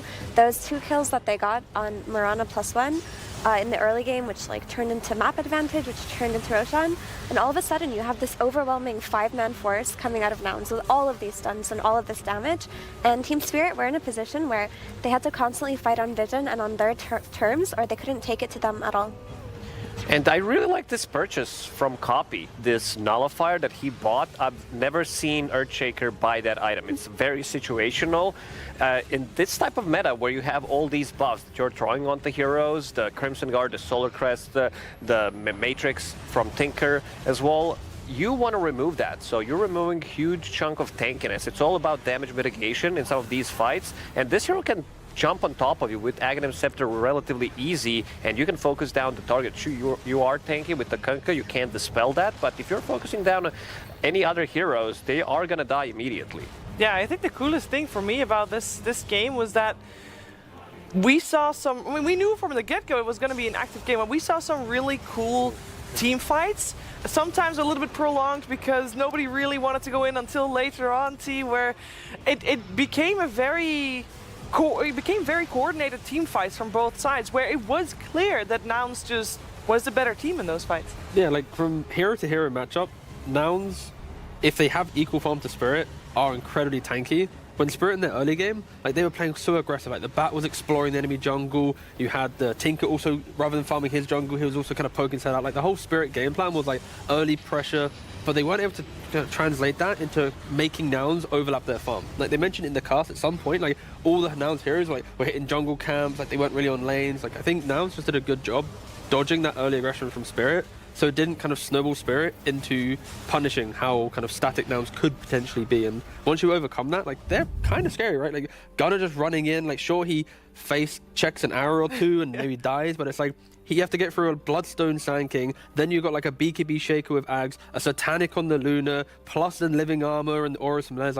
There's a lot of tankiness in Nouns, so if Spirit, they don't execute, then they're going to struggle. And in this game, they also kind of execute it a couple of times, like the Warp Flares on the lassos, you then have to make sure you perfectly lock down that one guy. So I think, Nouns just identified some of these weaknesses and, win game 1. Yeah, we were thinking about Nouns after the draft that they had strong side lanes, and perhaps we were gonna see Copy struggle a little bit, Effie, on the Earthshaker. That did not end up being the case at all.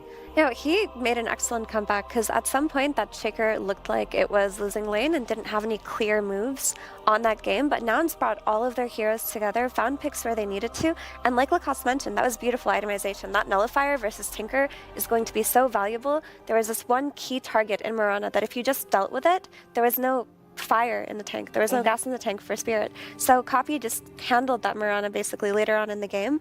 And because of the amount of disables that they had on Nouns, because of the Shaker, because of the Sand King, because of Treant, you found that they were constantly splitting fights in two. In that one big fight where Gunnar gave his life and they killed everybody, there were 3 fights happening in each corner, which obviously was going to favor Nouns, and they did such a great job to create that chaos and make an advantage when they most needed it, and I'm so impressed with how they played today. Yeah, and with that chaos in mind as well, Lacoste, I kind of feel like normally when we see Spirit with their backs against the rope, and we've seen them there many times, but normally they have a good shot of coming back. And Team Spirit is generally a very difficult team to go high ground against. Why did that not feel like it was the case this time around? It's also tankiness on the other side. They also didn't have as many repositioning tools as they usually have. Sure, you have Batrider Lasso, but he doesn't have any other tools. He's gonna blink in, he has Solar Crest. His game also wasn't very good. At the start it was, but maybe this Solar Crest, they did talk about it during the cast, where maybe a Blink Dagger would have been better so they can get the pickoffs. So unable to do it, because once they group up together on side of Nouns, they have pretty big bodies in front, and they're also tanky. With that Nullifier, they can remove some of the tankiness from Team Spirit, and also I think this meta right now is all about who can reset more. You don't see heroes disappearing immediately. With Mirana, you want to deal damage. Same goes for Wind Ranger. You want to get stuff done during your Whirlwind, during your Solar Flare. This time around, it didn't happen because she was unable to kill heroes as quickly as you would expect them. And then they're able to reset. The Sand King, especially the Earthshaker, he wants to play these prolonged fights, getting in and out multiple times. Do you think people can maybe be too tanky? Yeah, right.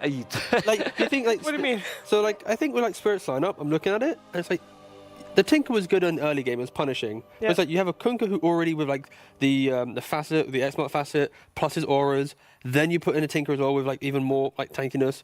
Then you have like control with like, are you maybe Spirit kind of went a little bit too far down the we can't die? Because in some of these fights, it's like if they had that one extra bit of damage, that one bit of like pick off or punishment, agree, the game could be completely different. Like they invaded the jungle so early, or so nicely early on that like the position 4, if it was a Snapfire or any of these other heroes that we've seen from Spirit, I think a lot of this game would have dictated in a very different way. And now that I keep looking, it's like, is Tinker and Kunkka in the same game on the same team, like just too much? Again, like if you swap mid Invoker to a high damage hero, then sure it can work. But like with this type of draft, maybe they went too down the let's be tanky route and lacked some key components. But also in the interview with the coach, like they were mentioning that maybe they gave too much away, maybe they didn't ban correctly. But I am seeing some weaknesses in the draft. Like obviously hindsight's important, but yeah, I don't know if I like this much tankiness.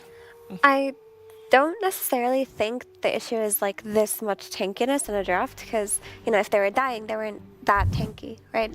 It's more so to me, it felt like they lacked that hero that would, you know, start the fight for them. Like constantly, if you saw Spirit take the fight, they were playing reactive, right? They were baiting Kunkka behind a tower, trying to stack marches.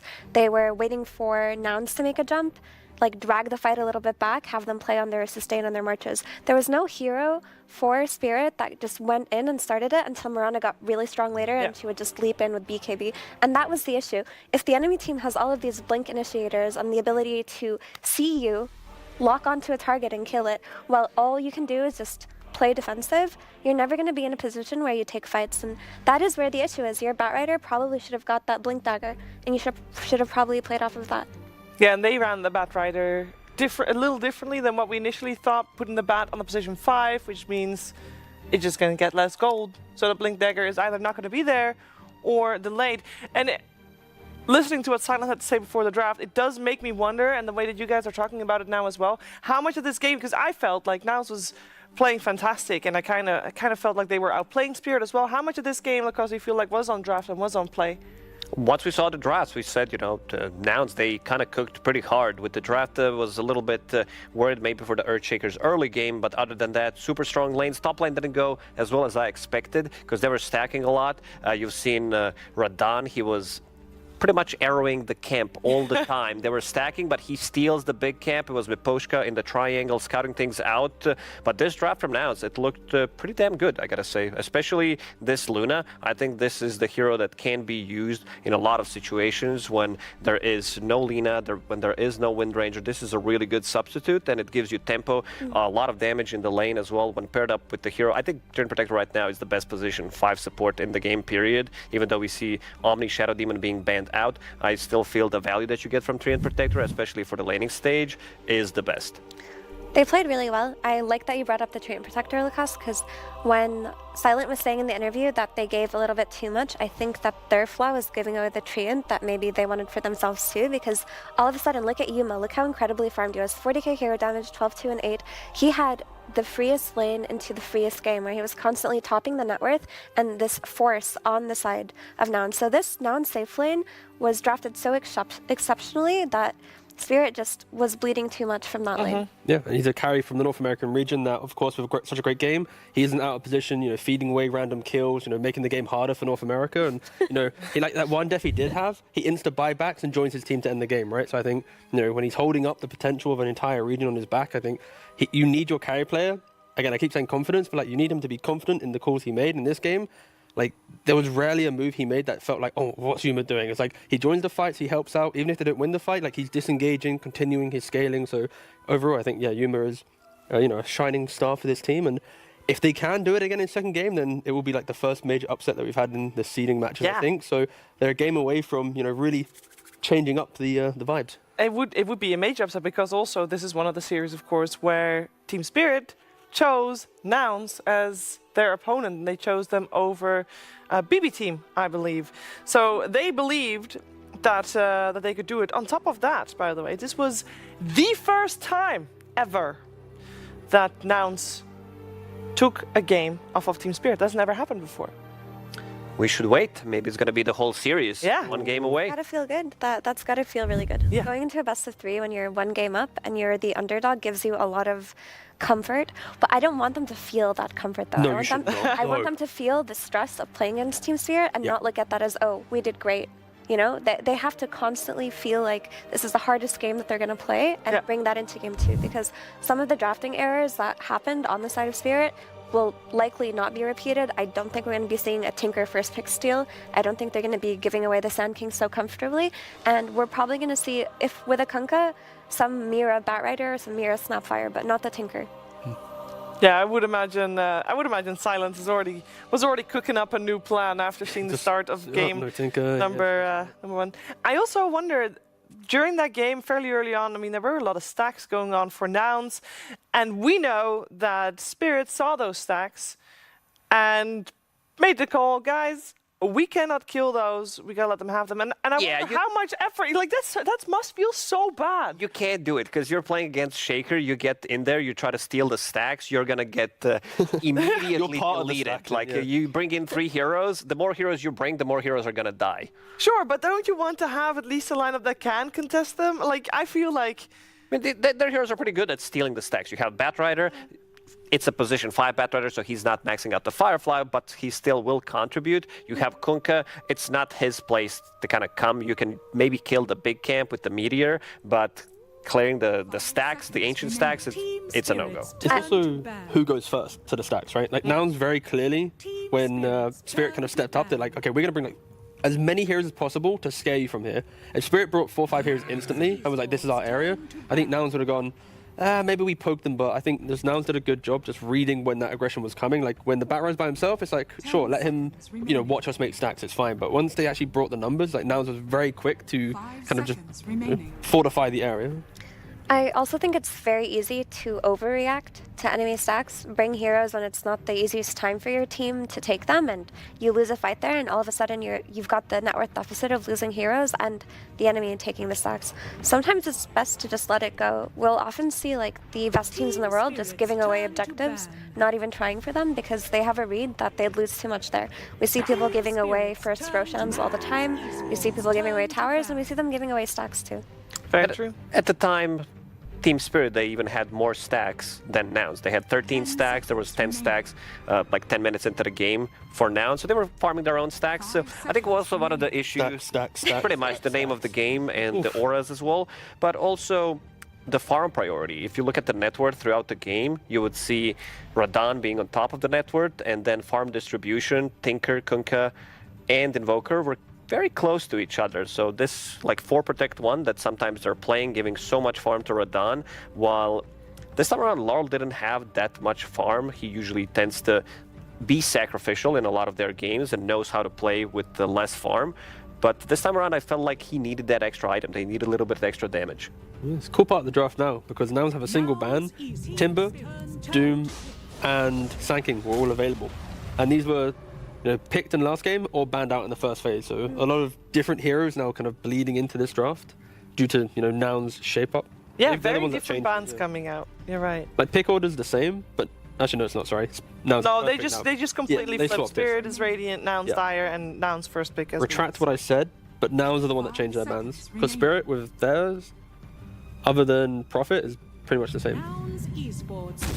Yeah, Doom's still in there as well. So how do we feel about this trade? Because we saw Spirit giving away the Sand King in the previous game, and they obviously know they're doing the same by not banning out Sand King and not banning out the Doom, knowing that they most likely will get one of the two. Yeah, they just traded the Sand King for Doom. It's just about which hero that they wanted. I am surprised they went for Doom over Timber because we saw the effectiveness of Timber Saw as a counter to Sand King, not just because of the damage he does, but because he buys the Eternal Shroud and he outfights him. It was Lorinov on Aurora, who showed us how potent it can be, but this could just be a team comfort thing. It's easier to draft around the Doom.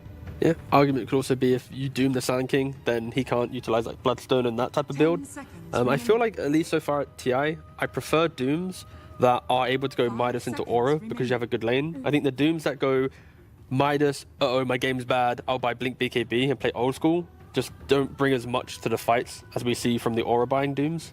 So I'm hoping that's at least a read that Spirit are making, that if they are to get this, obviously they pick the Doom, but make sure it has a good game so it can bring that pipe so early on, because you just create so much more gold than other people. Good thing about that hero is also if you don't like your item build, you can change it, lose a little bit gold with his facet and say, you know what, this Blink Dagger Hand of Midas, I used it once, it's not going to be very good for the rest of the game. I'm going to buy Crimson Pipe, BKB, whatever is necessary to bring the tankiness to a fight, and then go back to the items that you had in the first place. That's very true. I mean, that's the nice thing about this Doom. He has so much freedom. Like, you often see Dooms buying a Blink Dagger, blinking, dooming the enemy carry, getting that kill, and then selling the Blink Dagger for either a Midas or an Aura. And no other hero in Dota has this kind of freedom. So whatever itemization is necessary, out of all the heroes, Doom can take his footsteps back. Listen here, a hero that has a facet that you can repick your hero post 30 minutes. That sounds great. But it maybe link it to Twitch chat as well. So it's like, oh, I hate this hero, and they suggest the hero. A facet for infinite item slots. There you go. Excuse me. We have Yes, a Shiver. Meepo ban? I don't get it. Yuma. Yuma is one of the strongest Meepo players currently in the pro scene. So tip your hat to that fine fellow and ban it out. There we go. Which means that they want mobility coming out of either the mid lane or the safe lane. Like some blink dependent core, maybe like a Queen of Pain or something versus a Meepo. They could be cooking it down the lane. They go back for the Tinker. But it wasn't their overall first pick, True. right? It's behind a Doom, and it's already overwhelming amount of magic damage, and now you have this comfort that you are going to have an early pipe versus the Sand King, which doesn't happen with the Kunga because he goes for that Blade Mail first, plus maybe another item. I also think they want to see two heroes first, so Tinker is kind of... I didn't really feel that much of impact of a Tinker in the previous game, so they want to see the matchup, and then they're going to have a double pick that they can counter pick. Doom's going to be great against Sanking, of course, and also if the carry-to-carry matchup, they could pick something, I would say, cheesier, so that you have anti-carry. Doom is pretty much the best ability in the game. Throw it on a carry, he needs to run away. We could potentially see an identical draft here from Nouns. 5 seconds remaining. I'm down. Just like go for... I mean, you can pick Tree or Snapfire here, you know, keep the draft alive. There we go, boys. Why fix if it ain't broke? We did hear Silent say that he was hoping he could pick Luna in the first game, which obviously didn't happen. And this time around, he's also too late if he wanted to, because Nouns have a high priority for the hero. And in lane with Treant Protector, as we just mentioned, maybe the strongest support right now. Nouns is setting up for success once again, but this time Spirit knows the plan. So I always feel it's very risky to go for the same draft because you've kind of revealed the grand strategy. It is, and I think that's where the Doom comes into play here, because a lot of the fights in the previous game was kind of over time, and now Spirit go for the, we find a hero, he's doomed, we're going to get that kill and make sure we have the 4v5. So Spirit pick 3 heroes that can actually create kill opportunities. Like, for example, if this is like Tusk Lina as a combination, then it's like you make the move, you smoke, you get a kill, Doom another guy. Like Lina will 100 to 0-1, Doom kills another. You're going to take every fight nearly at a 3v5 if you're dictating the pace of the game. You need catch. You don't have reliable stun. You don't have a way to start a fight. You mentioned Tusk. Tusk is fine. I'm also down for Clockwork because he can initiate. They're still going to be looking for a mid hero for Team Spirit. This is the hero that can initiate, but these are pretty similar. Some of the issues that we've seen Team Spirit had in the first game, they might have it in the second game as well, considering that they're playing against the same lineup. Yeah, this is scary for me. I see Team Spirit running back almost every... Having this duo support did not work out for them last game. Maybe they learned from last game and that they're going to get the Blink Dagger on bat. Maybe they put the bat on 4 with the Doom so you can have kill potential. But you're running a Lina, which is similar to how you ran the Mirana last game. It's going to be your primary damage dealer, but you gave away a Treant Protector. You gave away the BKB Piercing Overgrowth, something that stops Lina from attacking, something that is traditionally considered a counter to her, and is going to enable Luna heavily on lane. What I would like to see Team Spirit to do to make this draft work is that they have to bring the pressure to the Luna plus Treant lane much earlier. They did it last game. They brought Invoker one time. It worked out. But this Luna should not feel comfortable stepping up to get a creep. Like, if she free farms on this lane, this is a very scary draft from Nouns once again. One change, though, a key thing for Spirit is they got cores that are now kind of independent of each other. Like, Lina, when you get online, it's like my BKB, my Daedalus, my Satanic, like, I will be a turret. So if you miss execute, I'll kill you very easily. And Nouns didn't show like the cleanest of executions in some of their team fights. But like Mirana outside of Solar Flare would struggle. But Lena, you're always gonna have stacks in the team fight. As long as your BKB is available or you have Satanic, you're gonna be able to kill off a Sand King or kill off a Mars. There's still a possibility that they run this Lena as a mid lane, Batrider position 4, Tinker 5, and then you pick a different carry. So that's a possibility if they don't feel like this Lena is going to be able to dish out the damage. Sure, you're going to be playing into Mars now, still a melee hero paired up with something that they are lacking. It should just be carry though. Like for Nouns, even though the draft looks pretty strong from lane, these don't catapult from laning phase to let's take every tier 1 tower. Like Luna's a pushing hero with time on farm, and that's where like Lena can go, if your carry can't fight me in 20 minutes, I will always get to being online as a Lena. And that's why kind of picking Lena in this position feels quite good, because you know you're just not going to lose your entire map so early on. It's not like you're against like a Monkey King type hero that takes Twin Gate and jumps around and follows you in the jungle. Well, we got so far a mid-hero banned out by Nouns, so they are also assuming at the moment that Lena will be that carry. Team Spirit banned out Mirana. On the side of Nouns, I am assuming we're looking for a hero for Lelas. 10 seconds. Yeah, you want to have some damage position 4. Yeah. Snapfire is still available, most likely going to be a ban. It's a combination that's always been good. You can always cookie into Rebuke, into Spear back This is if it's necessary. They banned Sniper? Okay. Talk to me about Sniper T. One more time, let's go. Sorry, it's banned boss, but Rubik though, we can talk about that. They have ultimate last, actually they don't. No, they don't. Okay, I like Rubik. You still LSA one time. Light Strike Array, by the way, people at home. Yes, Lena's second spell, the stun. Yes, correct. It's LSA, Lena's second ability. Thank you very That's much. what it stands for. This is why you're here. So yeah, if you still have second ability, aka LSA, aka Light Strike Array, yeah, free game. And not just that, I mean, you can steal Doom. Rubik is considered a Doom counter because it's very hard to not give it away because you often run in with Scorched Earth before you press Doom. So in the past, teams would always pick Rubik as a deterrent to Doom. There's also Jakiro and Snapfire, like we mentioned already. Yeah. Snap it is.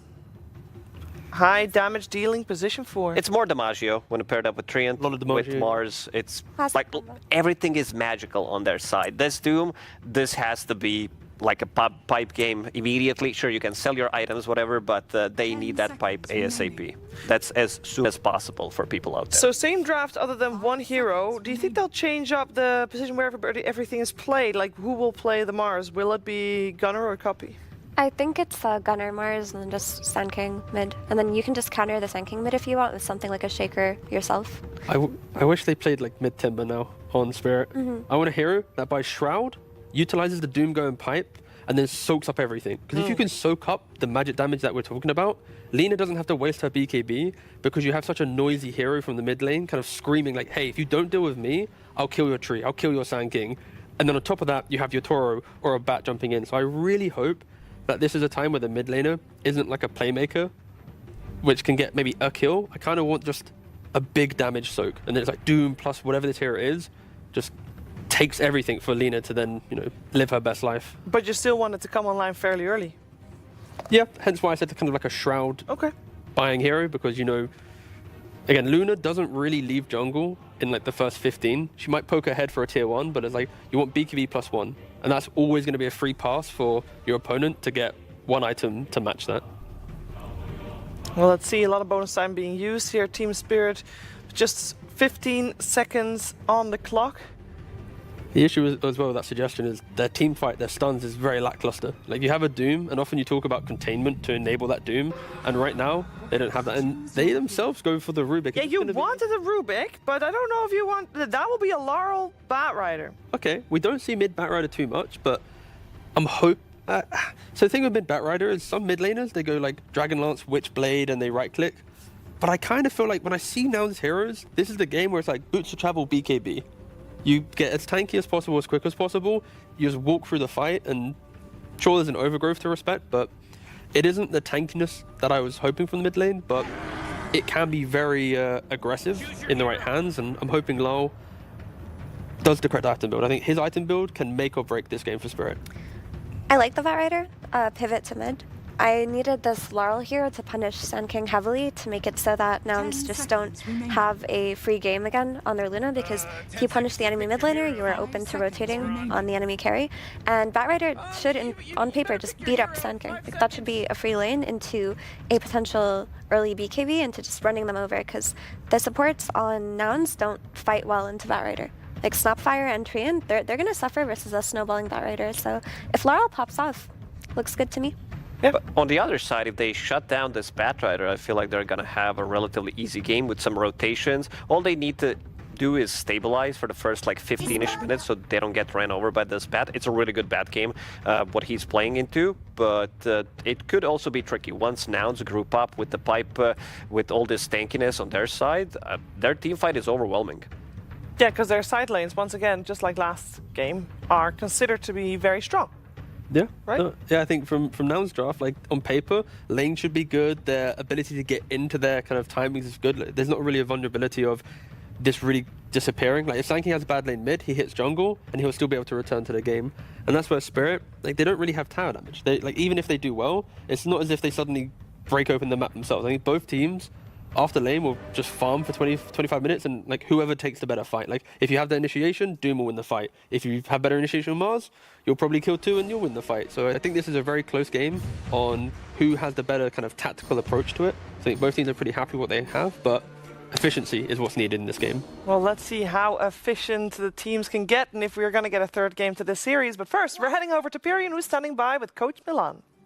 Hello, Sheebs. I am indeed here with Milan, coach of Nouns. You must be delighted with Game 1 against the defending champions. Did you think it was going to be a tough series? And if so, how do you think it was going to go? I mean, we're playing the world champions. It's like a burden and an honor at the same time. I think these games are delightful for us, delightful for everybody. I think that's what we came in here. I think the pressure is on them, not on us. That's why I tell my players, like, they're the world champions. We're here to challenge. It's nice to be a challenger and we embrace this role. Fantastic. So looking at your draft for Game 2, almost identical to Game 1, so you must have been very happy with the draft in Game 1. Are we going to see pretty much the same thing here in Game 2, or you think they're going to come at you with a different approach? I think they're going to come out swinging for sure. They have adapted a bit, but I think what we are doing is similar. Like they did the Tinker, so we did something similar as well. Like this is what we prepared. Dota is a game of a million little things, so you can never say for sure what's going to happen. Our aim is to play the best we can, and like the result is just going to be there anyway. Everything's going to be over soon, so just it. Fair enough. Now, what percentage of this draft is down to the coach, and what percentage is down to the team? What percentage would you give yourself? 80% me or 20% coach? I think the biggest is on our captain Tal, the Fly. I think he's the main leader. Like my job as a coach, as I see it, I think it's enabling him, giving him the strongest voice, and everybody else kind of goes through him. Like everybody gives the idea, and two of us kind of render them down, or what's the word? I don't know. We just like try to take the best out of everybody. That's the whole point of coaching, making everybody comfortable being their best. Brilliant. Thank you so much, Milan. We look forward to seeing Game 2. Now over to our casters, OD and Fog. Chaps, take it away. Thank you very much, Ted. Yes, time to get into the action here. Game 2 between Nouns and Team Spirit. Cool. And yeah, well, discussion of the draft there and talking about the draft, a lot of similarities. Sure. Coming out in particular, of course, from Nouns side of things with just one change-up. Similarities as well from Spirit, but a bit of a change-up in some of these positions from their side. Yeah, I mean, pretty big adaptation overall, right? It's a very different draft that they've gone for this time, and this time maybe Laurel can put the bullying on a little bit better, because last time it was actually a matchup that was hard for him. This time they've last picked it for him. Well, last picked in the terms of them swapping it up, and we'll see how much he can do versus this Sand King, because it's a hard matchup, and I'm looking forward to see how much tower damage he does, because I have seen these supports going for this facet on the Batrider, and they get like no tower damage, but it's a core facet, and I'm curious to see how much he's going to get out of it. I did want to, I wanted to talk really quick about that, the interview. I feel like I haven't heard someone say something like that from Milan in a while, like where he's saying the pressure's on them. We're the challengers. They're the defenders. That was really cool. I like that quite a bit. We'll see if that sort of comfortable state that Nouns in that position should be in is reflected again in this game too. Because yeah, Game 1 they certainly kept their cool. and are able to come in with the outplays and take that first game victory of the series. Do you like this as a team? They do come into this game too with something as similar as they have done?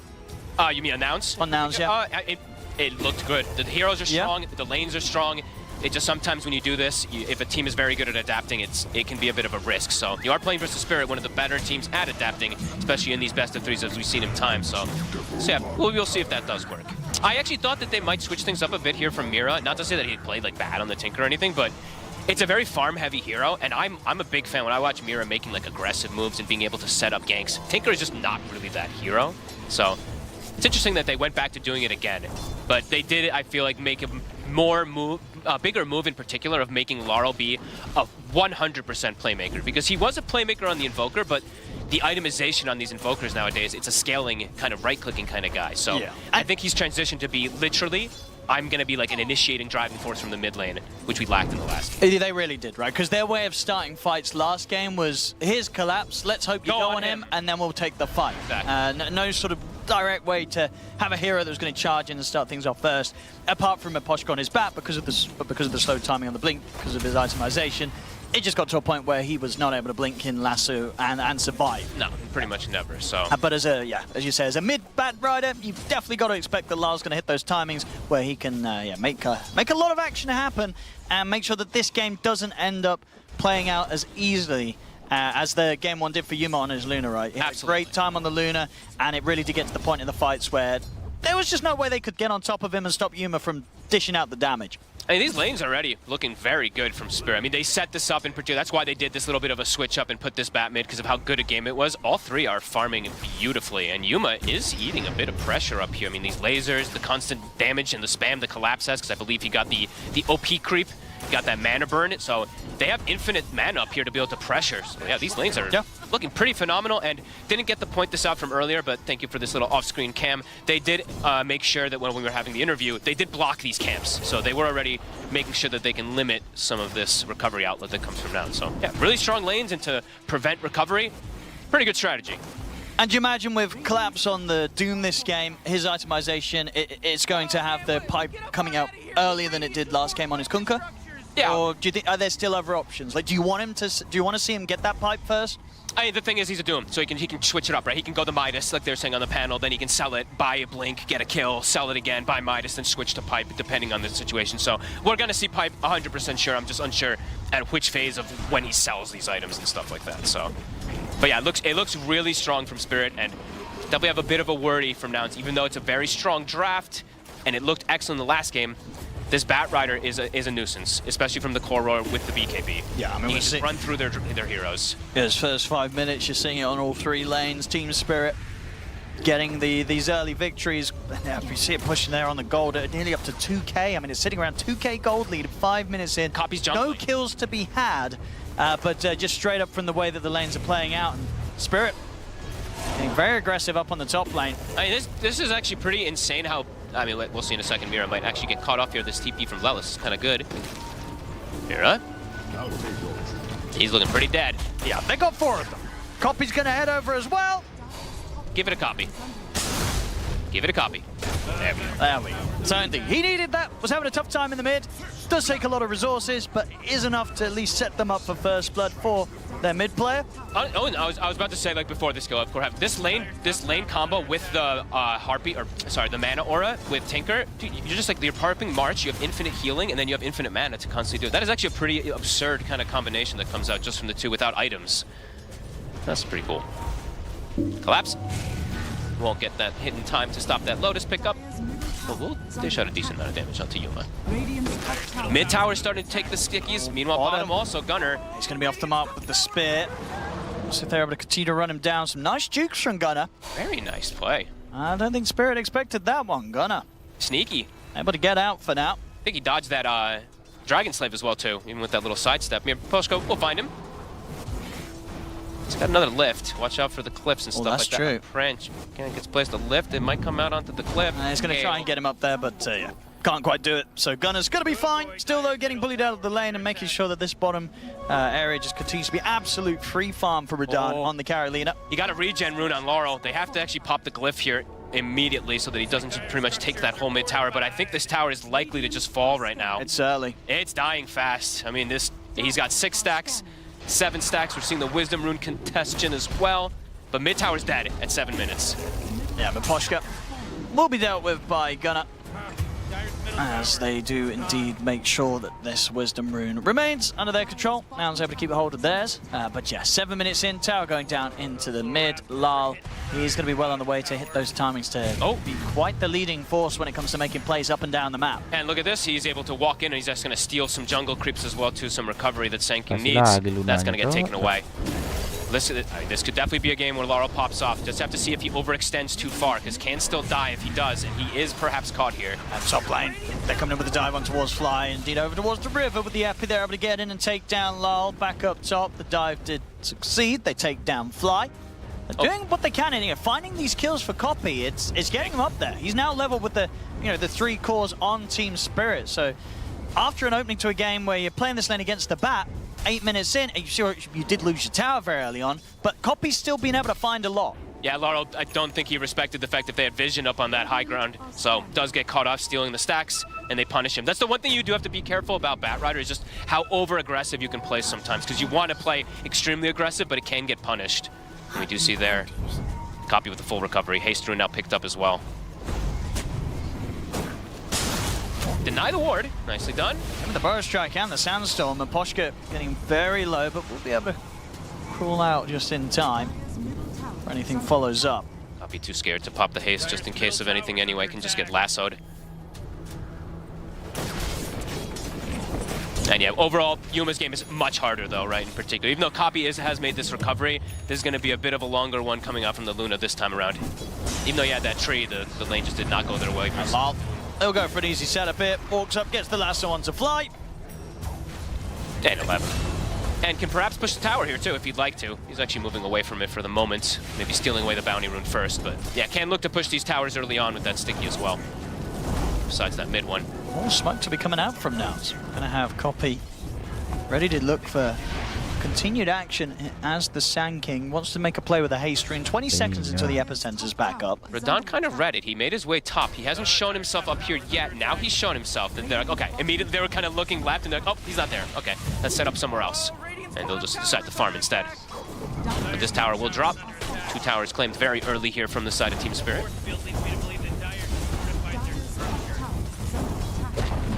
Much more pressure from Spirit here in this early game as opposed to what they were trying in that first game of the series. Absolutely, and it is a blink rush from Laurel, of course, on the bat. So he's pretty close to it already, about 400 away. Oh, Radiant's bottom tower is under attack. Copy. Power rune to spawn soon. We'll be up top. Shield rune, a good one. That will allow Laurel to commit maybe a little bit harder. Make those aggressive dive plays that he initially does want to.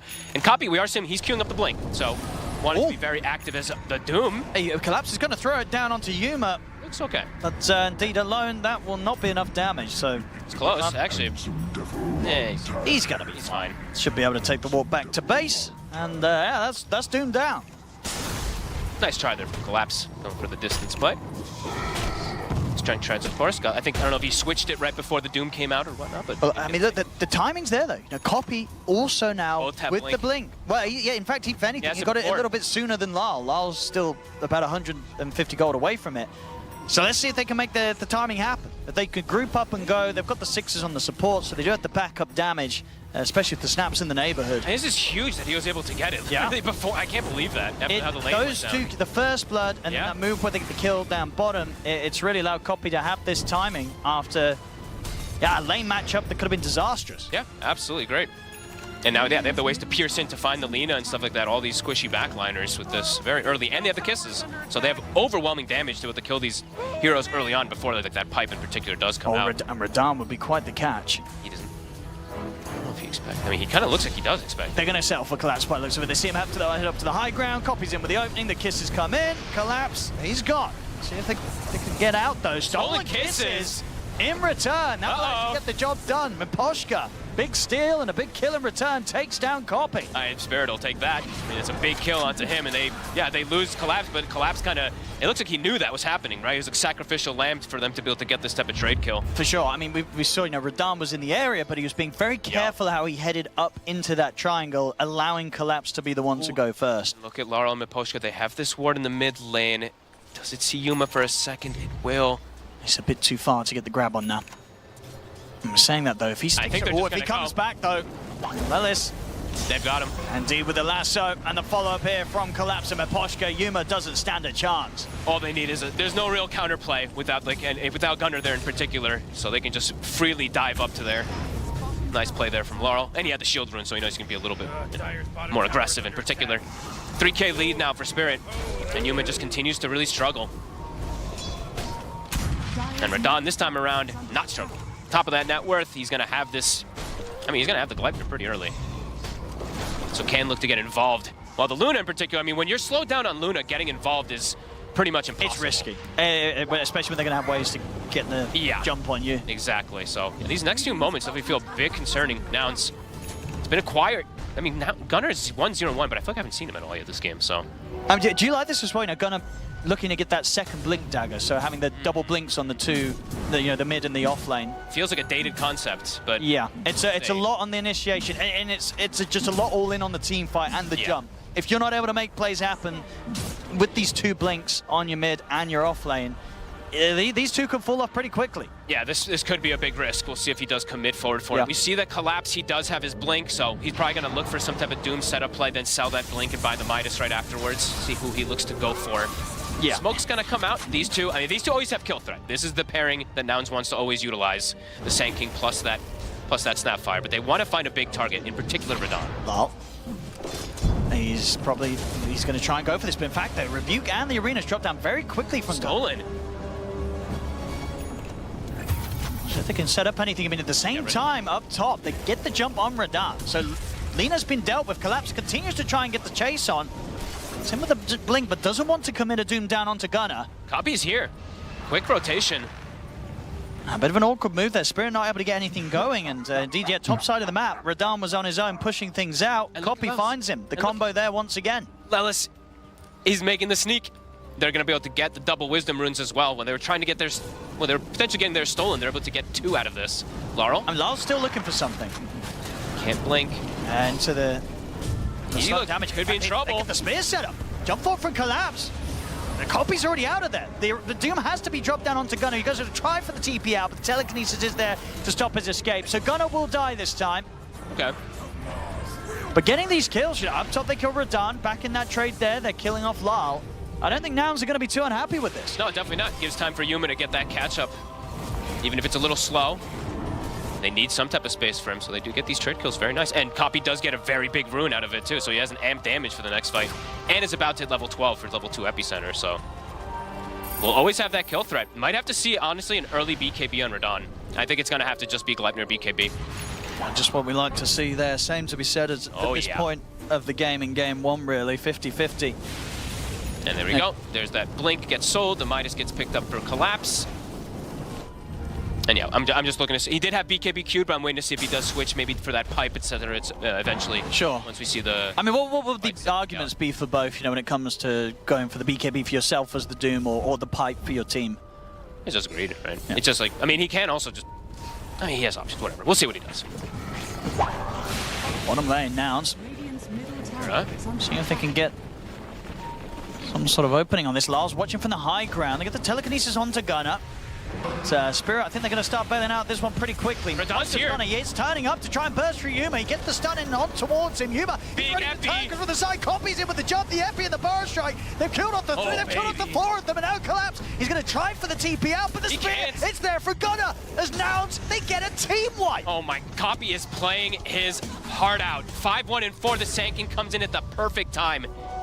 Beautiful. That's just crazy stuff. It's a good day for Sand King if you're a Nouns fan. Both games, Game 1 Gunnar, this game 2 Copy after a tough start. Look at this Sand King. 9K net worth. He's making it work. The matchup in mid proven to be completely irrelevant. Sure, it got them the early tower, But having the 3K difference between the mid Sand King and the mid Bat, just what 16 minutes in. They're so ready for these fights in particular. Like now everybody just collapses in an instant, and then boom, you're gonna see the immediate epicenter. The overgrowth again. I mean, Fly keeps getting these onto the crucial heroes as well, and Laurel just waltzes in and dies. It was such a dangerous part of the map for Spirit to try and pull together a fight. I mean, it's up to a 4K lead in a matter of seconds, Owen, and now... This is rough. You see it there on the face of Collapse. They know that this game, it's going to be a tough one to swing back in their favor. They had the early lead, but it's now slipped completely over towards Nouns. They have a 4K advantage. Look at that swing. Yeah, absolutely. 50-50 to 80-20, and you feel it with that sort of play, and we saw it on the players' faces. Copy now at this point has a Bloodstone. This has to be some of the faster timings I think that we've seen. This is crazy. He's level 13 as well. And he's got another power rune on it. So he's got an arcane rune for faster sequence of fight in the next one too. Spirit has to be careful, and Spirit maybe need to at least finish one of these BKBs before they force a next engagement, because there's just so much overwhelming magic damage that unless they find Copy, I don't know if they can win the fight. I mean, Nouns are just ready to go. Once again, I mean, top lane, you do not want to show on this wave if you're Spirit. They have to know where the Sand King is in every single one of these fights. He is the most important. And now at this point, though, Yuma's completely caught up too, so this Luna is also a bit of an issue. And this ward, it has lasted some time, so they've been able to watch this Lina entire time farming. And there it is, done already. Impressive stuff. And Copy just being unbelievably clutch in this series so far here. Yeah, and we sort of saw an element of what's going to make these fights rather hard for Radan to play as the Lina. Sure, his farm is very good for this stage of the game. You know, he's not falling behind, but this Mars pick, right? The arena comes down. If you're not in, you're not out. You're not able to hit these targets. It becomes very difficult to do your job as the carry Lina. It's not hard for Gunnar to find the chance to really disrupt your play with that arena. I know mostly I think it's been Tundra that's been playing it in particular, but I thought this hero was definitely going to be back on the rise when it's all ranged carry heroes, right? This is going to be a big thing that they're going to have to address. They're going to have to wards down. They're going to have to put wards down inside the arena to see, but also going to have BKBs to just commit into an arena or something. Want to just get your hits through the wall, yeah? It's going to be interesting. Mira? Oh. A swing and a miss there from Gunnar. Yep.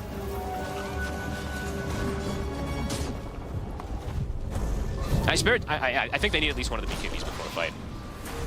Maybe even the triple. Like, honestly, they might need... I think, Radan absolutely needs it. Yeah. And he knows it. He's not going to want to show up to a fight until it's there. So they might just look to split the map until they can get that. Because if they can get these BKBs, they can slow the pace of the game down. Their heroes are good versus this big Wombo combo. But there's the Treant Protector as well, too, that comes into play. And I saw Fly last game. I want to say he got some, like, 4 or 5-man overgrowth multiple times last game. So even though they're going to be able, or even though they want to be able to farm BKBs versus all this magic damage, there is, of course, that answer. So absolutely.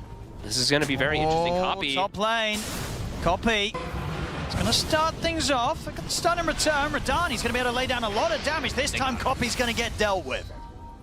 And they gave him, they kind of gave him some respect for a second, too. They're like, wait, does he have backup? Nope. Boom. They blow him up. So Copy. Yeah, it's a lovely kill for Radan to find. A lot of gold going his way, taking down that incredibly farmed Sand King. That'll enable that BKB to come quite a bit sooner.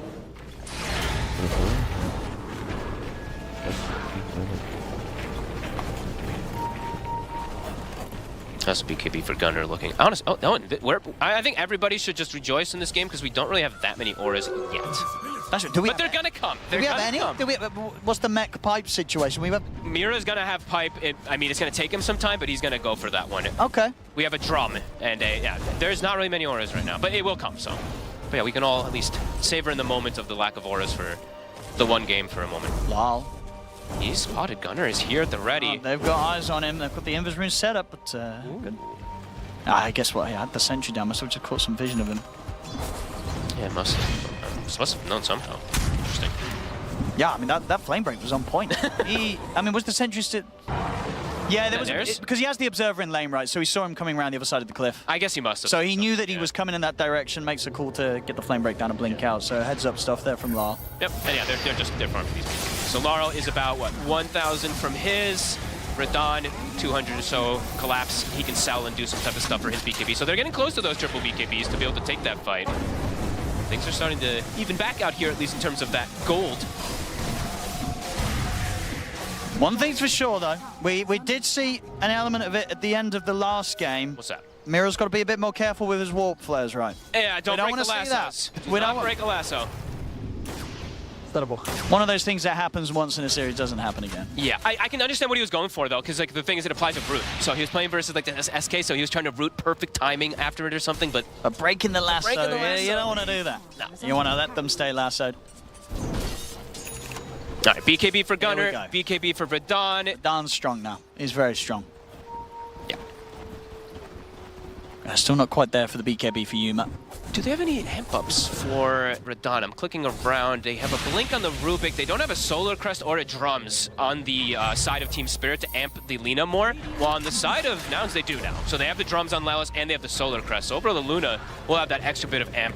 Okay. What's the big steals do you think the Maposhu's looking for? Is it these overgrowths and arenas? I mean, any of these stuns or any big ulti would be great, but the stuns in particular are also fantastic.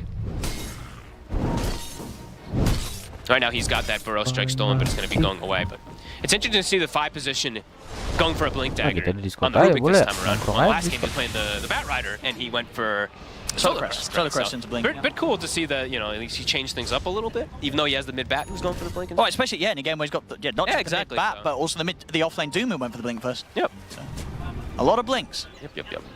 Yeah, interesting that they did not build no Solar Crest. Collapse. They know he's there. And he's going down. They're going to find him in the trees, and indeed they're able to take him out. Just a few hundred of gold away he was from his BKB. He's going to be set back a little bit. If Roche was top, they could have probably turned it into that immediately after that, but it is, of course, down bottom. Yuma showing in the mid lane, has his buddies around him. Laurel has BKB and Radon has BKB, so could see a potential smoke movement coming out from Spirit with these timings. But Nouns claiming a positioning here, getting some good aggressive vision down to potentially see those moves also. The Spirit, they're going to want to try and make some play happen here, though, when Collapse is back in. They've got the smoke coming out from Maposhka. Yeah, it's their triple BKB timing that they've been kind of playing for the last like 6 minutes or so, right? So yeah, the next team fight could be pretty defining for the overall outlook of the game. This could be Spirit's chance to swing back in, take away that lead that Nouns have if they can get the fight going. Yep. It's not going to be easy, though. Both teams with the resources and the ultimates ready to pop. Oh man, triple BKB can make things a bit complicated though, so let's see how if Fly can get a good overgrowth and stuff like that too, and how much these BKBs are forced and poked and whatnot, so it's like a big clash. See who shows first. We'll get to this initiation. When he may get jumped underneath the tower, do Spirit want to try and make this dive play? Ooh, they saw Collapse. That was a smoke break. Copy, heading over to join the rest of the team. They'll have the full 5-man down here. Copy's getting close to Lotus. He's gonna have that actually pretty much done. It's a very good game for this Lotus Sword versus the Doom and the Lasso too. He's actually has it coming right now. So pretty big item timing that Nouns gets, at least for the Sanking on top of everything too. Roche. I mean, now that they've moved away from this just area, go for it? I mean, there's 30 seconds, but they do it very quickly. They do it fast. I think, I don't know if Spirit left this because they felt that they couldn't contest this, or if they left this because they didn't think Nouns would try and take it down in this 30 seconds before Roche moves. I think they expected to be able to get it up top, but yeah, this is a heads-up play from Nouns. It's going down. For sure, if Spirit felt that this was going to be taken before the 25 minutes, I mean, it's going to be very close. Wah, nggak niat menang nih kayaknya Spirit nih, karena prize pool kecil kali ya. They would have wanted to take that fight. And now Nouns can look to fight themselves pretty much immediately. Gunner off the mark though with that arena.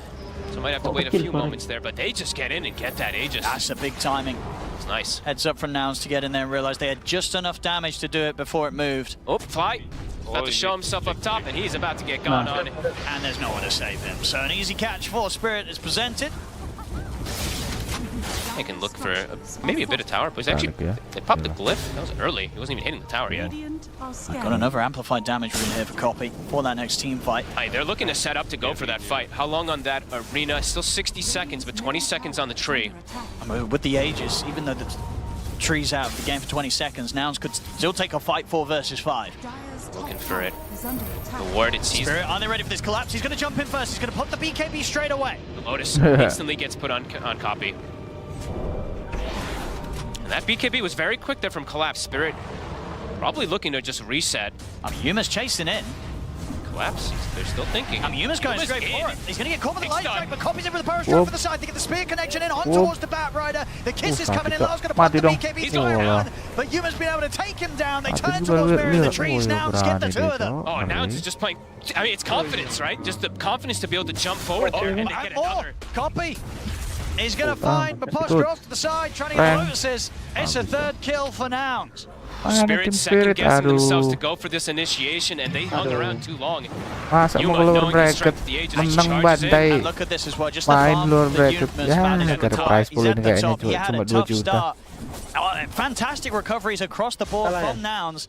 In a game Kalah where nih, it really kalah did mereka. start off Udah with kalah Spirit satu ronde. having the Ini perfect lane penentuan setup. bracket All atas, three bracket lanes, bawah. they were looking up for Spirit, but that's a distant memory now. Absolutely. And Yuma, he's got the steroids, right? He's got these buff ups, which there just really isn't for Verdun at this point. Yes, he's got some extra heals and stuff coming from the Tinker, but this Luna is well and truly an Check Aegis. this fight out again. You know, Yuma, knowing, especially with the Aegis in his hands, he can go straight for this. Absolutely trusting in Copy and Gunner to come in with the control. And at this point, Team Spirit, they have to do their best to bail out the fight. But only 2 of them managing to get out alive. It does feel, I mean, I don't know, it feels very similar where it's like, I love Mira, like I love Tinker, I love Mira, but I'm just not feeling this, you know, he's just this big playmaker usually, and it feels like the game is a little slower because he has to take this back foot of just being this farming Tinker, because that's just what the hero does, so they're just unable to make too many moves on the map, and it's been Nouns now getting away with a lot and getting this Luna at the top with an Aegis. And Laurel is now a support pretty much at this point on the Bat Rider. I mean, yeah, you look at sort of his farm in comparison now to that of Lelis on the Snapfire. You know, Lelis having a great game, and yeah, Lyle falling behind, about to be overtaken by the supports. They're going to get the jump on Collapse, no chance to pop the BKB. Collapse is gone. Oh, and they're doing it. They've got a big advantage now coming into these next fights. Well, Lincoln's finished out on Yuma. Blink on Fly, so he's got to get the overgrowths through the BKBs. This is looking problematic. This is crazy stuff from Nouns here today. Defying all odds. Yeah, they had a rough entrance into the road to the International so far. Spirit looking as strong as ever, but today, this series, both games, Nouns, they seem to have Spirit figured out. Copy in particular, right? We do have to highlight a lot about how much the Sand King was able to do with a bad lane matchup, being able to find the recovery with those 2 kills pretty much to get the blink early and just find these early setups to get to this point. And whoever made the call to go for that Roshan, right? This is just heads up stuff across the board here from Nouns today. And we'll give Gunnar the credit from the last game being that nice little sacrifice, of course. But at this point now, I mean, Spirit, the thing is, like, Spirit, they stalled for their item timings for the BKBs and stuff, and the fights just, they didn't work at all. So now it's like, okay, we have to look for that next item, which I see Radon, the Satanic will be there. So the Dispel versus the Tree Overgrowth for him to keep attacking post-BKB. If he does get caught, he'll have that. But as we said, Laurel has completely fallen off, and he's not growing at all. Spirit stepping out of the base. Now they have a Lincoln's on Yuma. They have, I believe, a secondary Lotus Orb coming out on the Snapfire. So they have overwhelming ways to protect these single target abilities. The Doom, the Lasso in particular, very important ones that Spirit needs to do pretty much perfect. It could just get reflected. It could just get blocked. Tegar kepala kalau memang rencana mereka kayaknya nih ke bracket bawah ini. The least for them looks like udah GP juga kayaknya nih. Push in cover the Aegis, just 30 seconds until that expires. Bisa-bisanya 2 game Tinker gak ngangkat. They actually see bottom as well too. Mira has shown on this ward for a quick second. Are they going to make it in time? Oh yeah, they will. Mana manis? He's found him. And even though it may just be a support, with the Tinker out the game, that's a lot of sustain and save that Spirit won't have if Nouns want to go straight away for a push now. As Mira, he's gone for 50 seconds. They're smoking to maybe try to catch them off guard. This is so risky, but I guess at this point they've got to take risks on Spirit. Does feel like it. Can they even blow up a target in time though? Because these Lotuses, all these protection abilities going to come out, and Gunnar, it will be at the ready, likely to follow. It does feel like a bit of a desperate one, right? Waduh, gimana ini? Udah garu-garu kepala ini tim Spirit. 4-0-12. Baby Roshan yang cantik, cok. Aganim interdimensional. And grouped up, they waited for a second. Everybody gets together. And there comes the push. What do you do, Spirit? And what do you buy as Miposhku? 7 up the money, 2k gold. Well, Spirit, they're going to try for a jump, Lal. Got the lasso. Have they got the burst to get through? Gunner's going to get still alive. The BKB off. He's going to live. turns with the Spirit over towards Radan. Radan pots the BKB, Gunner backs off, lays down the arena. Radan's going to try and chase on forward with the remaining seconds of the BKB, but he can't commit to take the kill. Gunner's going to live. They don't get anybody. Extra little bit of healing that comes in from this like cookie, I think maybe does the difference to survive for him. Iya, kalau udah price pool TI kecil, ya mending main judi ya kan? Bit expanding. They still have Doom. That was their last play trying to catch judi. Udah bos, berapa kalian? Wah, kasih aja bos, $1 nih satu orang. Ah, nanti kalah-kalahan ya. Oke. Bisa itu kok. Dong. And they can swing around towards the mid. Spirit coming out on the map, but this is so risky. Collapse, he's going to walk straight into the hands of the BKB straight away. Lotus is going to be dropped down on towards Human, and now turns efforts over towards Copy, trying to burst through the Sand King, but Doom dropped down onto him. Guard will fall. Now down the mid, Human's ready to chase down Radan, and indeed with Radan and the BKB on cooldown, he's got very little to protect himself. He's going to get Spirit out of the side, he's going to down to learn to take down the Lina. Now they can turn towards Collapse. Stolen root. But Root's going to be taken off by Yuma with the Manta. Try and turn towards Collapse, but Collapse looks like he'll be able to sneak away and survive. But they got Radan. They got the target they wanted. His BKB was still cooldown. He wants to try and go for more. He has the lasso at the ready. Blink's going to be back up in a few seconds. Can they catch anything else here, Spirit? Doesn't look like it. Nouns, they'll split away. Good disengage there from Nouns. They get the kill on the copy, but Radan, Toro has to run in without that BKB. It's quick, you see. I mean, not that quick that he dies, but quick that they get on top of him. Yeah, Luna just literally runs on top of the Lina.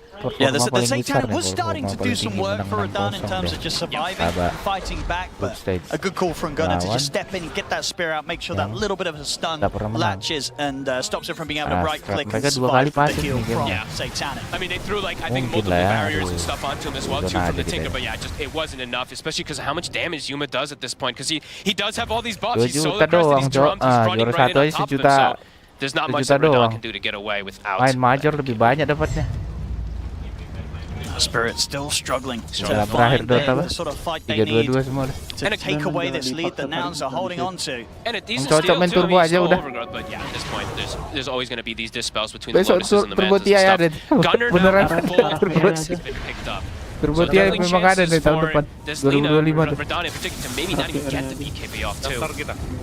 Daftar kita kenapa rupanya? Fight executions do go down, but yeah, Nouns just feel like they have a huge surge of momentum. Ya turbo. And they're just running at them once again. They know how strong they are. Radan, Gunner sticks around. Jadilah babi. Oh, ditarik. Selamat, oke, masuk. Sakitnya Eul. Woi. They have managed to kill off Lal, but they'll lose Gunner for it. Can they find anything more here now? Copy. Wants the Lotus. Collapse has to put the BKB. The right click's coming from Human. Lannister, they're too much for Collapse. He goes down. Copy will fall. 2 for 2 so far. Belum mati, dia dum anjing. He's able to get out with the blink inside. No, fly. With the overgrowth now. Ngeri actingnya tim Spirit tadi bagus actingnya. Out of these trades, 3 for 2. And it's a forced move from Spirit to protect Radan, right? They have to. Laurel has to kind of give his life to jump in and stop the chain stun that's going to come off because otherwise Lina's dead. So it's a choice that they had to make just to make sure that Yutaro actually lives. So they're going to have to sack probably the Roshan for that, but it probably felt like a forced situation. This is a great jump from Gunner. It's just so much more difficult for Radan to get the damage out in these fights compared to Yuma at this point on the Luna. I mean, the Luna's just in his face, and he's like, he just has to run because of the way that Yuma's been able to get Yuma Luna, because he's getting on top of him, and yeah, has to spend, what, 2-3 seconds of his BKB just running from the Luna? Not the ideal. There's good reaction from Laurel at the least, though, right? It was a very quick blink lasso to stop the chain stun, but at the end of the day, they need more out of this lasso. Yeah, with this round of the Aegis, Nouns definitely going to be eyeing up the chance of going for the high ground. They do have decent high ground offense in terms of just being able to make the jump, grabbing someone, dragging them into the base if they're able to get in with the lasso. Obviously, there are items online for Nouns that can counter that play. Yeah, I was going to say, it's the if they can get those lassos, right? It's going to have to be a very specific window that Lal's able to punish. Copy now getting another pretty big item too. The Shivas has been finished up, and he has had this for a while, but the Paladin Sword too, so this continues to get stronger and stronger, and yeah, 4 minutes on this Luna. How hard do they want to force the issue here? See how confident they do want to be, because Gunner, he can do some fun plays where he can blink, spear people outside, fly, will find a ward. deadlock. For that. And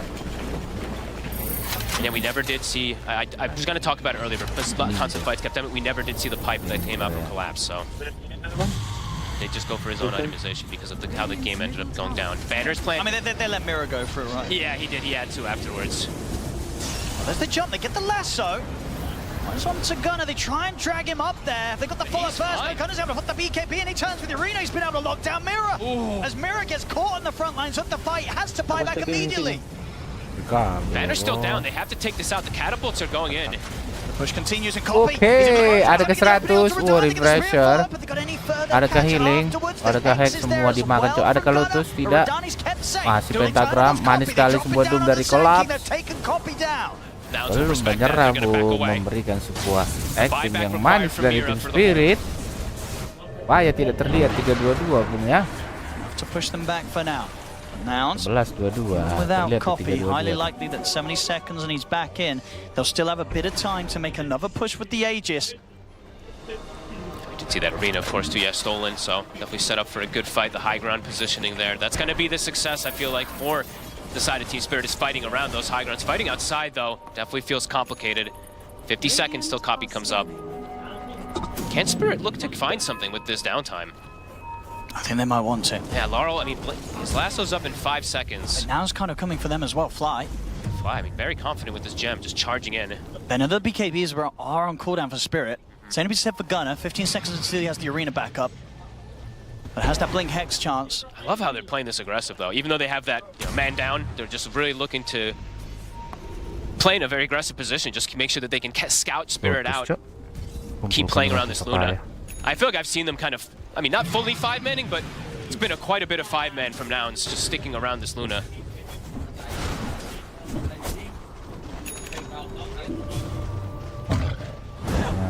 Time is Relic for Gunner. Refresher on the Doom. Collapse. And these could be game changers if they can get the successful ones onto the key targets. Again, still very difficult.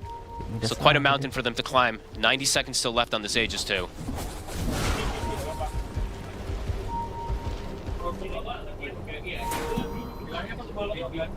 Mipushka gets a telescope. Okay, so extra range for lassos and stuff like that. Still has the arena as well. And I see Laurel has queued up the Ags, so definitely feeling like it's about that high ground defense, getting the double lassos and stuff like that. If he can catch them and set up for Radan to stand his position and get the hits in, Radan's going to hit hard with the Daedalus stun. He's approaching 25 too, right? 23 on Radan, so... Yeah, he's absolutely going to have the damage, even though there still might be a significant difference in net worth between him and Yuma. It's just this Lena still hits hard. As long as they can control the targets, that's just the key thing that's going to be. I mean, what we have to see is because I see Fly now is also queuing up the Lincolns. I think we're going to see potentially like 2 more Lincolns come out on Nouns because it's a ton of single target, super important spells from Spirit. 30 seconds left on the Aegis. So they want to try and push for things again, or is it just going to be sit back and wait for these next big items to come out?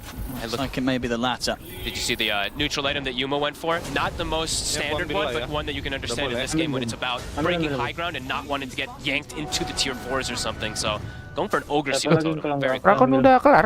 Very defensive kind of decision. Kind of all the neutral items we see.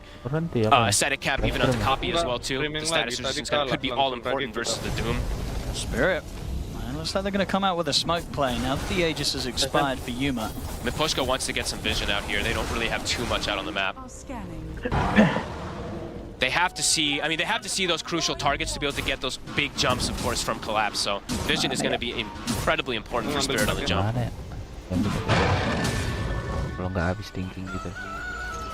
This Luna just continues to get bigger and bigger and bigger, though. 8K difference between him and Yatoro.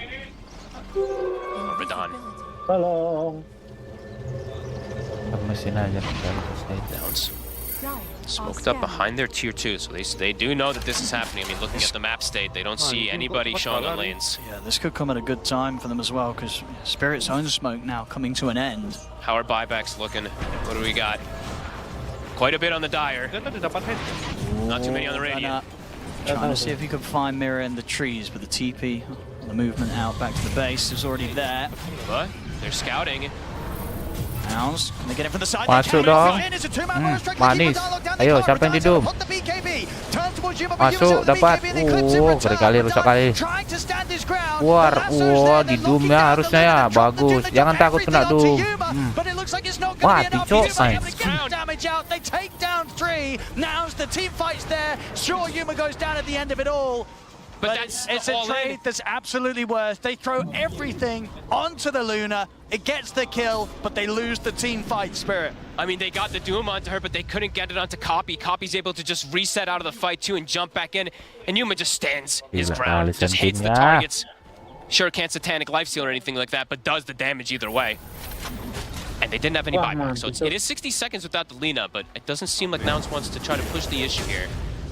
Last game, when they actually, when Yuma got picked off like this, he instant bought back and ran down. So I guess this one, give a little bit more respect to this potential buyback. Sure, exactly. They're not completely sure that the buyback wouldn't be there. Yeah.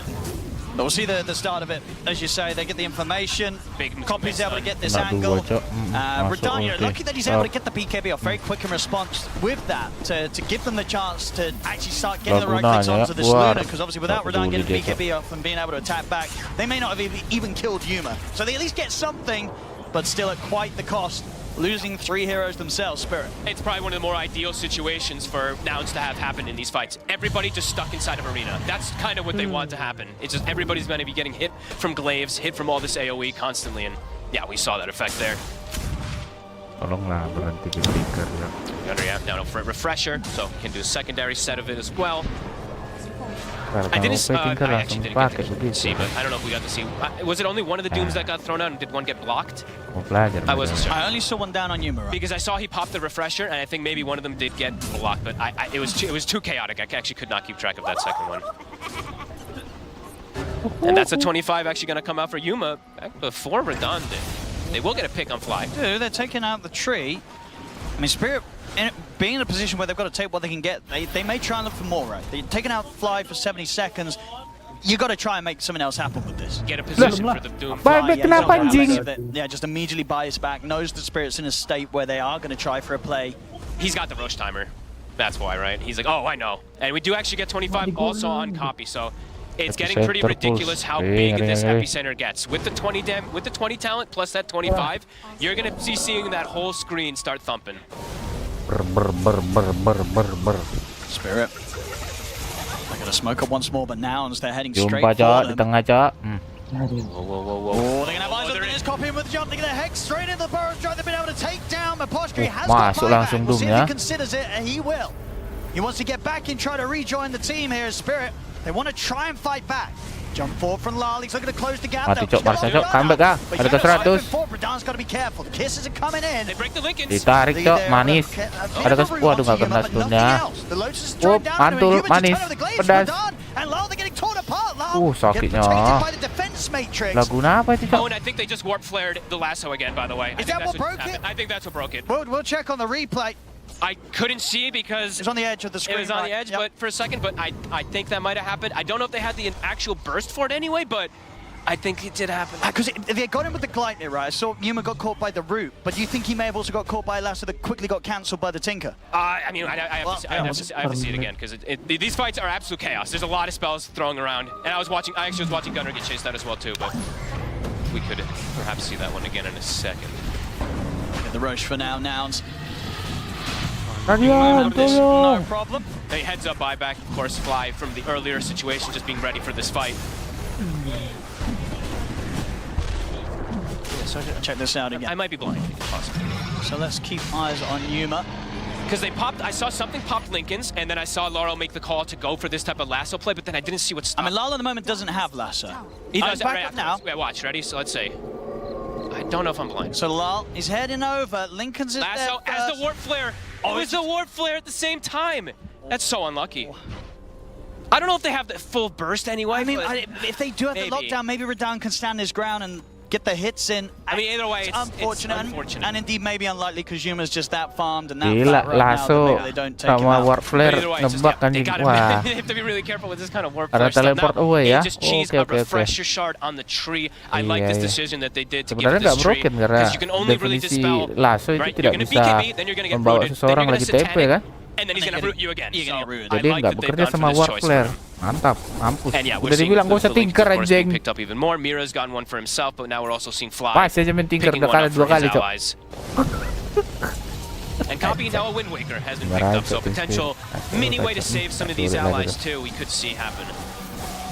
Kalau lagi lasso di force up bisa, di hook bisa, di dorong bisa. Showing that the group stage Langsung are nggak a distant teleport aja, memory. teleport langsung berhenti deh.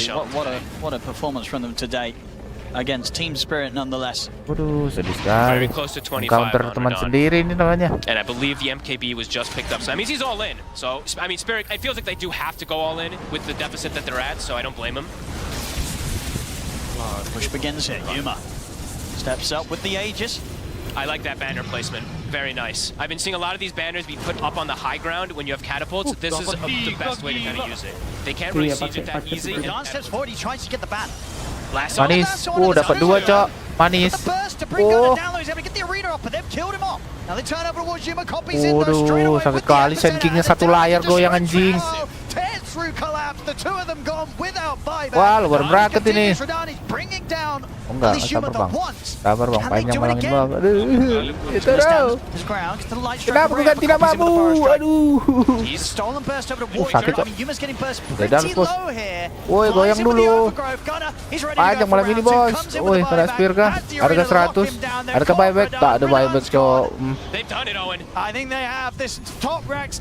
Jangan ganti nama. Aduh, kacau ya Toro. Mana ya Toro cok?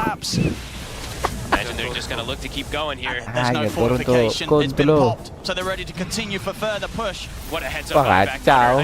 Kalau judi nih, berapa ribu orang kalau judi nih? Wah, lo bracket cok. GG sudah. Tidak usah acting lagi di Spirit. Wah kacau. Dua kali loh. War player. Rexus.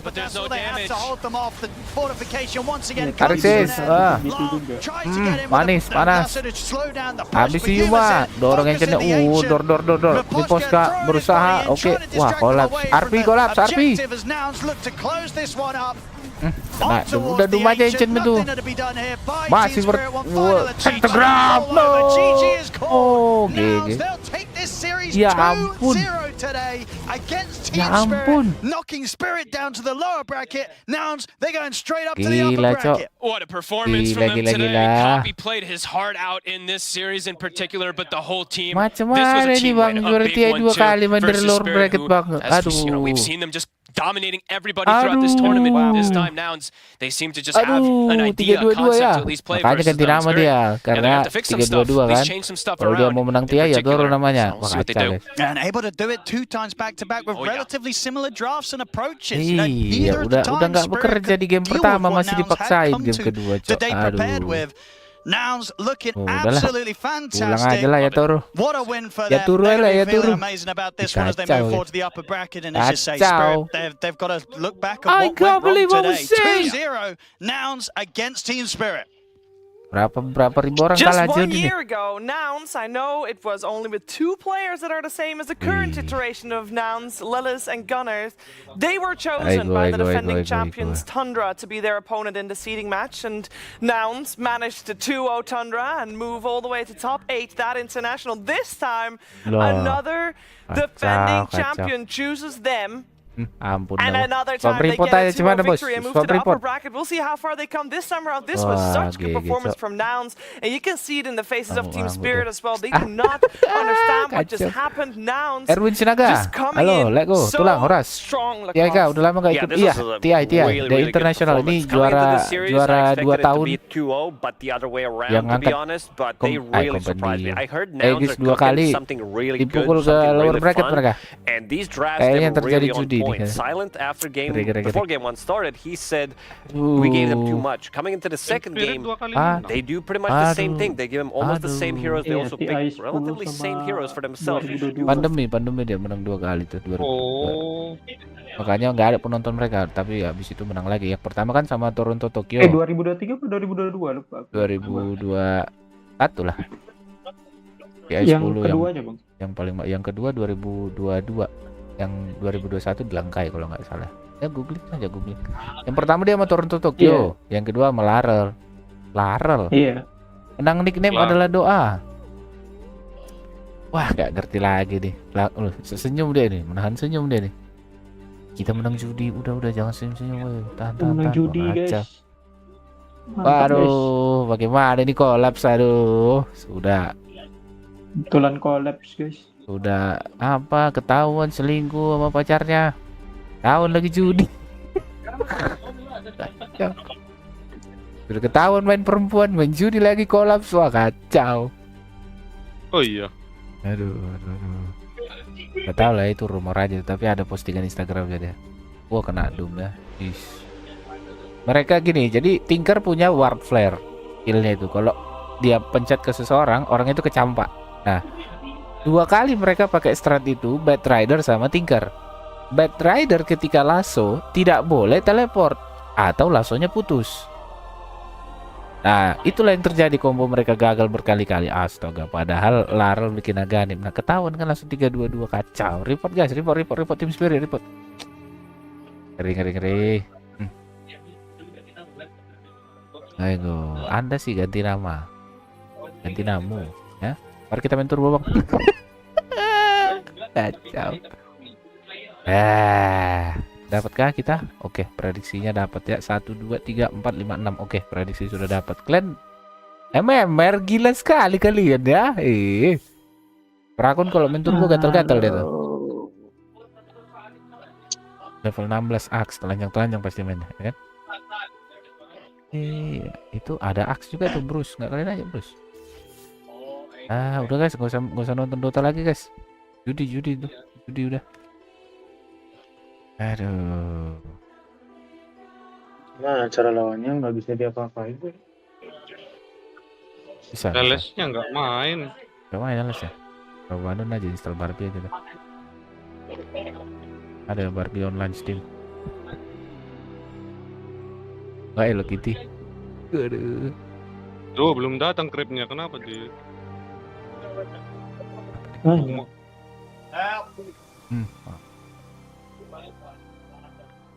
Oi. Nengok lah itu Ember enak kali itu. Aduh. Begini cok tim spirit cok. Udah nggak ada lagi spiritnya. Spiritnya nggak ada. Kolaps. Aduh guys, GG guys ya. Banyak kalah judi nih orang. Ada besok. Wah, angka bunuh diri meningkat besok itu kalah taruhan judi dah. Jangan ya, jangan judi ya teman-teman ya. Mana main turbo aja kita guys. Sekalian member kayaknya. Iyalah turbo aja lah. Thailand. Wih, event 2. Cheat kah? Menang 3 kali deh bang. Win streak. Underlord grab. Jonggi udah paham lah men. Papi masih ikut TI kah bang? Tidak, Papi sudah fokus judi. Papi sudah nggak main TI lagi, Misery tidak lagi, Kuroki tidak lagi. Sama siapa? Prakon nama Yonggi main Grab Food. MVP Prakon. MVP Prakon ngecit 19-2 8-25 bang. Wah, ngecit bang Yonggi bang, defend 2 bang. Bentar lagi kesusul kita bang, Immortal bang. Bikin.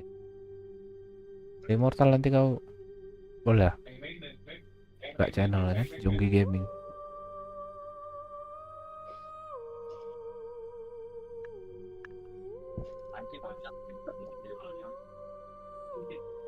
Senyum mereka cok, menang cok. Siap abang ganteng. Really good draft prep. It was like Double was like, we did our draft prep and he's like, guys, I feel so professional, like a real Dota team right now, because it was really good. And so we kind of just went down the same line of our preparation for them, and it all worked out. So we were just having a chat before we went live about the Luna versus Lena matchup, and I was trying to get your feel on whether Lena or Luna wins that. Can you just explain again why you think Luna is probably a better carry in that position than Lena? I think with the damage facet, Luna just does like crazy damage, scales really well with the 25 talent. As well, she usually builds tankier items late game, so post BKBs, heroes survive so long with like pipes and just random auras that when the BKBs are down, I think Luna just kind of wins with magic damage over Lena. But this wasn't a hero you were expecting to pick necessarily. Not really. Yuma's been talking about it. Like he feels the vibe of Luna, thinks it's good, but we haven't really practiced with it too much. Maybe like one game or maybe two. Well, honestly, you've got the upper bracket coming up now. Game Gladiators or G2XIG? Who would you rather take on? And let me just preface this by saying that Game Gladiators maybe would be considered the better team of those two on paper, but you've got record for taking down these big teams, so think about it. Probably G2. I think they're a really fun team, and also Gaming Gladiators last year was a rough one for us, so it'll be nice to play a different team for TI. You're not looking for revenge? We can see them at Grand Finals. Okay, fair enough. Well, we look forward to seeing you guys in the upper bracket, and back to you, Shiva.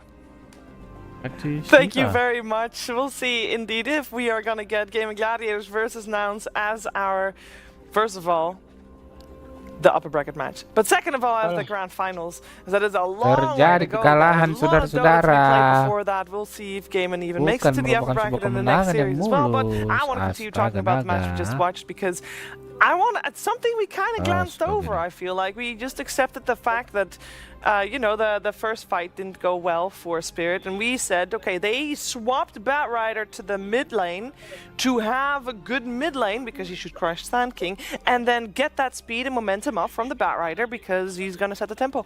But Lucas, that just didn't happen, and I feel like that was a major part of their plan. Yeah, he needed to find a solution how to play that lane because it was pretty much unplayable. We gotta give him a shout out for the first game because he was buying that nullifier. That was like the second nullifier ever bought in the professional game. Jinkyu bought it the AC 2018. But this one, knowing that he can't lane into it, so he goes behind the tower, he drags the creep wave, still staying on top of the network throughout pretty much the whole game. 10 minutes in, he's ready to join some of these fights. And what we said during the panel, that he needs to be able to bring his teammates together so that he can get some kills, shut down this Batrider. And if you look at the heat map, it's nonton game kalian aja lah kayaknya nih, bosan nonton TI dah. Tolong live stream teman-teman kalau slow ya. Ya kita nonton game kalian aja. Jangan nggak layak ditonton ini. Nggak layak ditonton juga, apa kacau. Aduh, nonton Jisoo aja kita. PK KMB. Kan tuh, googlingnya kok males googling kan ada si A aja yang jawab. Sedih sekali, Cok. Bagaimana gitu main tim besar. Aduh, thank you guys, thank you for watching. Thank you for sub and the like, man. We got so many subs today.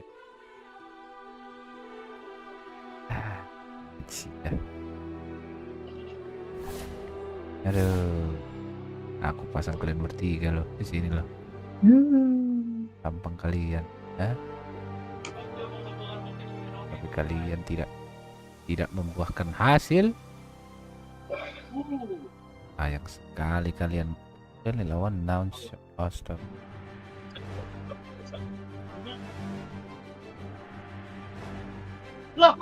Kalah lagi kita bang. Sudah. Lepaskan dirinya.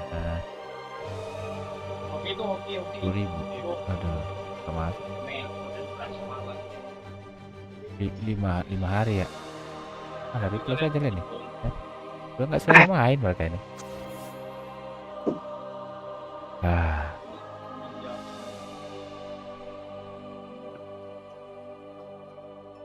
Win of the day ready. Kalian MMR lagi habis itu? Apa gimana? Udah kelar sok gamenya sok. Berdarah. Kalau mau MMR jangan sungkan-sungkan teman-teman. Kalau mau turbo jangan sungkan-sungkan. Bebas, kalian atur aja satu. Keberatan di sini. Kenapa?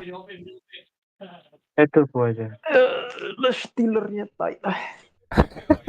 Let's go. 7 namanya Prokonnya. Mantap Prokon. 010 ya. Waduh. 17 dan 010. 17-4. P1 rekolnya jago ya. Tuh dagger, Etherline sama Solar Crash Morph itu rekolnya bagus-bagus sekali deh tuh. DK-nya 62. Wah, dibantai kelihatannya 10. DK-nya numpang menang itu. Oh iya kan? Nggak main DK-nya.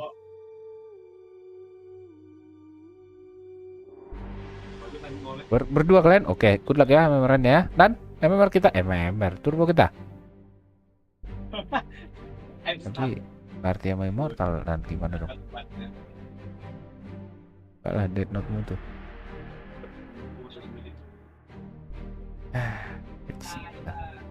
Jam berapa? 23:43. Aku les lah. Nah gitu bro, sampai di situ aja bro. Aku les lah. Les. Lanjut terus aja. Gak stream lagi nggak bro? Enggak, bro, udah mau tidur. Apa bukan ada bro?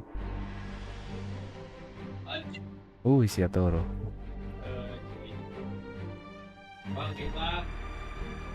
Mampus lah ini. Nyalakan blame nickname lah ini. Padahal drafting semua nih cok. 6-0 loh mereka menang. Kalah sekalipun. Ini disepak pulang.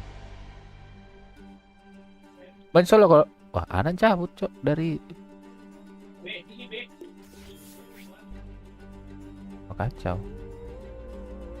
Ban solo kan anak mau dia oke. Aja. Oh dia MMR solo. Siap nan aja.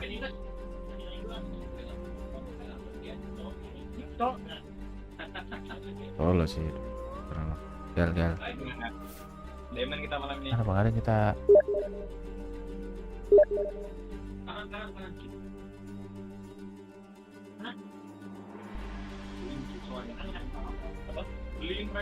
Oh iya maaf. Falcons sudah makan Indomie hari ini? Enggak ada.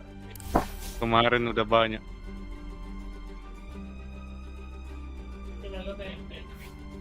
Apa namanya?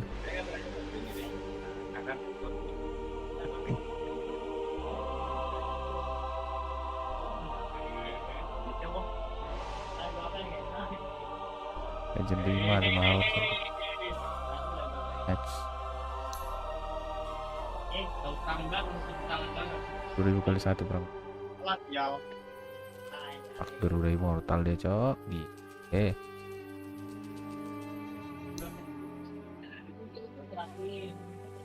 Baru sama warlock doang hero-nya.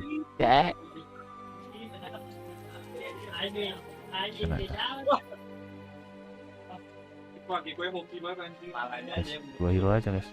2 hero aja immortal bisa nggak?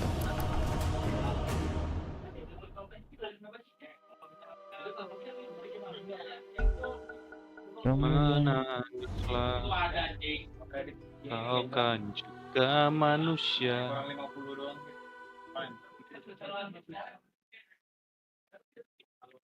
Oh, ada Bob lagi. Your turn to ban.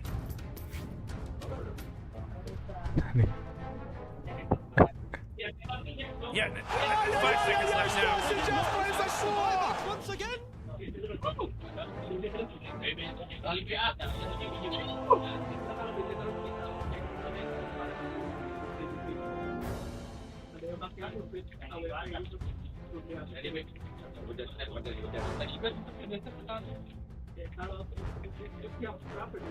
Ada 2 Bob di sini.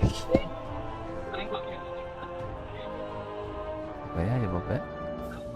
Bob Santoso.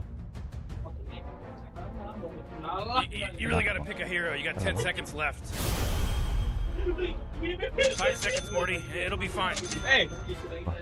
Serto. Dan King siap King.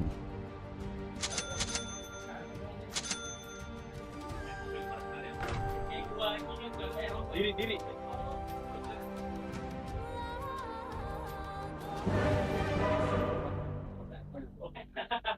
Win Ranger get there first. No. That's only. I quiver with anticipation. Lagi main ninja dulu yuk. Apa? These are in some real trouble. I know, Morty. Just follow my lead.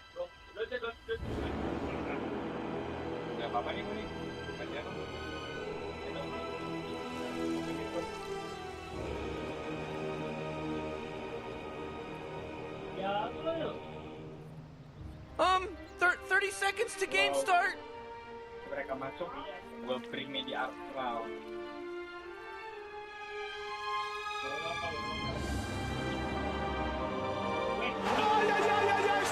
Go!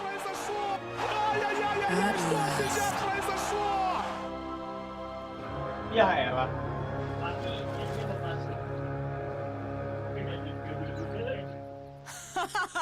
Well, there's that pesky horn. My thanks.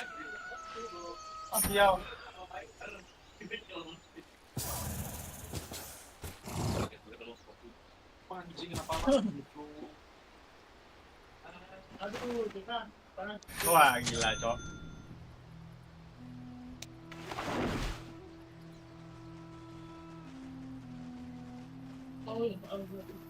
Bye.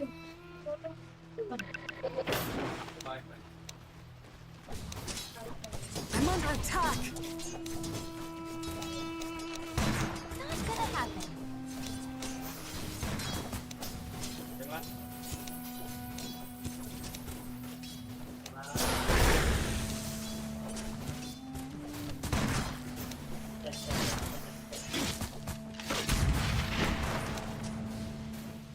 Paling benar Cok lasitnya Cok.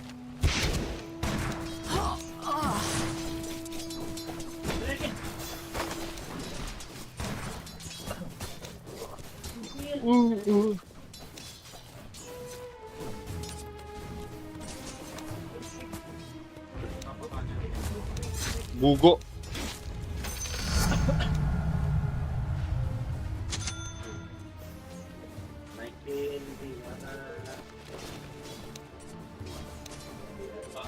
Fair trade. Oke.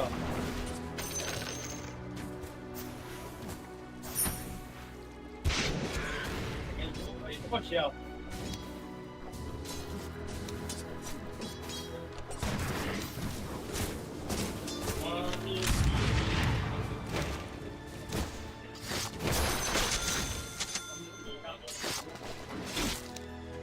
I'm not ready.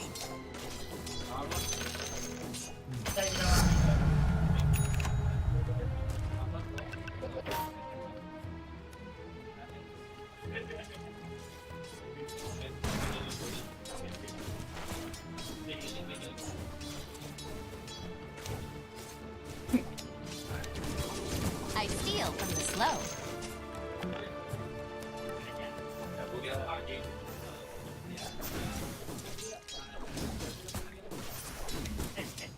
Arrow fodder.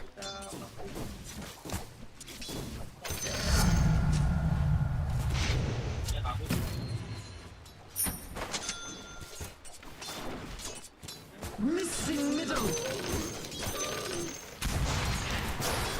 Wah gila, lu bakal. Missing middle.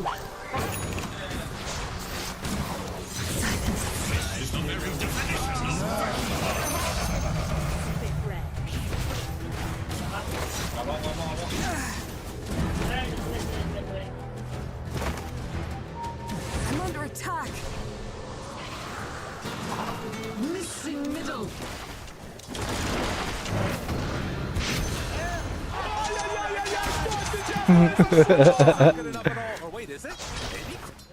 Langsung kena ayah dia.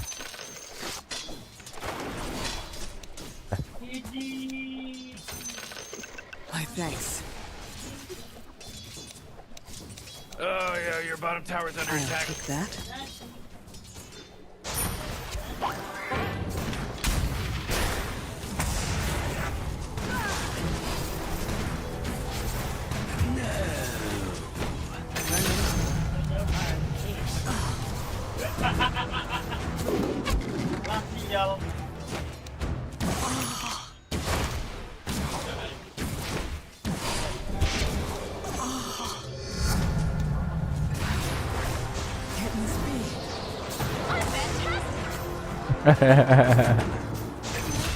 Itu dia Cok. Is empty. Mantap banget.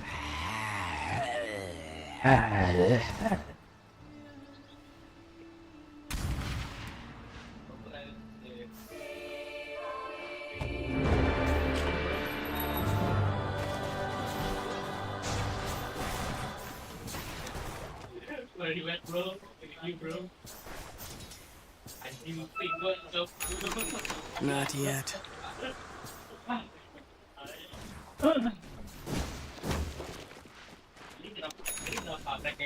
It's not time yet. Middle.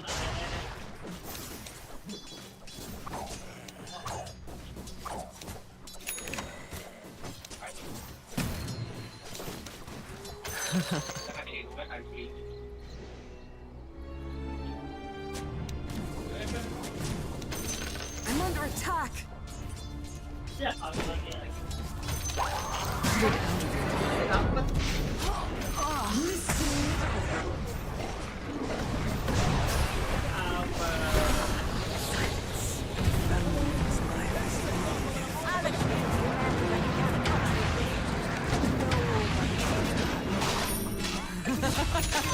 Wasn't nice.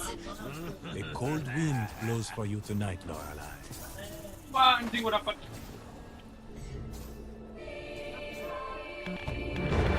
Lagi tang meriki, lagen tang meriki. Ooh, your middle tower's under attack. Loh, masih bisa pakai.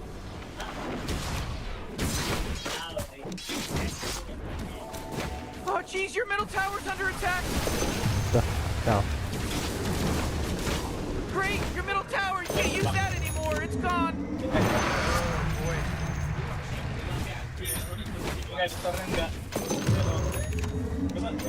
The seeds of fortune.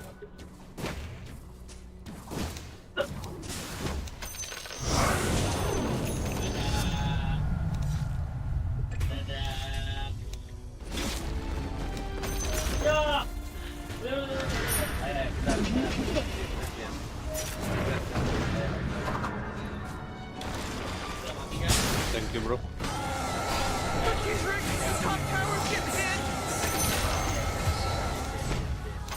Now that you're dead, I find it easy to respect you.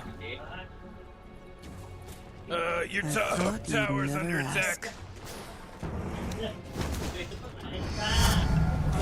Oh, jeez, your top tower's under attack.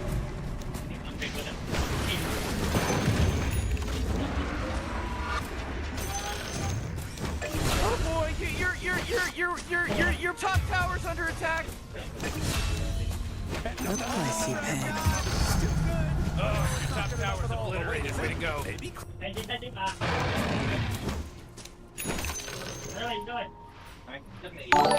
Hey, thank you for the sub, bro.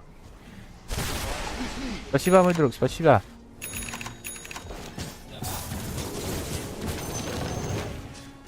Morty, middle tower. You might want to look at it. Oh, middle tower's under attack.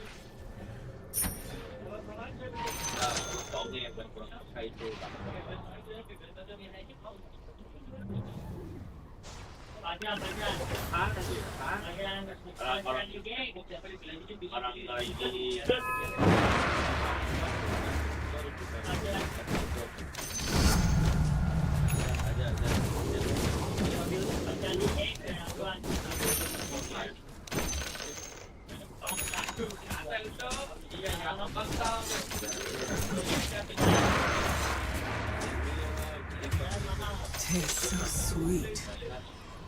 What did you do?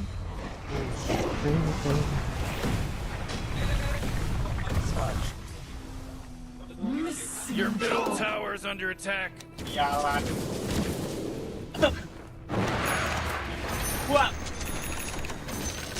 The bottom tower is gonzo, baby.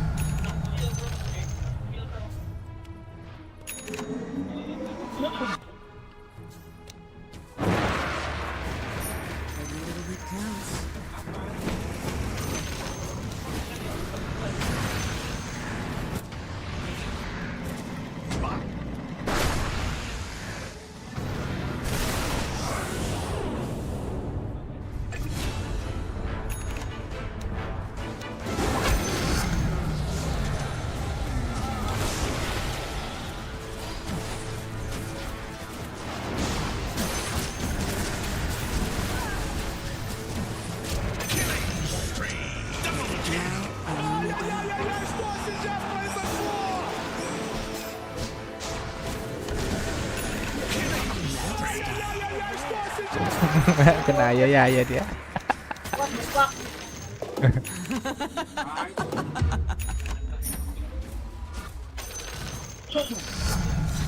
My bow is strung. Salah bang.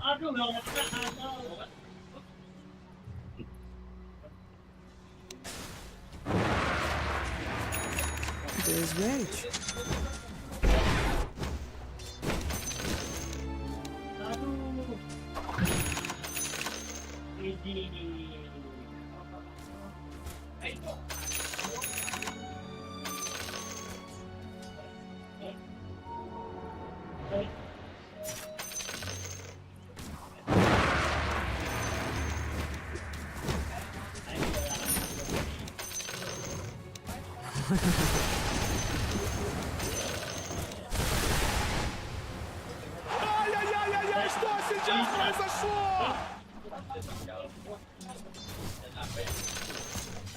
Harganya nggak mau nge-pick tuh.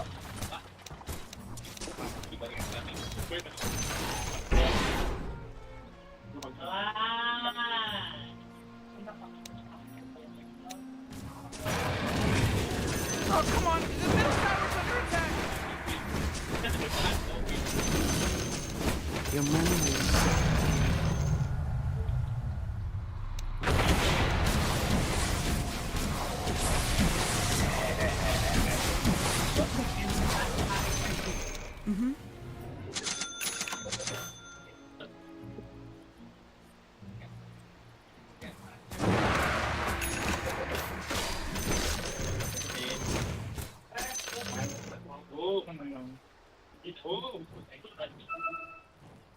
May the drow keep you safe.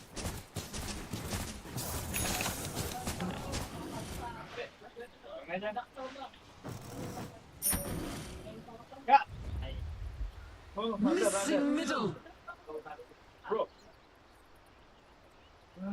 Missing middle. Oh, your top tower's under attack. Oh, the enemy's middle tower's gone. Serves them right.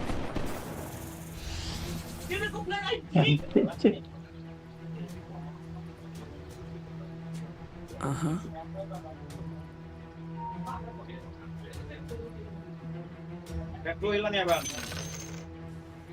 Bang, ilan ya? Stand and deliver.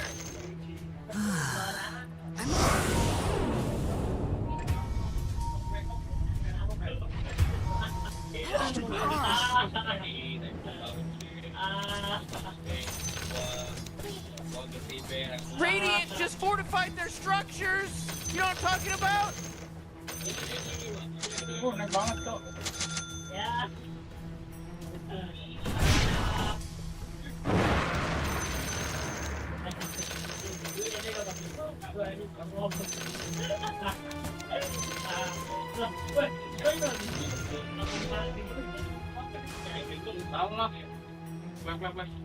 Oh, jeez, middle tower's under attack.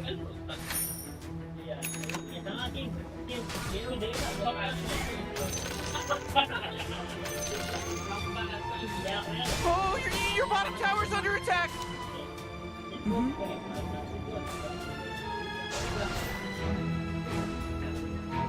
Oh, middle tower's under attack.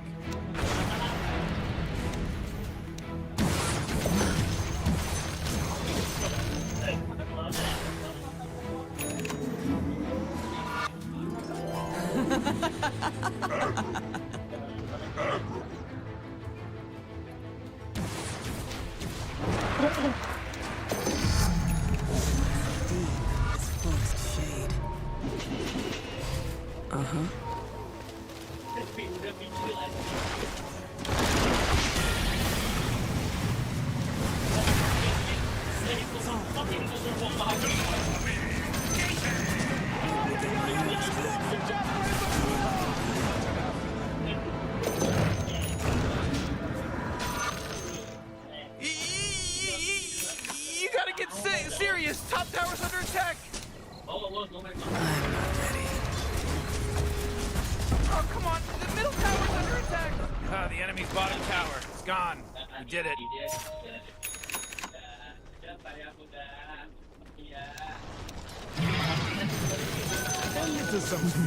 Morty, you're not gonna like this. Top tower's under attack. Oh, sheesh! Oh, jeez, your top tower's as good as done. Hooray! The enemy's bottom tower is destroyed. Hooray! Well, that's what I call teamwork.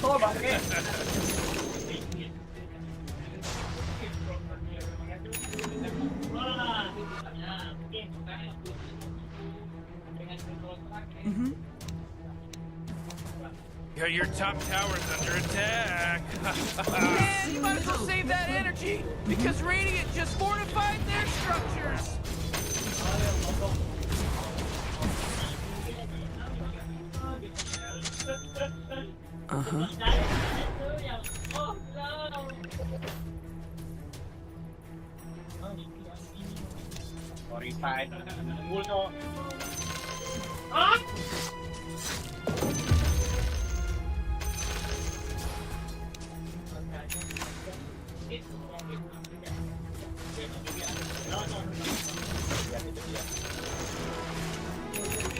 Finally.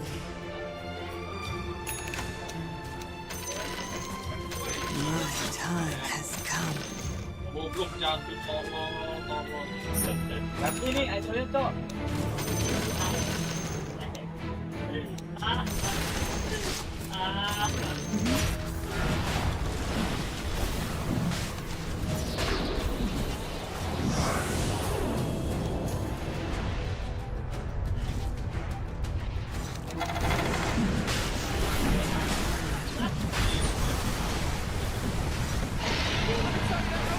You just delivered a bunch of goodies to the Radiant.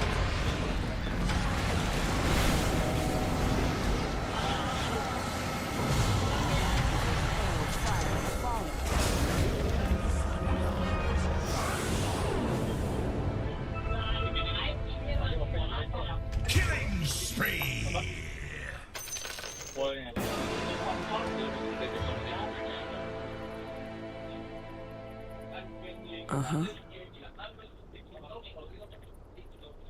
Ya Allah.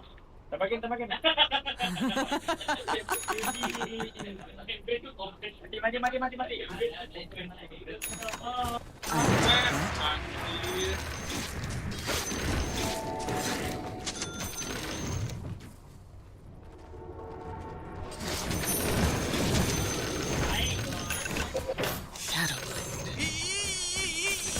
You gotta get serious. Top tower's under attack.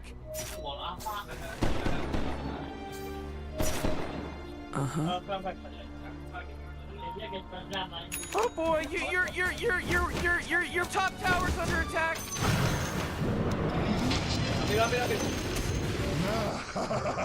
Your bottom tower's under attack.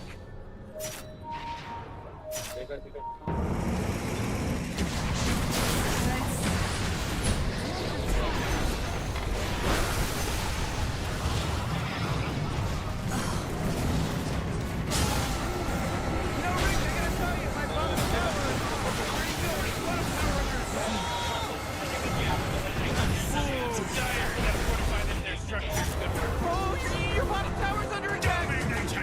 Killing spree. Double kill. Hey, you might want to kiss your bottom tower goodbye because it's gone. I don't know if you know this, but your bottom barracks are getting attacked.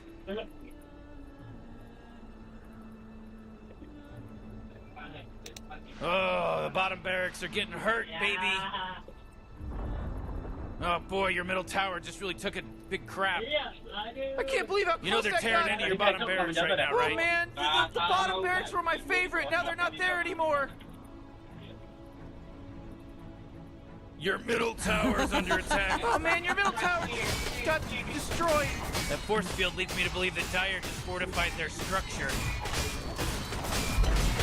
They're coming after your middle barracks. Matilah gua. Oh boy, Morty, middle barracks are gone. Thank you.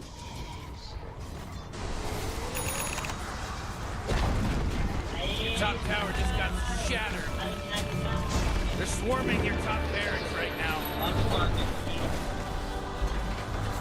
Well, you don't have any top barracks anymore. Oh boy.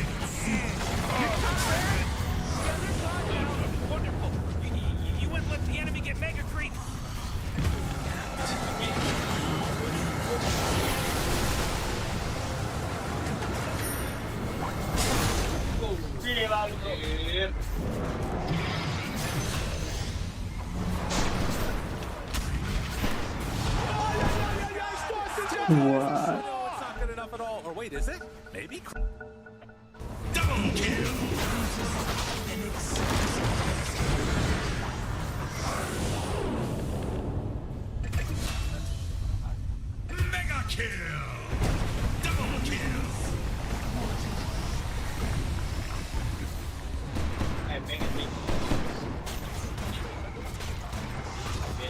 Oh, middle tower's under attack.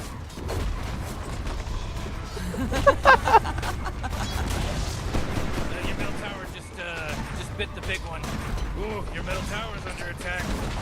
You know, Morty, it sometimes feels like they don't even care. It's gone.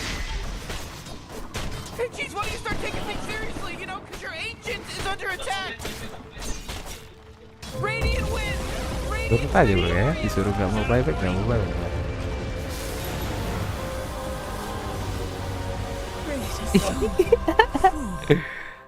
Hack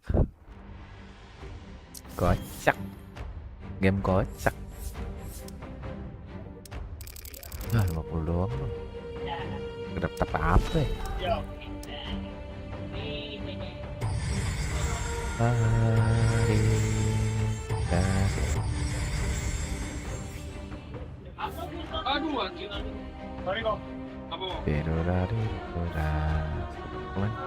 kita Bos dan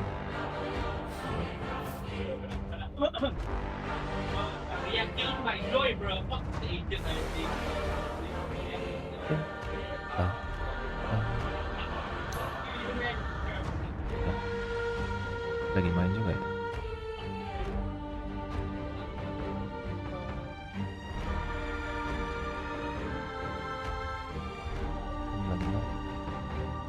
Pas lagi langsung.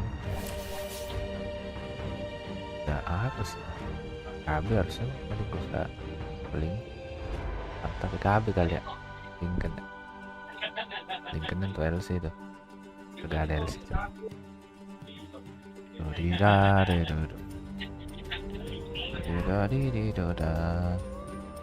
Mereka apa nih? Ame nih. Kosong. Nothing to say. Nih, IG lawan Gaming Gladiators. Gila nih tim-tim juara satu juara dipukul kayak ini malam ini. Aduh, oke. Wah, sialan. Baru yang ngelihat Sand King langsung dia pakai Sand King, cocok. Gak bisa lihat orang main bagus dikit ya kan? Langsung tiru aja. Kopi.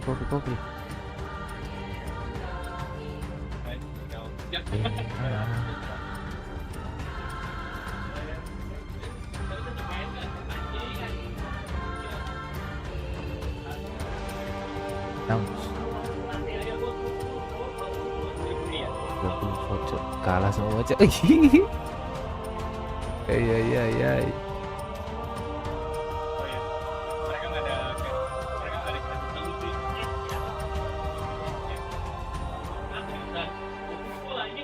Bro.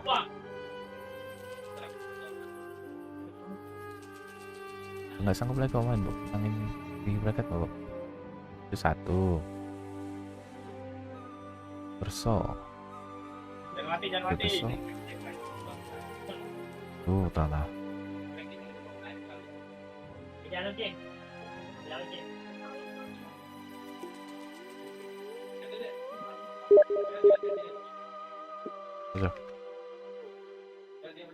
Masuk masih. Dari darah. Jaga perbulan. Aduh, anjir. Bentar aja.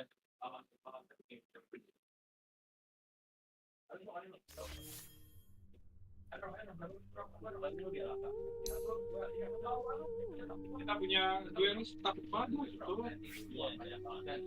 Lu ngapain lagi? Garing musuh komen cok. Kalau kalah garing musuh komen ya. Mau shop report aja. Yang pertama soal pertanyaan ini apa ya? PK PR cocok ya, baru kita udah nggak laku lagi bang.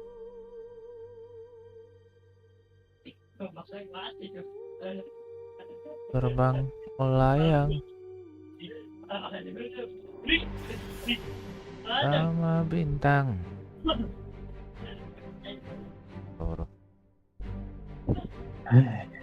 Tidak layak menang.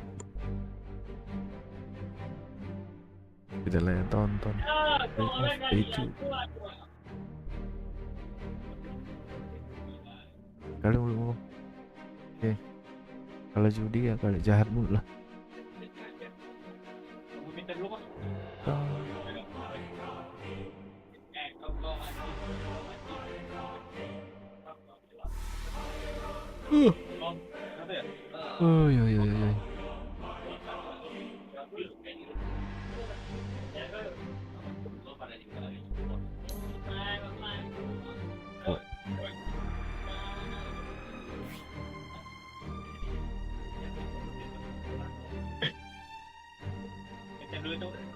Nggak mau, cok, orang nggak mau lagi party bang. Kau udah kegedean, pintur gua aja males, cok. Kita kalah. Aku dapat cok finding dari tadi. Coba. Oke.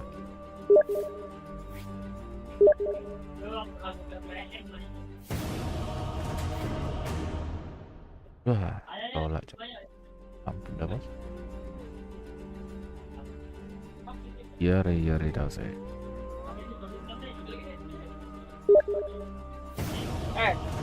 Kocak. Betul yang paling kocak tuh. Panggil bola kok pulang.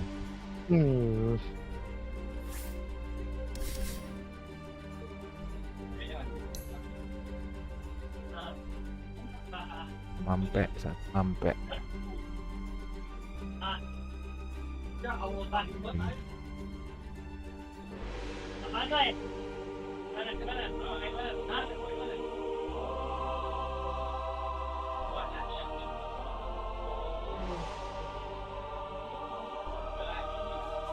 Pacet ya.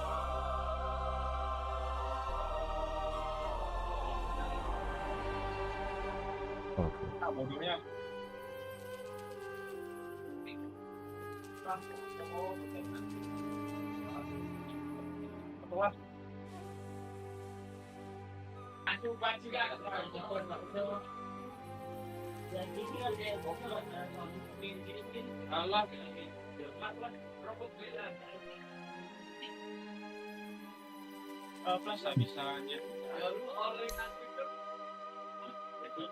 Bila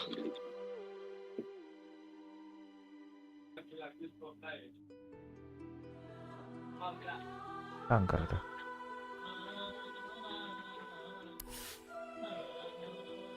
Jatuh bodoh. Gue lama Ji. ini gak dapat. Nah.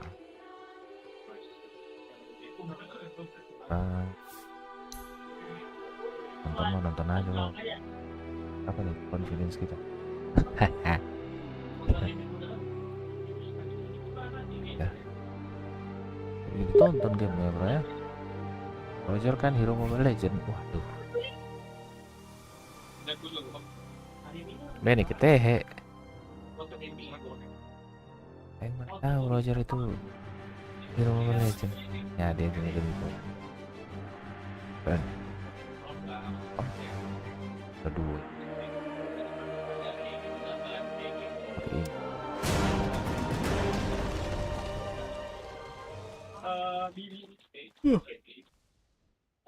Folder 8. Folder bah. Akun dengan 45. Dire's middle tower is under attack. Dire's courier, he bit the big one. There's a job opening in case anyone's interested for courier. Warrior. Oh boy, Dire's middle tower is under attack. Oh, Dire's courier got killed. Are you kidding me? Weak. Dire's top tower is under attack. Beda ya, counternya dia apa toh? Kan bisa. Tapi lama cak. Kursa bagus. Dire's top tower Oh itu lain. Dire's top tower is under attack.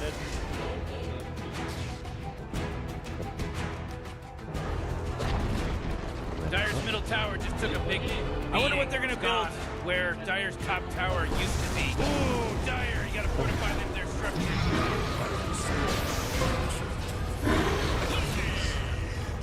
Radiant's bottom tower is under attack. Dire's middle tower is under attack. Come on, get with it. Dire's middle tower is under attack. Dire's middle tower just took a big beating. Gone. Dire's middle barracks are disappeared. Dire's middle barracks Dia siapa ini? Support. Iya, support. Support Mobo kok. Support. Apa bikin Agranim sama refresher? Di atas farming. Mati sama Otak. Dia menjaga dia padahal. Kedua pasti.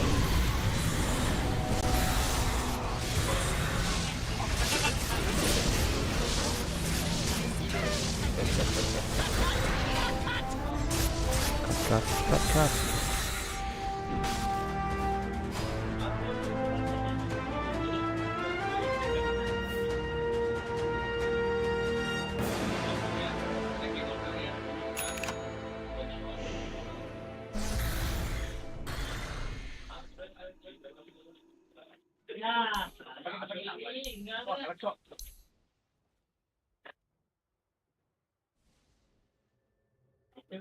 Radiant's middle tower is under attack.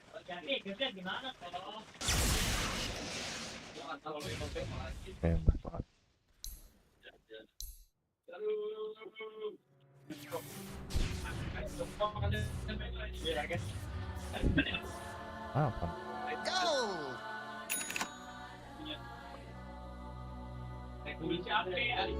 Siapa?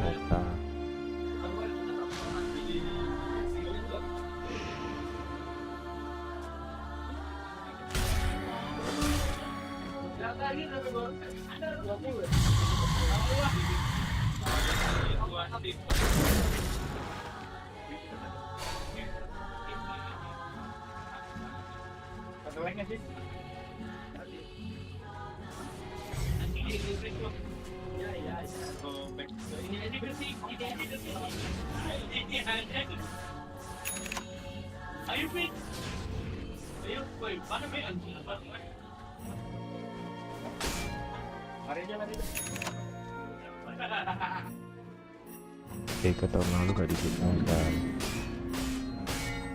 Sekarang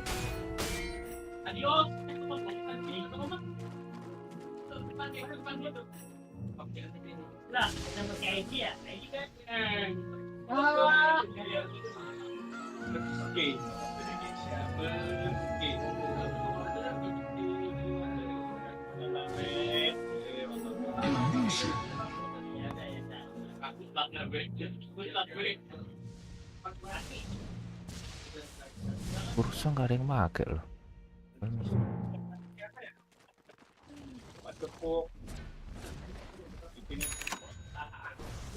Geez, Morty, they're going after Dire's bottom tower.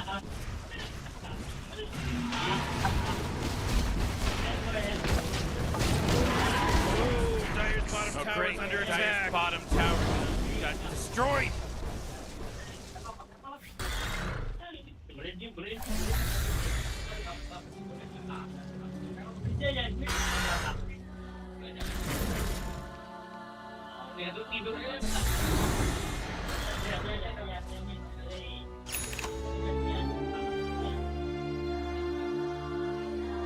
In strength is victory.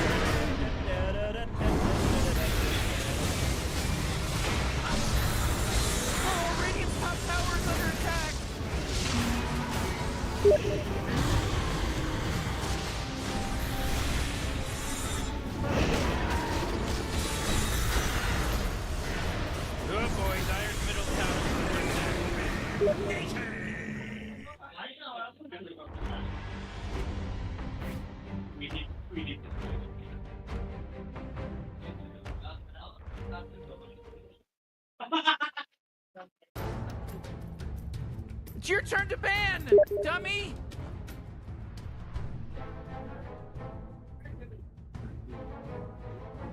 You better pick your hero. 5 seconds.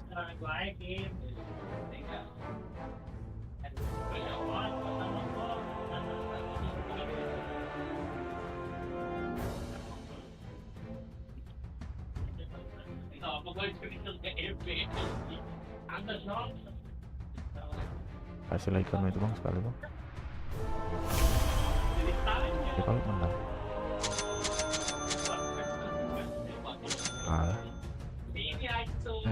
Ya turun.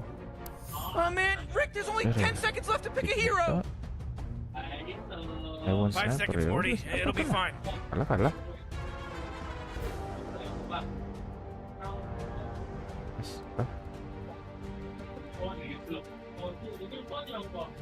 Very good.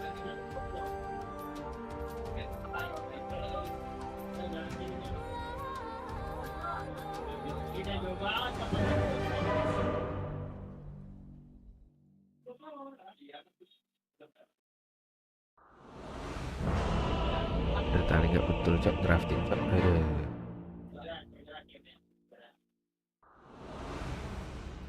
If I'd known I'd end up here, I'd have stayed in Dark Reef prisons. I think that this one is in the my worst nightmare. Why aren't they doing anything? They're just standing around. Relax. In a square cell, glass walls, just me and a little castle. I'll take Dark Reef over that any time.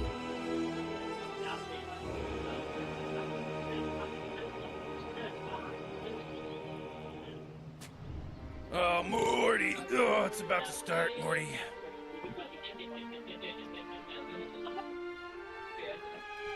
Oh my god.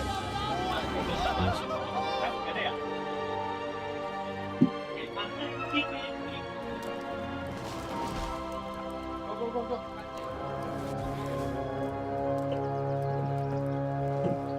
Thank you. Who's blowing that stupid horn? Stay out of my way, mate. I can take care of myself. Lu nggak tahu kayak cuma di Bandung gue bener nonton banyak anjing.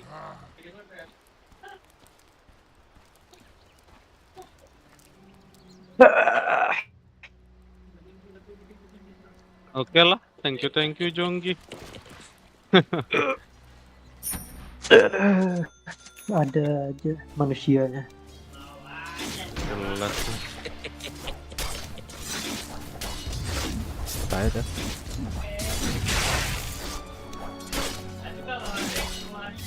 Then you think?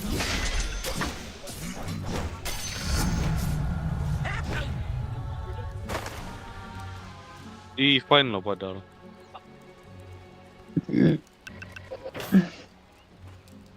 Lu bakal ada pria.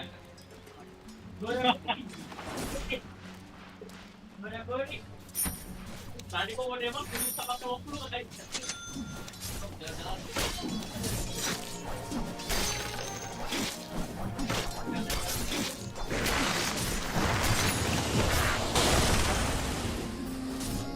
Target practice. I'm under attack. Gila lu.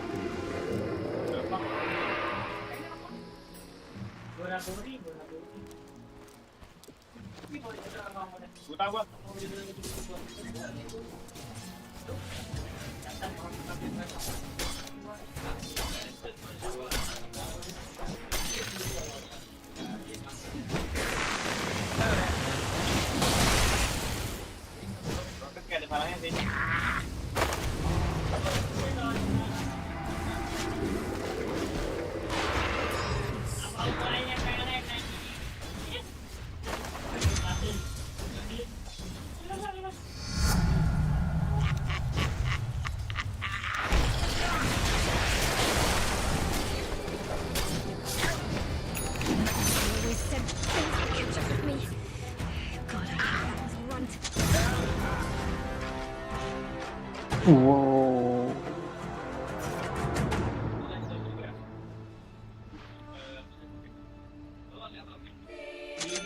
Period.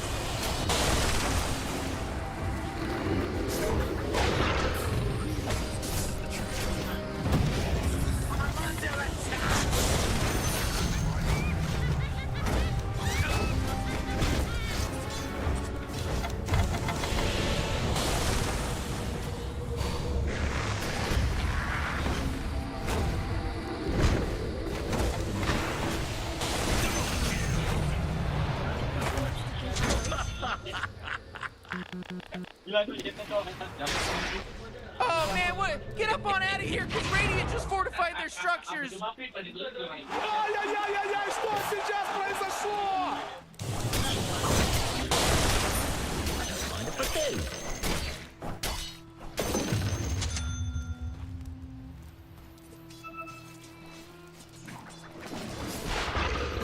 Where's the fire?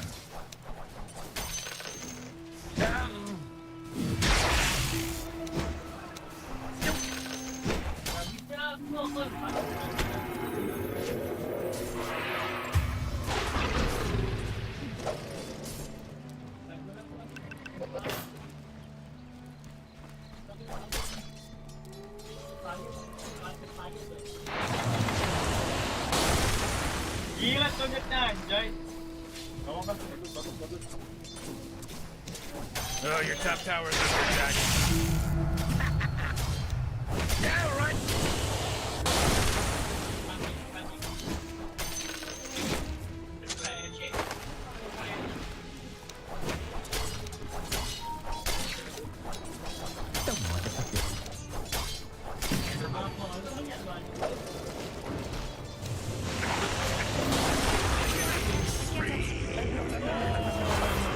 Looks like dire structures are fortified.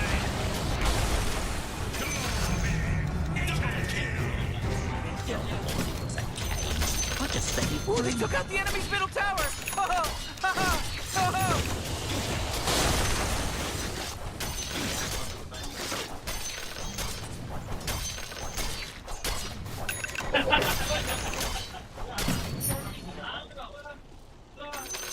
Money changes. But geez, Rick, the top tower's getting hit! Haste.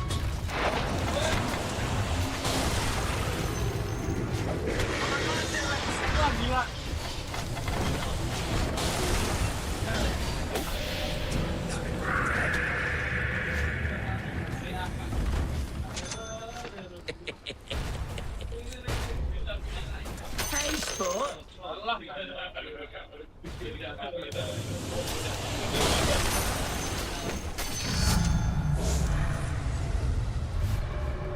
On your belly and crawl. What the? Slark's got his eye on you.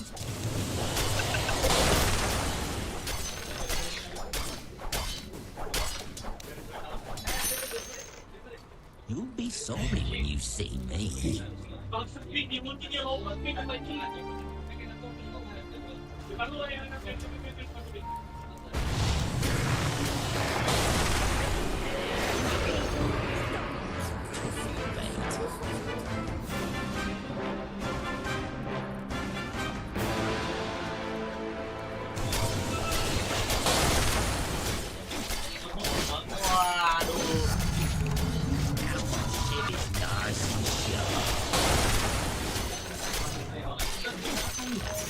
Hooray!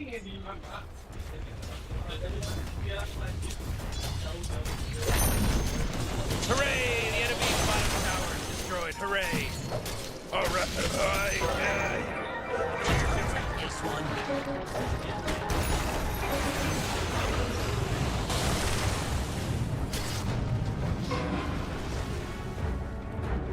Voy, Ligati, voy.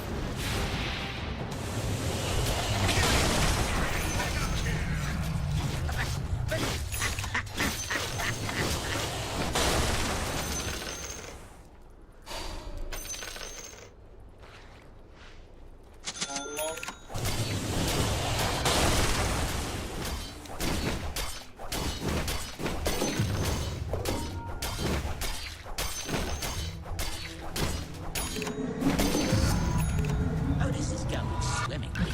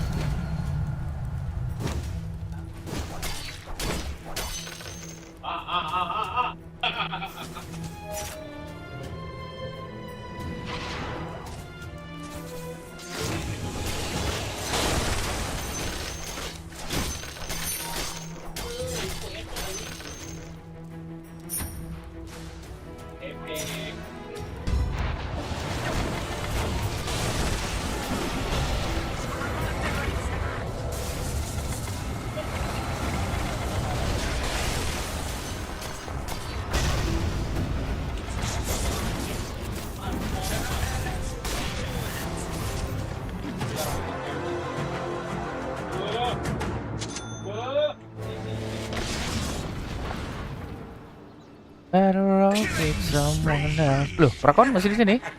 Masih, Pra. Kok lanjutkan lagunya, Pra? Kecewa aku. Hah? Lagu apa? Masih di sini. Menantimu. Betul, Prakon. Berharap bapakmu akan bersatu. Baru bisa Prakon malam ini, guys.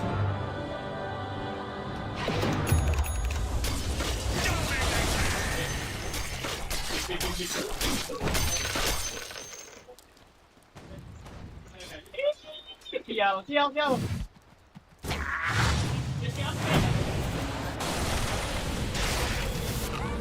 Loh?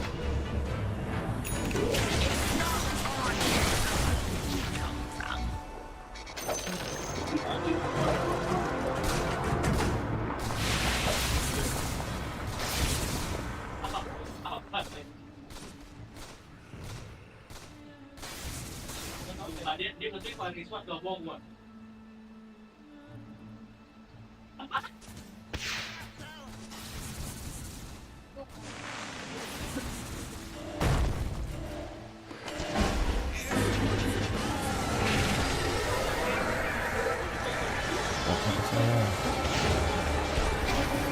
Bagus ini.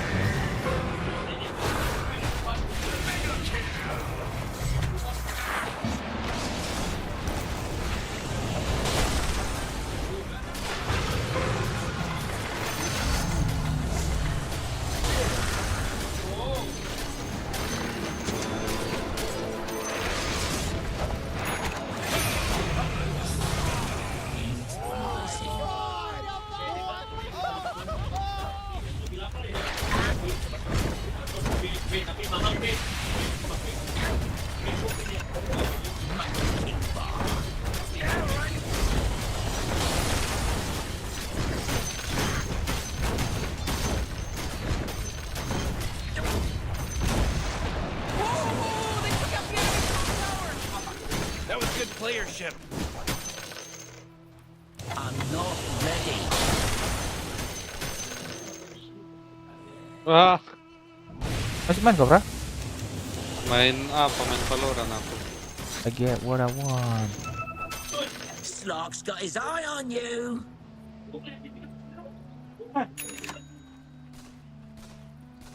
Oh, jeez, middle tower's under attack. What a mess.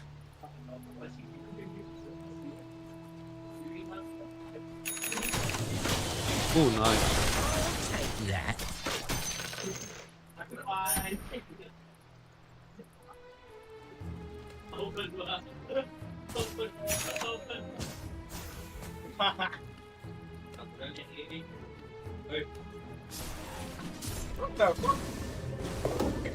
You know, Rick, I gotta tell you, my bottom tower is looking pretty good. 40, bottom tower under attack.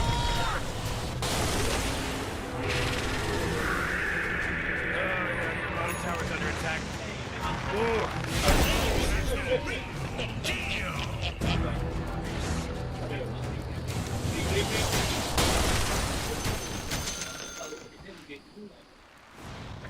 Oh, geez, your middle tower's under attack.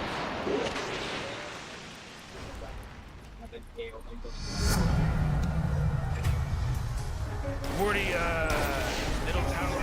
I'm gonna look at it. Middle tower's under attack. Yeah, right.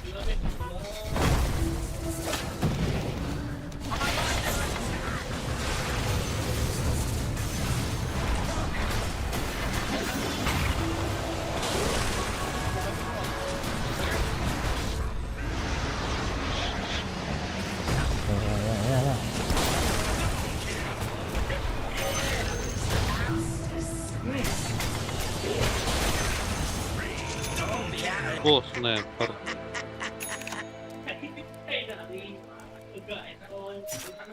I'll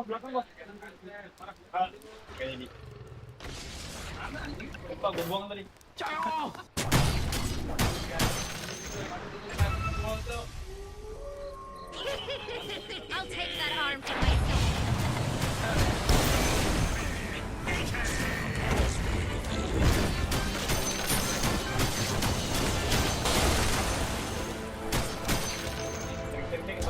Oh.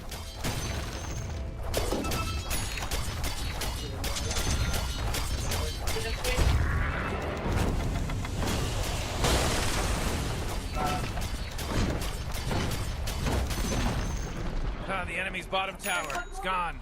We did it. Pancay. Jago-jago kali orang ini, Bang.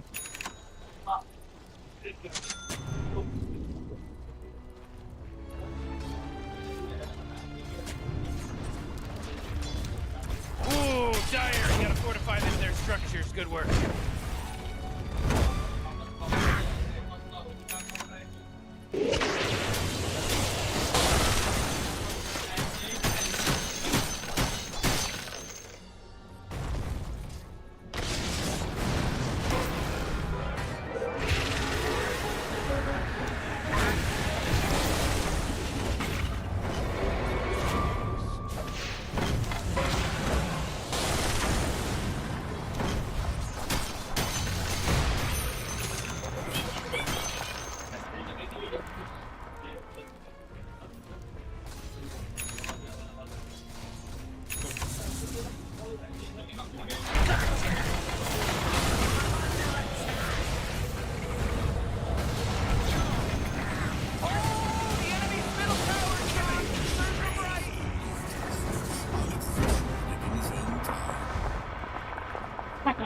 Alanya muncul.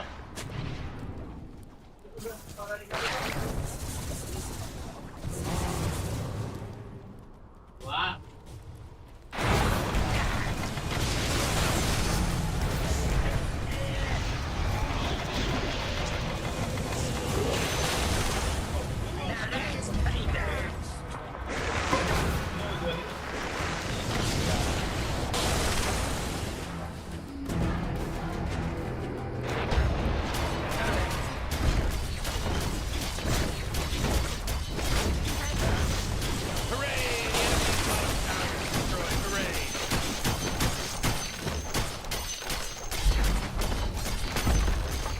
This just in, the enemy's bottom barracks are destroyed!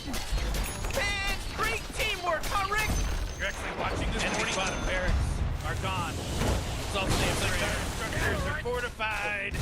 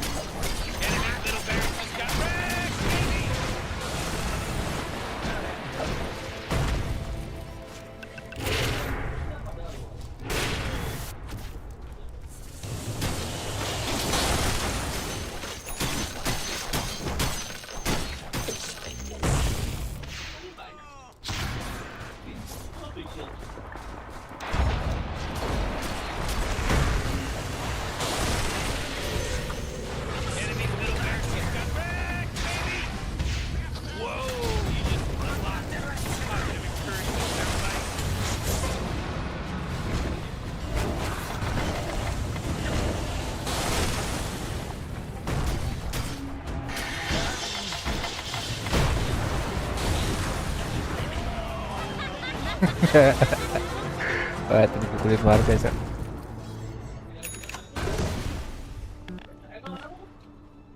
Biarlah cinta kita bersemi abadi selamanya.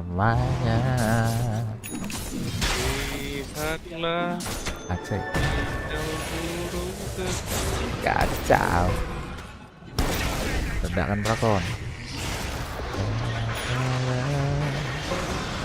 Yo, isim salah pun lapor rakyat.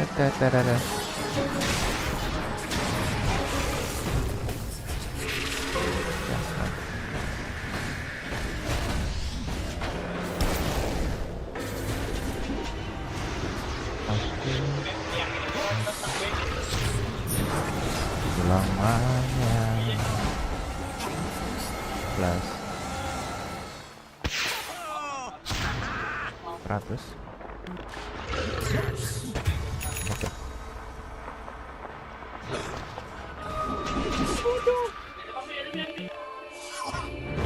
Wah, susah kali wah.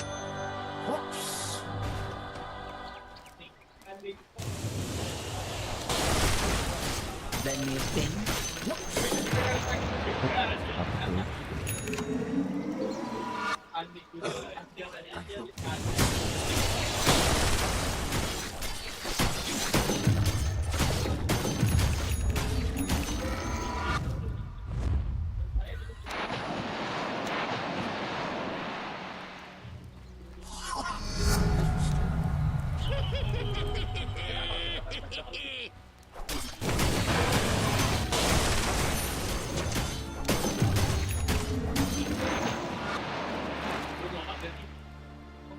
Platform item lion ko.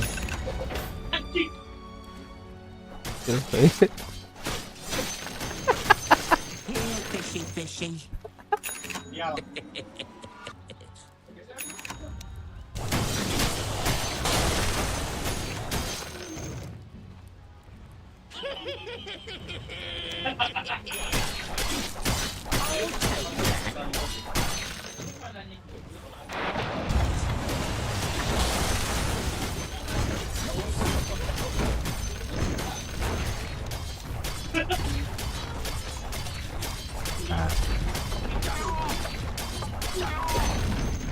Whoa! The enemy's top tower got destroyed!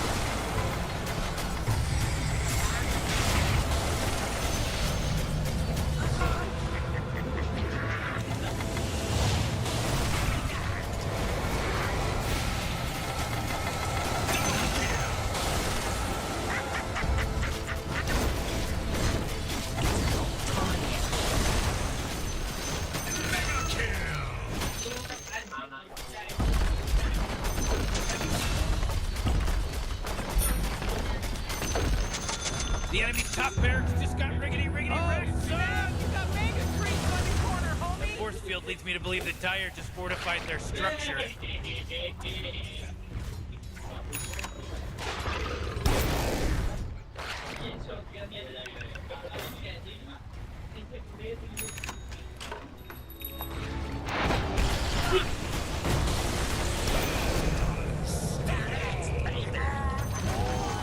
They took out the enemy's middle tower!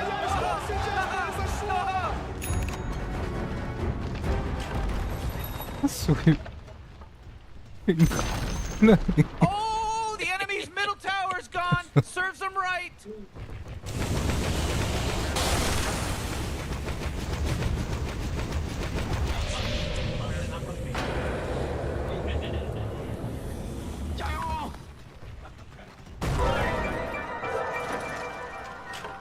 They're radiant, they're good, and they won. Geez, Maury, relax. It's not like your life's gonna get any better because of it.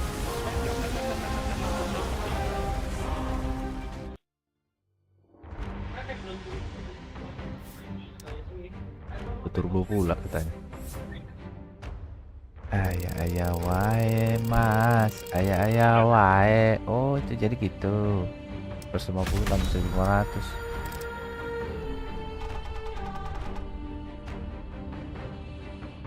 Bang nggak seler lagi bang nonton Dota bang. Toro udah jatuh. Lion, sniper, ring master.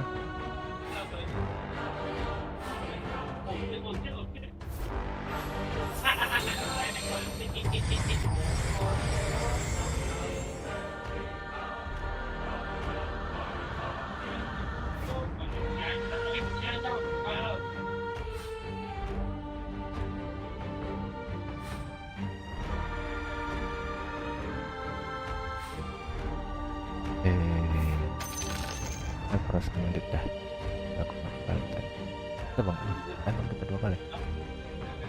Fly levels. Ini. Flame. Ya.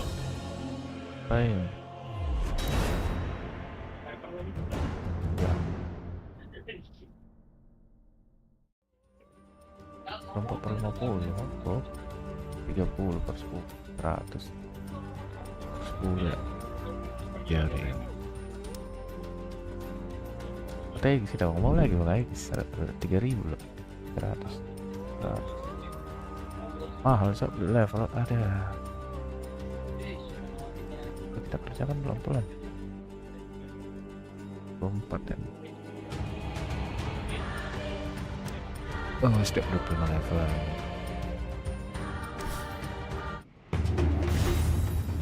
Gaming gladiator sih juga. Ame.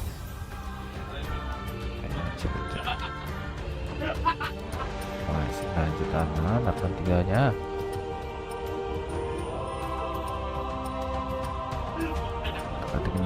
Mana nih bang? Selera main lagi mereka apa? Dari bracket bawah aja? Upper bracket for pussy ya? Bang Pusi. Bang Pusi. Bangkok. Ai. Ya. 20 nih.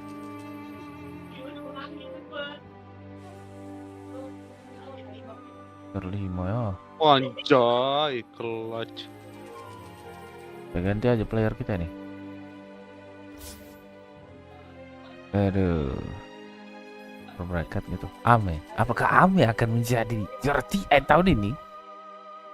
Enggak mungkin lah. Spesialis runner up itu. Kacau. Barusan ini juara TN 2 kali dipukul ke lower bracket loh. Terhina. Ame sekarang timnya apa? Extreme Gaming apa ya ini ya? Siapa aja di situ? Mantan-mantan PSG. Gaming. Berpecah mereka. Gak tahu gue pernah XXS atau Nothing to say di mana? Nothing to say di baca. Nah, ada ya? Masih main tapi. Masih di sini dia di mid. Nothing to say di NTS. Apa sih ini? IG X apa gitu mereka kombinasi. Gabung. Menang gak sih? Ada.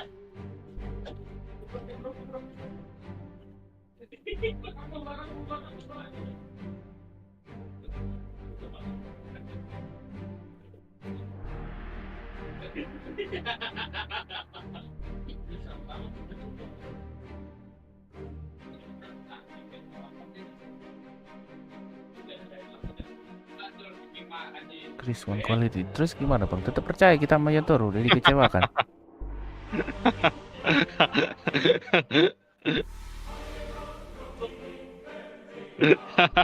Babi lah.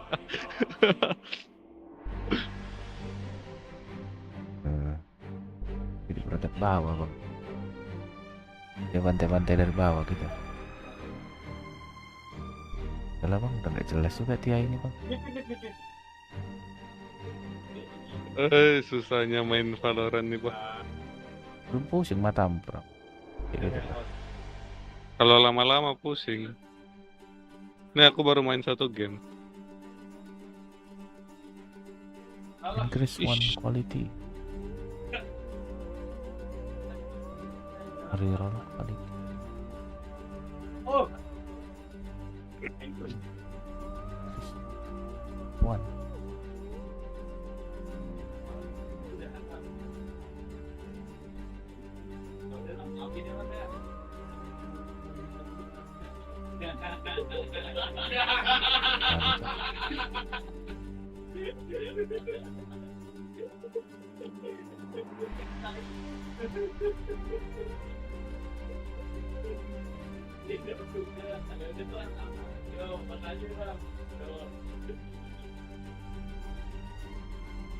Random.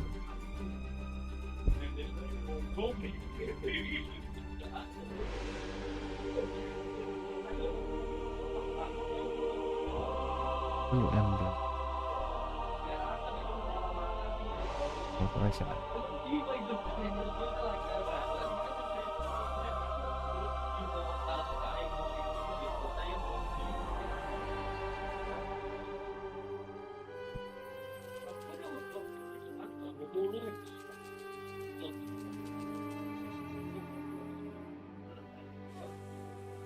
Quality.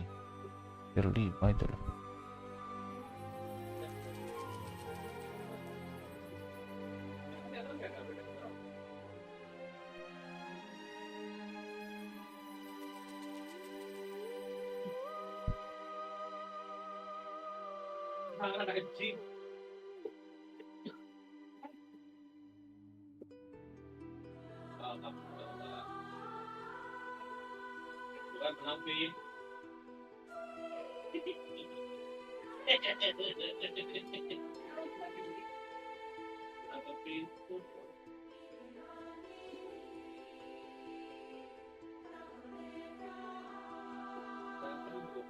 Aku ya.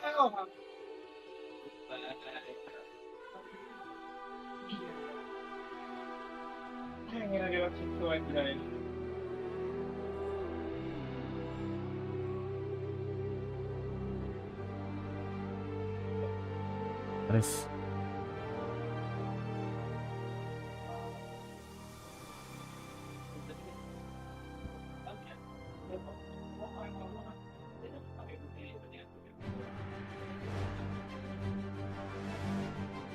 mantap lah tuh dia. Quality for member.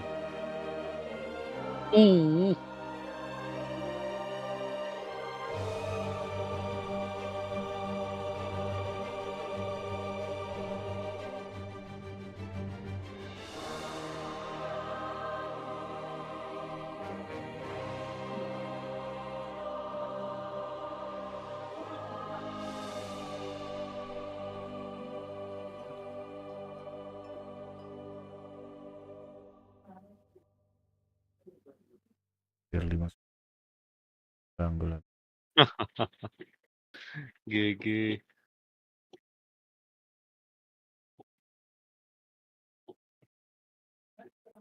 Harus 20 anjing, 320%.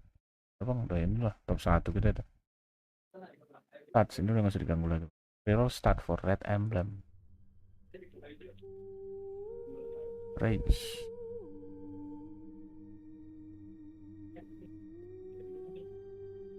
Pas 10 member. One random. Itu bagus.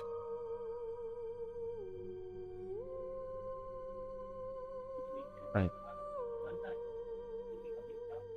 Emblem.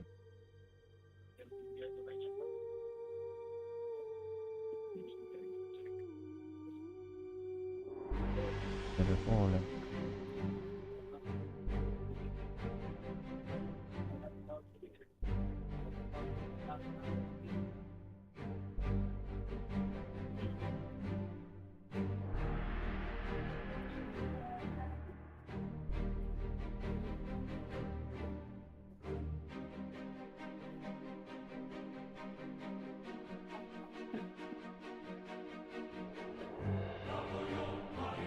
Inggris baru di saat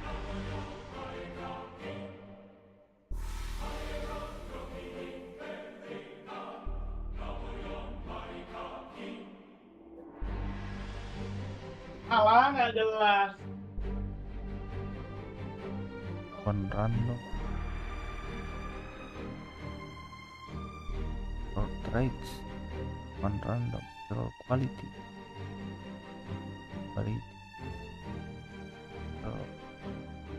Belakang lu lagi? Iya, blank.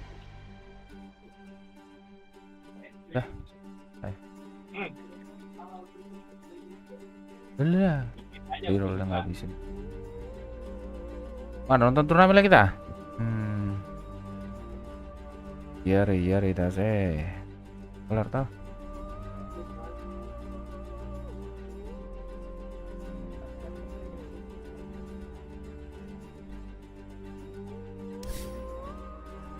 Kalah pulang loh. Aduh.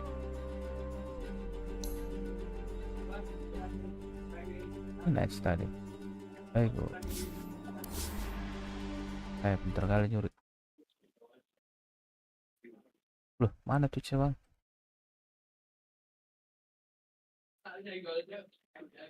Oh ya, gongkar.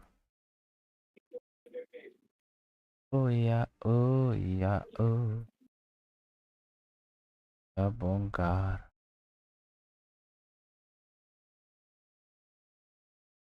Dan Tundra serta kesewenang-wenangan.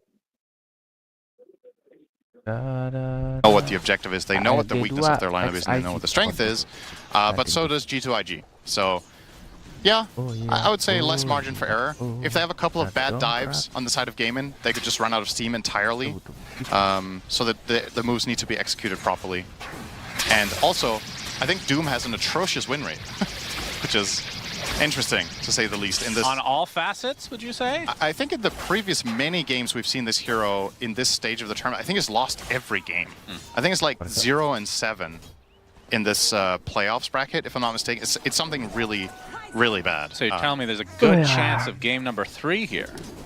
Yeah. I wouldn't put it that way, okay. But there's a good chance that Doom might end his atrocious streak, is another way of looking at it. Yes, that is. Shrapnel with the blood grenade on top. Good damage. Monet being forced out with very little HP now.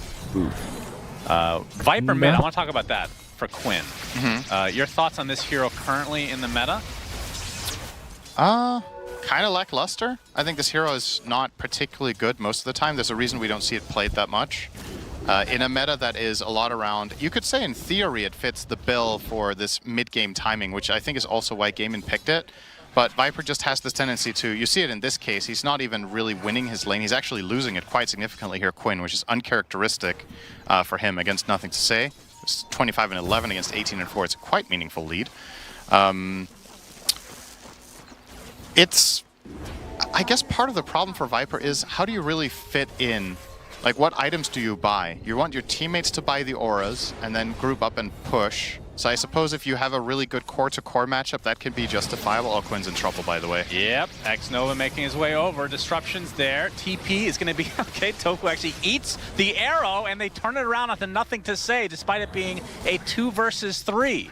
Sniper very strong. That is such an insane TP.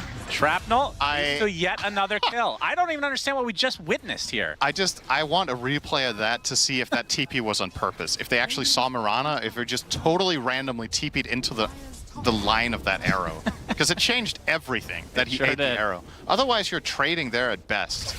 And now you just got a 2-0. Celery will immediately be hounded by the TPing nothing to say out of his death, and that's an easy. Oh, the Ogre does a lot of damage to the Luna, though.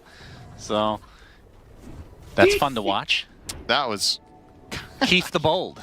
I kind of can't believe that mid play turned out that way, but that's one of the weaknesses I guess Razor has as a mid is when you are ganking for him. The kills have a tendency to be pretty slow, so you can TP in reinforcements, which is exactly what Gaiman did there. I'm gonna watch it here. Quinn looks kind of dead. I mean, the disruption. They don't know Mirana's here. Like, it's actually... maybe Tofu has the read because Mirana is not showing bot, but Baboka could have easily flanked from the southeast or been a little bit further north, so that's just... It's one of those situations where, you know, you're making the move anyway, and this is a fortunate outcome, but you did give yourself the opportunity for that to even be a possibility, right? So really, an amazing result there for the side of Gaiman to get that trade. He's trying to make use of this invis room, but it's about to run out, so not able to really find anything on the bottom side of the map. I mean, back to the Viper, because I know it's a disgusting hero, but we don't see it that often, so it's interesting to talk about at least. Is I believe the 7-minute wisdoms will just be traded, so a second game in a row, we're not really seeing any action on top of that. But back in the day, Syndra, Vipers picked to kind of dominate their lane, right? Now you're picking, I mean, and to break heroes. It used to be Nether Toxin that broke, now it's the ult. Do you see any value? I mean, he didn't really win his lane, although that gank really helped.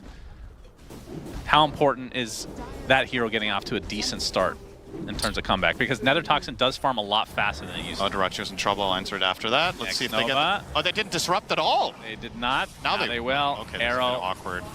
Will connect, and JT is here to finish the job. But Baboka actually claims it for himself instead. Got there in the end. That got a little bit scrappy, but it is executed ultimately. How important is it for Vipers to get off to a good start? I still think this hero is very snowbally in nature. I think if you lose your lane significantly, this hero is one of the weaker ones you can have in your team. I wouldn't say he lost his lane though, especially with that rotation though, so it's okay. I think the worst Viper performances we've seen historically is when it's been played as a dual lane off lane and the enemy team tri-lanes it for 3 minutes, which is, you know, hasn't really happened in Dota for a long time, but then the recovery curve is just absolutely awful. This time around, it's fine, I think. But I don't know if what you're alluding to is whether there was a better pick. No, I'm just curious why they picked it. I'm not saying it's even bad. It's just I'm curious too. I think it was literally just a matter of we want to pick a hero that they really feel like they can't put Sand King mid against. So that you're removing that flex concern potentially of where is Sand King, where's Razor going. But since you did have... It was ultimate last pick Viper, right? I think. Yeah. The ultimate last pick was the Viper, so you knew there was Razor and Sand King as the two matchups, and I don't know, with that in mind, maybe there was a matchup that was going to do better against both. It's not I know this is not the typical hero that you talk about Break with, but Break against Luna is actually not bad. Moonglaze being disabled is kind of a That's big true. In the I mean, maybe we're underestimating the value that Viper is going to offer in that regard. It's 6 seconds break. That's pretty long. Yeah, that's very true. Might be one of the main reasons even that they chose this over alternative options. The timing plus the break. Quinn definitely struggling in terms of farm, as Duracho being forced out of his comfort zone as well. He's being hounded by X-Nova constantly in this game. Gaiman do have a 2K lead, but this is the Alchemist effect, and the Doom. I guess they have both on their team. Yeah, they have. So it's gonna be really hard to gauge like what the actual net worth discrepancy is, since both these heroes are kind of supposed to be ahead. Has nothing to say. He's gonna get doomed and Viper struck, and he's just gonna TP. But no, the Infernal Blade is there to give the extra damage, and that is the death of the mid laner for G2IG. Yeah, and it's the loss of the tower, which I think is the much bigger concern here. This is what G2IG need to try to avoid, and what Game and Gladiators need to accomplish is get the tier 1s down ASAP. They've taken top and mid pre-10 minutes, which is great. Got to keep that ball rolling, because ultimately what this will do is it will free up Alk to have so much space. And they will be allowed to bleed a hero here or there, especially their supports, while all of their cores get filthy rich with their Doom Midas and their Alk Radiance. And that doesn't... Don't be fooled. This isn't Gaming Gladiators playing for some 45-minute timing with their greedy heroes. They're playing for a 25-minute timing with their greedy heroes. They just need to get a couple of key items that these naturally will build into with their Midas/Radiances. As Luna will be assassinated. That's a TP cancel. They don't have a lot of, I would call normal CC type stuns, but they do have the mini stuns, right? They have the Infernal Blade, they have the Assassinate, and that's 2 attempted TPs there, so seen it twice in a row now. As Gaimin off to a decent start in terms of the kills. Some dewarding action here. Formation is just so important for G2IG. This is a very stressful game because you know the writing on the wall here is they're going to come at us in 10 minutes. Are we ready or not? And the way you prevent yourself from being overwhelmed at that point is all your cores need to not die too much. And that puts so much strain on the supports to break smokes, be in the right place at the right time. You can't protect all 3 cores simultaneously, so you need to make the right map read. Either that or you need to take initiative and try to force Gaimin to run after your moves, but hasn't really been the case. We haven't seen too much initiative from the Sand King, Shadow Demon, Mirana combination with maybe smoke moves across to mid. Now, nothing to say. He's going to get Viper struck again as Celery's here with all his creeps, and the Assassinate from Tofu is enough. Yeah, if you do this in a pub game as Sniper, I don't think your team is particularly happy with it, but... He's going drums, though. He's being a good boy. He's not the Jenkins, you know... Instant Divine Rapier feed. Oh, I thought you were going to say Midas, but it's actually possible to buy something even worse. Yes. Congratulations, Jenkins. That's Baboka going to try to defend this tier 2 tower. Already seeing so much aggression from Gaming Gladiators, despite having these 2 heroes that really want to farm in the early stage of the game. So at what point do you sell... Sorry, I didn't even check the Doomfest. I assume it's the... He's got Devil's Bargain, yeah. Or Devil's... I always get those mixed up in names. But so, at what point do you think you actually sell this Midas? As Assassinate onto X-Nova. Quinn, very fast. Yep, Haste will do that. And eventually will find this kill, surely. There we go. Also does have Boots of Travel, by the way, so going for the Ultra mobility. He's actually TPing a few meters away. As JT able to TP out. When does Doom sell Midas? Whenever he can turn it into an aura item, I think. I think he keeps the Midas for now, gets the Blink, and then I assume he will go Pipe next. And when he can complete the Pipe by selling Midas, we're probably going to see that to hit this ridiculous mid-game timing where... So what does he get when he sells Midas? He gets 90% back, right? So that's close to 2k gold. Yeah, probably going to see it then. And then Gaming Gladiators will try to win this game at minute 25. Yeah, and I'm curious what Quinn's going to go in terms of items. So he's going for the Dragonlance first. I wonder if he's going to itemize for a shard early on. I mean, being able to poison attack towers, kind of a big deal. It is, but Viper is also the type of hero where you really need stats. Like, this hero lives and dies by the tankiness it has. By the way, so just to mention a quick little factor that I learned, Cinder, in a game. I learned it the hard way. The poison attack, the poison burst facet that he took, which is when the poison attack ends, it does damage in the area, right? Works when you get the shard, it works on towers, meaning when the tower dies, it will deal damage to units around it. Oh. I've seen a hero die from a tower dying. Yeah, I wonder if the team will... Pretty cool. G2IG would be aware of that. I feel like it's a bit niche, but yeah, that is still niche. Really cool interaction. I think he's specifically buying the shard to kill Luna that way. Thank you for pointing that out. I can't wait for that to happen. It happens all the time in my game. Well, speaking of the Luna, Monet has a Dragonlance, Mask of Madness, and it will be the Manta first, so no huge surprise. Are we seeing the Conda as much these days on the Luna? Yeah. We're seeing a drop-off of it from a few months ago, at least. We definitely saw it early. I think earlier today, we saw it purchased at least once. But it's not like the go-to, it seems. Yeah, you're probably getting it like third item after Manta BKB or something to that sort most of the time. I don't really want to count Mask of Madness as a full item. Just a little bit of a build-up. Now G2IG, they have gone through the gate. They are smoked. Quinn is going to be the first one they run into. He's actually broken from the creeps, trying to get to the high ground. Arrow connects with the Static Storm. JT will actually use the Epicenter. They'll get the kill. kind of awkward as he made it to the high ground in the end as Ace jumps in with the Doom on top of the Razor. Is just going to stand his ground right now. XNO is going to be the first to fall for G2IG, but already 3 members of Gaimin deleted from the face of the map as Dyrachyo now on the run. Along with Ace, the arrow does hit him right in the ass. And nothing to say and come, okay, they're going to miss the Burrow Strike as Dyrachyo is going to have to use it. He could deny himself. Oh, he will. My God. Wow. Symphony of fails. Such a sick arrow into such an underwhelming follow-up. Baboka has to be livid. That is unfortunate. Man. That would have been a huge kill, for sure. I mean, they still win the fight. Don't get me wrong. Yeah. Okay, let's focus on the positives. Sure, Alk denies himself, but that was a very important and good fight for G2IG. Stemming the bleeding, slowing things down here, getting some kills, and buying themselves time. And all of Gaimin were involved in that. And the good news is that was even an epicenter that hit nothing. And they still felt comfortable afterwards with the Doom initiating that they could stand their ground and take the fight with Viper dead. So imagine if JT actually gets to pop a nice epi later on with his dagger coming up soon. I don't think Gaimin have enough sustain right now to actually withstand this. Chen finally will now get the mech. The pipe will be complete if Ace sells the Midas. See if he opts to do that very soon, or if they will continue this slightly greedier approach of just holding on to it as long as he likes. But yeah, this 4K gold is the smallest 4K lead you've seen all tournament. Yeah. Because it is Alk and Doom at the top of the charts with very greedy approaches, and the lowest net worth core is a Razor, who can still be very effective as an anti-carry with just a BKB, and Luna is looking healthier than last game on Monet, so... I mean, if anything, it's actually a little surprising. I mean, I know Nothing to Say has died 3 times, but the fact that he's lower net worth than Quinn, who I feel like has been really struggling, despite him being 3-1. Is that weird that I'm saying that? It feels like he's struggling, despite being 3-1? It is a bit weird, because Quinn has more CS and better KDA and is on the winning team. So it's kind of weird that you think he would be doing worse than the enemy mid. Yes, he's actually ahead of him on literally every possible metric. Celery's dead.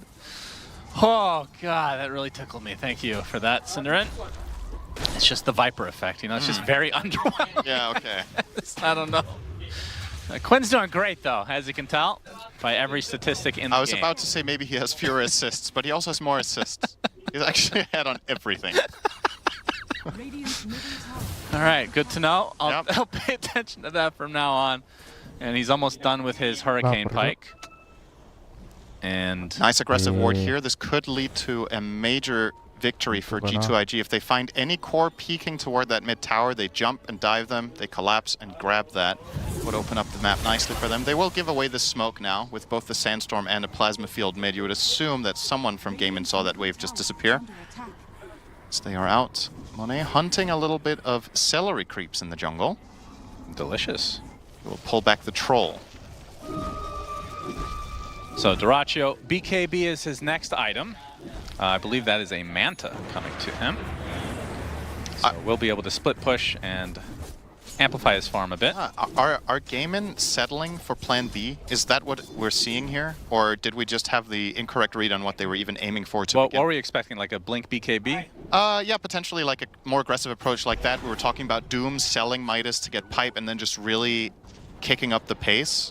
Now that Alk is going Midas, or rather Manta Radiance is more of a classic, very heavy farm approach. The Doom never sold the Midas. Is this them saying, okay, you know, we're going to slow it down. We can also take it late. We can get stupidly rich. Just going to be interesting to see the development of the game, and would be cool to hear from them if this was actually what happened, or if it was always the plan to approach the game in this fashion. There's the pipe for Ace. And Celery 1000 away from the Guardian Greaves. It could be a call from Quinn, thinking that he's not doing so well despite being ahead in every single statistical category versus his counterpart mid. Yep. He's not feeling it right now because he is playing Viper. Uh-oh, Ace will blink away. JT was close on his tail. Will he follow him? No. They're not going to find anything with this rotation through the gate. But yeah, okay, just to highlight, not that you can always trust the win expectancy graph or anything. It can be misleading, but consider this. One team is 5,000 gold up minute 19, and they, according to the graph, have 38% chance to win the game. I think that's very telling for the type of game that we're dealing with here, that the system still favors. Gaben still loves G2IG in this one enough. But I don't know if I fully agree with those percentages, if it's more like 50-50, but alright, let's be honest, that's a good starting point for G2IG against a mid-game of Gaming. It is Luna. Luna is a monster. Yep. That might have something to do with it. Maybe it's the new Spectre for Gaben, you know? Yep, could be. Spectre always has a high winner, high percentage. I think it's also possible that this that the prediction doesn't particularly like Alk Doom together because it understands how much it matters if they fail once, right? It's like the margin for error for that type of lineup is probably considered very narrow because every time rich heroes die, they give away a lot of golden experience. You couple two of them in the same team together with Chen, who historically isn't the most formidable late gamer, then maybe that's why it's a little bit worried in this patch that are Gaming getting enough? Now the lead is down to 3K. All of a sudden. It's going down slowly. I mean, it's looking very healthy for the Dire. Yeah, Luna's keeping up with the Doom right now. And Monet and company. Looks like BKB is next on the list for him. And they're expecting a fight around that time, I would assume. Now, in terms of the Roche potential, Cinderman, does either team want to be in the pit as fast as possible? Gaimin definitely have the better lineup for it, without a doubt. With Alk and Chen creeps, you can do it pretty fast with Viper as well. These heroes add together quite nicely for it.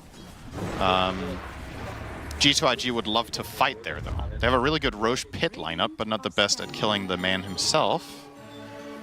They will be looking for a smoke now. And they're also I'm not sure who scanned the pit. That would actually be a nice quality of life change, would be to be able to see the color of the scan. When two teams are scanning simultaneously, it's a little bit tricky to tell who scanned where. Yeah. But it looked like it was G2IG scanning Roche. They will find Chen. Yeah. Nice. The arrow will not hit because of the creep. And Celery will actually live. Unreal. Very nice self-save there with the Whirlwind. That's not what it's called. That's Wind Ranger's Facet. What is it called, actually? I don't remember what that ability that the Wild Wing has is. Go find one on the map, Cinder, and that's your job for the next few minutes. As we have a smoke now from Gaimin. And wrap around. Trying to contest this potential Roche. As JT in the cover of the trees here. They can see a Sandstorm, though, as now a Greaves is online for Celery. So going to be even tougher to kill. Monet, this is awkward. If he goes through the gate and his team don't, they're going to get caught off. He's through the gate. Uh-oh. As said. They're getting scouted by Mantis. Do they sniff this out? Get the Mass hell out of there. TPs, and it looks like everyone will get out of dodge. Now, if Gaimin realized this happened, they could just go for Roche. This was a full-on... They just conceded... This Roche is dead. They just conceded the area, and this was a lineup that, in my opinion, wants to take this fight, but they got caught in very awkward limbo, and now they have no choice but to let Gaimin have what they came for. So that worked out very well for the game inside. They literally just walked around and eventually just stumbled into the Roche pit and like, I guess we'll take it. This is the highest impact position 5 you're possibly going to see. He saved himself with the Wild Wing, and therefore they get a full Roche for free. Self-save support. Yeah. Gotta love it. As there's the blink. Ace gets off the Doom. The BKB popped. Raises and pretty now fast. running away. Will they be able to catch him? You talked about their lack of catch. The Viper Strike just in range, though. And I think they will eventually find out. But the Burrow Strike at the last moment from JT, slowing Ace to a crawl. The Assassin and nothing to say he's actually going to live. They lose X Nova, but if that's it, that's a really good trade for G2IG. Yeah, good save. Didn't cost them. So that was Doom out the window to lose the SD. And they still have Glyph to defend the tower, so perhaps mounting a defense here? I don't know if that's ill-advised or not. Maybe just, it looks like they're just conceding it. Not looking to set anything up here. We'll be letting the side of Gaimin have this. Gaimin are starting to gain some more control back once again. That Roche kill is so instrumental to the outcome of this, the potential outcome that is of this game, that it gave them the confidence to finally go for a push. Still not getting the full tower, but just starting that progression of gaining more ground. So you talked about Gaimin being on a timer, and I didn't want to put a limit on it, but with this Aegis, I'm assuming they want all tier 2s? Is that the objective? I would think that going high ground is probably a little early, right? Yeah, I agree with that. I think getting the tier 2 should be the ultimate goal here. Anything better than that is icing on the cake, and they will now try to finish off mid. Nothing to say, trying to be a bit of a nuisance, but it looks like Quinn is not phased by this and will finish the job. So, oh, never mind. They actually do want to go. Strike. Arrow is going to hit. As JT, he's slowed by the shrapnel. Ace jumping in, pipes on both sides. Everyone's green all of a sudden. That means they're indestructible. Viper Strike onto the Razor. They're going to continue on here. Dirachi is going to pop the Manta and run away. As Quinn pretty deep right now, and nobody's taking damage. And finally, Quinn is the one getting low. That is the Aegis down. Question is, who wants to reaggress, if anyone? Dirachi is looking for a fight. Gets the blink. Concoction is going to connect onto 2. They get the tier 2 tower, and it looks like that'll break things up. So that... I'm not sure what exactly pushed Monet away there, but his entire Eclipse went on the trees. So if that was a Wild Wing again, man. I did not see that. I think it was a concussive grenade, perhaps? Not sure, because, yeah, that Eclipse just really did not do the work that he was hoping for, and if he had popped his BKB as he Eclipsed and just run in there, that might have been a really good fight. So heads-up play from Tofu. Pretty sure it was him getting that knockback when they needed it the most. Oh, the what? And yeah, Is it as you said, no casualties except the Aegis and a tier 2 tower, which, all in all, I think is okay for both teams, really. Wonder if Gaimin will be able to siege any further now. Oh, Baboka is in a very interesting Yep, he leaps right into Tofu. Nice grenade. That was his last leap as well, so he gets eviscerated. Does take out the wave, though, and perhaps he thought that they were going to be pushing this tier 2 tower. Despite not having the Aegis anymore, JT picking up the damage rune now. So he's got Yule's, Pipe, Blink, and going for Shiva's next. Already 2,000 into that, actually. Yep. Very curious to see when the Lincolns start coming off for Dire, right? It feels like a good Lincolns game. You can block Viper Strike, you can block the Doom, you can block... Even the Concoction can actually be really valuable in the right circumstance to block. Maybe they're not considering it too much because of Sniper. Just being able to proc it from mega long range is a bit of an issue. We've been seeing some backpacking of Lincolns this tournament. That's true. They could backpack it if they're clutch. Okay, this is such... This movement. Uh-oh, Celery. Celery. I don't think he's going to get out of this. Although, Mr. Quinn is TPing on the creep. He actually gets in. The Viper Strike upon the Sand King. Celery does die. As Quinn, using the Hurricane Pike as the rest of his team connects. Dirachi beating down X-Nova. It's going to be a 1-to-1 to start this fight. Nothing to say as BKB has now dissipated as he runs away. JT, looks like they're not going to focus on him too much, although now they're going to wrap around. And oh, Dirachi actually blinks away with the Concoction, looking for the more value kill, and nothing to say, but he mantas off the Concoction as Monet gets off the Eclipse, but there's a lot of BKB, so not a ton of damage. And now the Doom applied to the Luna, who just TPs back to base, will be able to live through it. Everybody is so damn tanky, man. Yep. That ended up being a support trade. And again, a BKB for a Doom. Honestly, considering how that was shaping up, decent for G2IG. I thought they were going to lose multiple heroes there, but they managed to find the disengage and stay alive. I mean, in the last few minutes, the net worth lead has grown in favor of Gaimin, though, I will say, despite the fights kind of being even, which I feel like would favor G2. But it's also, if the gold, let's say they gain 1,000 gold every 2 minutes, are Gaimin actually gaining, or is it even when they have Doom and Alk, right? Like, it's kind of going according to expectations, so... Well, at a certain point, Luna just farms faster than everything else. No okay, Dirachi, yeah, he's dead. Plain and simple. Now that is a big kill, and it goes to Monet. He got the Demon's number in gold, the number of the Beast. Oh, yeah. That kill was worth a lot of gold. That was, okay, that was a 2,000 gold swing. That one kill, of which Monet got about 800. Yep, not bad. So, Mr. Monet, on a kill streak now, is actually going for the Conda, it looks like. So we'll have that extra burst. And they also get a tower to... Okay, that's probably the most important kill of the game that we just saw. A moment of... I'm not going to say he wasn't paying attention, but eventually when you are spreading thin on the map and you're looking for all this more offensive farm, there will be moments of opportunity, and that time G2IG struck. I mean, that's Dirachi in a nutshell, right? It happens once a series, at the very least. Gets caught out. But that's part of the reason what makes him so great. He gets away with it most of the time. Yeah, it's an interesting take that I think people don't consider enough when they watch Pro Dota, is all of the deaths that don't happen, right? And what they lead to. It's a lot of what makes teams successful is, you know, going as close to the line as possible without getting caught, like limit testing constantly. Because every single time he gets away with this play, he gains GPM on another carry, right? That doesn't take that risk. So it's always, you're constantly taking these risk-reward calculations into mind. That time it failed. Maybe the next 10 he's not getting caught.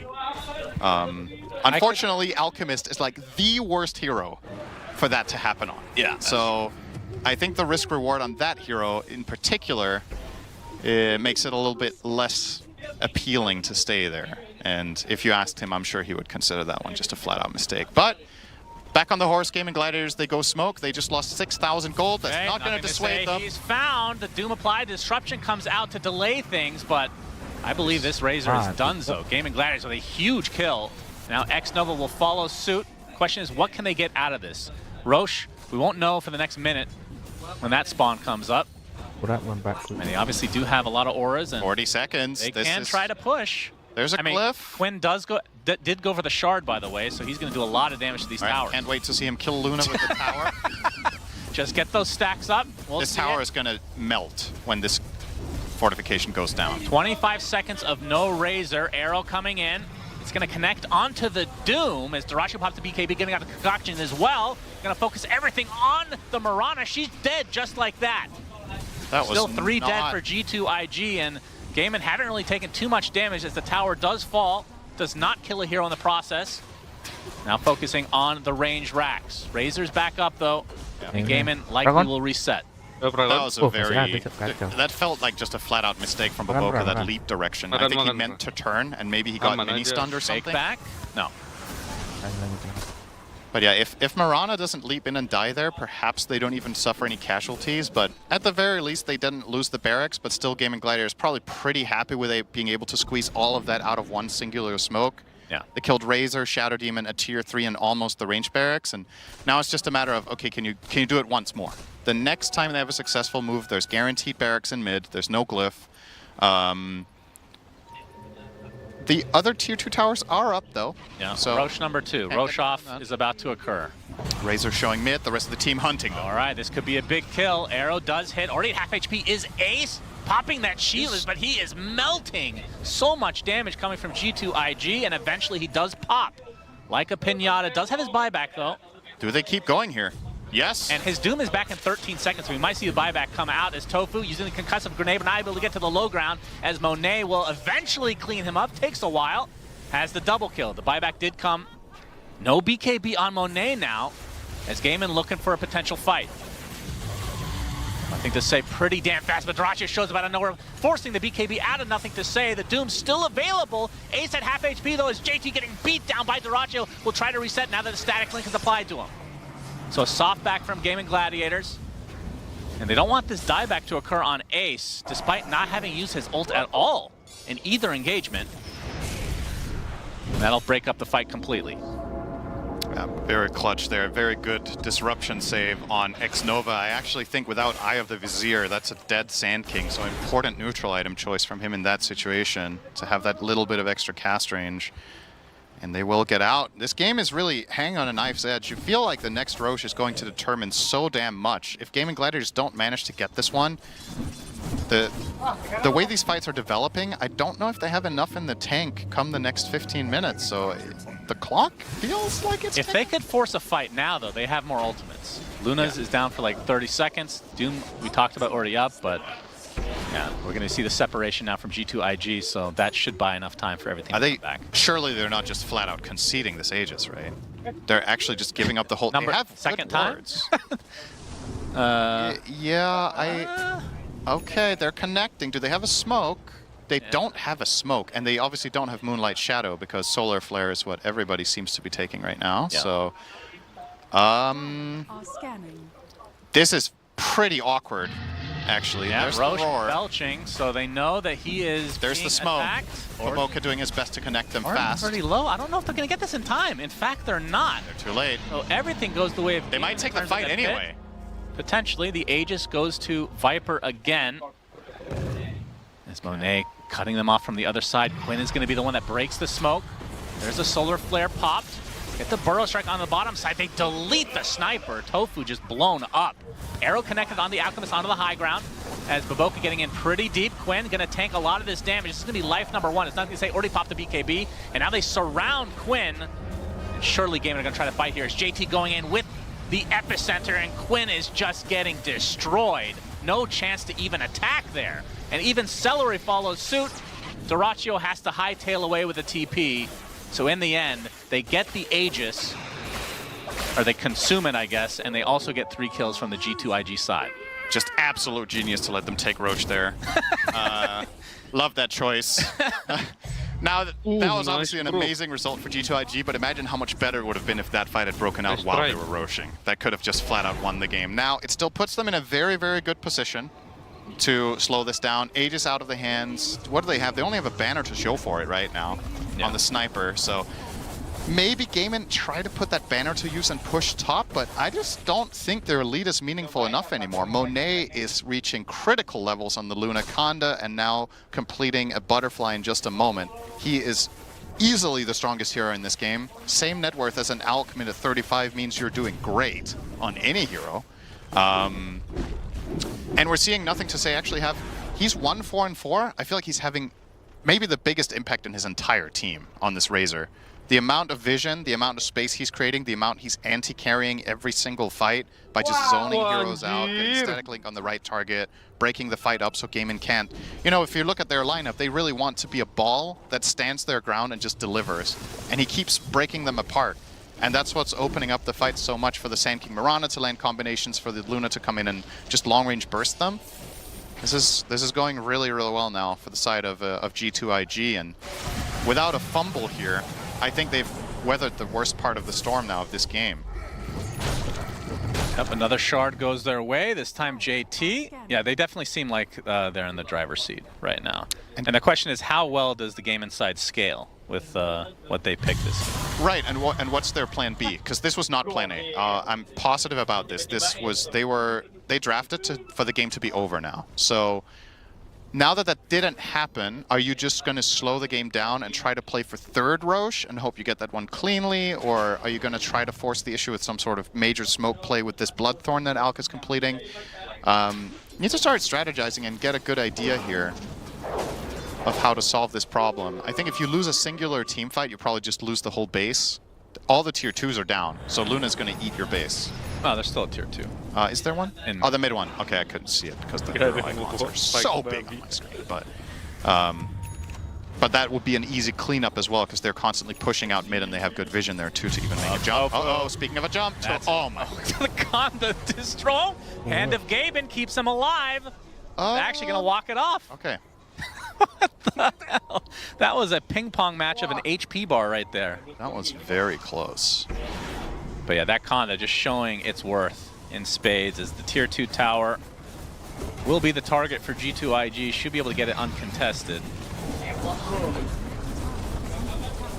But the smoke coming from Gaimin looks like they want to fight despite not having the Chen ult at the ready.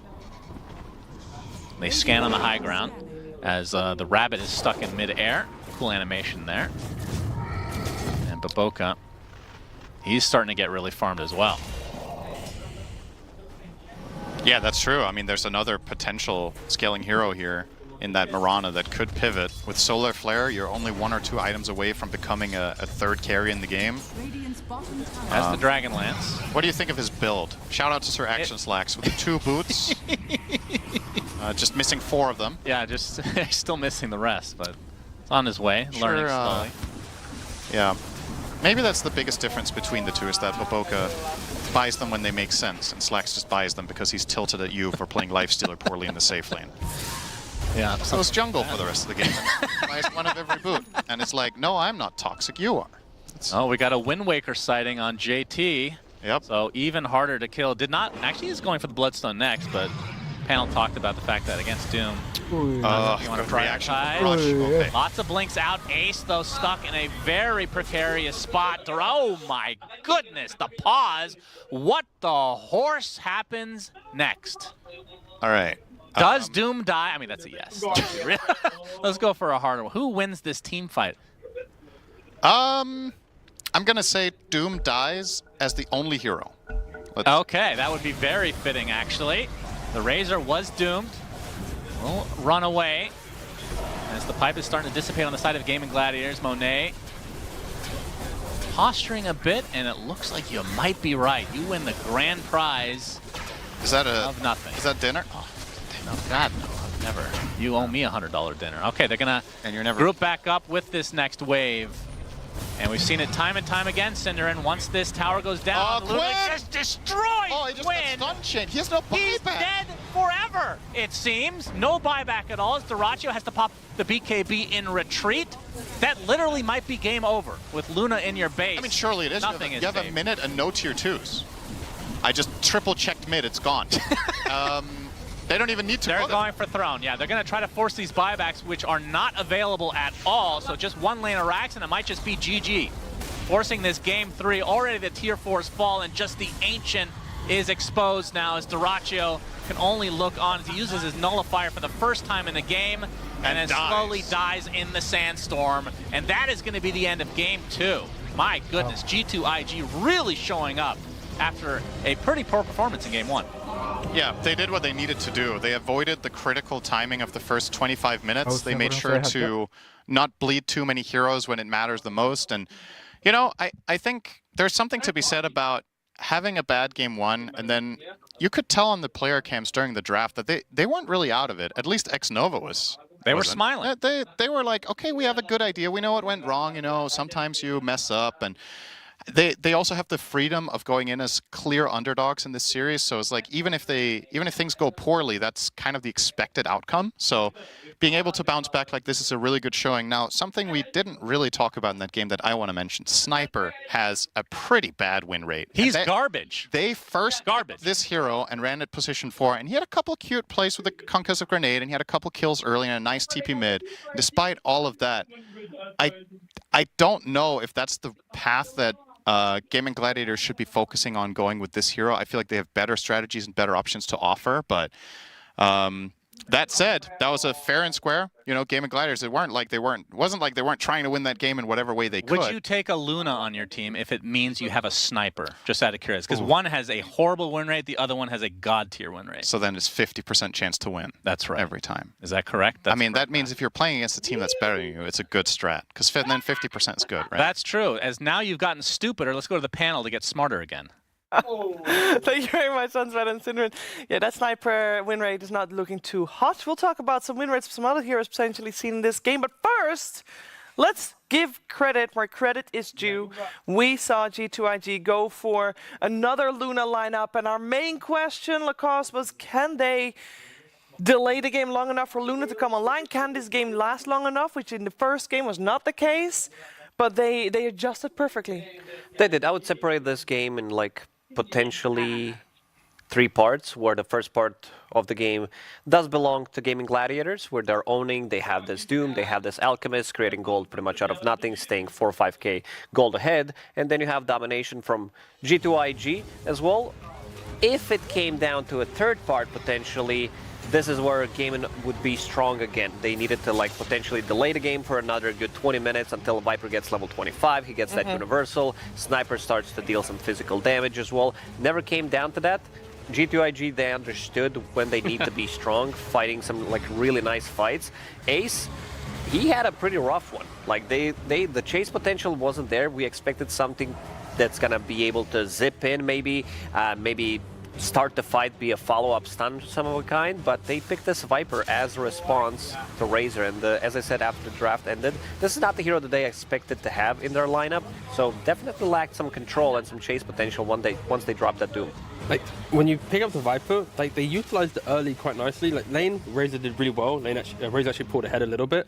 But in the game, when you build up this lead, for Gaming to make some kind of positional mistakes, it gives G2IG with the scaling lineup the ability to, you know, enter the game. Like Dyrachyo at 28 minutes, he dives top by himself, like 10, 11k lead. They then go middle, reset, then Ace gets picked off whilst Dyrachyo is now farming the camp next to mid lane. It's like there's a 4 or 5 minute window of the game where Gaming isn't a bundle, isn't together. When you look at these heroes, it's be together, push down lanes, utilize the advantage that you expect to make.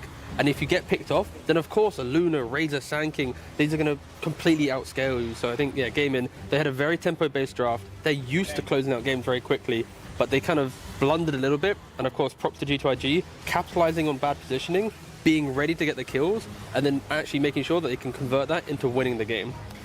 Yeah, I think Gaimin didn't expect Razor to play so well from the mid lane because they picked Viper as a counter pick, but Razor won the lane anyway. I mean, up until, you know, a dive happens, support rotations come through, Tofu gets a double kill and all of that, but because Razor did not lose this lane with the gotcha pick, G2IG were able to make decisive early game movements where even though they were behind in net worth, they had that 3-man smoke where they ended up killing Viper first, then the rest of Gaimin, you know, getting gold wherever they could. Meanwhile, Luna was farming comfortably, and at some point, all you had to do was make sure you didn't lose your buildings, and you had a Solar Flare Mirana support buffing up your Luna and your Razor. You also had a Shadow Demon who, whenever a target got doomed, was disrupting the doom target, you know, keeping them out of taking damage or dying for 5 seconds. So all of their draft came together really beautifully towards the end, and Gaimin just couldn't close out. And highlight 0014 for JT's Sand King. 0014, yeah. Yeah, that's a very good start for him. That should make him smile. Yeah, it should make him smile. But yeah, after the first game to second game, it's like, this is the type of draft that if your Sand King doesn't step up in the right time, you can fall apart. If your Razor isn't willing to sacrifice his farm to help the team, you fall apart. If your Luna doesn't make an early move, like, you fall apart. Like, this is such a high-risk lineup due to the greed that you always need to be able to poke your opponent. And then if your opponent ever misplays, that's when you're ready. And yeah, again, like, credit to G2IG, they always seem to be ready to fight even when they were down. So then when Gaimin actually kind of got a little bit too relaxed, boom, they're ready. And yeah, with this scoreline, like 93% kill participation, he never got a kill, but like, look at his items. He's getting Shivas, he's got Pipe, he's got Wind Waker to help his team out. He's even making sure he's on the side of the map getting the Lotuses in case he needs to help his team by the burst of heal. Like, I think giving some people some bingo points too. Yeah, like, he's doing good. Like, JT, much better game. And look at that itemization too, Wind Waker, an item that got super nerfed, fallen out of favor, but they itemized for the Doom. They had the Lincolns on the Razor, they had the Wind Waker to buy time on whoever gets doomed. You just throw them up in the air, and then of course the disruption from Shadow Demon. Whereas like a target getting doomed and dying was Gaimin's key way of fighting later on in the game. They countered it completely through itemization and correct play. And we also seen Monet teeping out once or twice, having a really good read while being doomed, that he can get out because he knows that they have very limited amount of stuns and they're keeping the front line pretty busy. So he TPs out, resets. We've also seen some buybacks coming out from the Doom. They try to save the sniper, didn't get anything out of that, and then the game fell pretty short for them. And I think Luna, we are saying quite a lot of these heroes are becoming more popular as expected, seeing how the group stage is going to develop, that these are not going to be the heroes that's going to be picked 2-3 days after the group stage ends. So Luna, I think we're going to see more of a hero. This hero is becoming super popular, has so much to offer in the laning stage. We're paired it up with pretty much any hero. You have that kill threat and is a super farm machine. Yeah. Luna, we're going to definitely see a lot of, and as some heroes are rising in stock, some heroes should be decreasing in stock. Last 2 days, as in yesterday and today, Doom has been picked 8 times. Lacoste, 0 wins. Is Doom a trap? 0 and 8. Judging by the numbers, it is. Coming into this tournament, Road to TI, I didn't expect Doom to be popular. Then I saw Falcons playing in one of their opening series, and everybody started to copy what they're doing. Doom had a pretty good success. You know, it's Falcons, so you kind of try to copy what they're doing. They're one of the best teams out there, but seems like he's falling short. I also think it comes down to hero pairing. We've seen quite a lot of these Doom lineups that don't have any way to have that second stun, third stun, keep them in place, something for... He's also not the type of a carry that allows, offlaner that allows your carry to deal extra damage. In terms of when we talk about some combinations with Mirana, Wind Ranger, when paired up with Mars, he drops that arena, these carries go in and deal insane amount of damage in 5-6 seconds.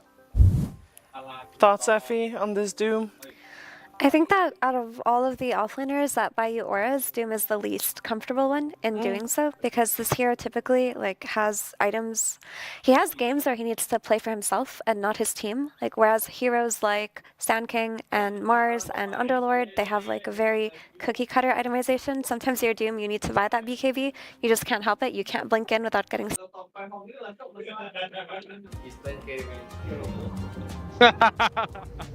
Watch us adjusting everything. It looks so try out, bro. Aduh, lucu kali. Follow me!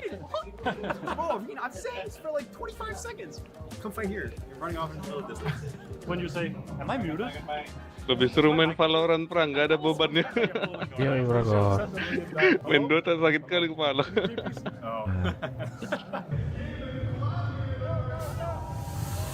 Tembak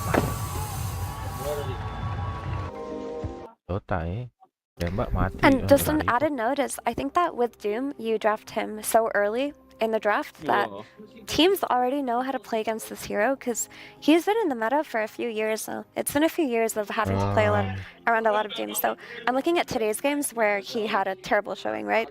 In Falcons versus Beastcoast, there was a Doom versus Medusa. So Doom got countered because he came out early in the draft by a Medusa carry, which is like his hardest matchup from the carry lane. Another game, he's playing against Centaur. Stampede counters Doom, so teams are itemizing around Doom. In the third game, there was nothing really countering the Doom. It just lost. But then today, he played versus Sand King every other time as a counter to his Bloodstone heal. But every time we see Sand King versus Doom, Sand King hits his item timings, buys the Lotus Orb, or is just too strong.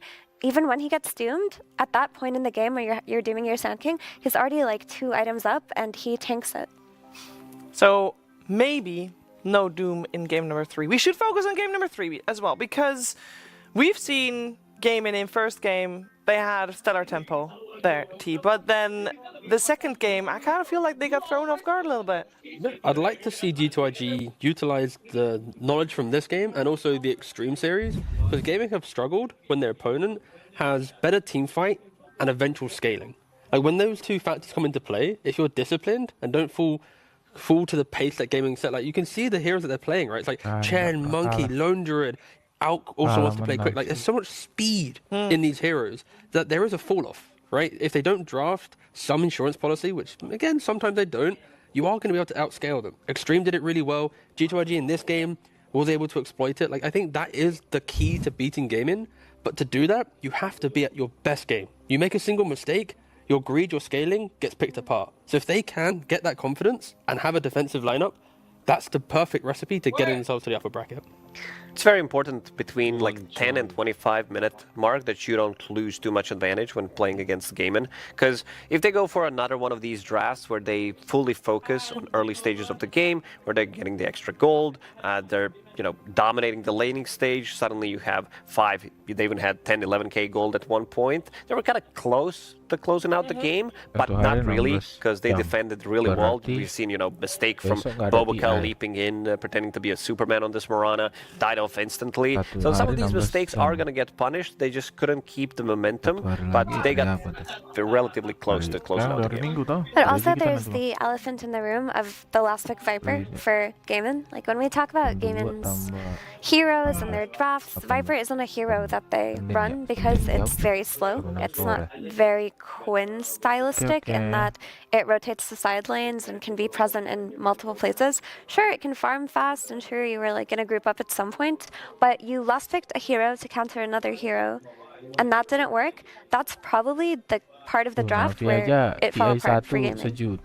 Well, that seems like an easy fix. It does. Now that I'm thinking about potential heroes that they could have picked, because they almost instantly picked Viper there. I know Quinn has toyed a lot with Queen of Pain in his clubs. He's also played it earlier this event, right? Masa beda $100,000 aja, anjay. It's a what? In the previous cut. Sorry, I just jumped in. I got excited. Remember me and Effie were talking about heroes that could have replaced Viper? You said Queen of Pain, and then it kind of gave me a jolt of memory. Like, yes, we were talking about that. Like, Queen of Pain would have been a nice pick. Like, you blink away from the link, you don't care about... Like, you trade farm with Razor, but the explosive entry to the game sets pressure on like an SD on the back lane. Yeah. You have so much more presence as well on the side lanes where you can gank. Viper is probably one of the worst heroes in the game to move because he's super slow, and if it's not successful, if you don't have anybody to set things up, it's going to be a fail. Sure, you're going to continue to farm up, but you're also losing time, losing some gold and XP while doing that. And also just like looking back at the draft, not just the Viper, there are like blunders that you kind of forget when heroes get let through that aren't let through often, like Doom, for example, which is very contested. Shadow Demon, like you forget about Shadow Demon countering Doom really hard. So you pick Doom and then you just forget that there's a Shadow Demon that exists within the draft pool that you haven't prepared for. Quick trivia panel. In what year was the last time that Quinn won on Viper in a professional match? 2021. You have the Dota buff open. Yeah, I have that page open. Absolute genius. Okay, trivia over, guys. No, I don't. Well, what do you think? I'm like checking Quinn, what he has played in which year? Well, that's what I'm doing. On top of my head, I have a good memory. You are a genius. Well, congratulations, Being Lacoste. old. I will give you your gold star after the panel's concluded. But yes, 2021. It's been 3 years since this man won. When did he do it? What moment? How important? Lempar. Alright guys, seems like I'm done for today. Also, quite tired. We got 43 likes today, which is got many several starter. Kanan main terus. Gila. Menyala bosku, menyala.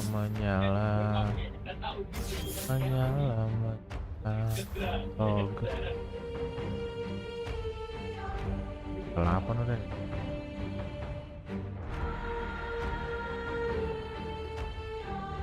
Kita tunggu lah ya, predik lah ya. Dari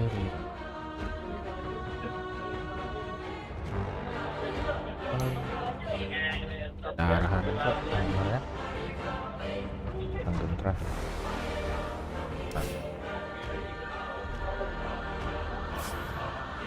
Crafting aja. Udah capek juga dah bang. Dan PC. Ini juga laser punya. 11 jam kan? Gila kan kau, Bobby? Nantang maut kah kan sambil tiduran bang istirahat. I'm sorry, Gaming, but you gotta do it for the storylines. I mean, that'll be there. This series and the series we saw before this as well with Nouns versus Spirit could have been the most pivotal series we've seen in terms of how the bracket will play itself out. This game means so much. Like if Gaming do go lower bracket, like suddenly there's so many more opportunities. So again, we'll see if they get there. Yeah, you're right, Cheese. Like Nouns are an agent of chaos. Today. Like they created an outcome or a potential outcome that other teams didn't have on their radar. Like meeting Team Spirit in the first round of lower bracket, that's not something either of these teams are thinking about. But now they are. And even though Team Spirit lost today, they're still Team Spirit, right? They're not an enemy people want to face. And they are not going to go out without a fight either way. So it's going to be spicy regardless who's going to go up against them. Also, for X-Nova, who was interviewed earlier a couple days ago, he specifically mentioned, and this was the team without hesitation, if he was going to mention the strongest teams, Gaming Gladiators was at the top of his list. And if he is able with his team to knock them to the lower bracket, that would be amazing. I would love to see that. But I also know that it could go either way. Yeah, I think seeding matches in general give you the momentum. If you're a lower seed team beating a higher seed team, it just pushes you even further. Yep. Just like we're halfway through the draw. Oh, the duo is broken up. Shadow Demon and Mirana on separate teams for the first time in this series. You know what's a good duo? Kunkka and Shadow Demon. I think this hero could work out really well here for Gaiman, just because you have that X mark, which is always going to be nice against Mirana. You have set up with your Shadow Demon if you want to do it. Wind Ranger, even though there is Shadow Demon on their side, which is good, so you can, remove some of the stuff you have with the shard, of course, but there is also Enchantress, so I thought maybe the hero is not going to be as contested, seeing that two heroes do have ways of dispelling that Wind Run early on. Yeah, Enchantress is a very good hero at ganking Wind Ranger early on. That's probably her biggest strength. Because later on, the enchant on Wind Ranger isn't easy to do. Because, you're walking into a whirlwind, and potentially a dataless whirlwind. You're walking in so that you can enchant her, because that spell's been nerfed. The cast range isn't high. But early on, you go through the Twin Gate, you have a creep, you have another enchant ready. That Wind Ranger carry dies so fast. But luckily for her, she does have Shadow Demon Marcy supports. Marcy can reposition with Dispo. Shadow Demon can buy time with Disruption. So she is well protected. So what about Luna then? As she is still in, could still be picked up by G2IG if they want to have Mirana once again, and as a support it would mean that X-Nova will be the Enchantress rather than Baboka. Could also be gaming Gladiator still. We saw earlier Falcons moving the Wind Ranger to the position 4. It's something that gaming could be doing as well. Is it still in contention, or are we riding around for the remainder of this game? Back to you, T Governor. I'm looking for something. Yeah, I'm thinking potentially, if you are to pick it, you pick it here with so much confidence because you just lock it in. But I like the idea of keeping Mirana a little bit alive in the draft. Therefore, you would pick your mid lane. Again, it's a difficult position to draft here because, like the other lads have mentioned, Gaming have kind of locked in a very strong support duo with a carry that can be protected. So ganking can be a little bit difficult. Even though on paper you expect it to go well, it is probably going to be the opposite way around. And I think just for draft, it's really now, if you're the coach, you're going to nothing to say on Monet. It's like, who can I give last pick and it be the value? Like, you're asking which one wants to step up. Muerta. It is time. There's been a time to pick the hero. Never mind, it's going to be Lena. I'm just thinking you're going to be playing against Marcy, all like physical. Then you have Shadow Demon. You don't care too much about ulti. You're going to stand your ground against the Wind Ranger. The item that you buy, I see. One day, Doracio played it once. I do expect this. I do like the times where like, I'm looking something up, guys. And every time it's like, Muerta! His notes is just a single picture of Muerta.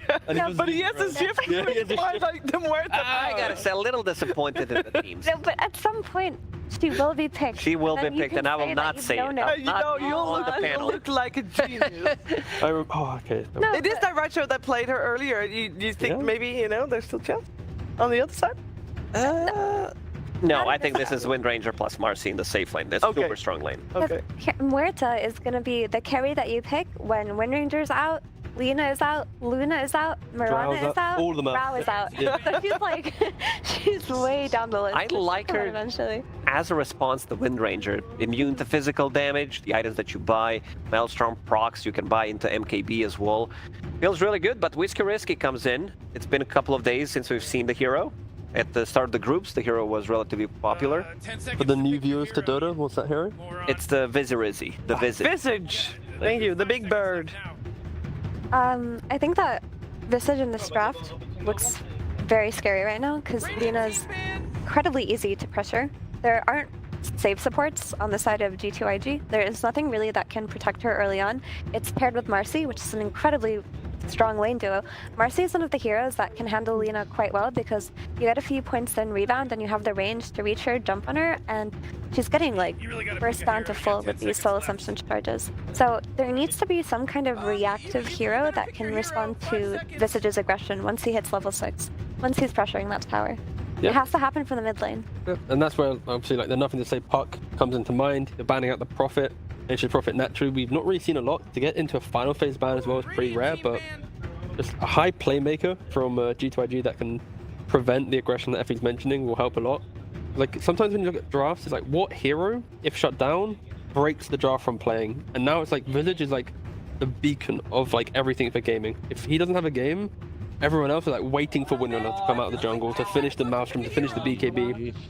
So yeah, find a mid that can bring that. And they actually banned Puck themselves, so I guess they are respecting that Quinn could snipe the hero away, block pick it. So even though they want it, it's like, okay, let's just prevent Quinn from playing one of his like star heroes. Or they already have a hero in mind. One of the spirits still in. Moron.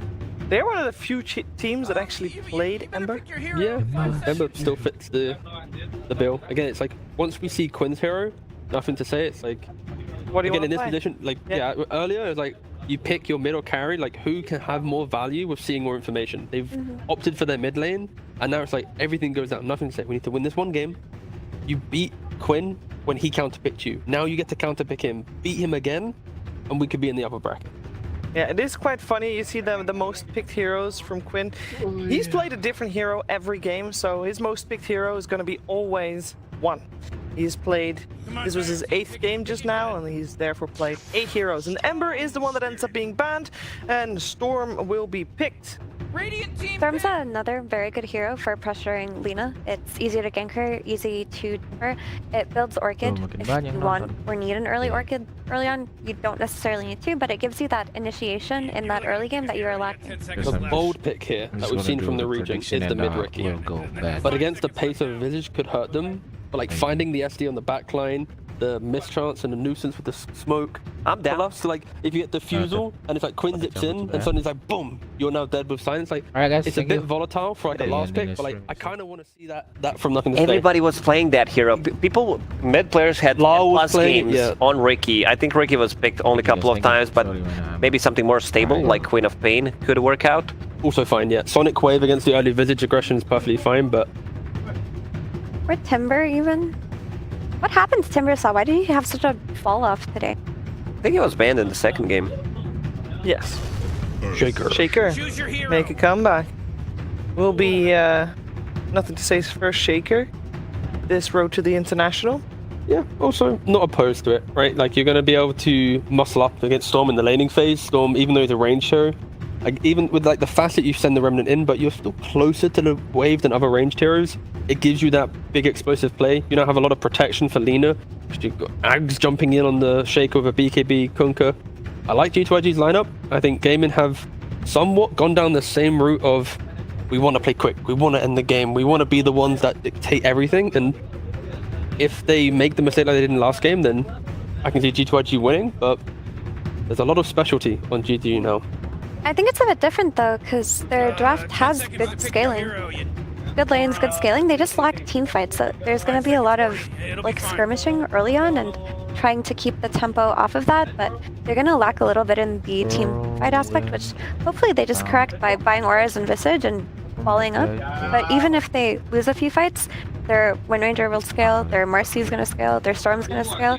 It's not too scary.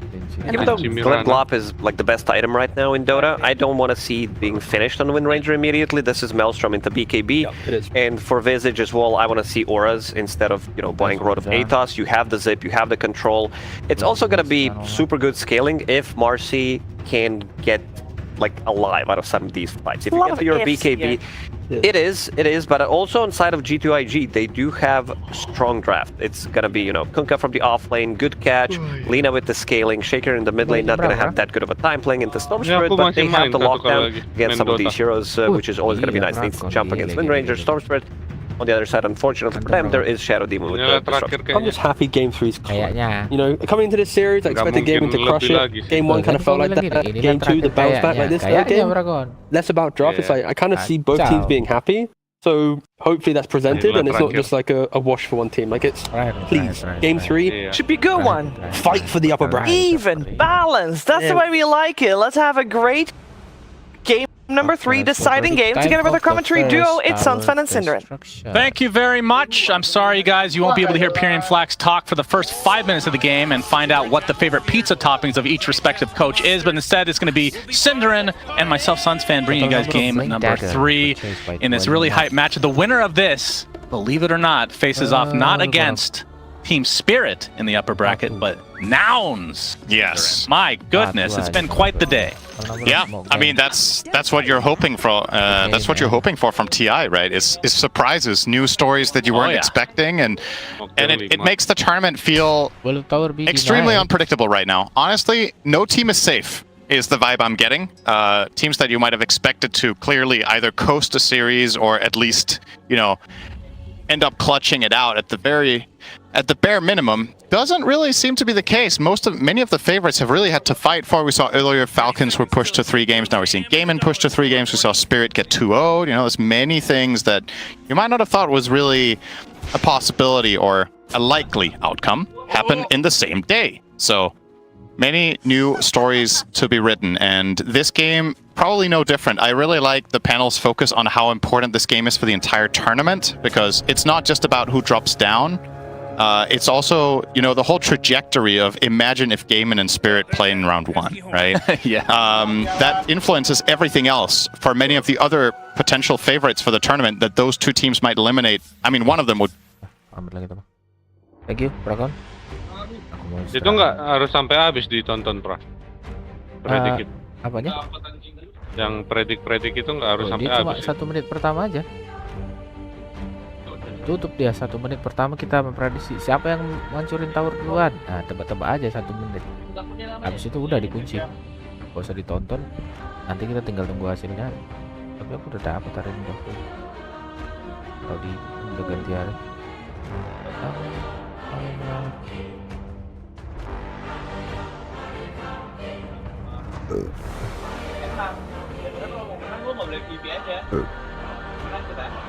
Anak itu Anjing sakit. Mati dong. Enggak. Salah prediksi, Pak. Ada orang mati. Orang naik terus. Aku. Kanan tuh juga tuh. Libur dulu bang, nggak apa-apa bang, libur aja bang, fokus aja libur. Oke lah, kita akhiri stream ini. Thank you guys, sorry for 7 people watching. I'm gonna stop the live stream. Right already. Next live stream. Ya wah, it just pause all.